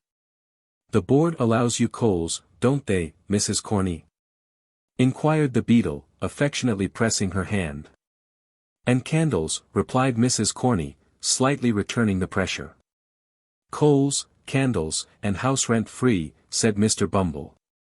"Oh, Mrs. Corney, what an angel you are!" The lady was not proof against this burst of feeling. She sank into Mr. Bumble's arms, and that gentleman in his agitation, imprinted a passionate kiss upon her chaste nose. "Such parochial perfection," exclaimed Mr. Bumble, rapturously. "You know that Mr. Slout is worse tonight, my fascinator." "Yes," replied Mrs. Corney, bashfully. "He can't live a week, the doctor says," pursued Mr. Bumble. "He is the master of this establishment, his death will cause a vacancy. That vacancy must be filled up. Oh, Mrs. Corney, what a prospect this opens! What a opportunity for a gening of hearts and housekeepings!" Mrs. Corney sobbed. "The little word," said Mr. Bumble, bending over the bashful beauty. "The one little word, my blessed Corney." Yes," sighed out the matron. "One more," pursued the beadle, "compose your darling feelings for only one more. When is it to come off?" Mrs. Corney twice essayed to speak, and twice failed. At length summoning up courage, she threw her arms around Mr. Bumble's neck, and said, it might be as soon as ever he pleased, and that he was an irresistible duck. Matters being thus amicably and satisfactorily arranged, the contract was solemnly ratified in another teacupful of the peppermint mixture, which was rendered the more necessary, by the flutter and agitation of the lady's spirits. While it was being disposed of, she acquainted Mr. Bumble with the old woman's decease. "Very good," said that gentleman, sipping his peppermint, "I'll call at Sowerberry's as I go home, and tell him to send tomorrow morning." "Was it that as frightened you, love?" "It wasn't anything particular, dear," said the lady evasively. "It must have been something, love," urged Mr. Bumble. "Won't you tell your own bee?" "Not now," rejoined the lady, "one of these days. After we're married, dear." "After we're married," exclaimed Mr. Bumble. "It wasn't any impudence from any of them male paupers as—" No, love," interposed the lady, hastily. "If I thought it was," continued Mr. Bumble. "If I thought as any one of 'em had dared to lift his vulgar eyes to that lovely countenance." "They wouldn't have dared to do it, love," responded the lady. "They had better not," said Mr. Bumble, clenching his fist. "Let me see any man, parochial or extra-parochial, as would presume to do it, and I can tell him that he wouldn't do it a second time." Unembellished by any violence of gesticulation, this might have seemed no very high compliment to the lady's charms, but, as Mr. Bumble accompanied the threat with many warlike gestures, she was much touched with this proof of his devotion, and protested, with great admiration, that he was indeed a dove. The dove then turned up his coat collar, and put on his cocked hat. And, having exchanged a long and affectionate embrace with his future partner, once again braved the cold wind of the night, merely pausing, for a few minutes, in the male paupers' ward, to abuse them a little. With the view of satisfying himself that he could fill the office of workhouse master with needful acerbity.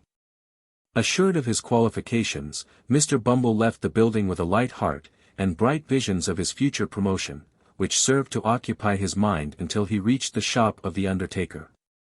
Now, Mr. and Mrs. Sowerberry having gone out to tea and supper, and Noah Claypole not being at any time disposed to take upon himself a greater amount of physical exertion than is necessary to a convenient performance of the two functions of eating and drinking. The shop was not closed, although it was past the usual hour of shutting up. Mr. Bumble tapped with his cane on the counter several times, but, attracting no attention, and beholding a light shining through the glass window of the little parlour at the back of the shop, he made bold to peep in and see what was going forward. And when he saw what was going forward, he was not a little surprised. The cloth was laid for supper, the table was covered with bread and butter, plates and glasses, a porter pot and a wine bottle. At the upper end of the table, Mr. Noah Claypole lolled negligently in an easy chair, with his legs thrown over one of the arms, an open clasp knife in one hand, and a mass of buttered bread in the other. Close beside him stood Charlotte, opening oysters from a barrel, which Mr. Claypole condescended to swallow, with remarkable avidity. A more than ordinary redness in the region of the young gentleman's nose, and a kind of fixed wink in his right eye, denoted that he was in a slight degree intoxicated. These symptoms were confirmed by the intense relish with which he took his oysters, for which nothing but a strong appreciation of their cooling properties, in cases of internal fever, could have sufficiently accounted. "Here's a delicious fat one, Noah, dear," said Charlotte, "try him, do, only this one." "What a delicious thing is a oyster," remarked Mr. Claypole, after he had swallowed it. "What a pity it is, a number of them should ever make you feel uncomfortable, isn't it, Charlotte?" "It's quite a cruelty," said Charlotte. "So it is," acquiesced Mr. Claypole. "Ain't you fond of oysters?" "Not overmuch," replied Charlotte. "I like to see you eat 'em, Noah dear, better than eating 'em myself." "Lor," said Noah, reflectively, "how queer." "Have another," said Charlotte. "Here's one with such a beautiful, delicate beard." "I can't manage any more," said Noah. "I'm very sorry." "Come here, Charlotte, and I'll kiss yer." "What?" said Mr. Bumble, bursting into the room. "Say that again, sir." Charlotte uttered a scream, and hid her face in her apron. Mr. Claypole, without making any further change in his position than suffering his legs to reach the ground, gazed at the beadle in drunken terror. "Say it again, you vile, audacious fellow," said Mr. Bumble. "How dare you mention such a thing, sir? And how dare you encourage him, you insolent minx?" "Kiss her," exclaimed Mr. Bumble, in strong indignation. "Faugh! I didn't mean to do it," said Noah, blubbering. "She's always kissing of me, whether I like it, or not." "Oh, Noah," cried Charlotte, reproachfully. You know you are," retorted Noah. "She's always doin' of it, Mr. Bumble, sir, she chucks me under the chin, please, sir, and makes all manner of love." "Silence," cried Mr. Bumble, sternly. "Take yourself downstairs, ma'am. Noah, you shut up the shop, say another word till your master comes home, at your peril, and, when he does come home, tell him that Mr. Bumble said he was to send a old woman's shell after breakfast tomorrow morning. Do you hear, sir?" "Kissing," cried Mr. Bumble, holding up his hands. "The sin and wickedness of the lower orders in this parochial district is frightful. If Parliament don't take their abominable courses under consideration, this country's ruined, and the character of the peasantry gone for ever. With these words, the beadle strode, with a lofty and gloomy air, from the undertaker's premises. And now that we have accompanied him so far on his road home, and have made all necessary preparations for the old woman's funeral, let us set on foot a few inquires after young Oliver Twist, and ascertain whether he be still lying in the ditch where Toby Crackit left him. 28. Looks after Oliver, and proceeds with his adventures.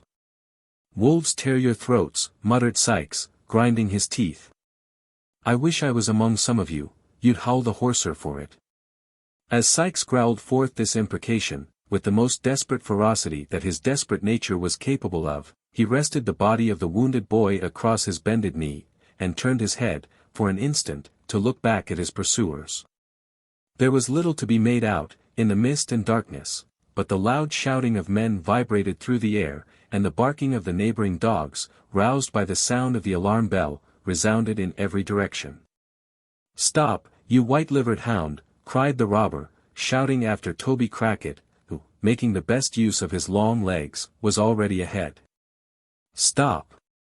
The repetition of the word brought Toby to a dead standstill.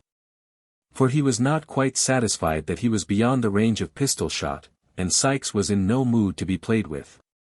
Bear a hand with the boy, cried Sikes, beckoning furiously to his confederate. Come back. Toby made a show of returning, but ventured, in a low voice, broken for want of breath, to intimate considerable reluctance as he came slowly along. Quicker, cried Sikes, laying the boy in a dry ditch at his feet, and drawing a pistol from his pocket. Don't play booty with me. At this moment the noise grew louder. Sikes, again looking round, could discern that the men who had given chase were already climbing the gate of the field in which he stood, and that a couple of dogs were some paces in advance of them. It's all up, Bill, cried Toby, drop the kid, and show 'em your heels. With this parting advice, Mr.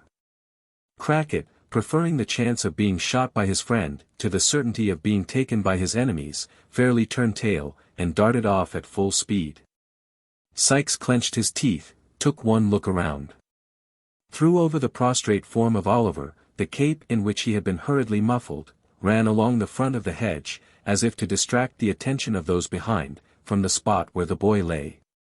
Paused, for a second, before another hedge which met it at right angles, and whirling his pistol high into the air, cleared it at a bound, and was gone. Ho, ho, there, cried a tremulous voice in the rear. Pincher! Neptune! Come here, come here. The dogs, who, in common with their masters, seemed to have no particular relish for the sport in which they were engaged, readily answered to the command. 3 men, who had by this time advanced some distance into the field, stopped to take counsel together. My advice, or, leastways, I should say, my orders, is, said the fattest man of the party, that we immediately go home again. I am agreeable to anything which is agreeable to Mr. Giles, said a shorter man, who was by no means of a slim figure, and who was very pale in the face, and very polite, as frightened men frequently are. I shouldn't wish to appear ill-mannered, gentlemen, said the third, who had called the dogs back, Mr. Giles ought to know. Certainly, replied the shorter man, and whatever Mr. Giles says, it isn't our place to contradict him. No, no, I know my situation. Thank my stars, I know my situation. To tell the truth, the little man did seem to know his situation, and to know perfectly well that it was by no means a desirable one. For his teeth chattered in his head as he spoke. You are afraid, Brittles, said Mr. Giles. I ain't, said Brittles. You are, said Giles. You're a falsehood, Mr. Giles, said Brittles. You're a lie, Brittles, said Mr. Giles. Now, these 4 retorts arose from Mr. Giles's taunt, and Mr. Giles's taunt had arisen from his indignation at having the responsibility of going home again, imposed upon himself under cover of a compliment. The third man brought the dispute to a close, most philosophically. I'll tell you what it is, gentlemen, said he, we're all afraid. Speak for yourself, sir, said Mr. Giles, who was the palest of the party. So I do, replied the man. "It's natural and proper to be afraid, under such circumstances." "I am." "So am I," said Brittles, "only there's no call to tell a man he is, so bounceably." These frank admissions softened Mr. Giles, who at once owned that he was afraid. Upon which, they all three faced about, and ran back again with the completest unanimity, until Mr. Giles, who had the shortest wind of the party, as was encumbered with a pitchfork, most handsomely insisted on stopping, to make an apology for his hastiness of speech. "But it's wonderful," said Mr. Giles, when he had explained, "what a man will do, when his blood is up. I should have committed murder, I know I should, if we'd caught one of them rascals." As the other two were impressed with a similar presentiment.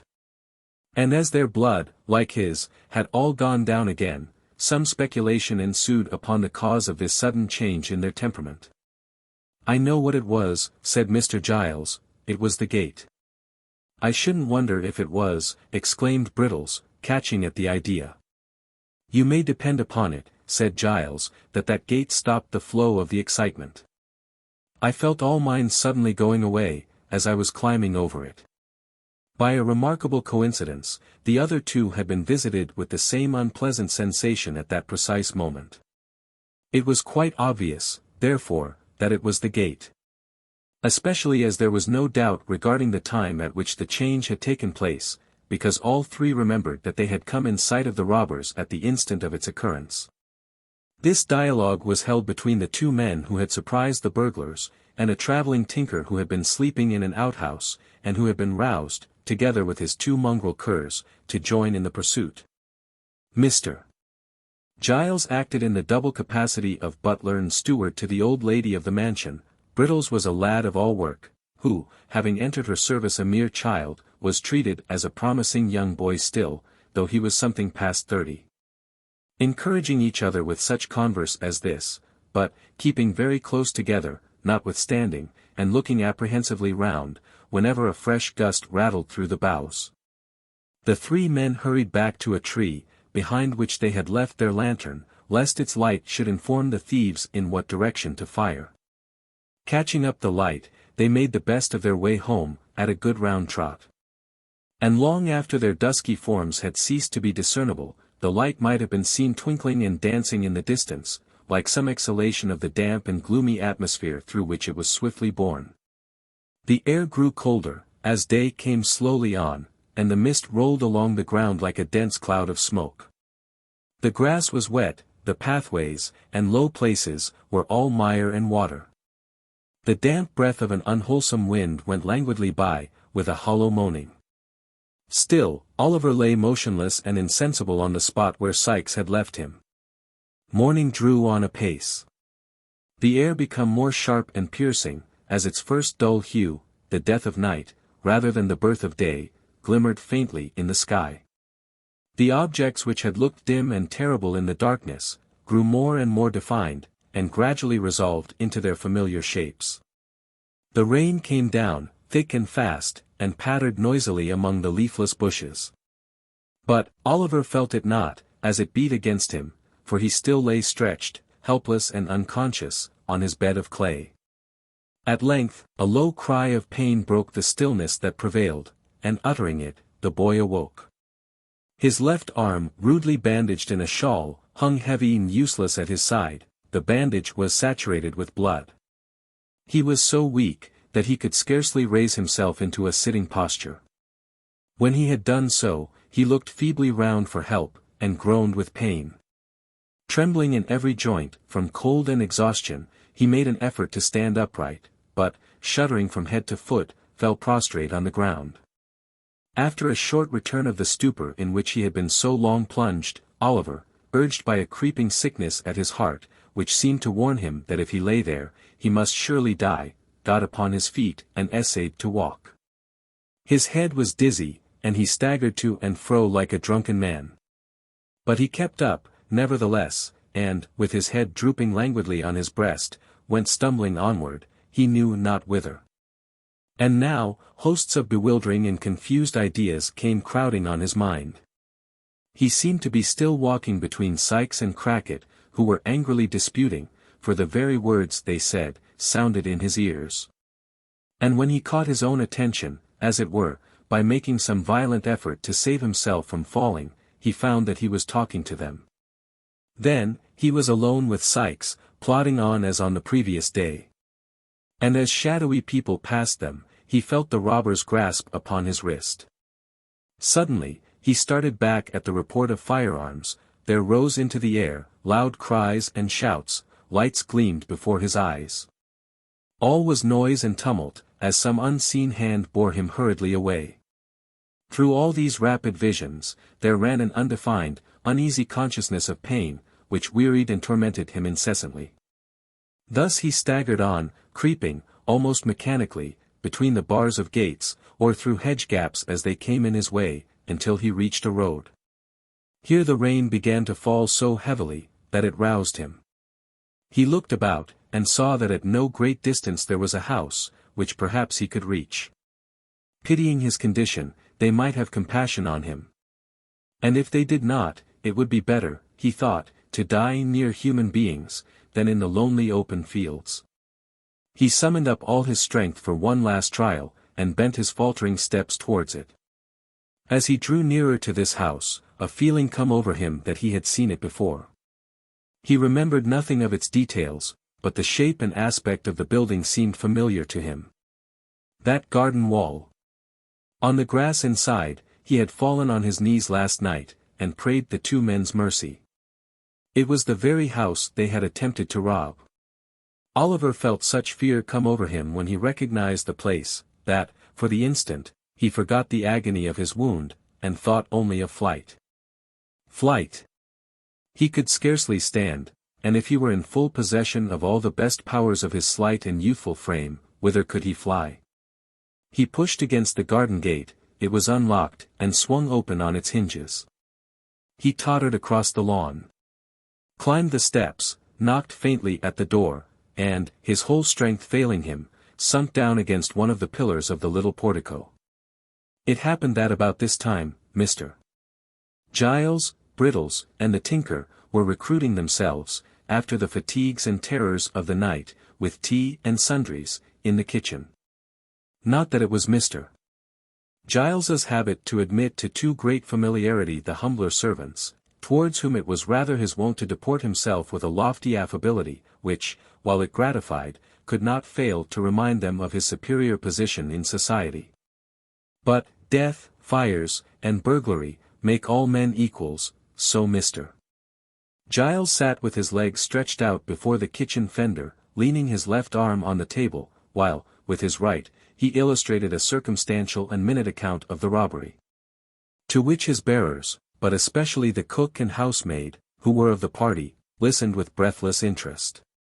"It was about 2:30, said Mr. Giles, or I wouldn't swear that it mightn't have been a little nearer 3, when I woke up, and, turning round in my bed, as it might be so, here Mr. Giles turned round in his chair, and pulled the corner of the tablecloth over him to imitate bedclothes. I fancied I heard a noise."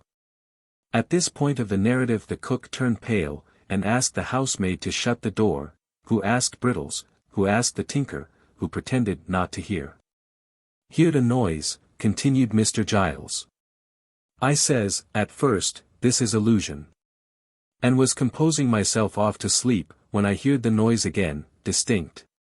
"What sort of a noise?" asked the cook. "A kind of a busting noise," replied Mr. Giles, looking round him. "More like the noise of powdering a iron bar on a nutmeg grater," suggested Brittles. "It was, when you heard it, sir," rejoined Mr. Giles, "but, at this time, it had a busting sound. I turned down the clothes," continued Giles, rolling back the tablecloth, sat up in bed, and listened. The cook and housemaid simultaneously ejaculated "Lor," and drew their chairs closer together. "I heard it now, quite apparent," resumed Mr. Giles. "Somebody, I says, is forcing of a door, or window. What's to be done? I'll call up that poor lad, Brittles, and save him from being murdered in his bed. Or his throat, I says, may be cut from his right ear to his left, without his ever knowing it.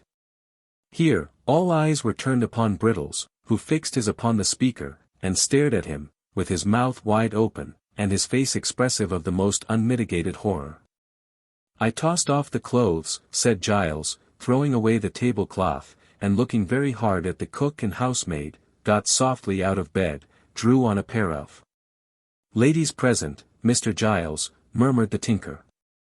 "Of shoes, sir," said Giles, turning upon him, and laying great emphasis on the word, seized the loaded pistol that always goes upstairs with the plate basket, and walked on tiptoes to his room. "Brittles," I says, when I had woke him, "don't be frightened." "So you did," observed Brittles, in a low voice. "We're dead men, I think, Brittles," I says, continued Giles, "but don't be frightened." "Was he frightened?" asked the cook. "Not a bit of it," replied Mr. Giles. "He was as firm, pretty near as firm as I was." "I should have died at once, I'm sure, if it had been me," observed the housemaid. "You're a woman," retorted Brittles, plucking up a little.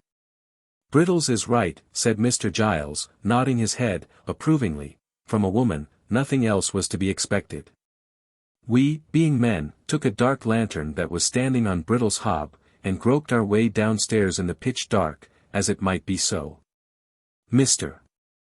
Giles had risen from his seat, and taken 2 steps with his eyes shut, to accompany his description with appropriate action, when he started violently, in common with the rest of the company, and hurried back to his chair.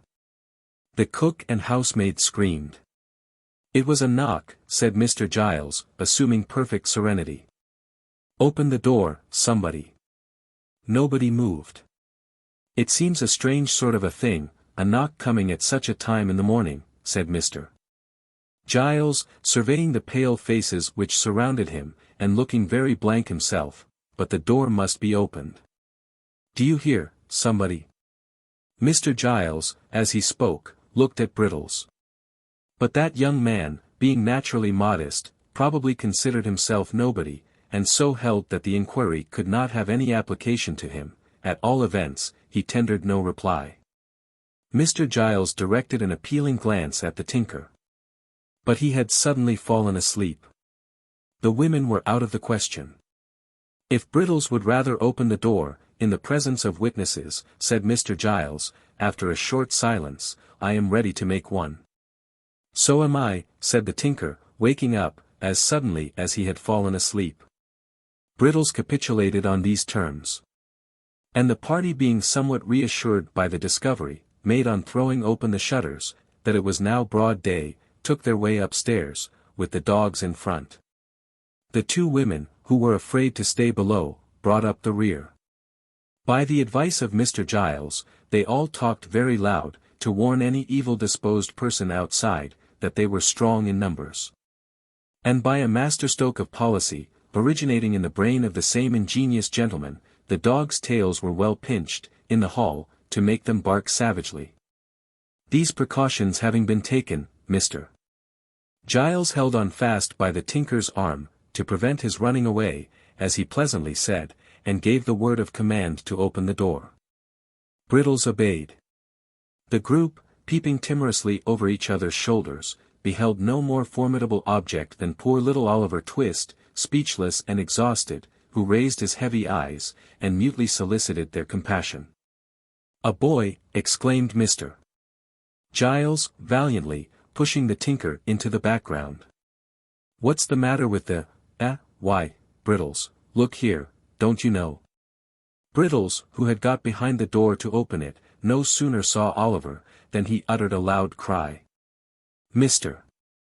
Giles, seizing the boy by one leg and one arm, fortunately not the broken limb, lugged him straight into the hall, and deposited him at full length on the floor thereof. "Here he is," bawled Giles, calling in a state of great excitement, up the staircase. "Here's one of the thieves, ma'am. Here's a thief, miss. Wounded, miss. I shot him, miss," and Brittles held the light. "In a lantern, miss," cried Brittles, applying one hand to the side of his mouth, so that his voice might travel the better. The 2 women servants ran upstairs to carry the intelligence that Mr. Giles had captured a robber. And the tinker busied himself in endeavouring to restore Oliver, lest he should die before he could be hanged. In the midst of all this noise and commotion, there was heard a sweet female voice, which quelled it in an instant. "Giles!" whispered the voice from the stairhead. "I'm here, miss," replied Mr. Giles. "Don't be frightened, miss, I ain't much injured. He didn't make a very desperate resistance, miss. I was soon too many for him." "Hush," replied the young lady. "You frighten my aunt as much as the thieves did. Is the poor creature much hurt?" "Wounded desperate, miss," replied Giles, with indescribable complacency. "He looks as if he was going, miss," bawled Brittles, in the same manner as before. "Wouldn't you like to come and look at him, miss, in case he should?" "Hush, pray, there's a good man," rejoined the lady. "Wait quietly only one instant, while I speak to aunt." With a footstep as soft and gentle as the voice, the speaker tripped away. She soon returned, with the direction that the wounded person was to be carried, carefully, upstairs to Mr. Giles's room. And that Brittles was to saddle the pony and betake himself instantly to Chertsey, from which place, he was to dispatch, with all speed, a constable and doctor. "But won't you take one look at him, first, miss?" asked Mr. Giles, with as much pride as if Oliver were some bird of rare plumage, that he had skilfully brought down. "Not one little peep, miss." "Not now, for the world," replied the young lady. "Poor fellow! Oh! Treat him kindly, Giles, for my sake." The old servant looked up at the speaker, as she turned away, with a glance as proud and admiring as if she had been his own child. Then, bending over Oliver, he helped to carry him upstairs, with the care and solicitude of a woman. 29. Has an introductory account of the inmates of the house, to which Oliver resorted. In a handsome room, though its furniture had rather the air of old-fashioned comfort than of modern elegance, there sat two ladies at a well-spread breakfast table. Mr. Giles, dressed with scrupulous care in a full suit of black, was in attendance upon them. He had taken his station some halfway between the sideboard and the breakfast table. And, with his body drawn up to its full height, his head thrown back, and inclined the merest trifle on one side, his left leg advanced, and his right hand thrust into his waistcoat, while his left hung down by his side, grasping a waiter. Looked like one who labored under a very agreeable sense of his own merits and importance. Of the two ladies, one was well advanced in years, but the high-backed oaken chair in which she sat, was not more upright than she. Dressed with the utmost nicety and precision, in a quaint mixture of bygone costume, with some slight concessions to the prevailing taste, which rather served to point the old style pleasantly than to impair its effect, she sat in a stately manner, with her hands folded on the table before her. Her eyes, and age had dimmed but little of their brightness, were attentively upon her young companion.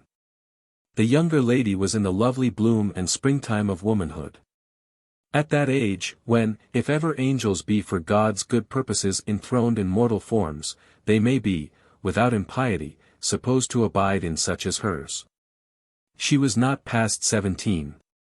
Cast in so slight and exquisite a mould, so mild and gentle, so pure and beautiful, that earth seemed not her element, nor its rough creatures her fit companions. The very intelligence that shone in her deep blue eye, and was stamped upon her noble head, seemed scarcely of her age, or of the world. And yet the changing expression of sweetness and good humor, the thousand lights that played about the face, and left no shadow there, above all, the smile, the cheerful, happy smile, were made for home, and fireside peace and happiness. She was busily engaged in the little offices of the table. Chancing to raise her eyes as the elder lady was regarding her, she playfully put back her hair, which was simply braided on her forehead, and threw into her beaming look, such an expression of affection and artless loveliness, that blessed spirits might have smiled to look upon her. "And Brittles has been gone upwards of an hour, has he?" asked the old lady, after a pause. "An hour and 12 minutes, ma'am," replied Mr. Giles, referring to a silver watch, which he drew forth by a black ribbon. "He is always slow," remarked the old lady. Brittles always was a slow boy, ma'am, replied the attendant. And seeing, by the by, that Brittles had been a slow boy for upwards of 30 years, there appeared no great probability of his ever being a fast one. He gets worse instead of better, I think, said the elder lady. It is very inexcusable in him if he stops to play with any other boys, said the young lady, smiling. Mr.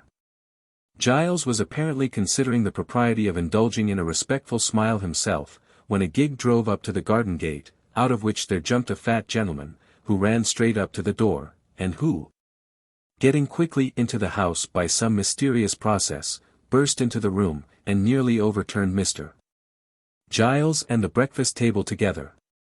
I never heard of such a thing, exclaimed the fat gentleman. My dear Mrs. Maylie, bless my soul, in the silence of the night, too, I never heard of such a thing. With these expressions of condolence, the fat gentleman shook hands with both ladies, and drawing up a chair, inquired how they found themselves. You ought to be dead, positively dead with the fright, said the fat gentleman. Why didn't you send? Bless me, my man should have come in a minute, and so would I, and my assistant would have been delighted, or anybody, I'm sure, under such circumstances. Dear, dear. So unexpected. In the silence of the night, too. The doctor seemed especially troubled by the fact of the robbery having been unexpected, and attempted in the night time.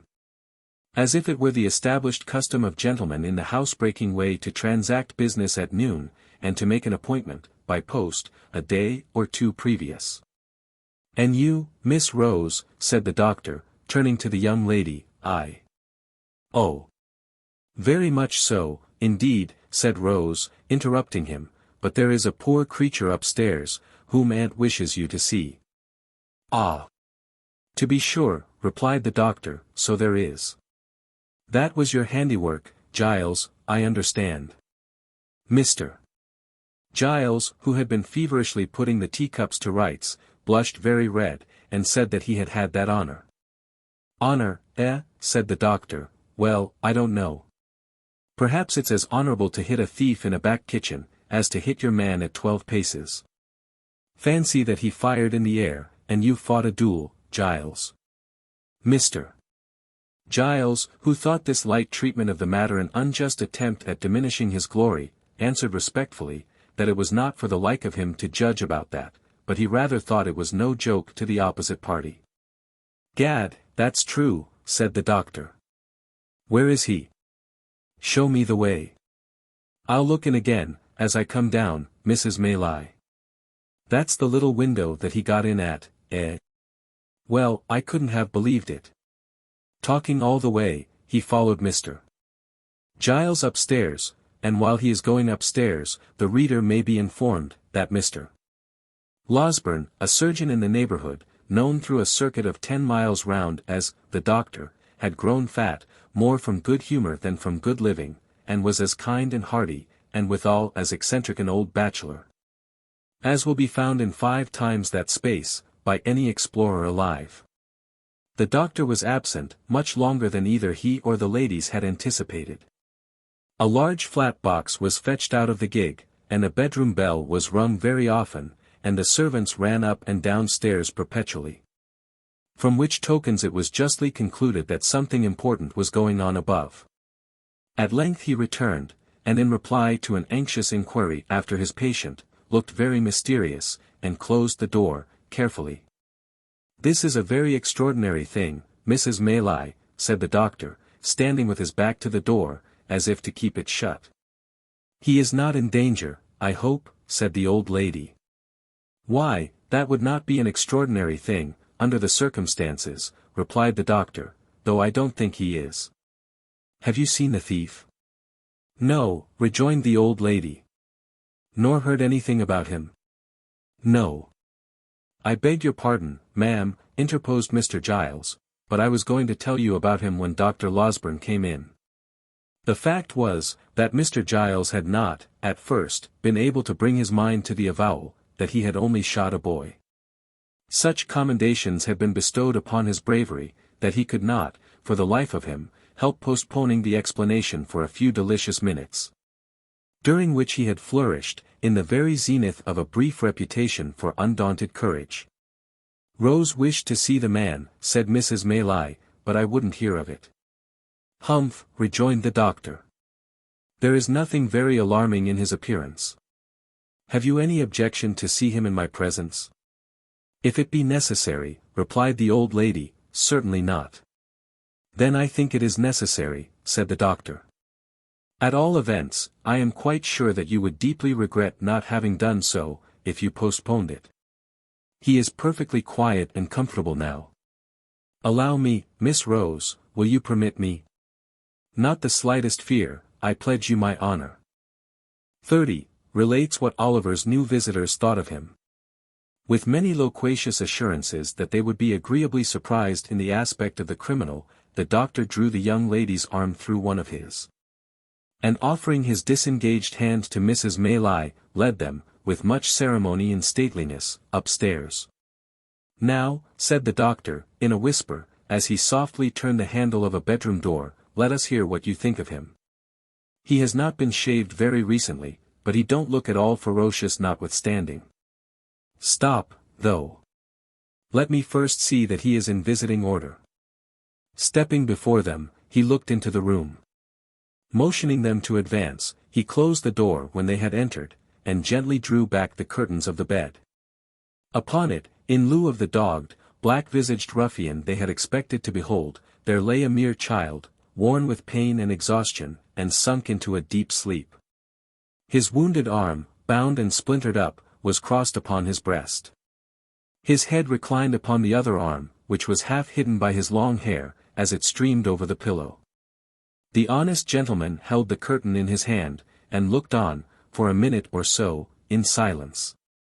Whilst he was watching the patient thus, the younger lady glided softly past, and seating herself in a chair by the bedside, gathered Oliver's hair from his face. As she stooped over him, her tears fell upon his forehead. The boy stirred, and smiled in his sleep, as though these marks of pity and compassion had awakened some pleasant dream of a love and affection he had never known.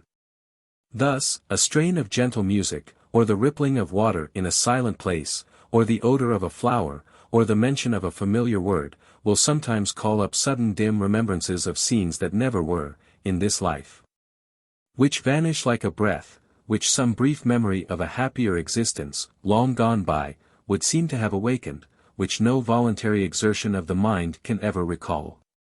"What can this mean?" exclaimed the elder lady. "This poor child can never have been the pupil of robbers. Vice," said the surgeon, replacing the curtain, "takes up her abode in many temples, and who can say that a fair outside shall not enshrine her?" "But at so early an age," urged Rose. "My dear young lady," rejoined the surgeon, mournfully shaking his head, "crime, like death, is not confined to the old and withered alone. The youngest and fairest are too often its chosen victims. But, can you really believe that this delicate boy has been the voluntary associate of the worst outcasts of society?" said Rose. The surgeon shook his head, in a manner which intimated that he feared it was very possible. And observing that they might disturb the patient, led the way into an adjoining apartment. "But even if he has been wicked," pursued Rose, "think how young he is, think that he may never have known a mother's love, or the comfort of a home. That ill usage and blows, or the want of bread, may have driven him to herd with men who have forced him to guilt. Aunt, dear aunt, for mercy's sake, think of this, before you let them drag this sick child to a prison, which in any case must be the grave of all his chances of amendment. Oh! As you love me, and know that I have never felt the want of parents in your goodness and affection, but that I might have done so, and might have been equally helpless and unprotected with this poor child, have pity upon him before it is too late." "My dear love," said the elder lady, as she folded the weeping girl to her bosom, "do you think I would harm a hair of his head?" "Oh, no," replied Rose, eagerly. "No, surely," said the old lady. "My days are drawing to their close, and may mercy be shown to me as I show it to others. What can I do to save him, sir?" "Let me think, ma'am," said the doctor, let me think. Mr. Losberne thrust his hands into his pockets, and took several turns up and down the room, often stopping, and balancing himself on his toes, and frowning frightfully. After various exclamations of, "I've got it now," and "No, I haven't," and as many renewals of the walking and frowning, he at length made a dead halt, and spoke as follows. "I think if you give me a full and unlimited commission to bully Giles and that little boy, Brittles, I can manage it. Giles is a faithful fellow and an old servant, I know, but you can make it up to him in 1,000 ways, and reward him for being such a good shot besides. You don't object to that?" "Unless there is some other way of preserving the child," replied Mrs. Maylie. "There is no other," said the doctor. "No other, take my word for it." "Then my aunt invests you with full power," said Rose, smiling through her tears. "But pray don't be harder upon the poor fellows than is indispensably necessary." "You seem to think," retorted the doctor, "that everybody is disposed to be hard-hearted today, except yourself, Miss Rose. I only hope, for the sake of the rising male sex generally, that you may be found in as vulnerable and soft-hearted a mood by the first eligible young fellow who appeals to your compassion. And I wish I were a young fellow, that I might avail myself, on the spot, of such a favourable opportunity for doing so, as the present." "You are as great a boy as poor Brittles himself," returned Rose, blushing. "Well," said the doctor, laughing heartily, "that is no very difficult matter. But to return to this boy. The great point of our agreement is yet to come. He will wake in an hour or so, I dare say. And although I have told that thick-headed constable fellow downstairs that he mustn't be moved or spoken to, on peril of his life, I think we may converse with him without danger. Now I make this stipulation, that I shall examine him in your presence, and that, if, from what he says, we judge, and I can show to the satisfaction of your cool reason, that he is a real and thorough bad one, which is more than possible, he shall be left to his fate, without any farther interference on my part, at all events." "Oh no, aunt," entreated Rose. "Oh yes, aunt," said the doctor. "Is this a bargain?" "He cannot be hardened in vice," said Rose, "it is impossible." "Very good," retorted the doctor, "then so much the more reason for acceding to my proposition." Finally the treaty was entered into, and the parties thereunto sat down to wait, with some impatience, until Oliver should awake. The patience of the two ladies was destined to undergo a longer trial than Mr. Losberne had led them to expect. For hour after hour passed on, and still Oliver slumbered heavily. It was evening, indeed, before the kind-hearted doctor brought them the intelligence, that he was at length sufficiently restored to be spoken to. The boy was very ill, he said, and weak from the loss of blood. But his mind was so troubled with anxiety to disclose something, that he deemed it better to give him the opportunity, than to insist upon his remaining quiet until next morning, which he should otherwise have done. The conference was a long one. Oliver told them all his simple history, and was often compelled to stop, by pain and want of strength. It was a solemn thing, to hear, in the darkened room, the feeble voice of the sick child recounting a weary catalogue of evils and calamities which hard men had brought upon him. Oh! If when we oppress and grind our fellow creatures, we bestowed but one thought on the dark evidences of human error, which, like dense and heavy clouds, are rising, slowly it is true, but not less surely, to heaven, to pour their after vengeance on our heads. If we heard but one instant, in imagination, the deep testimony of dead men's voices, which no power can stifle, and no pride shut out, where would be the injury and injustice, the suffering, misery, cruelty, and wrong, that each day's life brings with it? Oliver's pillow was smoothed by gentle hands that night, and loveliness and virtue watched him as he slept. He felt calm and happy, and could have died without a murmur. The momentous interview was no sooner concluded, and Oliver composed to rest again, than the doctor, after wiping his eyes, and condemning them for being weak all at once, betook himself downstairs to open upon Mr. Giles. And finding nobody about the parlours, it occurred to him, that he could perhaps originate the proceedings with better effect in the kitchen, so into the kitchen he went. There were assembled, in that lower house of the domestic parliament, the women servants, Mr. Brittles, Mr. Giles, the tinker, who had received a special invitation to regale himself for the remainder of the day, in consideration of his services, and the constable. The latter gentleman had a large staff, a large head, large features, and large half-boots, and he looked as if he had been taking a proportionate allowance of ale, as indeed he had. The adventures of the previous night were still under discussion. For Mr. Giles was expatiating upon his presence of mind, when the doctor entered. Mr. Brittles, with a mug of ale in his hand, was corroborating everything, before his superior said it. "Sit still," said the doctor, waving his hand. "Thank you, sir," said Mr. Giles. "Mrs. wished some ale to be given out, sir, and as I felt no ways inclined for my own little room, sir, and was disposed for company, I am taking mine among 'em here." Brittles headed a low murmur, by which the ladies and gentlemen generally were understood to express the gratification they derived from Mr. Giles's condescension. Mr. Giles looked round with a patronizing air, as much as to say that so long as they behaved properly, he would never desert them. "How is the patient tonight, sir?" asked Giles. "So," returned the doctor. "I am afraid you have got yourself into a scrape there, Mr. Giles." "I hope you don't mean to say, sir," said Mr. Giles, trembling, "that he's going to die." "If I thought it, I should never be happy again. I wouldn't cut a boy off, no, not even Brittles here, not for all the plate in the county, sir." "That's not the point," said the doctor, mysteriously.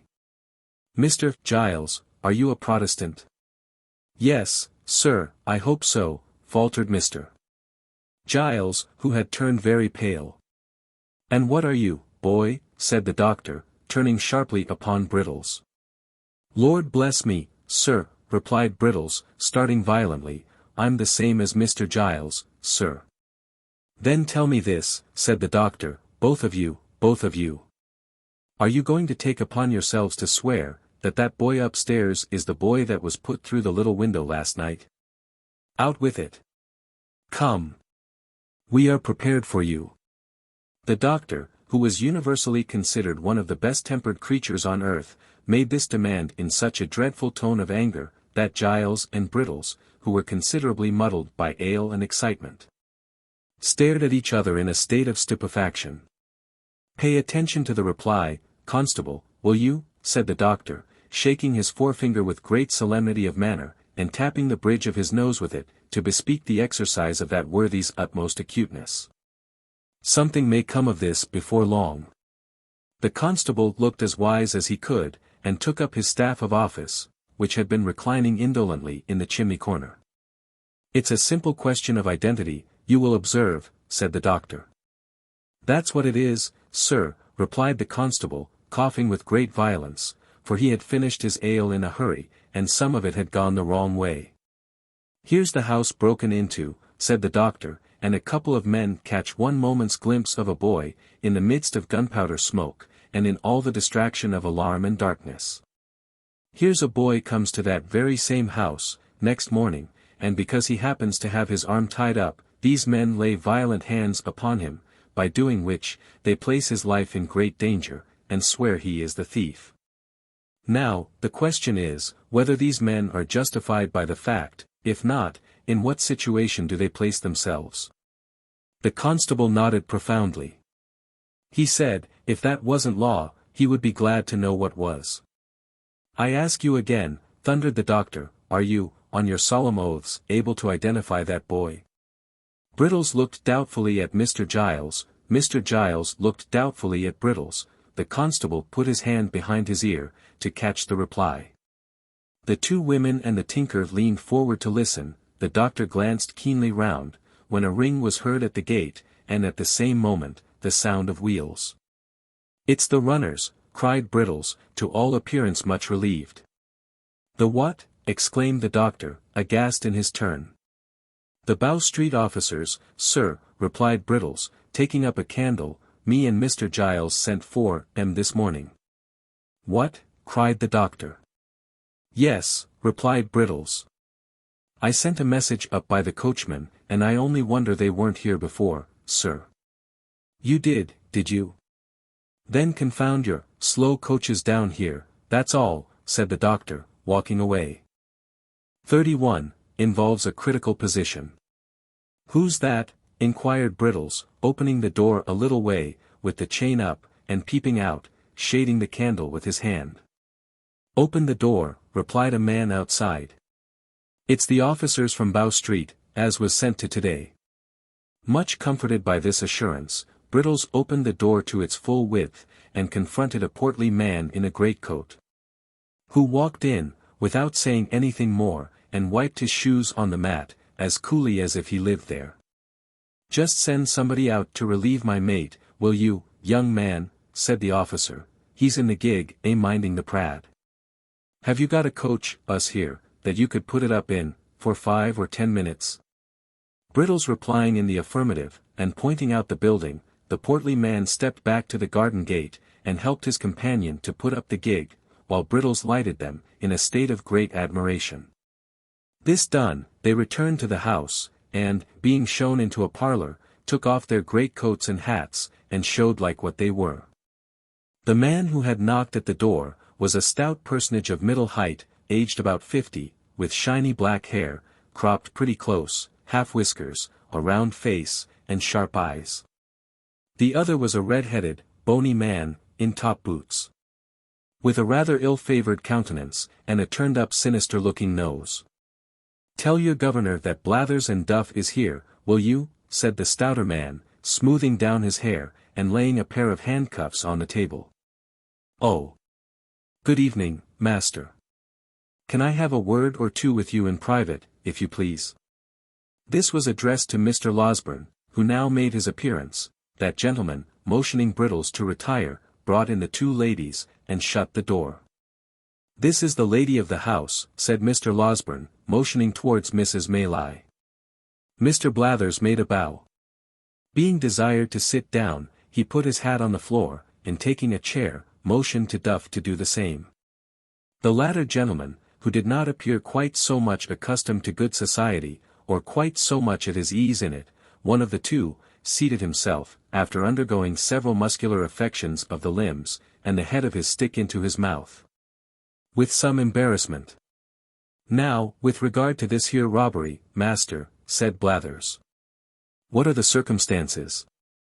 Mr. Losberne, who appeared desirous of gaining time, recounted them at great length, and with much circumlocution. Messrs. Blathers and Duff looked very knowing meanwhile, and occasionally exchanged a nod. I can't say, for certain, till I see the work, of course, said Blathers. But my opinion at once is, I don't mind committing myself to that extent, that this wasn't done by a yokel, Duff? Certainly not, replied Duff. And, translating the word yokel for the benefit of the ladies, I apprehend your meaning to be, that this attempt was not made by a countryman, said Mr. Losberne, with a smile. That's it, master, replied Blathers. This is all about the robbery, is it? All, replied the doctor. Now, what is this, about this here boy that the servants are talking on, said Blathers. Nothing at all, replied the doctor. One of the frightened servants chose to take it into his head, that he had something to do with this attempt to break into the house, but it's nonsense, sheer absurdity. Very easy disposed of, if it is, remarked Duff. What he says is quite correct, observed Blathers, nodding his head in a confirmatory way, and playing carelessly with the handcuffs, as if they were a pair of castanets. Who is the boy? What account does he give of himself? Where did he come from? He didn't drop out of the clouds, did he, master? Of course not, replied the doctor, with a nervous glance at the 2 ladies. I know his whole history, but we can talk about that presently. You would like, first, to see the place where the thieves made their attempt, I suppose? Certainly, rejoined Mr. Blathers. We had better inspect the premises first, and examine the servants afterwards. That's the usual way of doing business. Lights were then procured, and Messrs. Blathers and Duff, attended by the native constable, Brittles, Giles, and everybody else in short, went into the little room at the end of the passage and looked out at the window. And afterwards went round by way of the lawn, and looked in at the window, and after that, had a candle handed out to inspect the shutter with, and after that, a lantern to trace the footsteps with. And after that, a pitchfork to poke the bushes with. This done, amidst the breathless interest of all beholders, they came in again, and Mr. Giles and Brittles were put through a melodramatic representation of their share in the previous night's adventures, which they performed some 6 times over, contradicting each other, in not more than one important respect, the first time. And in not more than a dozen the last. This consummation being arrived at, Blathers and Duff cleared the room, and held a long council together, compared with which, for secrecy and solemnity, a consultation of great doctors on the knottiest point in medicine, would be mere child's play. Meanwhile, the doctor walked up and down the next room in a very uneasy state, and Mrs. Maylie and Rose looked on, with anxious faces. "Upon my word," he said, making a halt, after a great number of very rapid turns, "I hardly know what to do." "Surely," said Rose, "the poor child's story, faithfully repeated to these men, will be sufficient to exonerate him." "I doubt it, my dear young lady," said the doctor, shaking his head. "I don't think it would exonerate him either with them, or with legal functionaries of a higher grade. What is he, after all, they would say? A runaway. Judged by mere worldly considerations and probabilities, his story is a very doubtful one." "You believe it, surely," interrupted Rose. "I believe it, strange as it is, and perhaps I may be an old fool for doing so," rejoined the doctor, "but I don't think it is exactly the tale for a practical police officer, nevertheless." "Why not?" demanded Rose. "Because, my pretty cross-examiner," replied the doctor, "because, viewed with their eyes, there are many ugly points about it. He can only prove the parts that look ill, and none of those that look well. Confound the fellows, they will have the why and the wherefore, and will take nothing for granted. On his own showing, you see, he has been the companion of thieves for some time past. He has been carried to a police officer, on a charge of picking a gentleman's pocket. He has been taken away, forcibly, from that gentleman's house, to a place which he cannot describe or point out, and of the situation of which he has not the remotest idea. He is brought down to Chertsey, by men who seem to have taken a violent fancy to him, whether he will or no, and is put through a window to rob a house. And then, just at the very moment when he is going to alarm the inmates, and so do the very thing that would set him all to rights, there rushes into the way, a blundering dog of a half-bred butler, and shoots him. As if on purpose to prevent his doing any good for himself. Don't you see all this?"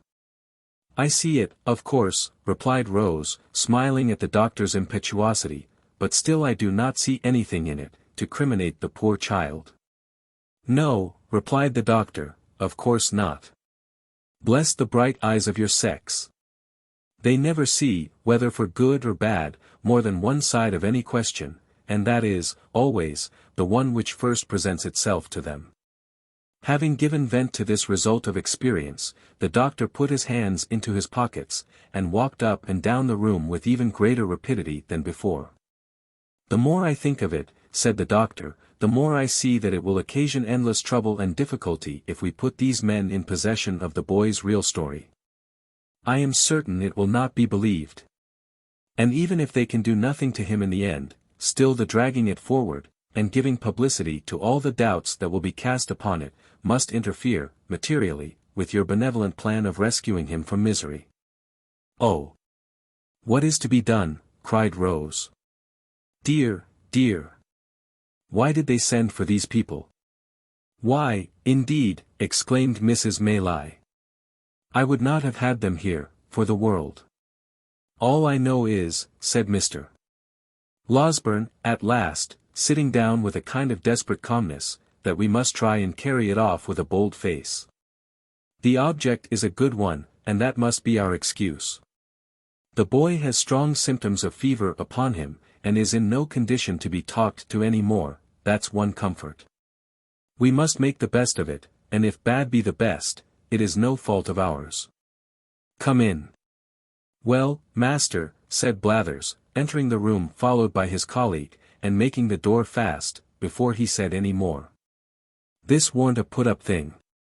And what the devil's a put-up thing? Demanded the doctor, impatiently.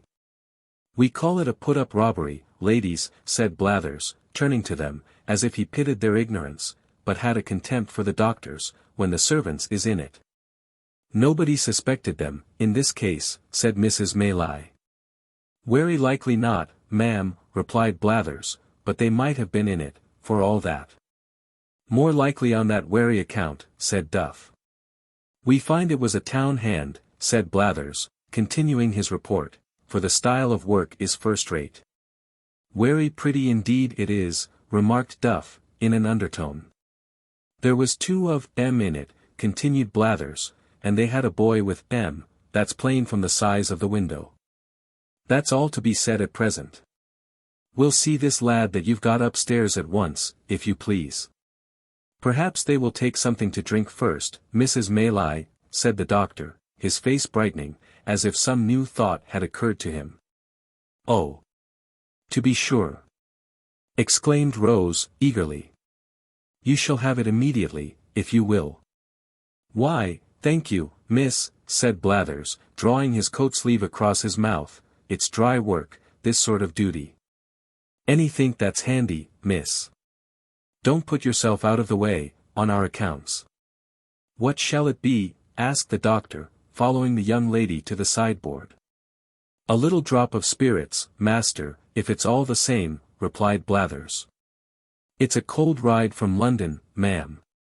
And I always find that spirits comes home warmer to the feelings. This interesting communication was addressed to Mrs. Maylie, who received it very graciously. While it was being conveyed to her, the doctor slipped out of the room. Ah, said Mr. Blathers, not holding his wineglass by the stem, but grasping the bottom between the thumb and forefinger of his left hand, and placing it in front of his chest, I have seen a good many pieces of business like this, in my time, ladies. That crack down in the back lane at Edmonton, Blathers, said Mr. Duff, assisting his colleague's memory. That was something in this way, warn't it? Rejoined Mr. Blathers, that was done by Conkey Chickweed, that was. You always gave that to him, replied Duff. It was the family pet, I tell you. Conkey hadn't any more to do with it than I had. Get out, retorted Mr. Blathers, I know better. Do you mind that time when Conkey was robbed of his money, though? What a start that was. Better than any novel book I ever see. What was that? Inquired Rose, anxious to encourage any symptoms of good humor in the unwelcome visitors. It was a robbery, miss, that hardly anybody would have been down upon, said Blathers. This here Conkey Chickweed. Conkey means nosy, ma'am, interposed Duff. Of course the lady knows that, don't she? Demanded Mr. Blathers. Always interrupting, you are, partner. This here Conkey Chickweed, miss, kept a public house over Battlebridge Way, and he had a cellar, where a good many young lords went to see cockfighting, and badger drawing, and that. And a very intellectual manner the sports was conducted in, for I've seen 'em often. He warn't one of the family, at that time. And one night he was robbed of 327 guineas in a canvas bag, that was stole out of his bedroom in the dead of night, by a tall man with a black patch over his eye, who had concealed himself under the bed. And after committing the robbery, jumped slap out of window, which was only a story high. He was very quick about it.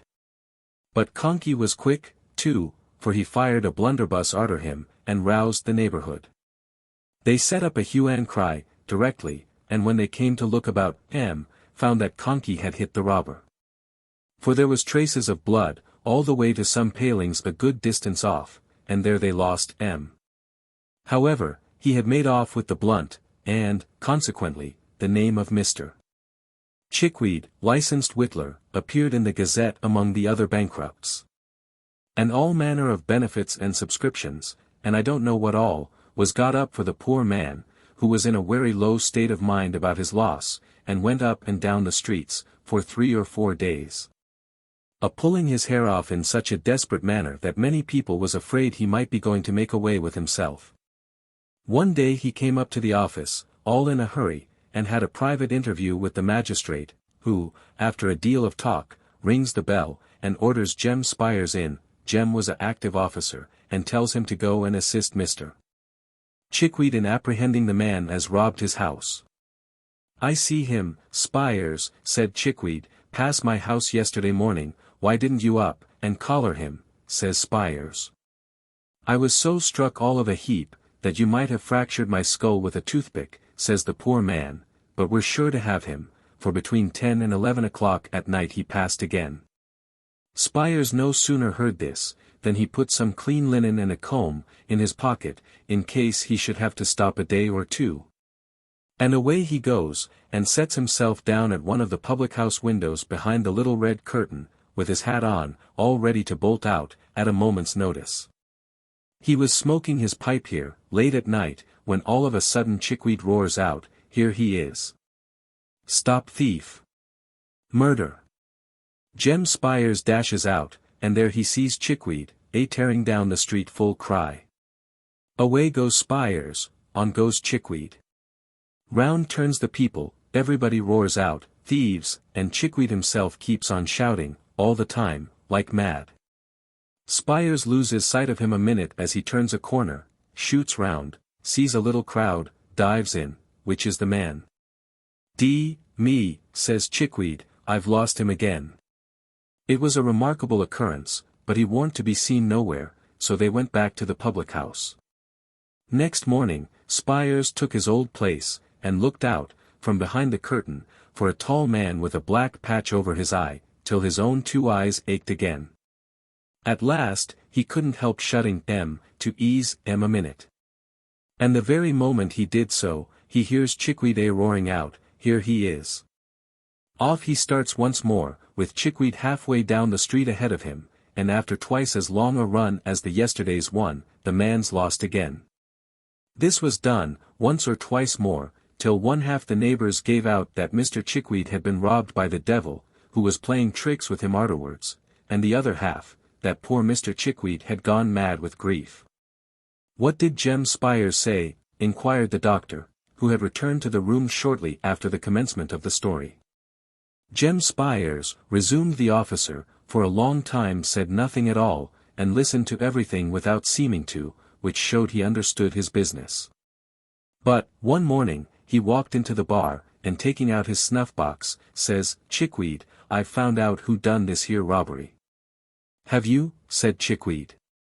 'Oh, my dear Spires, only let me have vengeance, and I shall die contented.' 'Oh, my dear Spires, where is the villain?' 'Come,' said Spires, offering him a pinch of snuff, 'none of that gammon. You did it yourself.' So he had, and a good bit of money he had made by it, too. And nobody would never have found it out, if he hadn't been so precious anxious to keep up appearances," said Mr. Blathers, putting down his wineglass, and clinking the handcuffs together. "Very curious, indeed," observed the doctor. "Now, if you please, you can walk upstairs." "If you please, sir," returned Mr. Blathers.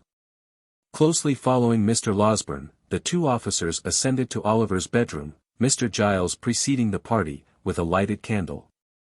Oliver had been dozing, but looked worse, and was more feverish than he had appeared yet. Being assisted by the doctor, he managed to sit up in bed for a minute or so, and looked at the strangers without at all understanding what was going forward, in fact, without seeming to recollect where he was, or what had been passing. "This," said Mr. Losberne, speaking softly, but with great vehemence notwithstanding, "this is the lad, who, being accidentally wounded by a spring gun in some boyish trespass on Mr. What ye call him's grounds, at the back here, comes to the house for assistance this morning, and is immediately laid hold of and maltreated, by that ingenious gentleman with the candle in his hand, who has placed his life in considerable danger, as I can professionally certify." Messrs. Blathers and Duff looked at Mr. Giles, as he was thus recommended to their notice. The bewildered butler gazed from them towards Oliver, and from Oliver towards Mr. Losberne, with a most ludicrous mixture of fear and perplexity. "You don't mean to deny that, I suppose?" said the doctor, laying Oliver gently down again. "It was all done for the best, sir," answered Giles. "I am sure I thought it was the boy, or I wouldn't have meddled with him. I am not of an inhuman disposition, sir." "Thought it was what boy?" inquired the senior officer. "The housebreaker's boy, sir," replied Giles. They certainly had a boy." "Well? Do you think so now?" inquired Blathers. "Think what, now?" replied Giles, looking vacantly at his questioner. "Think it's the same boy, stupid head," rejoined Blathers, impatiently. "I don't know, I really don't know," said Giles, with a rueful countenance. "I couldn't swear to him." "What do you think?" asked Mr. Blathers. "I don't know what to think," replied poor Giles. "I don't think it is the boy, indeed, I'm almost certain that it isn't." "You know it can't be." "Has this man been drinking, sir?" inquired Blathers, turning to the doctor. "What a precious muddle-headed chap you are," said Duff, addressing Mr. Giles, with supreme contempt. Mr. Losberne had been feeling the patient's pulse during this short dialogue. But he now rose from the chair by the bedside, and remarked, that if the officers had any doubts upon the subject, they would perhaps like to step into the next room, and have Brittles before them. Acting upon this suggestion, they adjourned to a neighboring apartment, where Mr. Brittles, being called in, involved himself and his respected superior in such a wonderful maze of fresh contradictions and impossibilities, as tended to throw no particular light on anything, but the fact of his own strong mystification. Except, indeed, his declarations that he shouldn't know the real boy, if he were put before him that instant, that he had only taken Oliver to be he, because Mr. Giles had said he was, and that Mr. Giles had, 5 minutes previously, admitted in the kitchen, that he began to be very much afraid he had been a little too hasty. Among other ingenious surmises, the question was then raised, whether Mr. Giles had really hit anybody. And upon examination of the fellow pistol to that which he had fired, it turned out to have no more destructive loading than gunpowder and brown paper, a discovery which made a considerable impression on everybody but the doctor, who had drawn the ball about 10 minutes before. Upon no one, however, did it make a greater impression than on Mr. Giles himself, who, after laboring, for some hours, under the fear of having mortally wounded a fellow creature, eagerly caught at this new idea, and favored it to the utmost. Finally, the officers, without troubling themselves very much about Oliver, left the Chertsey constable in the house, and took up their rest for that night in the town, promising to return the next morning. With the next morning, there came a rumour, that 2 men and a boy were in the cage at Kingston, who had been apprehended overnight under suspicious circumstances, and to Kingston Messrs. Blathers and Duff journeyed accordingly. The suspicious circumstances, however, resolving themselves, on investigation, into the one fact, that they had been discovered sleeping under a haystack. Which, although a great crime, is only punishable by imprisonment, and is, in the merciful eye of the English law, and its comprehensive love of all the king's subjects, held to be no satisfactory proof, in the absence of all other evidence, that the sleeper, or sleepers, have committed burglary accompanied with violence, and have therefore rendered themselves liable to the punishment of death. Messrs. Blathers and Duff came back again, as wise as they went. In short, after some more examination, and a great deal more conversation, a neighbouring magistrate was readily induced to take the joint bail of Mrs. Maylie and Mr. Losberne for Oliver's appearance if he should ever be called upon.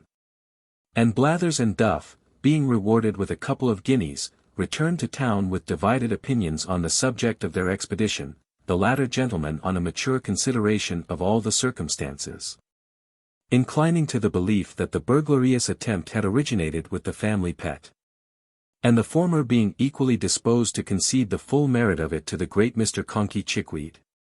Meanwhile, Oliver gradually throve and prospered under the united care of Mrs. Maylie, Rose, and the kind-hearted Mr. Losberne. If fervent prayers, gushing from hearts overcharged with gratitude, be heard in heaven, and if they be not, what prayers are, the blessings which the orphan child called down upon them, sunk into their souls, diffusing peace and happiness. 32. Of the happy life Oliver began to lead with his kind friends. Oliver's ailings were neither slight nor few. In addition to the pain and delay attendant on a broken limb, his exposure to the wet and cold had brought on fever and ague, which hung about him for many weeks, and reduced him sadly.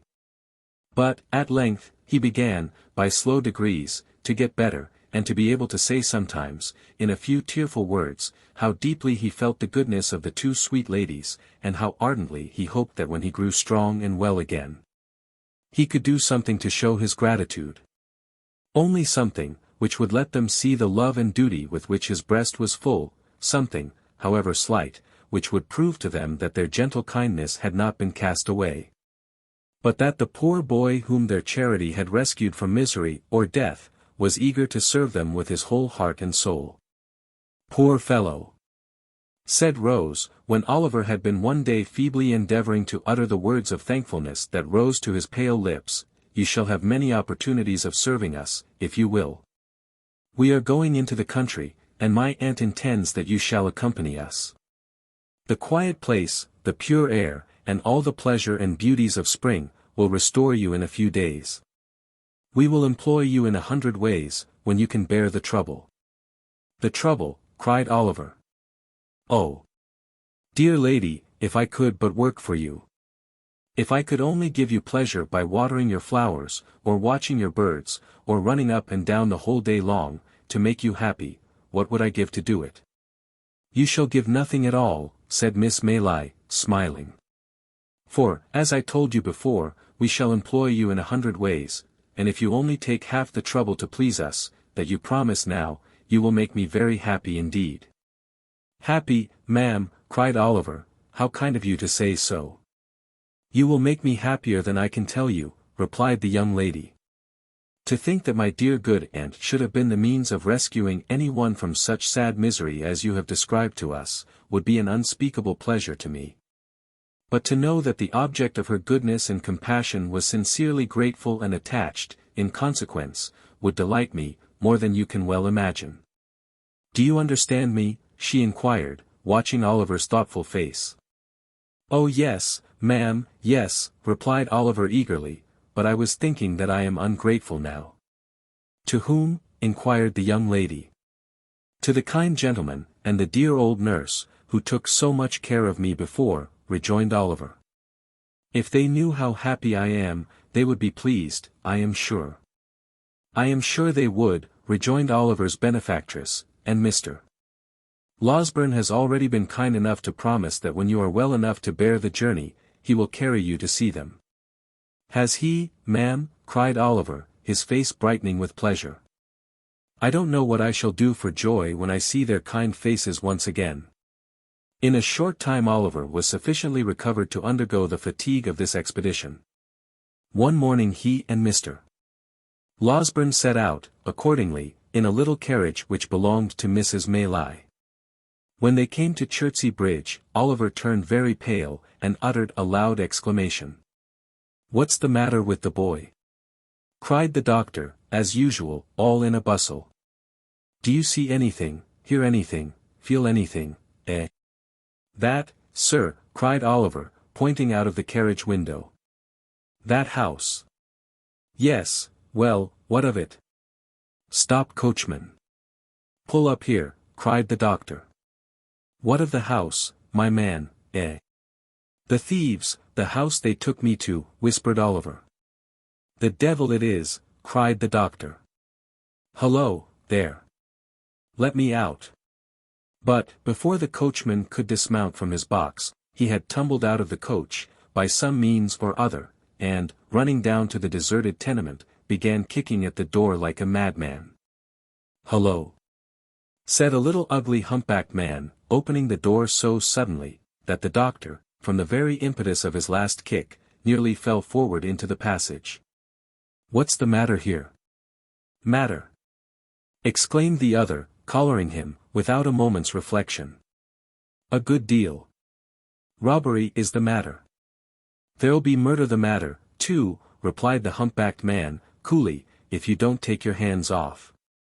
Do you hear me? I hear you, said the doctor, giving his captive a hearty shake.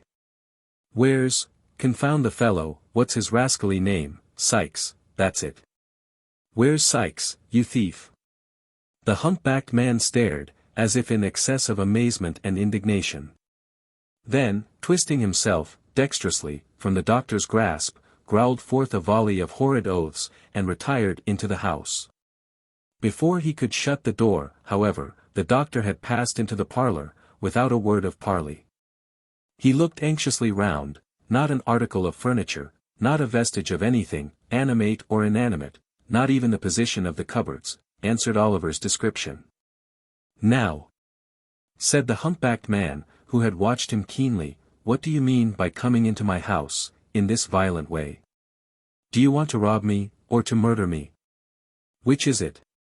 Did you ever know a man come out to do either, in a chariot and pair, you ridiculous old vampire, said the irritable doctor. What do you want, then, demanded the hunchback. Will you take yourself off, before I do you a mischief? Curse you! As soon as I think proper, said Mr. Losberne, looking into the other parlour, which, like the first, bore no resemblance whatever to Oliver's account of it. I shall find you out, some day, my friend. Will you? Sneered the ill-favoured cripple. If you ever want me, I'm here.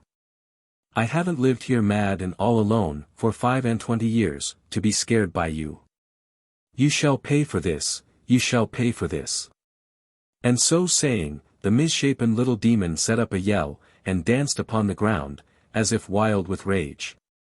Stupid enough, this, muttered the doctor to himself, the boy must have made a mistake. Here. Put that in your pocket, and shut yourself up again. With these words he flung the hunchback a piece of money, and returned to the carriage.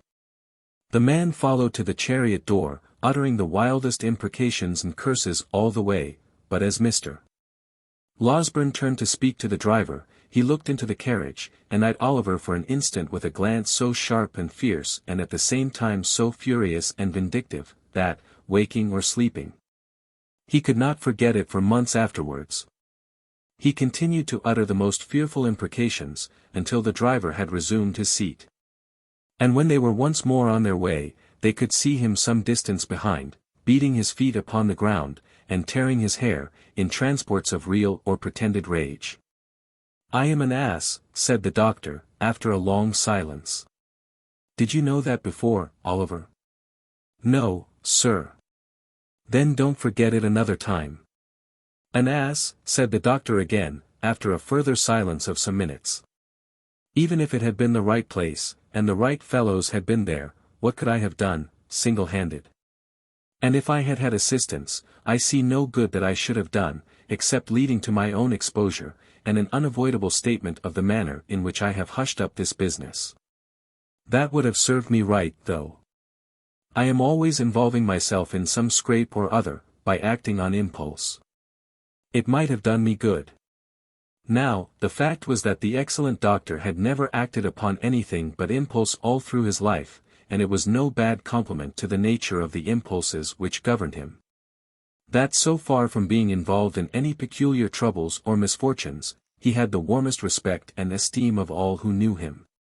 If the truth must be told, he was a little out of temper, for a minute or two, at being disappointed in procuring corroborative evidence of Oliver's story on the very first occasion on which he had a chance of obtaining any. He soon came round again, however. And finding that Oliver's replies to his questions were still as straightforward and consistent, and still delivered with as much apparent sincerity and truth, as they had ever been, he made up his mind to attach full credence to them. From that time forth, as Oliver knew the name of the street in which Mr. Brownlow resided, they were enabled to drive straight thither. When the coach turned into it, his heart beat so violently, that he could scarcely draw his breath. Now, my boy, which house is it? Inquired Mr. Losberne. That, replied Oliver, pointing eagerly out of the window. The White House. Oh. Make haste. Pray make haste. I feel as if I should die, it makes me tremble so. "Come, come," said the good doctor, patting him on the shoulder. "You will see them directly, and they will be overjoyed to find you safe and well." "Oh, I hope so," cried Oliver. "They were so good to me, so very, very good to me." The coach rolled on. It stopped. No, that was the wrong house, the next door. It went on a few paces, and stopped again. Oliver looked up at the windows, with tears of happy expectation coursing down his face. Alas! The white house was empty, and there was a bill in the window. "To let." "Knock at the next door," cried Mr. Losberne, taking Oliver's arm in his. "What has become of Mr. Brownlow, who used to live in the adjoining house, do you know?" The servant did not know, but would go and inquire. She presently returned, and said, that Mr. Brownlow had sold off his goods, and gone to the West Indies, 6 weeks before. Oliver clasped his hands, and sank feebly backward. "Has his housekeeper gone too?" inquired Mr. Losberne, after a moment's pause. "Yes, sir," replied the servant. The old gentleman, the housekeeper, and a gentleman who was a friend of Mr. Brownlow's, all went together. "Then turn towards home again," said Mr. Losberne to the driver, "and don't stop to bait the horses, till you get out of this confounded London." "The bookstall keeper, sir," said Oliver. "I know the way there." "See him, pray, sir. Do see him." "My poor boy, this is disappointment enough for one day," said the doctor. "Quite enough for both of us. If we go to the bookstall keeper's, we shall certainly find that he is dead, or has set his house on fire, or run away. No. Home again straight." And in obedience to the doctor's impulse, home they went. This bitter disappointment caused Oliver much sorrow and grief, even in the midst of his happiness. For he had pleased himself, many times during his illness, with thinking of all that Mr. Brownlow and Mrs. Bedwin would say to him, and what delight it would be to tell them how many long days and nights he had passed in reflecting on what they had done for him, and in bewailing his cruel separation from them. The hope of eventually clearing himself with them, too, and explaining how he had been forced away, had buoyed him up, and sustained him, under many of his recent trials. And now, the idea that they should have gone so far, and carried with them the belief that he was an impostor and a robber, a belief which might remain uncontradicted to his dying day, was almost more than he could bear. The circumstance occasioned no alteration, however, in the behavior of his benefactors. After another fortnight, when the fine warm weather had fairly begun, and every tree and flower was putting forth its young leaves and rich blossoms, they made preparations for quitting the house at Chertsey, for some months. Sending the plate, which had so excited Fagin's cupidity, to the banker's, and leaving Giles and another servant in care of the house, they departed to a cottage at some distance in the country, and took Oliver with them. Who can describe the pleasure and delight, the peace of mind and soft tranquillity, the sickly boy felt in the balmy air, and among the green hills and rich woods, of an inland village?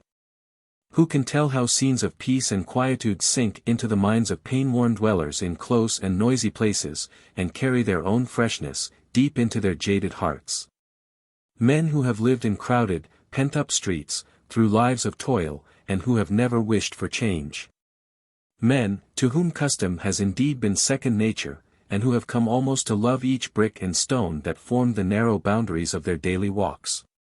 Even they, with the hand of death upon them, have been known to yearn at last for one short glimpse of nature's face, and, carried far from the scenes of their old pains and pleasures, have seemed to pass at once into a new state of being. Crawling forth, from day to day, to some green sunny spot, they have had such memories wakened up within them by the sight of the sky, and hill and plain, and glistening water, that a foretaste of heaven itself has soothed their quick decline. And they have sunk into their tombs, as peacefully as the sun whose setting they watched from their lonely chamber window but a few hours before, faded from their dim and feeble sight. The memories which peaceful country scenes call up, are not of this world, nor of its thoughts and hopes. Their gentle influence may teach us how to weave fresh garlands for the graves of those we loved, may purify our thoughts, and bear down before it old enmity and hatred. But beneath all this, there lingers, in the least reflective mind, a vague and half-formed consciousness of having held such feelings long before, in some remote and distant time, which calls up solemn thoughts of distant times to come, and bends down pride and worldliness beneath it. It was a lovely spot to which they repaired. Oliver, whose days had been spent among squalid crowds, and in the midst of noise and brawling, seemed to enter on a new existence there. The rose and honeysuckle clung to the cottage walls. The ivy crept round the trunks of the trees, and the garden flowers perfumed the air with delicious odors. Hard by, was a little churchyard. Not crowded with tall unsightly gravestones, but full of humble mounds, covered with fresh turf and moss, beneath which, the old people of the village lay at rest. Oliver often wandered here. And, thinking of the wretched grave in which his mother lay, would sometimes sit him down and sob unseen. But, when he raised his eyes to the deep sky overhead, he would cease to think of her as lying in the ground, and would weep for her, sadly, but without pain. It was a happy time. The days were peaceful and serene. The nights brought with them neither fear nor care, no languishing in a wretched prison, or associating with wretched men, nothing but pleasant and happy thoughts. Every morning he went to a white-headed old gentleman, who lived near the little church, who taught him to read better, and to write, and who spoke so kindly, and took such pains, that Oliver could never try enough to please him. Then, he would walk with Mrs. Maylai and Rose, and hear them talk of books, or perhaps sit near them, in some shady place, and listen whilst the young lady read, which he could have done, until it grew too dark to see the letters. Then, he had his own lesson for the next day to prepare. And at this, he would work hard, in a little room which looked into the garden, till evening came slowly on, when the ladies would walk out again. And he with them, listening with such pleasure to all they said, and so happy if they wanted a flower that he could climb to reach, or had forgotten anything he could run to fetch, that he could never be quick enough about it. When it became quite dark, and they returned home, the young lady would sit down to the piano, and play some pleasant air, or sing, in a low and gentle voice, some old song which it pleased her aunt to hear. There would be no candles lighted at such times as these, and Oliver would sit by one of the windows, listening to the sweet music, in a perfect rapture. And when Sunday came, how differently the day was spent, from any way in which he had ever spent it yet. And how happily too, like all the other days in that most happy time. There was the little church, in the morning, with the green leaves fluttering at the windows, the birds singing without, and the sweet-smelling air stealing in at the low porch, and filling the homely building with its fragrance. The poor people were so neat and clean, and knelt so reverently in prayer, that it seemed a pleasure, not a tedious duty, their assembling there together. And though the singing might be rude, it was real, and sounded more musical, to Oliver's ears at least, than any he had ever heard in church before. Then, there were the walks as usual, and many calls at the clean houses of the labouring men. And at night, Oliver read a chapter or two from the Bible, which he had been studying all the week, and in the performance of which duty he felt more proud and pleased, than if he had been the clergyman himself. In the morning, Oliver would be afoot by 6 o'clock, roaming the fields, and plundering the hedges, far and wide, for nosegays of wild flowers, with which he would return laden, home.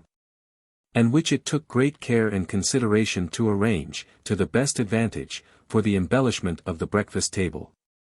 There was fresh groundsel, too, for Miss Maylie's birds, with which Oliver, who had been studying the subject under the able tuition of the village clerk, would decorate the cages, in the most approved taste. When the birds were made all spruce and smart for the day, there was usually some little commission of charity to execute in the village, or, failing that, there was rare cricket playing, sometimes, on the green. Or, failing that, there was always something to do in the garden, or about the plants, to which Oliver, who had studied this science also, under the same master, who was a gardener by trade, applied himself with hearty goodwill. Until Miss Rose made her appearance, when there were 1,000 commendations to be bestowed on all he had done. So 3 months glided away, 3 months which, in the life of the most blessed and favoured of mortals, might have been unmingled happiness, and which, in Oliver's were true felicity. with the purest and most amiable generosity on one side, and the truest, warmest, soul-felt gratitude on the other.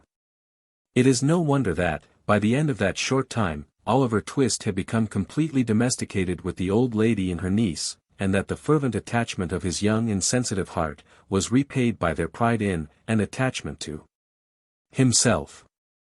33. Wherein the happiness of Oliver and his friends experiences a sudden check. Spring flew swiftly by, and summer came. If the village had been beautiful at first, it was now in the full glow and luxuriance of its richness. The great trees, which had looked shrunken and bare in the earlier months, had now burst into strong life and health. And stretching forth their green arms over the thirsty ground, converted open and naked spots into choice nooks, where was a deep and pleasant shade from which to look upon the wide prospect, steeped in sunshine, which lay stretched beyond. The earth had donned her mantle of brightest green, and shed her richest perfumes abroad. It was the prime and vigor of the year, all things were glad and flourishing. Still, the same quiet life went on at the little cottage, and the same cheerful serenity prevailed among its inmates. Oliver had long since grown stout and healthy. But health or sickness made no difference in his warm feelings of a great many people. He was still the same gentle, attached, affectionate creature that he had been when pain and suffering had wasted his strength, and when he was dependent for every slight attention and comfort on those who tended him. One beautiful night, when they had taken a longer walk than was customary with them, for the day had been unusually warm, and there was a brilliant moon, and a light wind had sprung up, which was unusually refreshing. Rose had been in high spirits, too, and they had walked on, in merry conversation, until they had far exceeded their ordinary bounds. Mrs. Maylie being fatigued, they returned more slowly home. The young lady, merely throwing off her simple bonnet, sat down to the piano as usual. After running abstractedly over the keys for a few minutes, she fell into a low and very solemn air. And as she played it, they heard a sound as if she were weeping. "Rose, my dear," said the elder lady. Rose made no reply, but played a little quicker, as though the words had roused her from some painful thoughts. "Rose, my love," cried Mrs. Maylie, rising hastily, and bending over her. "What is this?" In tears. "My dear child, what distresses you?" "Nothing, aunt, nothing," replied the young lady. "I don't know what it is, I can't describe it, but I feel—" "Not ill, my love," interposed Mrs. Maylie. "No, no." "Oh, not ill," replied Rose, shuddering as though some deadly chillness were passing over her, while she spoke. "I shall be better presently." "Close the window, pray." Oliver hastened to comply with her request. The young lady, making an effort to recover her cheerfulness, strove to play some livelier tune, but her fingers dropped powerless over the keys. Covering her face with her hands, she sank upon a sofa, and gave vent to the tears which she was now unable to repress. "My child," said the elderly lady, folding her arms about her, "I never saw you so before." "I would not alarm you if I could avoid it," rejoined Rose, "but indeed I have tried very hard, and cannot help this. I fear I am ill, aunt." She was, indeed. For, when candles were brought, they saw that in the very short time which had elapsed since their return home, the hue of her countenance had changed to a marble whiteness. Its expression had lost nothing of its beauty, but it was changed. And there was an anxious haggard look about the gentle face, which it had never worn before.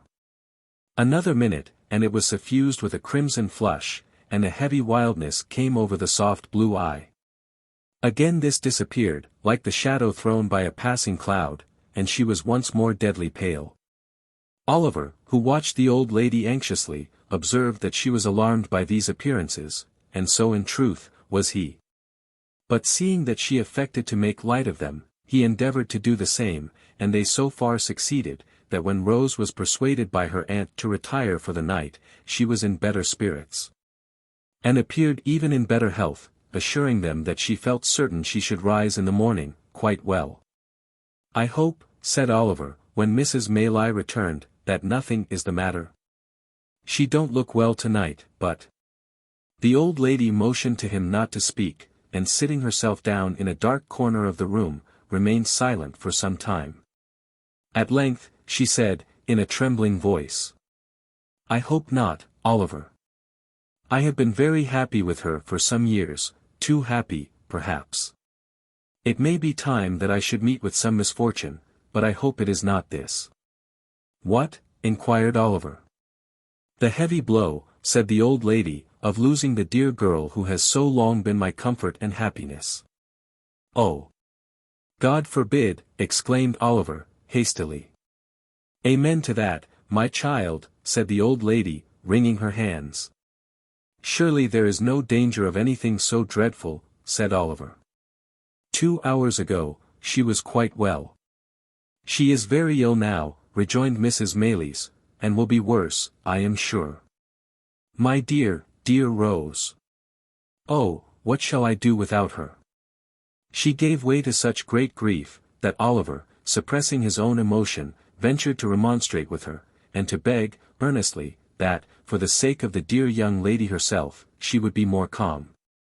"And consider, ma'am," said Oliver, as the tears forced themselves into his eyes, despite of his efforts to the contrary. "Oh! Consider how young and good she is, and what pleasure and comfort she gives to all about her. I am sure, certain, quite certain, that, for your sake, who are so good yourself, and for her own, and for the sake of all she makes so happy, she will not die. Heaven will never let her die so young." "Hush," said Mrs. Maylie, laying her hand on Oliver's head. "You think like a child, poor boy. But you teach me my duty, notwithstanding. I had forgotten it for a moment, Oliver, but I hope I may be pardoned, for I am old, and have seen enough of illness and death to know the agony of separation from the objects of our love. I have seen enough, too, to know that it is not always the youngest and best who are spared to those that love them, but this should give us comfort in our sorrow, for heaven is just. And such things teach us, impressively, that there is a brighter world than this, and that the passage to it is speedy. God's will be done. I love her, and he knows how well." Oliver was surprised to see that as Mrs. Maylie said these words, she checked her lamentations as though by one effort, and drawing herself up as she spoke, became composed and firm. He was still more astonished to find that this firmness lasted. And that, under all the care and watching which ensued, Mrs. Maylie was ever ready and collected, performing all the duties which had devolved upon her, steadily, and, to all external appearances, even cheerfully. But he was young, and did not know what strong minds are capable of, under trying circumstances. How should he, when their possessors so seldom know themselves? An anxious night ensued. When morning came, Mrs. Maylie's predictions were but too well verified. Rose was in the first stage of a high and dangerous fever. "We must be active, Oliver, and not give way to useless grief," said Mrs. Maylie, laying her finger on her lip, as she looked steadily into his face. "This letter must be sent, with all possible expedition, to Mr. Losberne. It must be carried to the market town, which is not more than 4 miles off, by the footpath across the field, and thence dispatched, by an express on horseback, straight to Chertsey. The people at the inn will undertake to do this, and I can trust to you to see it done, I know." Oliver could make no reply, but looked his anxiety to be gone at once. "Here is another letter," said Mrs. Maylie, pausing to reflect. "But whether to send it now, or wait until I see how Rose goes on, I scarcely know. I would not forward it, unless I feared the worst." "Is it for Chertsey, too, ma'am?" inquired Oliver, impatient to execute his commission, and holding out his trembling hand for the letter. "No," replied the old lady, giving it to him mechanically. Oliver glanced at it, and saw that it was directed to Harry Maylie, Esquire, at some great lord's house in the country, where, he could not make out. "Shall it go, ma'am?" asked Oliver, looking up, impatiently. "I think not," replied Mrs. Maylie, taking it back. "I will wait until tomorrow." With these words, she gave Oliver her purse, and he started off, without more delay, at the greatest speed he could muster. Swiftly he ran across the fields, and down the little lanes which sometimes divided them, now almost hidden by the high corn on either side, and now emerging on an open field, where the mowers and haymakers were busy at their work, nor did he stop once, save now and then, for a few seconds, to recover breath, until he came, in a great heat and covered with dust, on the little marketplace of the market town. Here he paused, and looked about for the inn. There were a white bank, and a red brewery, and a yellow town hall, and in one corner there was a large house, with all the wood about it painted green, before which was the sign of the George. To this he hastened, as soon as it caught his eye. He spoke to a postboy who was dozing under the gateway, and who, after hearing what he wanted, referred him to the ostler, who after hearing all he had to say again, referred him to the landlord, who was a tall gentleman in a blue neckcloth, a white hat, drab breeches, and boots with tops to match, leaning against a pump by the stable door, picking his teeth with a silver toothpick. This gentleman walked with much deliberation into the bar to make out the bill, which took a long time making out, and after it was ready, and paid, a horse had to be saddled, and a man to be dressed, which took up 10 good minutes more. Meanwhile Oliver was in such a desperate state of impatience and anxiety, that he felt as if he could have jumped upon the horse himself, and galloped away, full tear, to the next stage. At length, all was ready. And the little parcel having been handed up, with many injunctions and entreaties for its speedy delivery, the man set spurs to his horse, and rattling over the uneven paving of the marketplace, was out of the town, and galloping along the turnpike road, in a couple of minutes. As it was something to feel certain that assistance was sent for, and that no time had been lost, Oliver hurried up the inn-yard, with a somewhat lighter heart. He was turning out of the gateway when he accidentally stumbled against a tall man wrapped in a cloak, who was at that moment coming out of the inn door.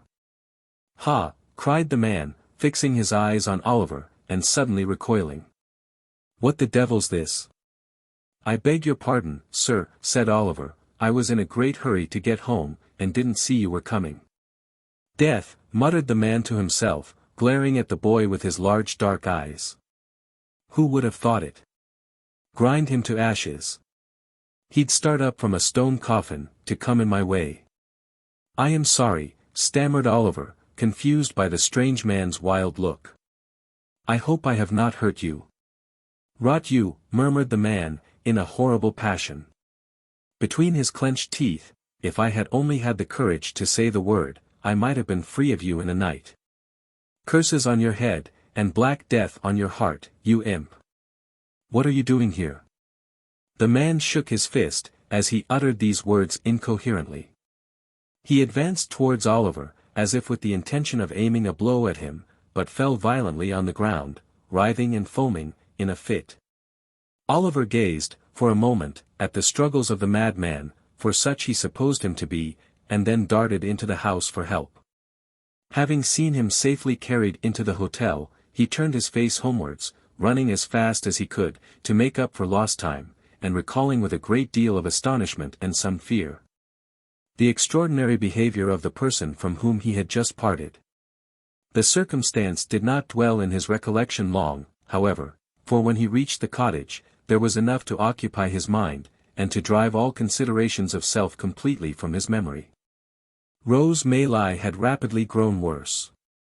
Before midnight she was delirious. A medical practitioner, who resided on the spot, was in constant attendance upon her, and after first seeing the patient, he had taken Mrs. Maylie aside, and pronounced her disorder to be one of a most alarming nature.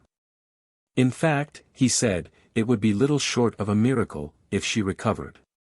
How often did Oliver start from his bed that night, and stealing out, with noiseless footstep, to the staircase, listen for the slightest sound from the sick chamber. How often did a tremble shake his frame, and cold drops of terror start upon his brow, when a sudden trampling of feet caused him to fear that something too dreadful to think of, had even then occurred. And what had been the fervency of all the prayers he had ever muttered, compared with those he poured forth, now, in the agony and passion of his supplication for the life and health of the gentle creature? Who was tottering on the deep grave's verge? Oh! The suspense, the fearful, acute suspense, of standing idly by while the life of one we dearly love, is trembling in the balance. Oh! The racking thoughts that crowd upon the mind, and make the heart beat violently, and the breath come thick, by the force of the images they conjure up before it. The desperate anxiety to be doing something to relieve the pain, or lessen the danger, which we have no power to alleviate, the sinking of soul and spirit, which the sad remembrance of our helplessness produces, what tortures can equal these? What reflections or endeavors can, in the full tide and fever of the time, allay them? Morning came, and the little cottage was lonely and still. People spoke in whispers, anxious faces appeared at the gate, from time to time. Women and children went away in tears. All the livelong day, and for hours after it had grown dark, Oliver paced softly up and down the garden, raising his eyes every instant to the sick chamber, and shuddering to see the darkened window, looking as if death lay stretched inside. Late that night, Mr. Losberne arrived. "It is hard," said the good doctor, turning away as he spoke, "so young, so much beloved, but there is very little hope." Another morning. The sun shone brightly. As brightly as if it looked upon no misery or care, and, with every leaf and flower in full bloom about her, with life, and health, and sounds and sights of joy, surrounding her on every side, the fair young creature lay, wasting fast. Oliver crept away to the old churchyard, and sitting down on one of the green mounds, wept and prayed for her, in silence.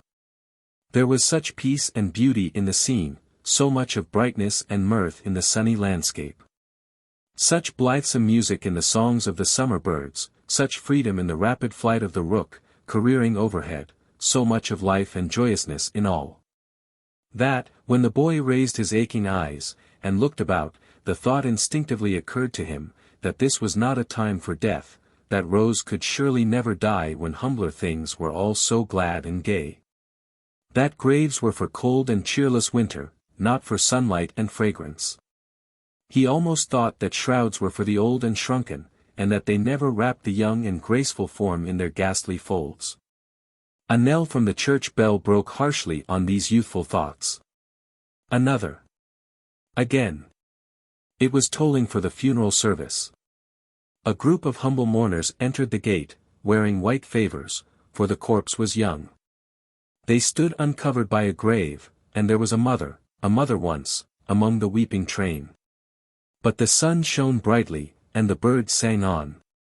Oliver turned homeward, thinking on the many kindnesses he had received from the young lady, and wishing that the time could come again, that he might never cease showing her how grateful and attached he was. He had no cause for self-reproach on the score of neglect, or want of thought, for he had been devoted to her service. And yet 100 little occasions rose up before him, on which he fancied he might have been more zealous, and more earnest, and wished he had been. We need be careful how we deal with those about us, when every death carries to some small circle of survivors, thoughts of so much omitted, and so little done, of so many things forgotten, and so many more which might have been repaired. There is no remorse so deep as that which is unavailing. If we would be spared its tortures, let us remember this, in time. When he reached home Mrs. Maylai was sitting in the little parlour. Oliver's heart sank at sight of her.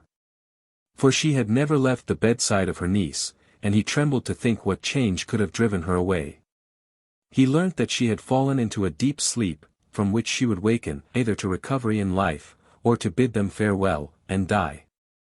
They sat, listening, and afraid to speak, for hours. The untasted meal was removed, with looks which showed that their thoughts were elsewhere. They watched the sun as he sank lower and lower, and, at length, cast over sky and earth those brilliant hues which herald his departure.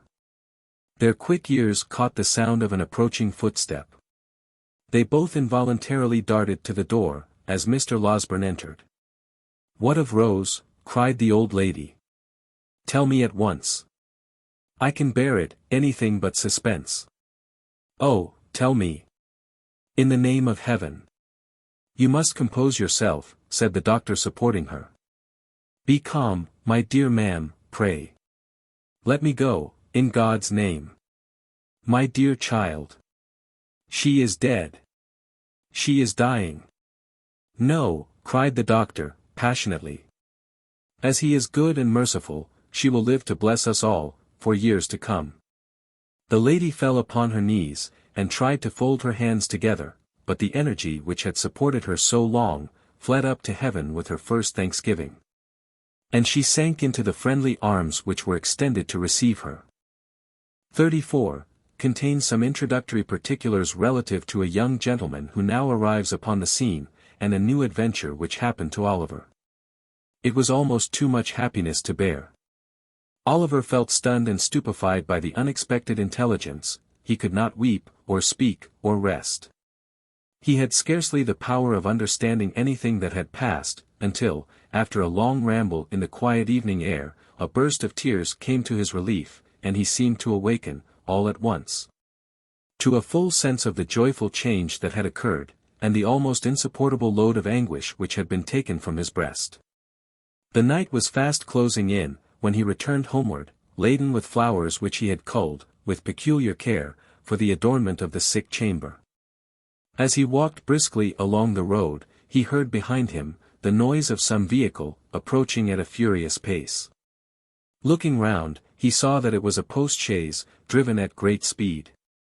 And as the horses were galloping, and the road was narrow, he stood leaning against a gate until it should have passed him.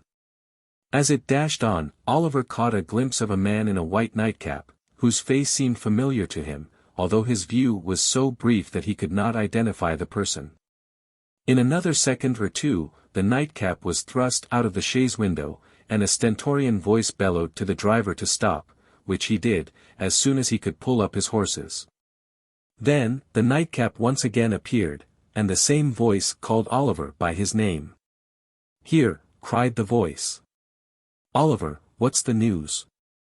"Miss Rose." "Master Oliver." Is you, Giles?" cried Oliver, running up to the chaise door. Giles popped out his nightcap again, preparatory to making some reply, when he was suddenly pulled back by a young gentleman who occupied the other corner of the chaise, and who eagerly demanded what was the news. "In a word," cried the gentleman, "better or worse?" "Better, much better," replied Oliver, hastily.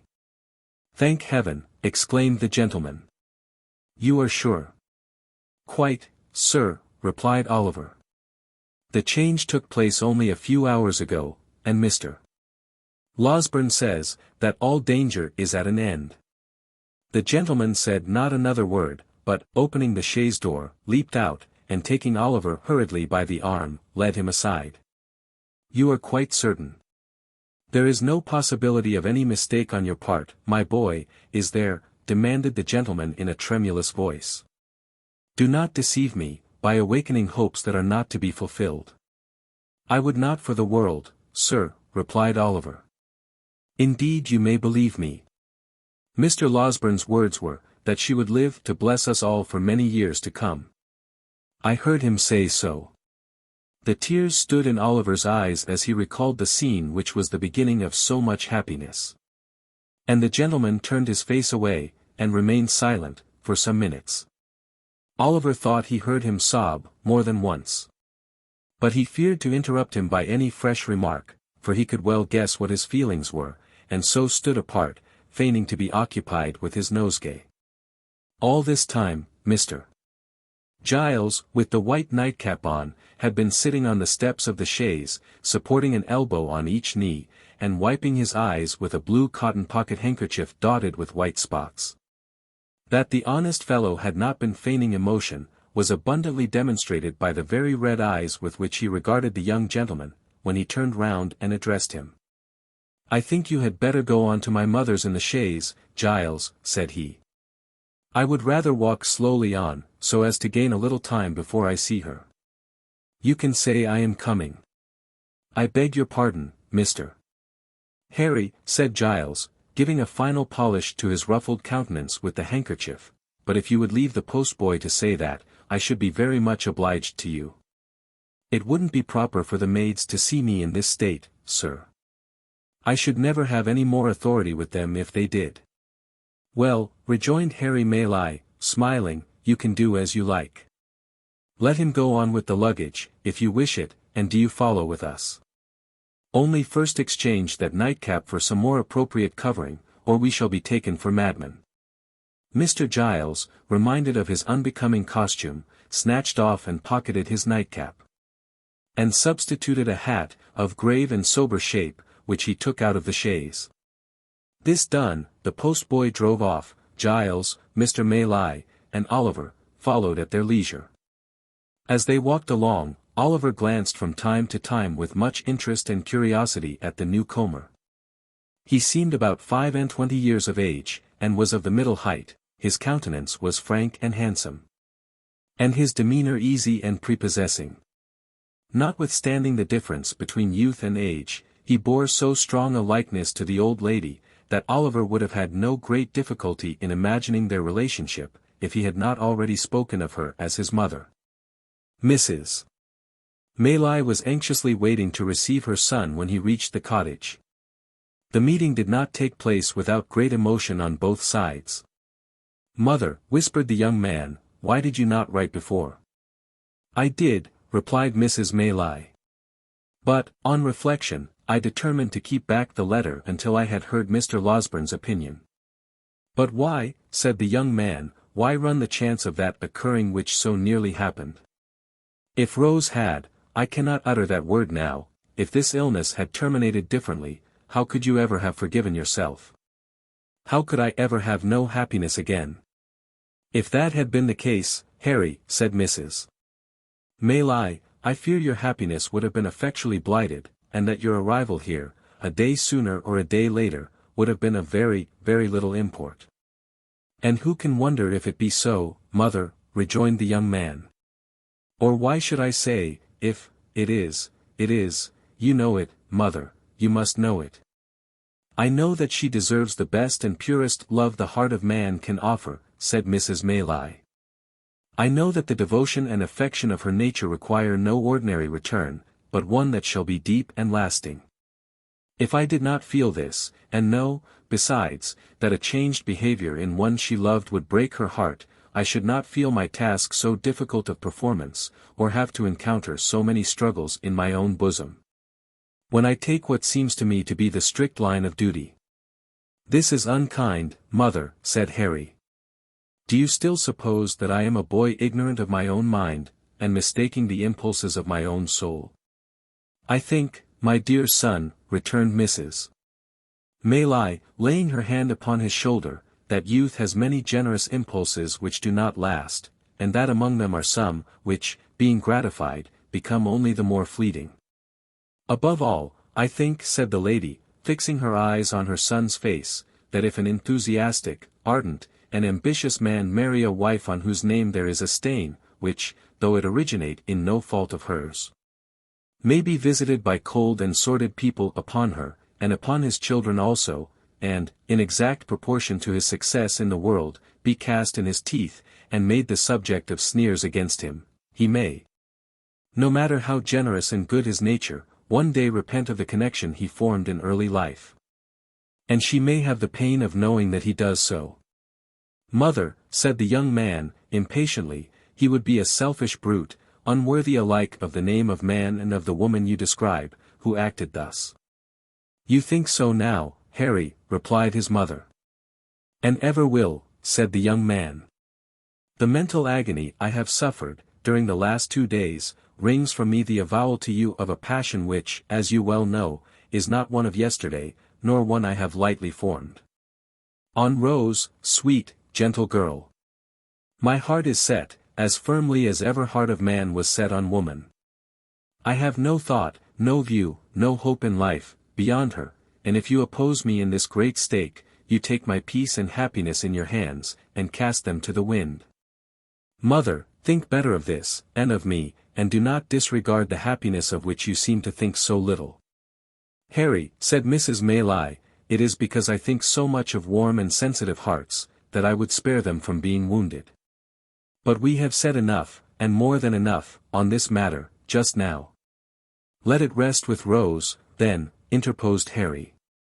You will not press these overstrained opinions of yours, so far, as to throw any obstacle in my way. I will not, rejoined Mrs. Maylie, but I would have you consider. I have considered, was the impatient reply, mother, I have considered, years and years. I have considered, ever since I have been capable of serious reflection. My feelings remain unchanged, as they ever will, and why should I suffer the pain of a delay in giving them vent, which can be productive of no earthly good? No.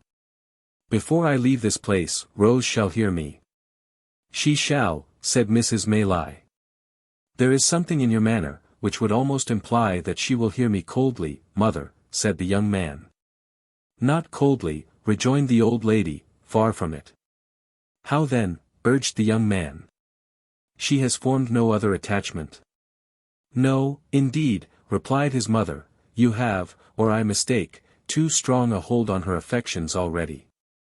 What I would say, resumed the old lady, stopping her son as he was about to speak, is this. Before you stake your all on this chance. Before you suffer yourself to be carried to the highest point of hope. Reflect for a few moments, my dear child, on Rose's history, and consider what effect the knowledge of her doubtful birth may have on her decision, devoted as she is to us, with all the intensity of her noble mind. And with that perfect sacrifice of self which, in all matters, great or trifling, has always been her characteristic. What do you mean? That I leave you to discover, replied Mrs. Maylie. I must go back to her. God bless you. I shall see you again tonight, said the young man, eagerly. By and by, replied the lady, when I leave Rose. You will tell her I am here, said Harry. Of course, replied Mrs. Maylie. And say how anxious I have been, and how much I have suffered, and how I long to see her. You will not refuse to do this, mother? No, said the old lady. I will tell her all. And pressing her son's hand, affectionately, she hastened from the room. Mr. Losberne and Oliver had remained at another end of the apartment while this hurried conversation was proceeding. The former now held out his hand to Harry Maylie, and hearty salutations were exchanged between them. The doctor then communicated, in reply to multifarious questions from his young friend, a precise account of his patient's situation, which was quite as consolatory and full of promise, as Oliver's statement had encouraged him to hope, and to the whole of which, Mr. Giles, who affected to be busy about the luggage, listened with greedy ears. Have you shot anything particular, lately, Giles? Inquired the doctor, when he had concluded. Nothing particular, sir, replied Mr. Giles, coloring up to the eyes. Nor catching any thieves, nor identifying any housebreakers, said the doctor. None at all, sir, replied Mr. Giles, with much gravity. Well, said the doctor, I am sorry to hear it, because you do that sort of thing admirably. Pray, how is Brittles? The boy is very well, sir, said Mr. Giles, recovering his usual tone of patronage, and sends his respectful duty, sir. That's well, said the doctor. Seeing you here, reminds me, Mr. Giles, that on the day before that on which I was called away so hurriedly, I executed, at the request of your good mistress, a small commission in your favor. Just step into this corner a moment, will you? Mr. Giles walked into the corner with much importance, and some wonder, and was honored with a short whispering conference with the doctor, on the termination of which, he made a great many bows, and retired with steps of unusual stateliness. The subject matter of this conference was not disclosed in the parlour, but the kitchen was speedily enlightened concerning it, for Mr. Giles walked straight thither, and having called for a mug of ale, announced, with an air of majesty, which was highly effective, that it had pleased his mistress, in consideration of his gallant behaviour on the occasion of that attempted robbery, to deposit, in the local savings bank, the sum of £25, for his sole use and benefit. At this, the two women servants lifted up their hands and eyes, and supposed that Mr. Giles, pulling out his shirt frill, replied, no, no, and that if they observed that he was at all haughty to his inferiors, he would thank them to tell him so. And then he made a great many other remarks, no less illustrative of his humility, which were received with equal favour and applause, and were, withal, as original and as much to the purpose, as the remarks of great men commonly are. Above stairs, the remainder of the evening passed cheerfully away, for the doctor was in high spirits. And however fatigued or thoughtful Harry Maylie might have been at first, he was not proof against the worthy gentleman's good humour, which displayed itself in a great variety of sallies and professional recollections.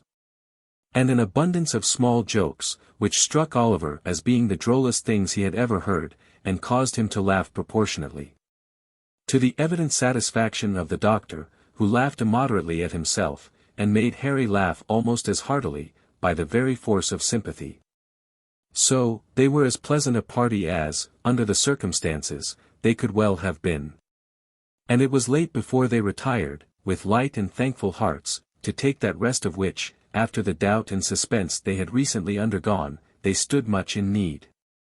Oliver rose next morning, in better heart, and went about his usual occupations, with more hope and pleasure than he had known for many days. The birds were once more hung out, to sing, in their old places. And the sweetest wild flowers that could be found, were once more gathered to gladden Rose with their beauty. The melancholy which had seemed to the sad eyes of the anxious boy to hang, for days past, over every object, beautiful as all were, was dispelled by magic. The dew seemed to sparkle more brightly on the green leaves. The air to rustle among them with a sweeter music, and the sky itself to look more blue and bright.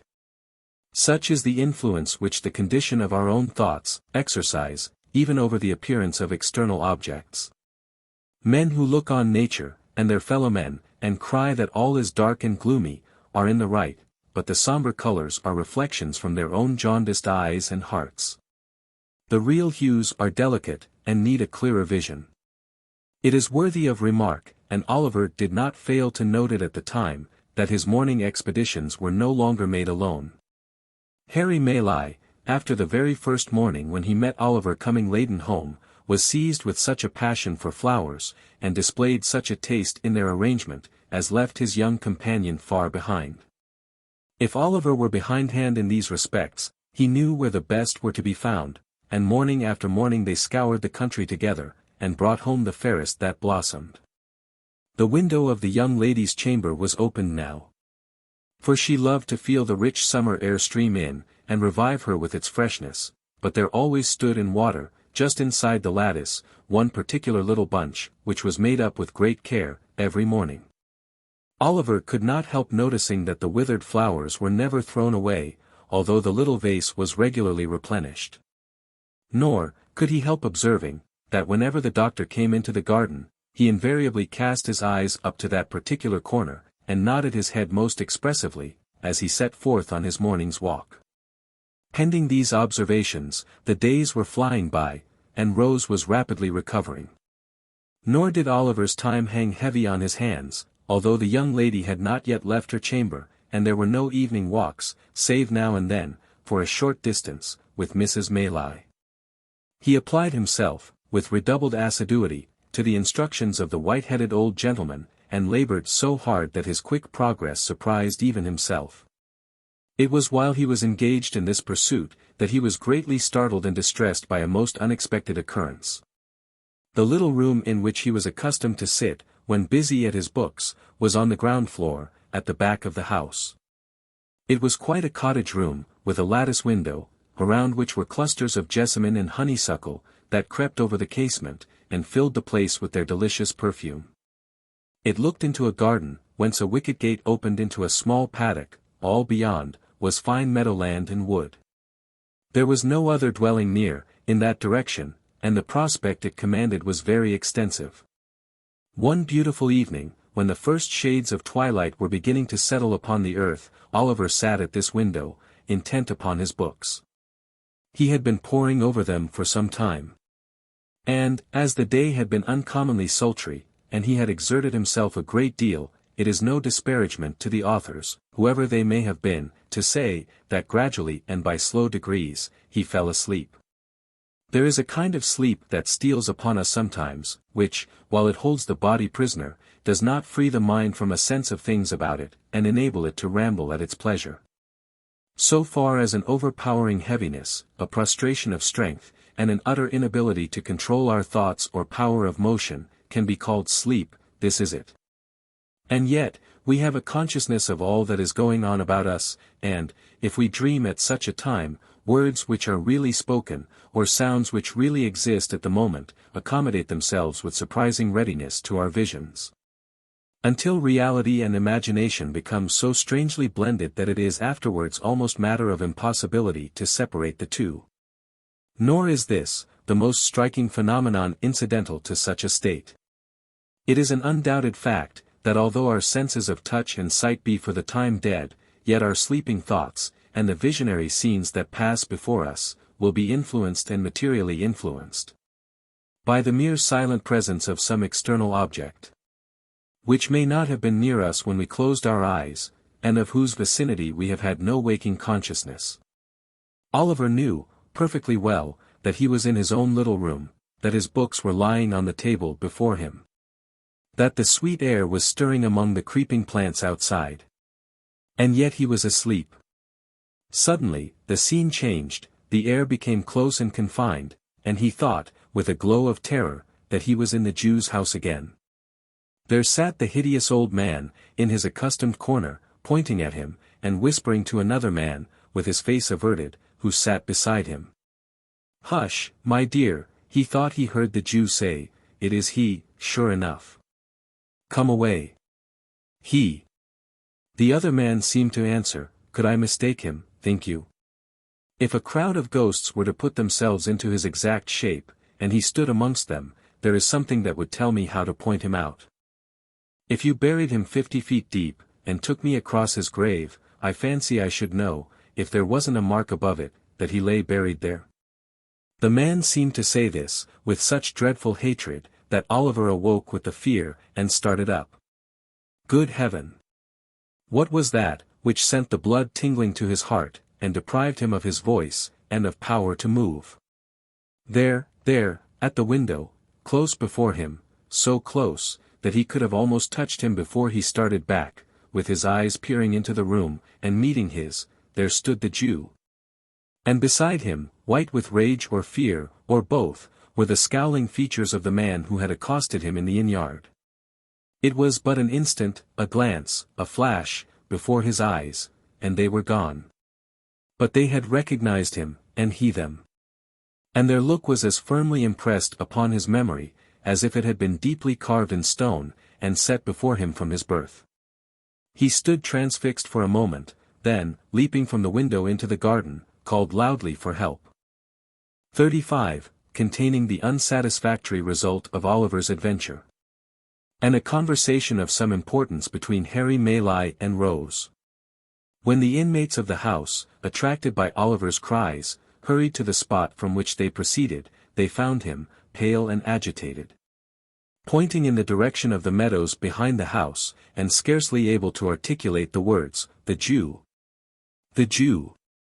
Mr. Giles was at a loss to comprehend what this outcry meant, but Harry Maylie, whose perceptions were something quicker, and who had heard Oliver's history from his mother, understood it at once. "What direction did he take?" he asked, catching up a heavy stick which was standing in a corner. "That," replied Oliver, pointing out the course the man had taken, "I missed them in an instant." "Then, they are in the ditch," said Harry. "Follow. And keep as near me, as you can." So saying, he sprang over the hedge, and darted off with a speed which rendered it matter of exceeding difficulty for the others to keep near him. Giles followed as well as he could, and Oliver followed too. And in the course of a minute or two, Mr. Losberne, who had been out walking, and just then returned, tumbled over the hedge after them, and picking himself up with more agility than he could have been supposed to possess, struck into the same course at no contemptible speed, shouting all the while, most prodigiously, to know what was the matter. On they all went, nor stopped they once to breathe, until the leader, striking off into an angle of the field indicated by Oliver, began to search, narrowly, the ditch and hedge adjoining. which afforded time for the remainder of the party to come up, and for Oliver to communicate to Mr. Losberne the circumstances that had led to so vigorous a pursuit. The search was all in vain. There were not even the traces of recent footsteps to be seen. They stood now, on the summit of a little hill, commanding the open fields in every direction for 3 or 4 miles. There was the village in the hollow on the left. But, in order to gain that, after pursuing the track Oliver had pointed out, the men must have made a circuit of open ground, which it was impossible they could have accomplished in so short a time. A thick wood skirted the meadowland in another direction, but they could not have gained that covert for the same reason. "It must have been a dream, Oliver," said Harry Maylie. "Oh no, indeed, sir," replied Oliver, shuddering at the very recollection of the old wretch's countenance. "I saw him too plainly for that. I saw them both, as plainly as I see you now." "Who was the other?" inquired Harry and Mr. Losberne, together. "The very same man I told you of, who came so suddenly upon me at the inn," said Oliver. "We had our eyes fixed full upon each other, and I could swear to him." "They took this way?" demanded Harry. "Are you sure?" "As I am that the men were at the window," replied Oliver, pointing down, as he spoke, to the hedge which divided the cottage garden from the meadow. The tall man leaped over, just there. And the Jew, running a few paces to the right, crept through that gap. The two gentlemen watched Oliver's earnest face, as he spoke, and looking from him to each other, seemed to feel satisfied of the accuracy of what he said. Still, in no direction were there any appearances of the trampling of men in hurried flight. The grass was long, but it was trodden down nowhere, save where their own feet had crushed it. The sides and brinks of the ditches were of damp clay. But in no one place could they discern the print of men's shoes, or the slightest mark which would indicate that any feet had pressed the ground for hours before. "This is strange," said Harry. "Strange," echoed the doctor. Blathers and Duff, themselves, could make nothing of it. Notwithstanding the evidently useless nature of their search, they did not desist until the coming on of night rendered its further prosecution hopeless. And even then, they gave it up with reluctance. Giles was dispatched to the different alehouses in the village, furnished with the best description Oliver could give of the appearance and dress of the strangers. Of these, the Jew was, at all events, sufficiently remarkable to be remembered, supposing he had been seen drinking, or loitering about, but Giles returned without any intelligence, calculated to dispel or lessen the mystery. On the next day, fresh search was made, and the inquiries renewed, but with no better success. On the day following, Oliver and Mr. Maylie repaired to the market town, in the hope of seeing or hearing something of the men there. But this effort was equally fruitless. After a few days, the affair began to be forgotten, as most affairs are, when wonder, having no fresh food to support it, dies away of itself. Meanwhile, Rose was rapidly recovering. She had left her room, was able to go out, and mixing once more with the family, carried joy into the hearts of all. But, although this happy change had a visible effect on the little circle, and although cheerful voices and merry laughter were once more heard in the cottage, there was at times, an unwonted restraint upon some there, even upon Rose herself, which Oliver could not fail to remark. Mrs. Maylie and her son were often closeted together for a long time, and more than once Rose appeared with traces of tears upon her face. After Mr. Losberne had fixed a day for his departure to Chertsey, these symptoms increased. And it became evident that something was in progress which affected the peace of the young lady, and of somebody else besides. At length, one morning, when Rose was alone in the breakfast parlour, Harry Maylie entered. And, with some hesitation, begged permission to speak with her for a few moments. "A few, a very few, will suffice, Rose," said the young man, drawing his chair towards her. "What I shall have to say, has already presented itself to your mind. The most cherished hopes of my heart are not unknown to you, though from my lips you have not heard them stated."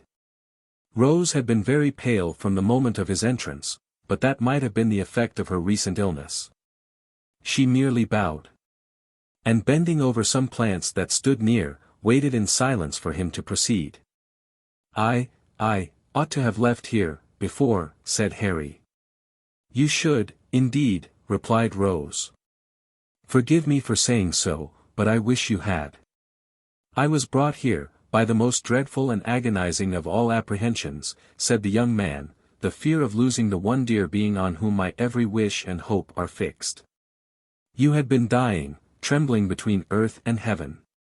We know that when the young, the beautiful, and good, are visited with sickness, their pure spirits insensibly turn towards their bright home of lasting rest. We know, heaven help us, that the best and fairest of our kind, too often fade in blooming."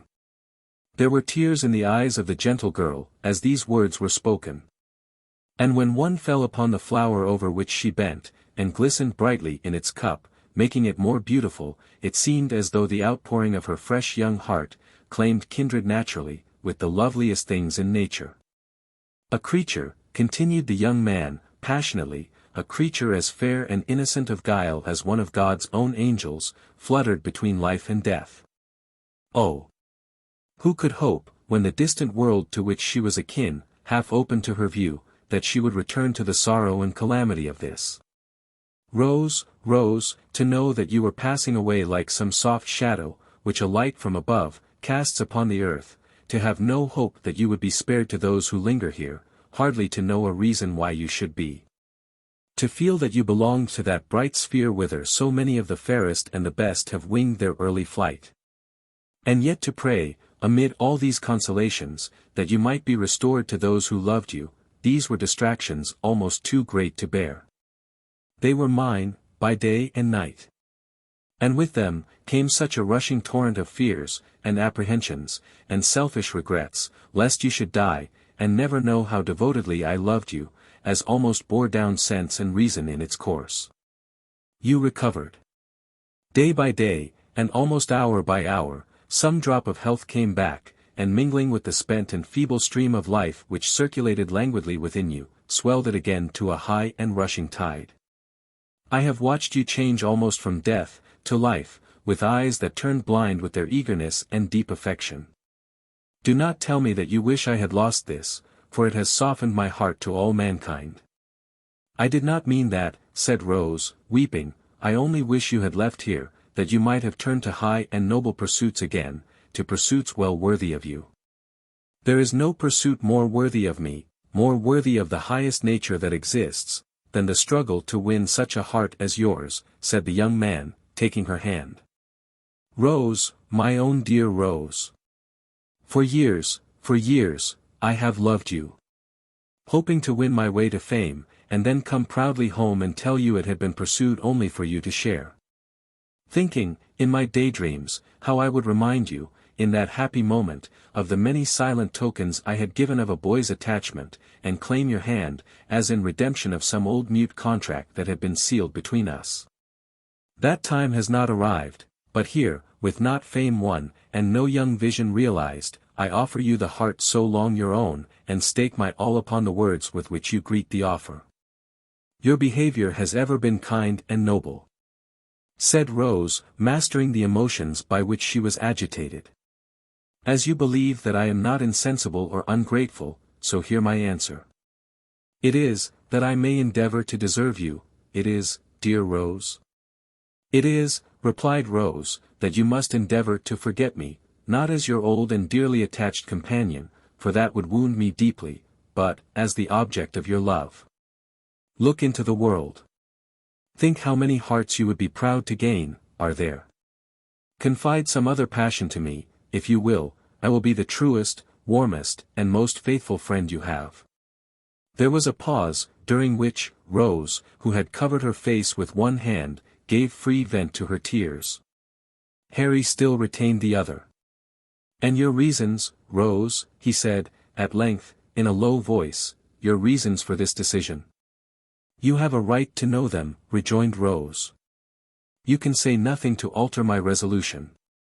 It is a duty that I must perform. I owe it, alike to others, and to myself. To yourself? Yes, Harry.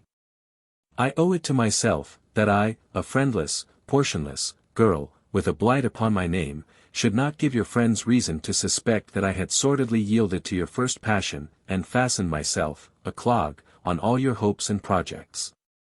I owe it to you and yours, to prevent you from opposing, in the warmth of your generous nature, this great obstacle to your progress in the world. If your inclinations chime with your sense of duty, Harry began. They do not, replied Rose, coloring deeply. Then you return my love, said Harry. Say but that, dear Rose, say but that, and soften the bitterness of this hard disappointment.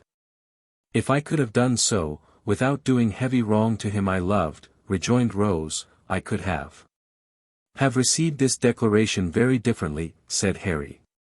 Do not conceal that from me, at least, Rose. I could, said Rose. Stay. She added, disengaging her hand, why should we prolong this painful interview?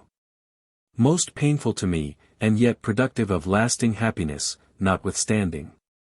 For it will be happiness to know that I once held the high place in your regard which I now occupy, and every triumph you achieve in life will animate me with new fortitude and firmness. Farewell, Harry. As we have met today, we meet no more. But in other relations than those in which this conversation have placed us, we may be long and happily entwined. And may every blessing that the prayers of a true and earnest heart can call down from the source of all truth and sincerity, cheer and prosper you. Another word, Rose, said Harry. Your reason in your own words. From your own lips, let me hear it. The prospect before you, answered Rose, firmly, is a brilliant one. All the honors to which great talents and powerful connections can help men in public life, are in store for you. But those connections are proud, and I will neither mingle with such as may hold in scorn the mother who gave me life, nor bring disgrace or failure on the son of her who has so well supplied that mother's place.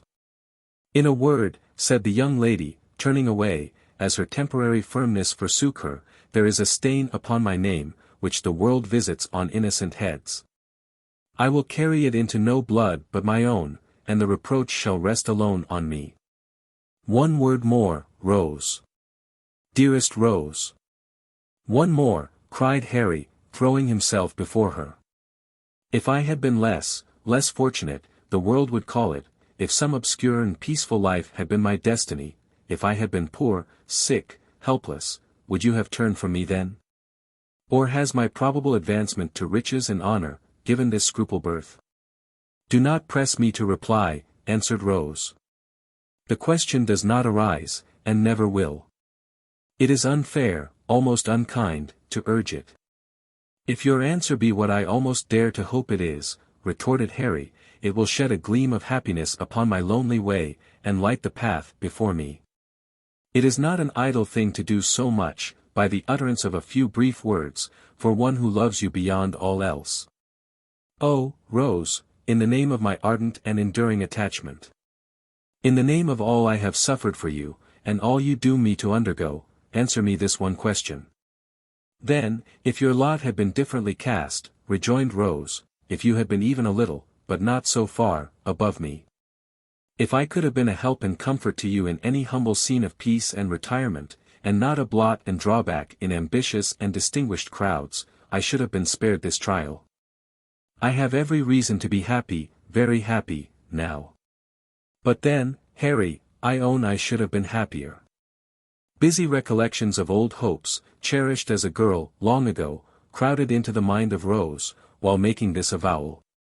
But they brought tears with them, as old hopes will when they come back withered, and they relieved her. I cannot help this weakness, and it makes my purpose stronger, said Rose, extending her hand. I must leave you now, indeed. I ask one promise, said Harry. Once, and only once more, say within a year, but it may be much sooner, I may speak to you again on this subject, for the last time. Not to press me to alter my right determination, replied Rose, with a melancholy smile, it will be useless. No, said Harry, to hear you repeat it, if you will, finally repeat it. I will lay at your feet, whatever of station of fortune I may possess, and if you still adhere to your present resolution, will not seek, by word or act, to change it. Then let it be so, rejoined Rose. It is but one pang the more, and by that time I may be enabled to bear it better. She extended her hand again. But the young man caught her to his bosom, and imprinting one kiss on her beautiful forehead, hurried from the room. 36. Is a very short one, and may appear of no great importance in its place, but it should be read notwithstanding, as a sequel to the last. And a key to one that will follow when its time arrives. And so you are resolved to be my travelling companion this morning. Eh? Said the doctor, as Harry Maylie joined him and Oliver at the breakfast table. Why, you are not in the same mind or intention 2 hours together. You will tell me a different tale one of these days, said Harry, colouring without any perceptible reason. I hope I may have good cause to do so, replied Mr. Losberne, though I confess I don't think I shall. But yesterday morning you had made up your mind, in a great hurry, to stay here, and to accompany your mother, like a dutiful son, to the seaside. Before noon, you announced that you are going to do me the honour of accompanying me as far as I go, on your road to London. And at night, you urge me, with great mystery, to start before the ladies are stirring. The consequence of which is, that young Oliver here is pinned down to his breakfast when he ought to be ranging the meadows after botanical phenomena of all kinds. Too bad, isn't it, Oliver? I should have been very sorry not to have been at home when you and Mr. Maylie went away, sir, rejoined Oliver. That's a fine fellow, said the doctor, you shall come and see me when you return. But, to speak seriously, Harry. Has any communication from the great Knobs produced this sudden anxiety on your part to be gone? The great Knobs, replied Harry, under which designation, I presume, you include my most stately uncle, have not communicated with me at all, since I have been here. Nor, at this time of the year, is it likely that anything would occur to render necessary my immediate attendance among them. Well, said the doctor, you are a queer fellow. But of course they will get you into Parliament at the election before Christmas, and these sudden shiftings and changes are no bad preparation for political life. There's something in that. Good training is always desirable, whether the race be for place, cup, or sweepstakes. Harry Maylie looked as if he could have followed up this short dialogue by one or two remarks that would have staggered the doctor not a little. But he contented himself with saying, we shall see, and pursued the subject no farther. The postchaise drove up to the door shortly afterwards, and Giles coming in for the luggage, the good doctor bustled out, to see it packed. Oliver, said Harry Maylie, in a low voice, let me speak a word with you. Oliver walked into the window recess to which Mr. Maylie beckoned him. Much surprised at the mixture of sadness and boisterous spirits, which his whole behaviour displayed. You can write well now, said Harry, laying his hand upon his arm. I hope so, sir, replied Oliver. I shall not be at home again, perhaps for some time. I wish you would write to me, say once a fortnight, every alternate Monday, to the General Post Office in London. Will you? Oh. Certainly, sir. I shall be proud to do it, exclaimed Oliver, greatly delighted with the commission. I should like to know how my mother and Miss Maylie are, said the young man. And you can fill up a sheet by telling me what walks you take, and what you talk about, and whether they, seem happy and quite well. You understand me? Oh. Quite, sir, quite, replied Oliver. I would rather you did not mention it to them, said Harry, hurrying over his words, because it might make my mother anxious to write to me oftener, and it is a trouble and worry to her.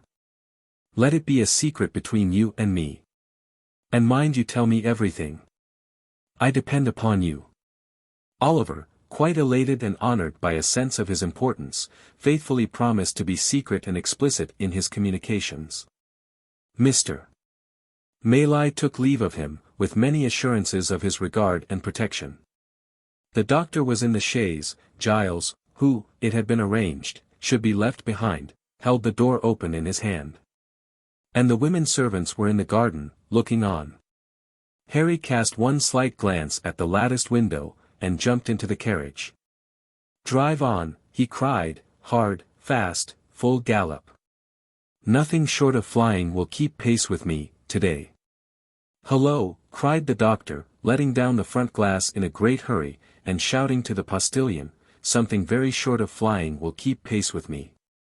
Do you hear? Jingling and clattering, till distance rendered its noise inaudible, and its rapid progress only perceptible to the eye, the vehicle wound its way along the road, almost hidden in a cloud of dust, now wholly disappearing, and now becoming visible again, as intervening objects, or the intricacies of the way, permitted. It was not until even the dusty cloud was no longer to be seen, that the gazers dispersed. And there was one looker-on, who remained with eyes fixed upon the spot where the carriage had disappeared, long after it was many miles away. For, behind the white curtain which had shrouded her from view when Harry raised his eyes towards the window, sat Rose herself. "He seems in high spirits and happy," she said, at length. "I feared for a time he might be otherwise. I was mistaken. I am very, very glad." Tears are signs of gladness as well as grief, but those which coursed down Rose's face, as she sat pensively at the window, still gazing in the same direction, seemed to tell more of sorrow than of joy. 37. In which the reader may perceive a contrast, not uncommon in matrimonial cases. Mr. Bumble sat in the workhouse parlour, with his eyes moodily fixed on the cheerless grate, whence, as it was summer time, no brighter gleam proceeded, than the reflection of certain sickly rays of the sun, which were sent back from its cold and shining surface. A paper fly-cage dangled from the ceiling, to which he occasionally raised his eyes in gloomy thought, and, as the heedless insects hovered round the gaudy network, Mr. Bumble would heave a deep sigh, while a more gloomy shadow overspread his countenance. Mr. Bumble was meditating. It might be that the insects brought to mind some painful passage in his own past life. Nor was Mr. Bumble's gloom the only thing calculated to awaken a pleasing melancholy in the bosom of a spectator. There were not wanting other appearances, and those closely connected with his own person, which announced that a great change had taken place in the position of his affairs. The laced coat, and the cocked hat, where were they? He still wore knee breeches, and dark cotton stockings on his nether limbs, but they were not the breeches.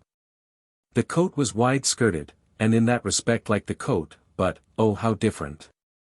The mighty cocked hat was replaced by a modest round one. Mr. Bumble was no longer a beadle. There are some promotions in life, which, independent of the more substantial rewards they offer, require peculiar value and dignity from the coats and waistcoats connected with them.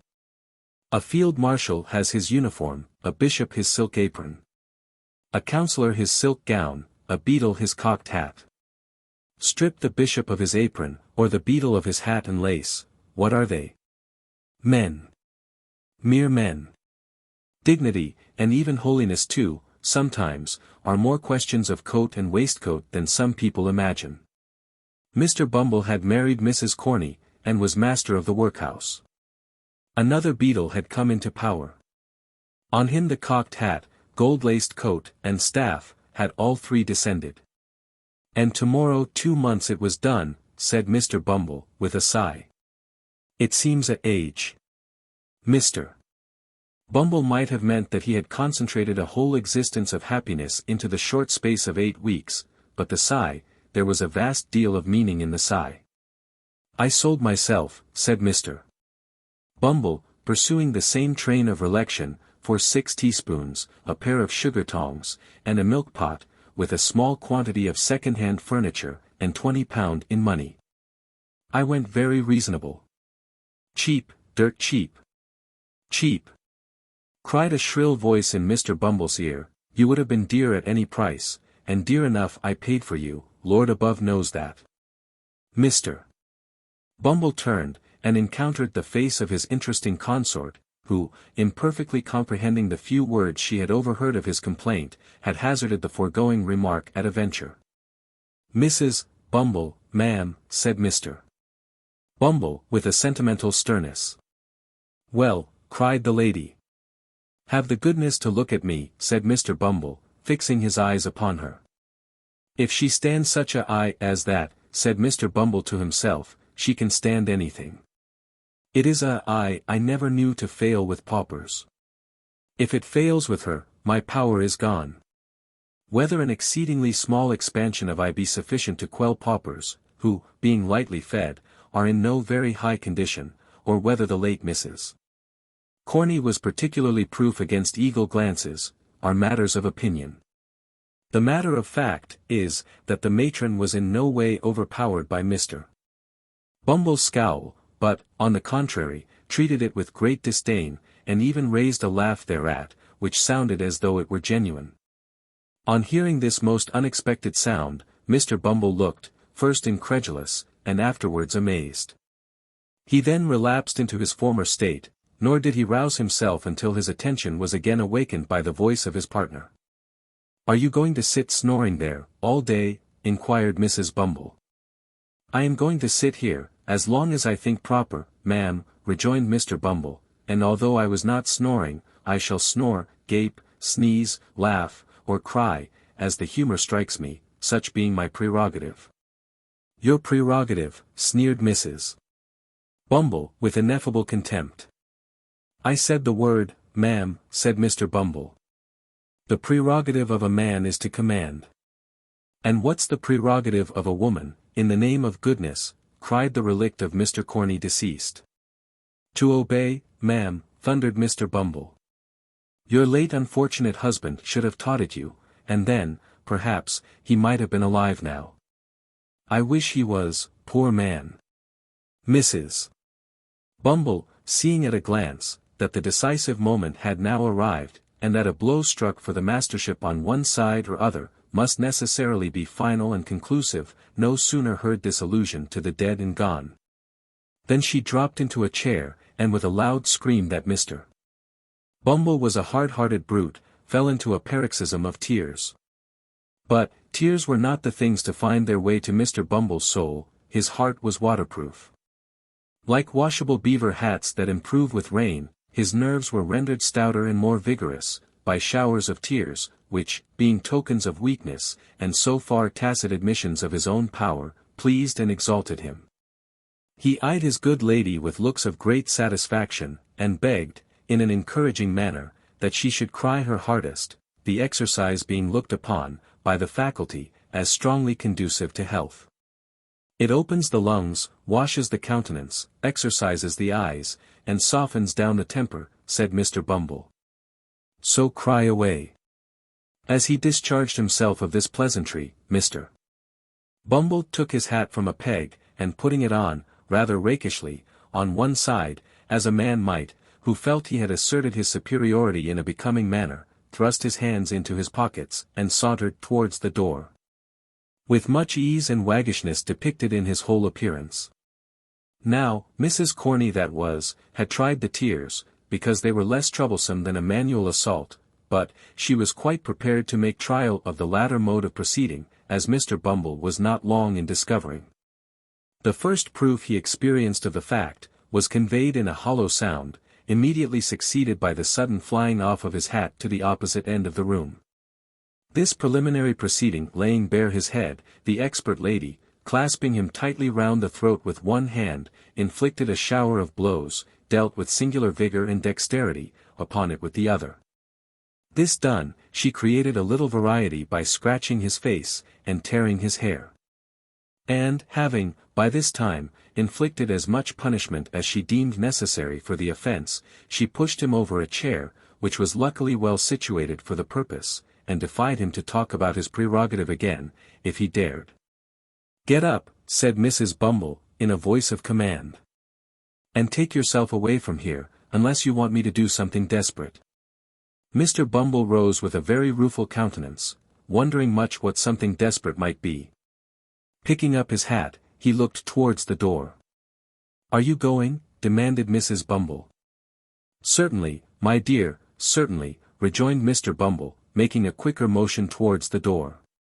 "I didn't intend to, I'm going, my dear." "You are so very violent, that really I—" At this instant, Mrs. Bumble stepped hastily forward to replace the carpet, which had been kicked up in the scuffle. Mr. Bumble immediately darted out of the room, without bestowing another thought on his unfinished sentence, leaving the late Mrs. Corney in full possession of the field. Mr. Bumble was fairly taken by surprise, and fairly beaten. He had a decided propensity for bullying, derived no inconsiderable pleasure from the exercise of petty cruelty, and, consequently, was, it is needless to say, a coward. This is by no means a disparagement to his character. For many official personages, who are held in high respect and admiration, are the victims of similar infirmities. The remark is made, indeed, rather in his favour than otherwise, and with a view of impressing the reader with a just sense of his qualifications for office. But, the measure of his degradation was not yet full. After making a tour of the house, and thinking, for the first time, that the poor laws really were too hard on people, and that men who ran away from their wives, leaving them chargeable to the parish, ought, in justice, to be visited with no punishment at all, but rather rewarded as meritorious individuals who had suffered much, Mr. Bumble came to a room where some of the female paupers were usually employed in washing the parish linen, when the sound of voices in conversation now proceeded. "Hem," said Mr. Bumble, summoning up all his native dignity. "These women at least shall continue to respect the prerogative. Hullo! Hullo there! What do you mean by this noise, you hussies?" With these words, Mr.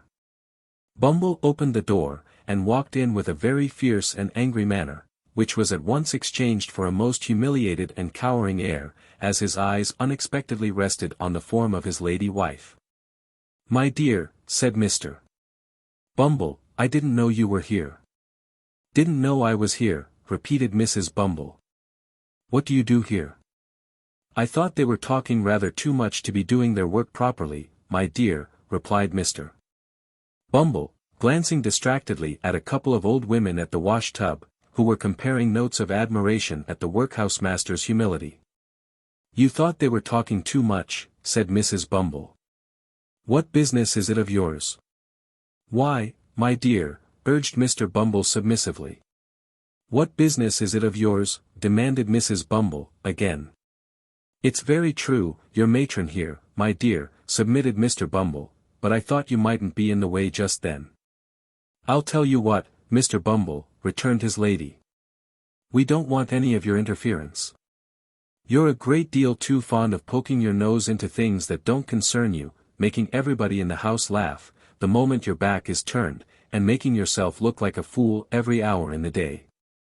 Be off, come." Mr.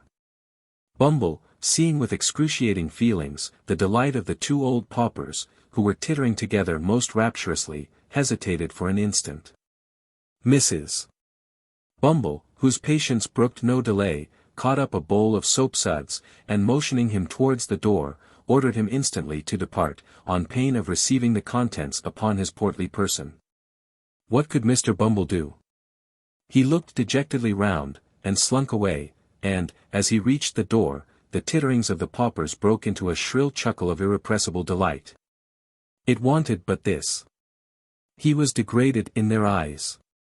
He had lost caste and station before the very paupers, he had fallen from all the height and pomp of beadleship, to the lowest depth of the most snubbed henpeckary. "All in 2 months," said Mr. Bumble, filled with dismal thoughts. 2 months. No more than 2 months ago, I was not only my own master, but everybody else's, so far as the parochial workhouse was concerned, and now. It was too much. Mr.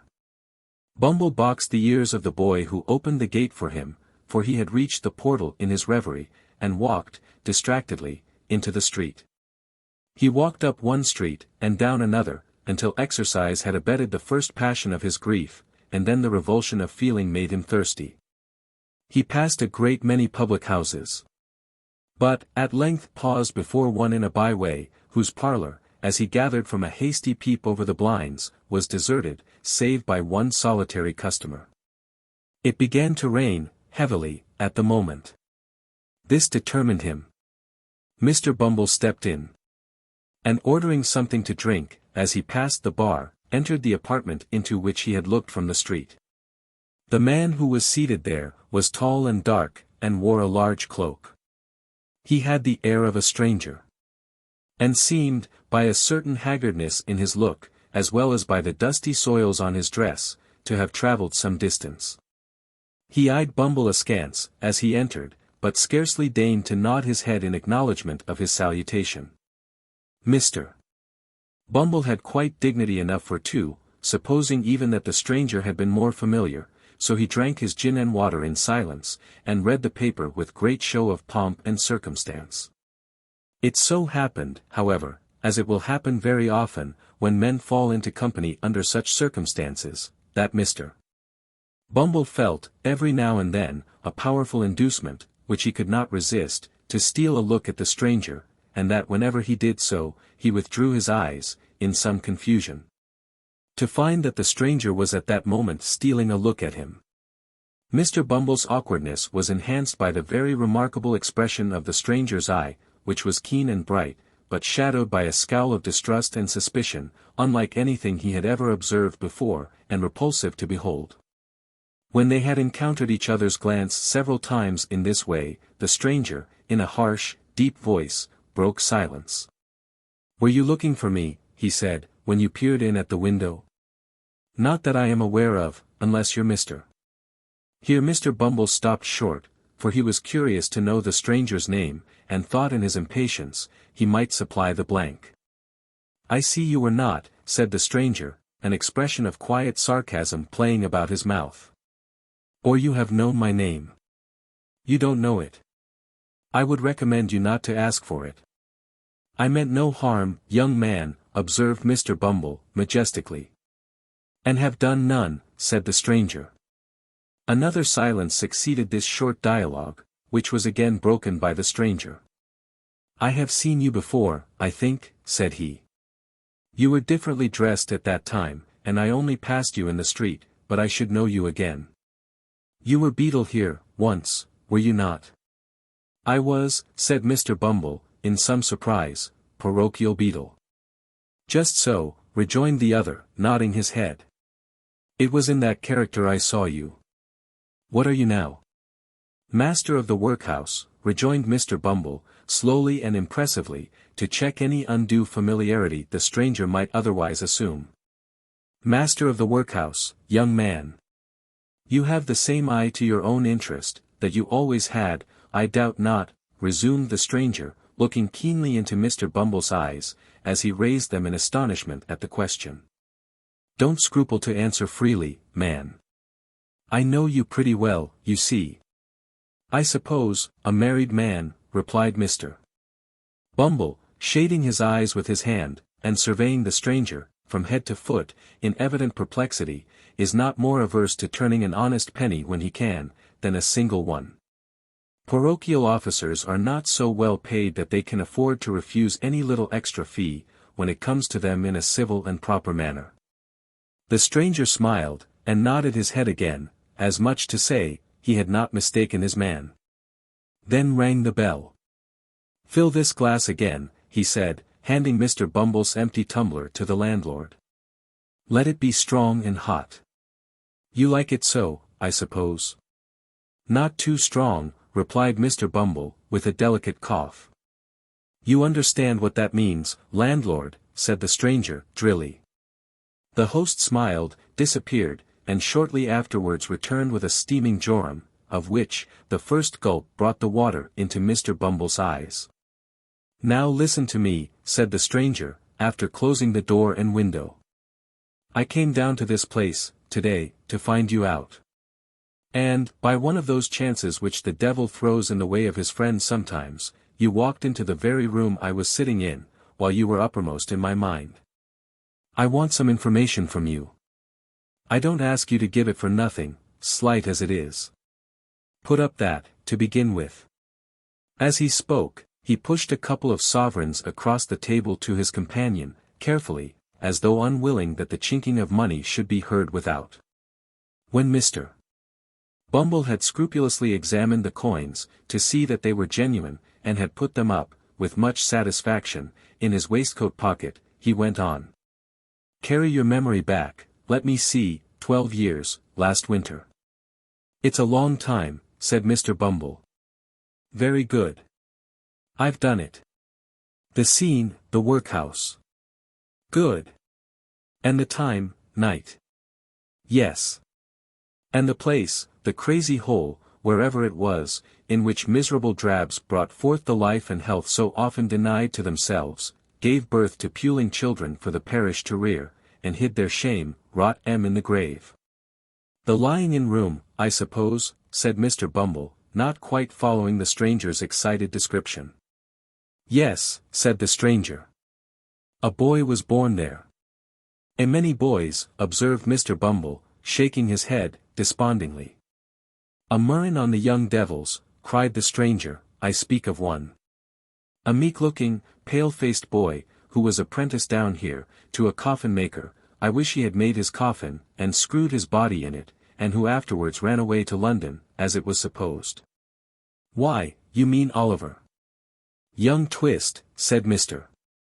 Bumble, I remember him, of course. There wasn't an obstinater young rascal. It's not of him I want to hear, I've heard enough of him, said the stranger, stopping Mr. Bumble in the outset of a tirade on the subject of poor Oliver's vices. It's of a woman, the hag that nursed his mother. Where is she? Where is she, said Mr. Bumble, whom the gin and water had rendered facetious. It would be hard to tell. There's no midwifery there, whichever place she's gone to. So I suppose she's out of employment, anyway. What do you mean? Demanded the stranger, sternly. That she died last winter, rejoined Mr. Bumble. The man looked fixedly at him when he had given this information, and although he did not withdraw his eyes for some time afterwards, his gaze gradually became vacant and abstracted, and he seemed lost in thought. For some time, he appeared doubtful whether he ought to be relieved or disappointed by the intelligence, but at length he breathed more freely, and withdrawing his eyes, observed that it was no great matter. With that he rose, as if to depart. But Mr. Bumble was cunning enough, and he at once saw that an opportunity was opened, for the lucrative disposal of some secret in the possession of his better half. He well remembered the night of old Sally's death, which the occurrences of that day had given him good reason to recollect, as the occasion on which he had proposed to Mrs. Corney. And although that lady had never confided to him the disclosure of which she had been the solitary witness, he had heard enough to know that it related to something that had occurred in the old woman's attendance, as workhouse nurse, upon the young mother of Oliver Twist. Hastily calling this circumstance to mind, he informed the stranger, with an air of mystery, that one woman had been closeted with the old harridan shortly before she died. And that she could, as he had reason to believe, throw some light on the subject of his inquiry. How can I find her? Said the stranger, thrown off his guard. And plainly showing that all his fears, whatever they were aroused afresh by the intelligence. Only through me, rejoined Mr. Bumble. When? Cried the stranger, hastily. Tomorrow, rejoined Bumble. At 9 in the evening, said the stranger, producing a scrap of paper, and writing down upon it, an obscure address by the waterside, in characters that betrayed his agitation, at 9 in the evening, bring her to me there. I needn't tell you to be secret. It's your interest. With these words, he led the way to the door, after stopping to pay for the liquor that had been drunk. Shortly remarking that their roads were different, he departed, without more ceremony than an emphatic repetition of the hour of appointment for the following night. On glancing at the address, the parochial functionary observed that it contained no name. The stranger had not gone far, so he made after him to ask it.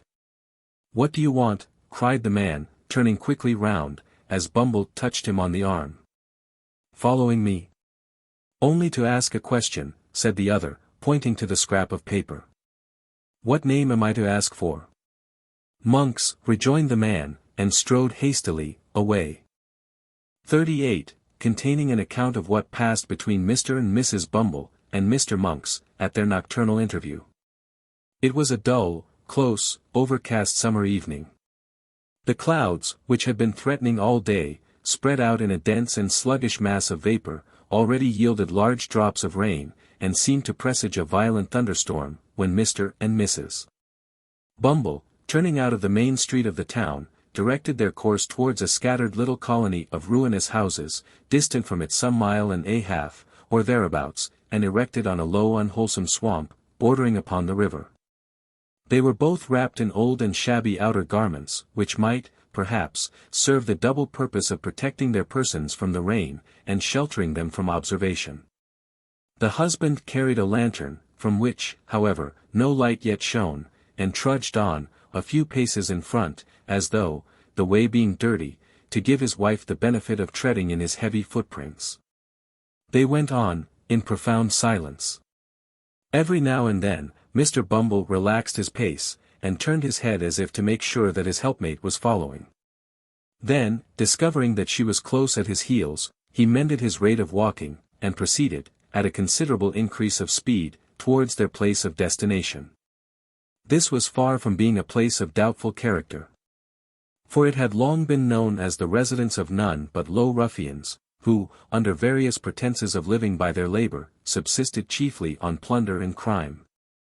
It was a collection of mere hovels, some, hastily built with loose bricks, others, of old worm-eaten ship timber, jumbled together without any attempt at order or arrangement, and planted, for the most part, within a few feet of the river's bank. A few leaky boats drawn up on the mud, and made fast to the dwarf wall which skirted it, and here and there an oar or coil of rope, appeared, at first, to indicate that the inhabitants of these miserable cottages pursued some avocation on the river. But a glance at the shattered and useless condition of the articles thus displayed, would have led a passer-by, without much difficulty, to the conjecture that they were disposed there, rather for the preservation of appearances, than with any view to their being actually employed. In the heart of this cluster of huts, and skirting the river, which its upper stories overhung, stood a large building, formerly used as a manufactory of some kind. It had, in its day, probably furnished employment to the inhabitants of the surrounding tenements. But it had long since gone to ruin. The rat, the worm, and the action of the damp, had weakened and rotted the piles on which it stood. And a considerable portion of the building had already sunk down into the water. While the remainder, tottering and bending over the dark stream, seemed to wait a favorable opportunity of following its old companion, and involving itself in the same fate. It was before this ruinous building that the worthy couple paused, as the first peal of distant thunder reverberated in the air, and the rain commenced pouring violently down. "The place should be somewhere here," said Bumble, consulting a scrap of paper he held in his hand. "Hello there," cried a voice from above. Following the sound, Mr. Bumble raised his head and descried a man looking out of a door, breast high, on the second story. "Stand still, a minute," cried the voice, "I'll be with you directly." With which the head disappeared, and the door closed. "Is that the man?" asked Mr. Bumble's good lady. Mr. Bumble nodded in the affirmative. "Then, mind what I told you," said the matron, "and be careful to say as little as you can, or you'll betray us at once." Mr. Bumble, who had eyed the building with very rueful looks, was apparently about to express some doubts relative to the advisability of proceeding any further with the enterprise just then, when he was prevented by the appearance of Monks, who opened a small door, near which they stood, and beckoned them inwards. "Come in," he cried impatiently, stamping his foot upon the ground. "Don't keep me here." The woman, who had hesitated at first, walked boldly in, without any other invitation. Mr. Bumble, who was ashamed or afraid to lag behind, followed, obviously very ill at ease and with scarcely any of that remarkable dignity which was usually his chief characteristic. "What the devil made you stand lingering there, in the wet?" said Monks, turning round, and addressing Bumble, after he had bolted the door behind them. We were only cooling ourselves," stammered Bumble, looking apprehensively about him. "Cooling yourselves," retorted Monks. "Not all the rain that ever fell, or ever will fall, will put as much of hell's fire out, as a man can carry about with him. You won't cool yourself so easily, don't think it." With this agreeable speech, Monks turned short upon the matron, and bent his gaze upon her, till even she, who was not easily cowed, was fain to withdraw her eyes, and turn them towards the ground. "This is the woman, is it, demanded Monks. Ham. That is the woman, replied Mr. Bumble, mindful of his wife's caution. You think women never can keep secrets, I suppose, said the matron, interposing, and returning, as she spoke, the searching look of Monks. I know they will always keep one till it's found out, said Monks. And what may that be? Asked the matron. The loss of their own good name, replied Monks. So, by the same rule, if a woman's a party to a secret that might hang or transport her, I'm not afraid of her telling it to anybody, not I. Do you understand, mistress? No, rejoined the matron, slightly coloring as she spoke. Of course you don't, said Monks. How should you? Bestowing something halfway between a smile and a frown upon his two companions, and again beckoning them to follow him, the man hastened across the apartment, which was of considerable extent, but low in the roof. He was preparing to ascend a steep staircase, or rather ladder, leading to another floor of warehouses above, when a bright flash of lightning streamed down the aperture, and a peal of thunder followed, which shook the crazy building to its center. Hear it, he cried, shrinking back. Hear it. Rolling and crashing on as if it echoed through 1,000 caverns where the devils were hiding from it. I hate the sound. He remained silent for a few moments. And then, removing his hands suddenly from his face, showed, to the unspeakable discomposure of Mr. Bumble, that it was much distorted and discolored. These fits come over me, now and then, said Monks, observing his alarm. And thunder sometimes brings them on. Don't mind me now, it's all over for this once. Thus speaking, he led the way up the ladder. And hastily closing the window shutter of the room into which it led, lowered a lantern which hung at the end of a rope and pulley passed through one of the heavy beams in the ceiling, and which cast a dim light upon an old table and 3 chairs that were placed beneath it. Now, said Monks, when they had all 3 seated themselves, the sooner we come to our business, the better for all. The woman know what it is, does she? The question was addressed to Bumble. But his wife anticipated the reply, by intimating that she was perfectly acquainted with it.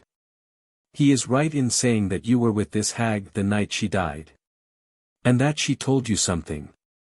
About the mother of the boy you named, replied the matron interrupting him. Yes. The first question is, of what nature was her communication, said Monks. That's the second, observed the woman with much deliberation. The first is, what may the communication be worth? Who the devil can tell that, without knowing of what kind it is? Asked Monks. Nobody better than you, I am persuaded, answered Mrs. Bumble, who did not want for spirit, as her yoke fellow could abundantly testify.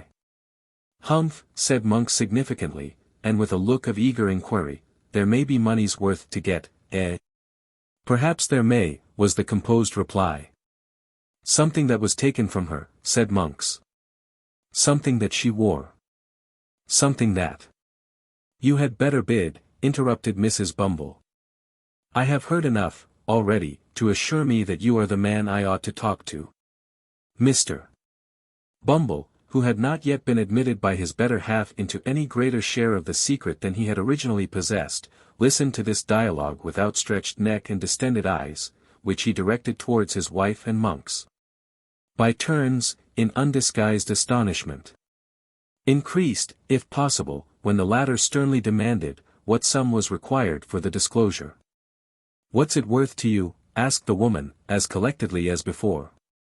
It may be nothing, it may be £20, replied Monks. Speak out, and let me know which. Add £5 to the sum you have named, give me £25 in gold, said the woman, and I'll tell you all I know. Not before. £25, exclaimed Monks, drawing back. I spoke as plainly as I could, replied Mrs. Bumble. It's not a large sum either. Not a large sum for a paltry secret, that may be nothing when it's told, cried Monks impatiently. And which has been lying dead for 12 years past or more. Such matters keep well, and, like good wine, often double their value in course of time, answered the matron, still preserving the resolute indifference she had assumed. As to lying dead, there are those who will lie dead for 12,000 years to come, or 12,000,000, for anything you or I know, who will tell strange tales at last. What if I pay it for nothing? Asked Monks, hesitating. You can easily take it away again, replied the matron. I am but a woman, alone here, and unprotected. Not alone, my dear, nor unprotected, neither, submitted Mr. Bumble, in a voice tremulous with fear, I am here, my dear. And besides, said Mr. Bumble, his teeth chattering as he spoke, Mr. Monks is too much of a gentleman to attempt any violence on parochial persons. Mr. Monks is aware that I am not a young man, my dear, and also that I am a little run to seed, as I may say, be you he has heard, I say I have no doubt Mr. Monks has heard, my dear, that I am a very determined officer, with very uncommon strength, if I'm once roused. I only want a little rousing, that's all. As Mr. Bumble spoke, he made a melancholy feint of grasping his lantern with fierce determination. And plainly showed, by the alarmed expression of every feature, that he did want a little rousing, and not a little, prior to making any very warlike demonstration, unless, indeed, against paupers. Or other person or persons trained down for the purpose. You are a fool, said Mrs. Bumble, in reply, and had better hold your tongue. He had better have cut it out, before he came, if he can't speak in a lower tone, said Monks, grimly. So. He's your husband, eh? He my husband? Tittered the matron, parrying the question. I thought as much, when you came in, rejoined Monks, marking the angry glance which the lady darted at her spouse as she spoke. So much the better. I have less hesitation in dealing with two people, when I find that there's only one will between them. I'm in earnest. See here. He thrust his hand into a side pocket. And producing a canvas bag, told out 25 sovereigns on the table, and pushed them over to the woman. Now, he said, gather them up. And when this cursed peal of thunder, which I feel is coming up to break over the housetop, is gone, let's hear your story. The thunder, which seemed in fact much nearer, and to shiver and break almost over their heads, having subsided, Monks, raising his face from the table, bent forward to listen to what the woman should say. The faces of the three nearly touched, as the two men leant over the small table in their eagerness to hear, and the woman also leant forward to render her whisper audible. The sickly rays of the suspended lantern falling directly upon them, aggravated the paleness and anxiety of their countenances, which, encircled by the deepest gloom and darkness, looked ghastly in the extreme. When this woman, that we called Old Sally, died, the matron began, she and I were alone. Was there no one by? Asked Monks, in the same hollow whisper, no sick wretch or idiot in some other bed? No one who could hear, and might, by possibility, understand? Not a soul, replied the woman, we were alone. I stood alone beside the body when death came over it. Good, said Monks, regarding her attentively. Go on. She spoke of a young creature, resumed the matron, who had brought a child into the world some years before, not merely in the same room, but in the same bed, in which she then lay dying. I. Said Monks, with quivering lip, and glancing over his shoulder, blood. How things come about. The child was the one you named to him last night, said the matron, nodding carelessly towards her husband, the mother this nurse had robbed. In life? Asked Monks. In death, replied the woman, with something like a shudder. She stole from the corpse, when it had hardly turned to one, that which the dead mother had prayed her, with her last breath, to keep for the infant's sake. She sold it, cried Monks, with desperate eagerness. Did she sell it? Where? When? To whom? How long before? As she told me, with great difficulty, that she had done this, said the matron, she fell back and died. Without saying more. Cried Monks, in a voice which, from its very suppression, seemed only the more furious. It's a lie. I'll not be played with. She said more. I'll tear the life out of you both, but I'll know what it was. She didn't utter another word, said the woman, to all appearance unmoved, as Mr. Bumble was very far from being, by the strange man's violence, but she clutched my gown, violently, with one hand, which was partly closed. And when I saw that she was dead, and so removed the hand by force, I found it clasped a scrap of dirty paper.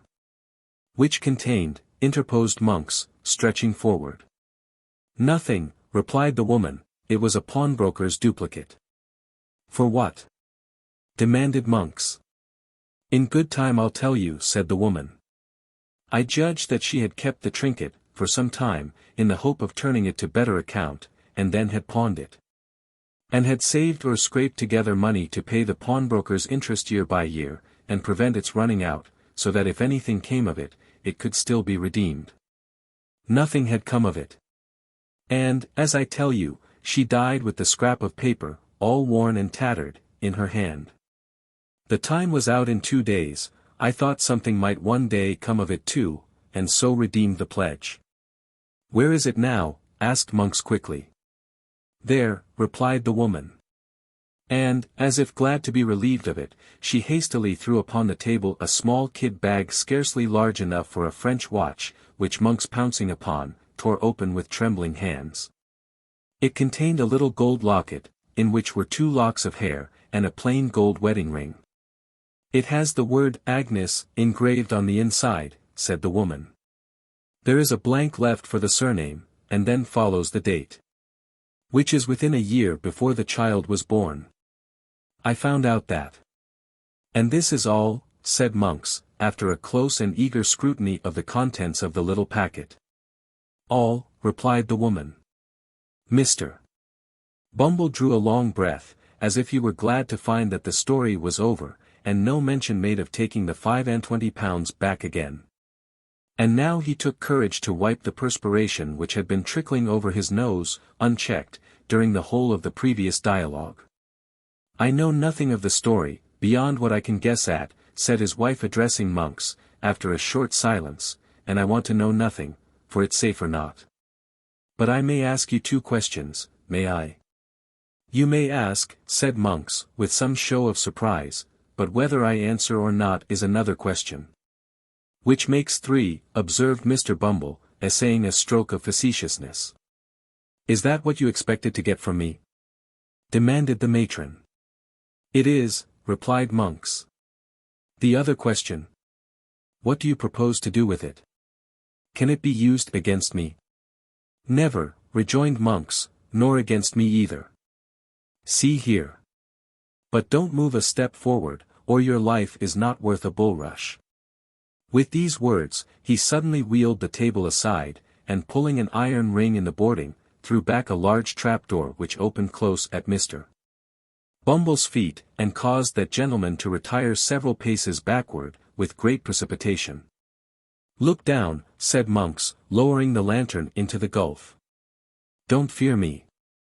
I could have let you down, quietly enough, when you were seated over it, if that had been my game. Thus encouraged, the matron drew near to the brink, and even Mr. Bumble himself, impelled by curiosity, ventured to do the same. The turbid water, swollen by the heavy rain, was rushing rapidly on below, and all other sounds were lost in the noise of its plashing and eddying against the green and slimy piles. There had once been a water-mill beneath. The tide foaming and chafing round the few rotten stakes, and fragments of machinery that yet remained, seemed to dart onward, with a new impulse, when freed from the obstacles which had unavailingly attempted to stem its headlong course.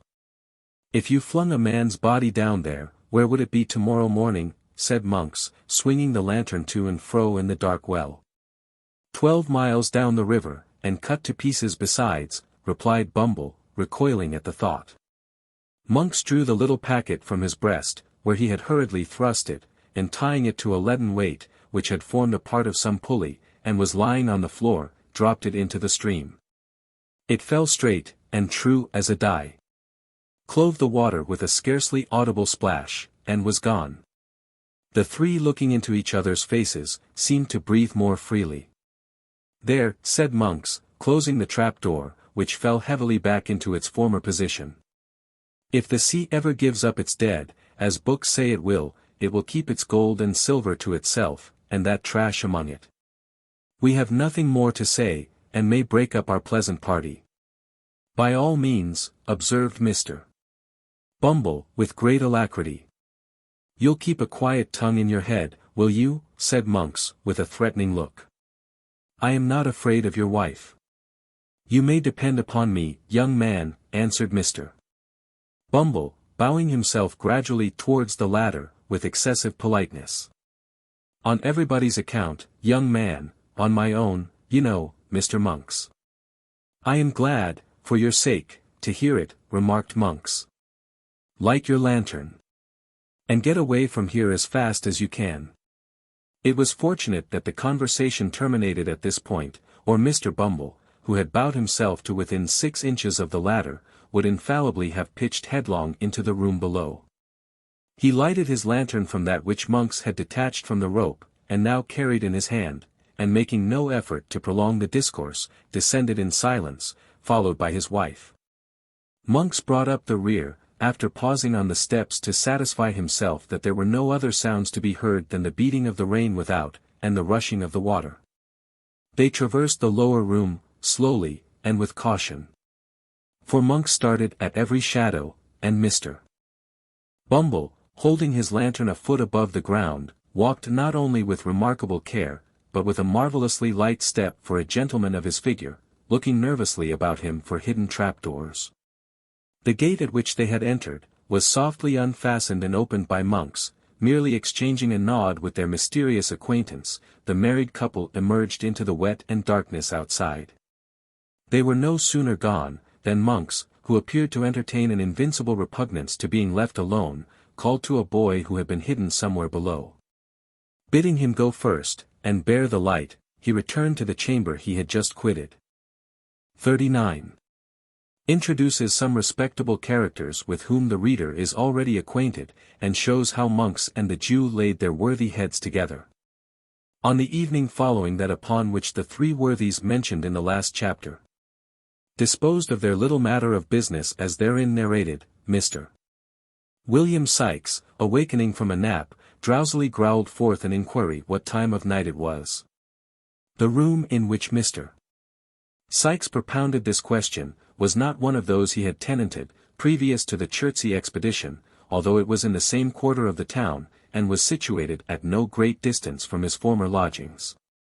It was not, in appearance, so desirable a habitation as his old quarters, being a mean and badly furnished apartment, of very limited size, lighted only by one small window in the shelving roof, and abutting on a close and dirty lane. Nor were there wanting other indications of the good gentleman's having gone down in the world of late, for a great scarcity of furniture, and total absence of comfort. Together with the disappearance of all such small movables as spare clothes and linen, bespoke a state of extreme poverty. While the meagre and attenuated condition of Mr. Sikes himself would have fully confirmed these symptoms, if they had stood in any need of corroboration. The housebreaker was lying on the bed, wrapped in his white greatcoat, by way of dressing gown, and displaying a set of features in no degree improved by the cadaverous hue of illness, and the addition of a soiled nightcap, and a stiff black beard of a week's growth. The dog sat at the bedside, now eyeing his master with a wistful look, and now pricking his ears, and uttering a low growl as some noise in the street, or in the lower part of the house, attracted his attention. Seated by the window, busily engaged in patching an old waistcoat which formed a portion of the robber's ordinary dress, was a female, so pale and reduced with watching and privation, that there would have been considerable difficulty in recognizing her as the same Nancy who has already figured in this tale, but for the voice in which she replied to Mr. Sikes's question. "Not long gone 7, said the girl. "How do you feel tonight, Bill?" "As weak as water," replied Mr. Sikes, with an imprecation on his eyes and limbs. "Here, lend us a hand, and let me get off this thundering bed anyhow." Illness had not improved Mr. Sikes's temper, for, as the girl raised him up and led him to a chair, he muttered various curses on her awkwardness, and struck her. "Whining are you?" said Sikes. "Come. Don't stand snivelling there. If you can't do anything better than that, cut off altogether. D'ye hear me?" "I hear you," replied the girl, turning her face aside, and forcing a laugh. "What fancy have you got in your head now? Oh. You've thought better of it, have you?" growled Sikes, marking the tear which trembled in her eye. "All the better for you, you have. Why, you don't mean to say, you'd be hard upon me tonight, Bill," said the girl, laying her hand upon his shoulder. "No," cried Mr. Sikes. "Why not?" "Such a number of nights," said the girl, with a touch of woman's tenderness, which communicated something like sweetness of tone, even to her voice, "such a number of nights as I've been patient with you, nursing and caring for you. As if you had been a child, and this the first that I've seen you like yourself. You wouldn't have served me as you did just now, if you'd thought of that, would you? Come, come, say you wouldn't." "Well, then," rejoined Mr. Sikes, "I wouldn't." "Why, damn, now, the girl's whining again." "It's nothing," said the girl, throwing herself into a chair. "Don't you seem to mind me. It'll soon be over." "What'll be over?" demanded Mr. Sikes in a savage voice. "What foolery are you up to, now, again? Get up and bustle about, and don't come over me with your woman's nonsense." At any other time, this remonstrance, and the tone in which it was delivered, would have had the desired effect. But the girl, being really weak and exhausted, dropped her head over the back of the chair, and fainted, before Mr. Sikes could get out a few of the appropriate oaths with which, on similar occasions, he was accustomed to garnish his threats. Not knowing, very well, what to do, in this uncommon emergency, for Miss Nancy's hysterics were usually of that violent kind which the patient fights and struggles out of, without much assistance, Mr. Sikes tried a little blasphemy, and finding that mode of treatment wholly ineffectual, called for assistance. "What's the matter here, my dear?" said Fagin, looking in. "Lend a hand to the girl, can't you?" replied Sikes impatiently. "Don't stand chattering and grinning at me." With an exclamation of surprise, Fagin hastened to the girl's assistance, while Mr. John Dawkins, otherwise the Artful Dodger, who had followed his venerable friend into the room, hastily deposited on the floor a bundle with which he was laden. And snatching a bottle from the grasp of Master Charles Bates, who came close at his heels, uncorked it in a twinkling with his teeth, and poured a portion of its contents down the patient's throat, previously taking a taste, himself. To prevent mistakes. "Give her a whiff of fresh air with the bellows, Charlie," said Mr. Dawkins, "and you slap her hands, Fagin, while Bill undoes the petticoats." These united restoratives, administered with great energy, especially that department consigned to Master Bates, who appeared to consider his share in the proceedings a piece of unexampled pleasantry, were not long in producing the desired effect. The girl gradually recovered her senses, and, staggering to a chair by the bedside, hid her face upon the pillow, leaving Mr. Sikes to confront the newcomers, in some astonishment at their unlooked-for appearance. "Why, what evil wind has blowed you here?" he asked Fagin. "No evil wind at all, my dear, for evil winds blow nobody any good, and I've brought something good with me, that you'll be glad to see. Dodger, my dear, open the bundle. And give Bill the little trifles that we spent all our money on, this morning." In compliance with Mr. Fagin's request, the Artful untied this bundle, which was of large size, and formed of an old tablecloth, and handed the articles it contained, one by one, to Charlie Bates, who placed them on the table, with various encomiums on their rarity and excellence. "Sich a rabbit pie, Bill," exclaimed that young gentleman, disclosing to view a huge pasty. "Sich delicate creeters, with sich tender limbs, Bill, that the wery bones melt in your mouth, and there's no occasion to pick 'em. Half a pound of 7 and 6 green, so precious strong that if you mix it with boiling water, it'll go nigh to blow the lid of the teapot off. A pound and a half of moist sugar that the niggers didn't work at all at, afore they got it up to sich a pitch of goodness, oh no. 2 half-quartern brands, pound of best fresh, piece of double Gloucester. And, to wind up all, some of the richest sort you ever lushed." Uttering this last panegyric, Master Bates produced, from one of his extensive pockets, a full-sized wine bottle, carefully corked, while Mr. Dawkins, at the same instant, poured out a wineglassful of raw spirits from the bottle he carried, which the invalid tossed down his throat without a moment's hesitation. "Ah," said Fagin, rubbing his hands with great satisfaction. "You'll do, Bill, you'll do now." "Do," exclaimed Mr. Sikes, "I might have been done for, 20 times over, afore you'd have done anything to help me." "What do you mean by leaving a man in this state, 3 weeks and more, you false-hearted vagabond?" "Only hear him, boys," said Fagin, shrugging his shoulders. "And us come to bring him all these beautiful things." "The things is well enough in their way," observed Mr. Sikes, a little soothed as he glanced over the table, "but what have you got to say for yourself, why you should leave me here, down in the mouth, health, blunt and everything else? And take no more notice of me, all this mortal time, than if I was that, ere dog. Drive him down, Charlie." "I never see such a jolly dog as that," cried Master Bates, doing as he was desired.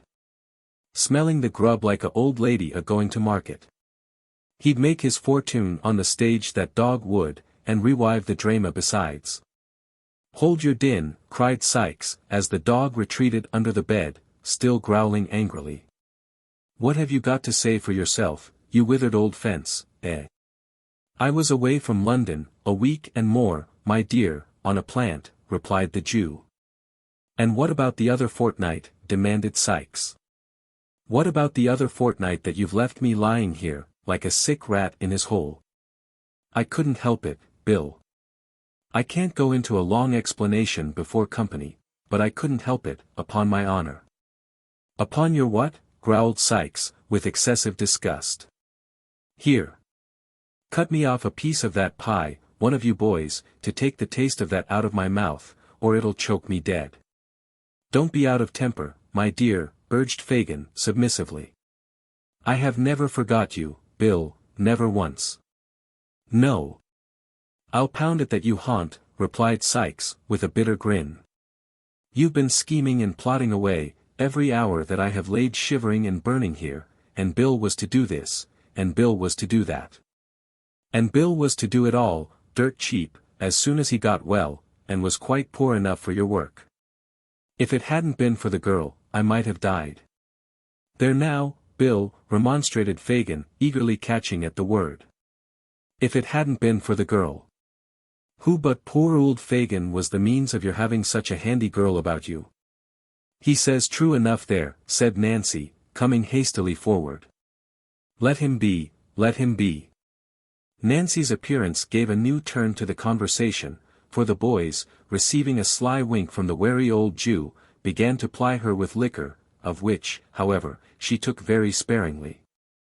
While Fagin, assuming an unusual flow of spirits, gradually brought Mr. Sikes into a better temper, by affecting to regard his threats as a little pleasant banter.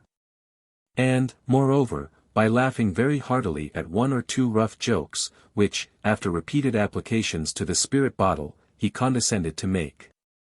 "It's all very well," said Mr. Sikes, "but I must have some blunt from you tonight." "I haven't a piece of coin about me," replied the Jew. "Then you've got lots at home," retorted Sikes, "and I must have some from there." "Lots," cried Fagin, holding up his hands. "I haven't so much as wood." "I don't know how much you've got, and I dare say you hardly know yourself, as it would take a pretty long time to count it," said Sikes, "but I must have some tonight, and that's flat." "Well, well," said Fagin, with a sigh, "I'll send the artful round presently." "You won't do nothing of the kind," rejoined Mr. Sikes. "The artful's a deal too artful, and would forget to come, or lose his way, or get dodged by traps and so be prewented, or anything for an excuse, if you put him up to it. Nancy shall go to the ken and fetch it, to make all sure. And I'll lie down and have a snooze while she's gone." After a great deal of haggling and squabbling, Fagin beat down the amount of the required advance from £5 to £3 4 and 6 protesting with many solemn asseverations that would only leave him 18 to keep house with. Mr. Sikes sullenly remarking that if he couldn't get any more he must accompany him home, with the Dodger and Master Bates put the eatables in the cupboard. The Jew then, taking leave of his affectionate friend, returned homeward, attended by Nancy and the boys, Mr. Sikes, meanwhile, flinging himself on the bed, and composing himself to sleep away the time until the young lady's return. In due course, they arrived at Fagin's abode, where they found Toby Crackit and Mr. Chitlin intent upon their 15th game at cribbage, which it is scarcely necessary to say the latter gentleman lost, and with it, his 15th and last sixpence, much to the amusement of his young friends. Mr. Crackit, apparently somewhat ashamed at being found relaxing himself with a gentleman so much his inferior in station and mental endowments, yawned, and inquiring after Sikes, took up his hat to go. "Has nobody been, Toby?" asked Fagin. "Not a living leg," answered Mr. Crackit, pulling up his collar. "It's been as dull as swipes. You ought to stand something handsome, Fagin, to recompense me for keeping house so long. Damn, I'm as flat as a juryman. And should have gone to sleep, as fast as Newgate, if I hadn't had the good nature to amuse this youngster. Horrid dull, I'm blessed if I ain't." With these and other ejaculations of the same kind, Mr. Toby Crackit swept up his winnings, and crammed them into his waistcoat pocket with a haughty air, as though such small pieces of silver were wholly beneath the consideration of a man of his figure. This done, he swaggered out of the room, with so much elegance and gentility, that Mr. Chitlin, bestowing numerous admiring glances on his legs and boots till they were out of sight, assured the company that he considered his acquaintance cheap at 15 sixpences an interview. And that he didn't value his losses the snap of his little finger. "What a rum chap you are, Tom," said Master Bates, highly amused by this declaration. "Not a bit of it," replied Mr. Chitlin. "Am I, Fagin?" "A very clever fellow, my dear," said Fagin, patting him on the shoulder, and winking to his other pupils. "And Mr. Crackit is a heavy swell, ain't he, Fagin?" asked Tom. "No doubt at all of that, my dear." "And it is a creditable thing to have his acquaintance, ain't it, Fagin?" pursued Tom. "Very much so, indeed, my dear. They're only jealous, Tom, because he won't give it to them." "Ah," cried Tom, triumphantly, "that's where it is. He has cleaned me out. But I can go and earn some more, when I like, can't I, Fagin?" "To be sure you can, and the sooner you go the better, Tom, so make up your loss at once, and don't lose any more time. Dodger.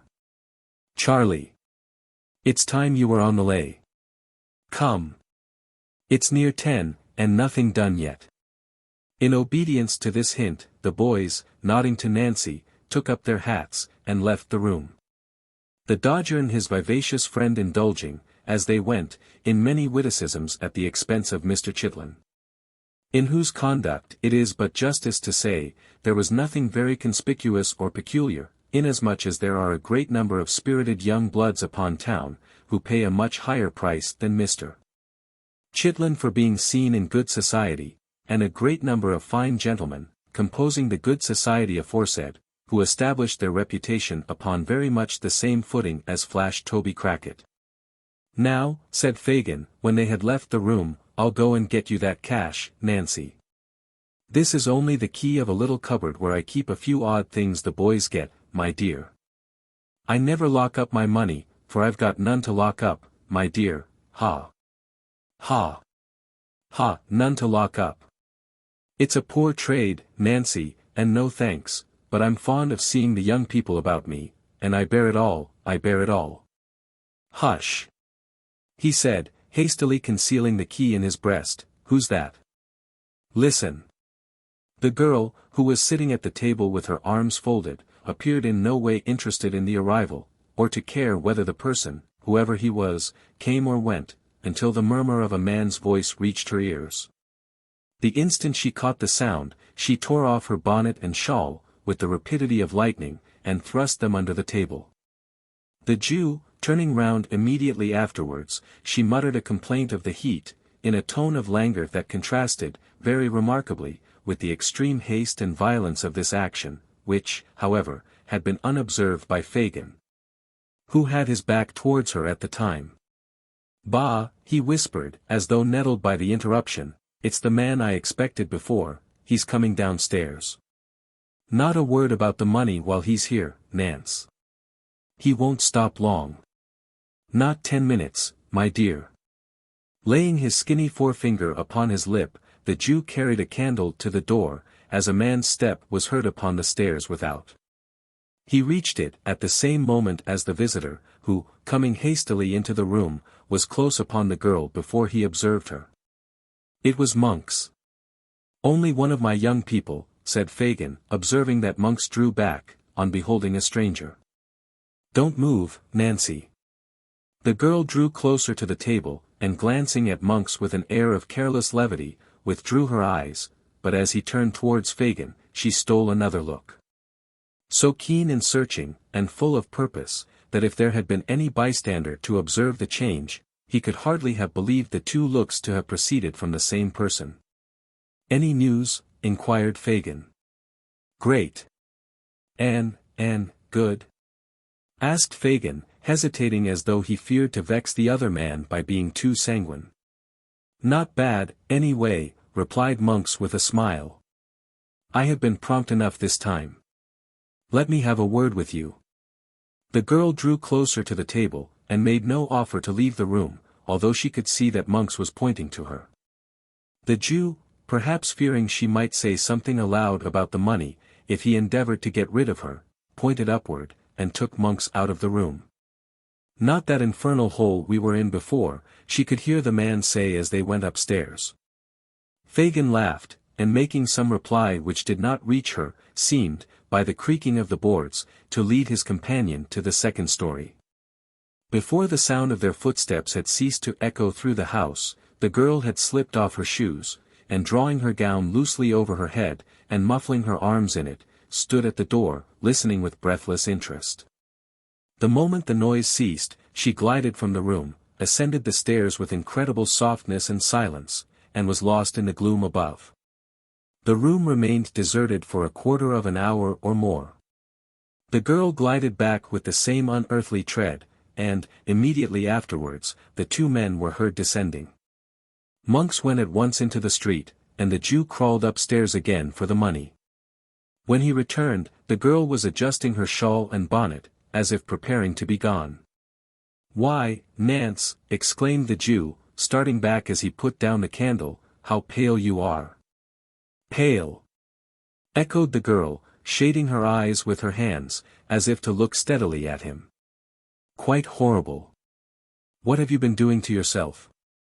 Nothing that I know of, except sitting in this close place for I don't know how long and all, replied the girl carelessly.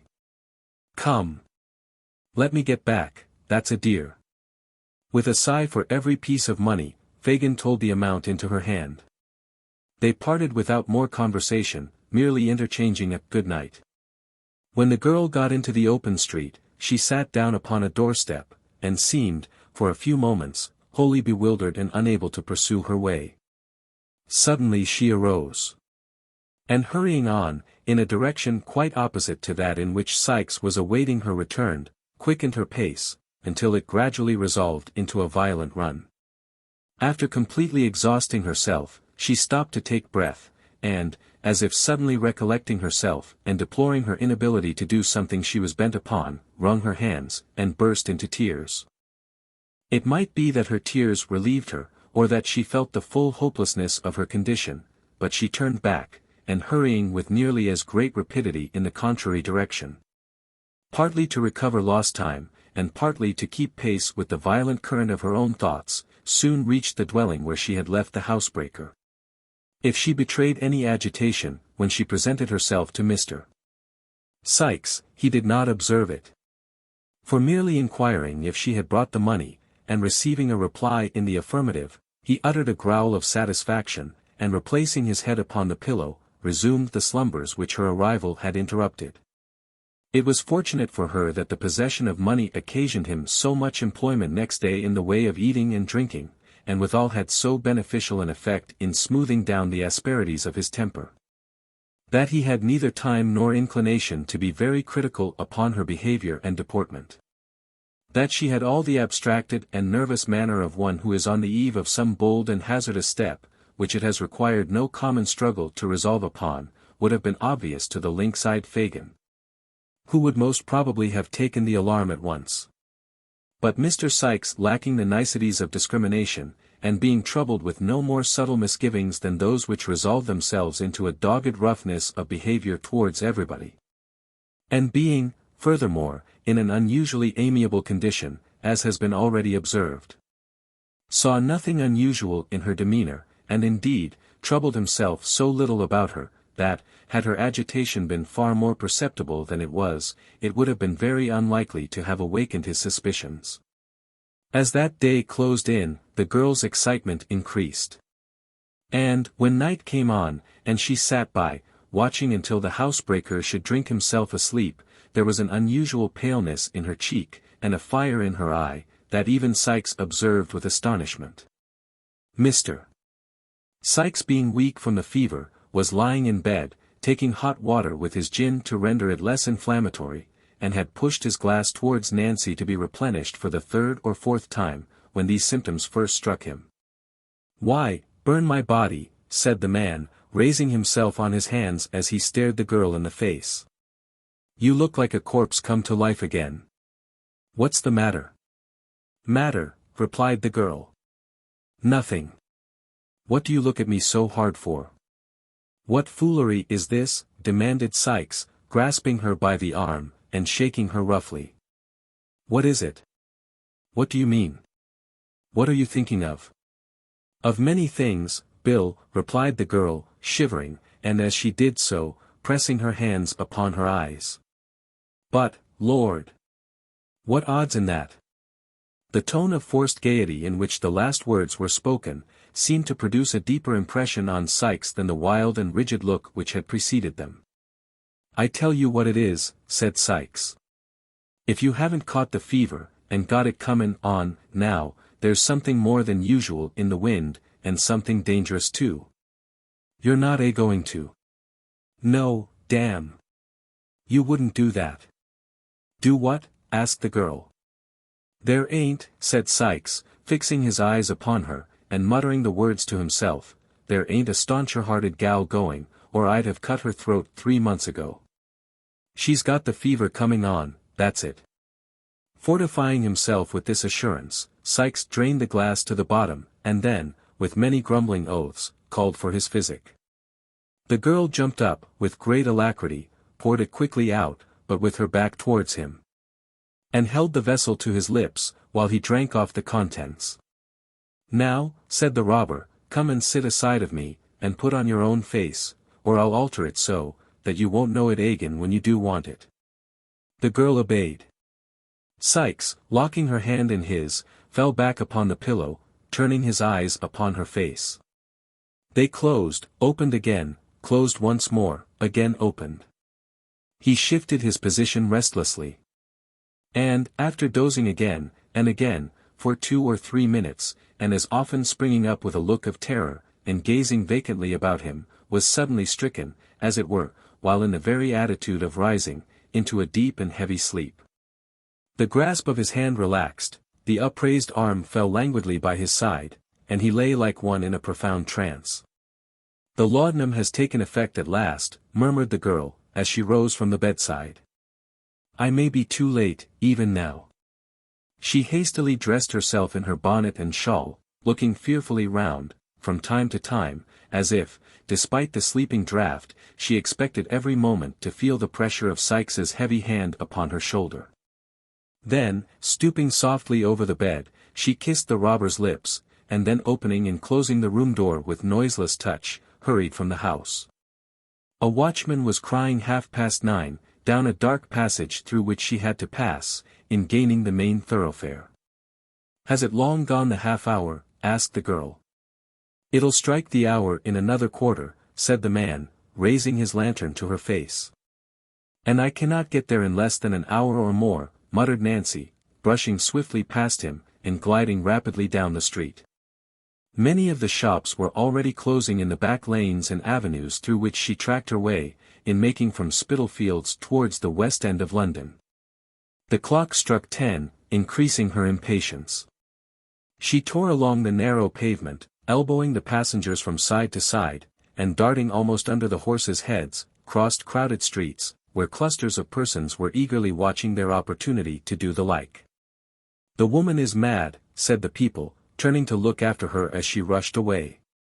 When she reached the more wealthy quarter of the town, the streets were comparatively deserted. And here her headlong progress excited a still greater curiosity in the stragglers whom she hurried past. Some quickened their pace behind, as though to see whither she was hastening at such an unusual rate. And a few made head upon her, and looked back, surprised at her undiminished speed, but they fell off one by one, and when she neared her place of destination, she was alone. It was a family hotel in a quiet but handsome street near Hyde Park. As the brilliant light of the lamp which burnt before its door, guided her to the spot, the clock struck 11. She had loitered for a few paces as though irresolute, and making up her mind to advance. But the sound determined her, and she stepped into the hall. The porter's seat was vacant. She looked round with an air of incertitude, and advanced towards the stairs. "Now, young woman," said a smartly dressed female, looking out from a door behind her, "who do you want here?" "A lady who is stopping in this house," answered the girl. "A lady," was the reply, accompanied with a scornful look. "What lady?" "Miss Maylie," said Nancy. The young woman, who had by this time noted her appearance, replied only by a look of virtuous disdain, and summoned a man to answer her. To him, Nancy repeated her request. "What name am I to say?" asked the waiter. "It's of no use saying any," replied Nancy. "Nor business?" said the man. "No, nor that neither," rejoined the girl. "I must see the lady." "Come," said the man, pushing her towards the door. "None of this. Take yourself off." "I shall be carried out if I go," said the girl violently, "and I can make that a job that two of you won't like to do." "Isn't there anybody here," she said, looking round, "that will see a simple message carried for a poor wretch like me?" This appeal produced an effect on a good-tempered faced man cook, who with some of the other servants was looking on, and who stepped forward to interfere. "Take it up for her, Joe, can't you?" said this person. "What's the good?" replied the man. "You don't suppose the young lady will see such as her, do you?" This allusion to Nancy's doubtful character raised a vast quantity of chaste wrath in the bosoms of 4 housemaids, who remarked, with great fervor, that the creature was a disgrace to her sex, and strongly advocated her being thrown, ruthlessly, into the kennel. "Do what you like with me," said the girl, turning to the men again, "but do what I ask you first, and I ask you to give this message for God Almighty's sake." The soft-hearted cook added his intercession, and the result was that the man who had first appeared undertook its delivery. "What's it to be?" said the man, with one foot on the stairs. "That a young woman earnestly asks to speak to Miss Maylie alone," said Nancy, "and that if the lady will only hear the first word she has to say, she will know whether to hear her business, or to have her turned out of doors as an impostor." "I say," said the man, "you're coming it strong." "You give the message," said the girl firmly, "and let me hear the answer." The man ran upstairs. Nancy remained, pale and almost breathless, listening with quivering lip to the very audible expressions of scorn, of which the chaste housemaids were very prolific. And of which they became still more so, when the man returned, and said the young woman was to walk upstairs. "It's no good being proper in this world," said the first housemaid. "Brass can do better than the gold what has stood the fire," said the second.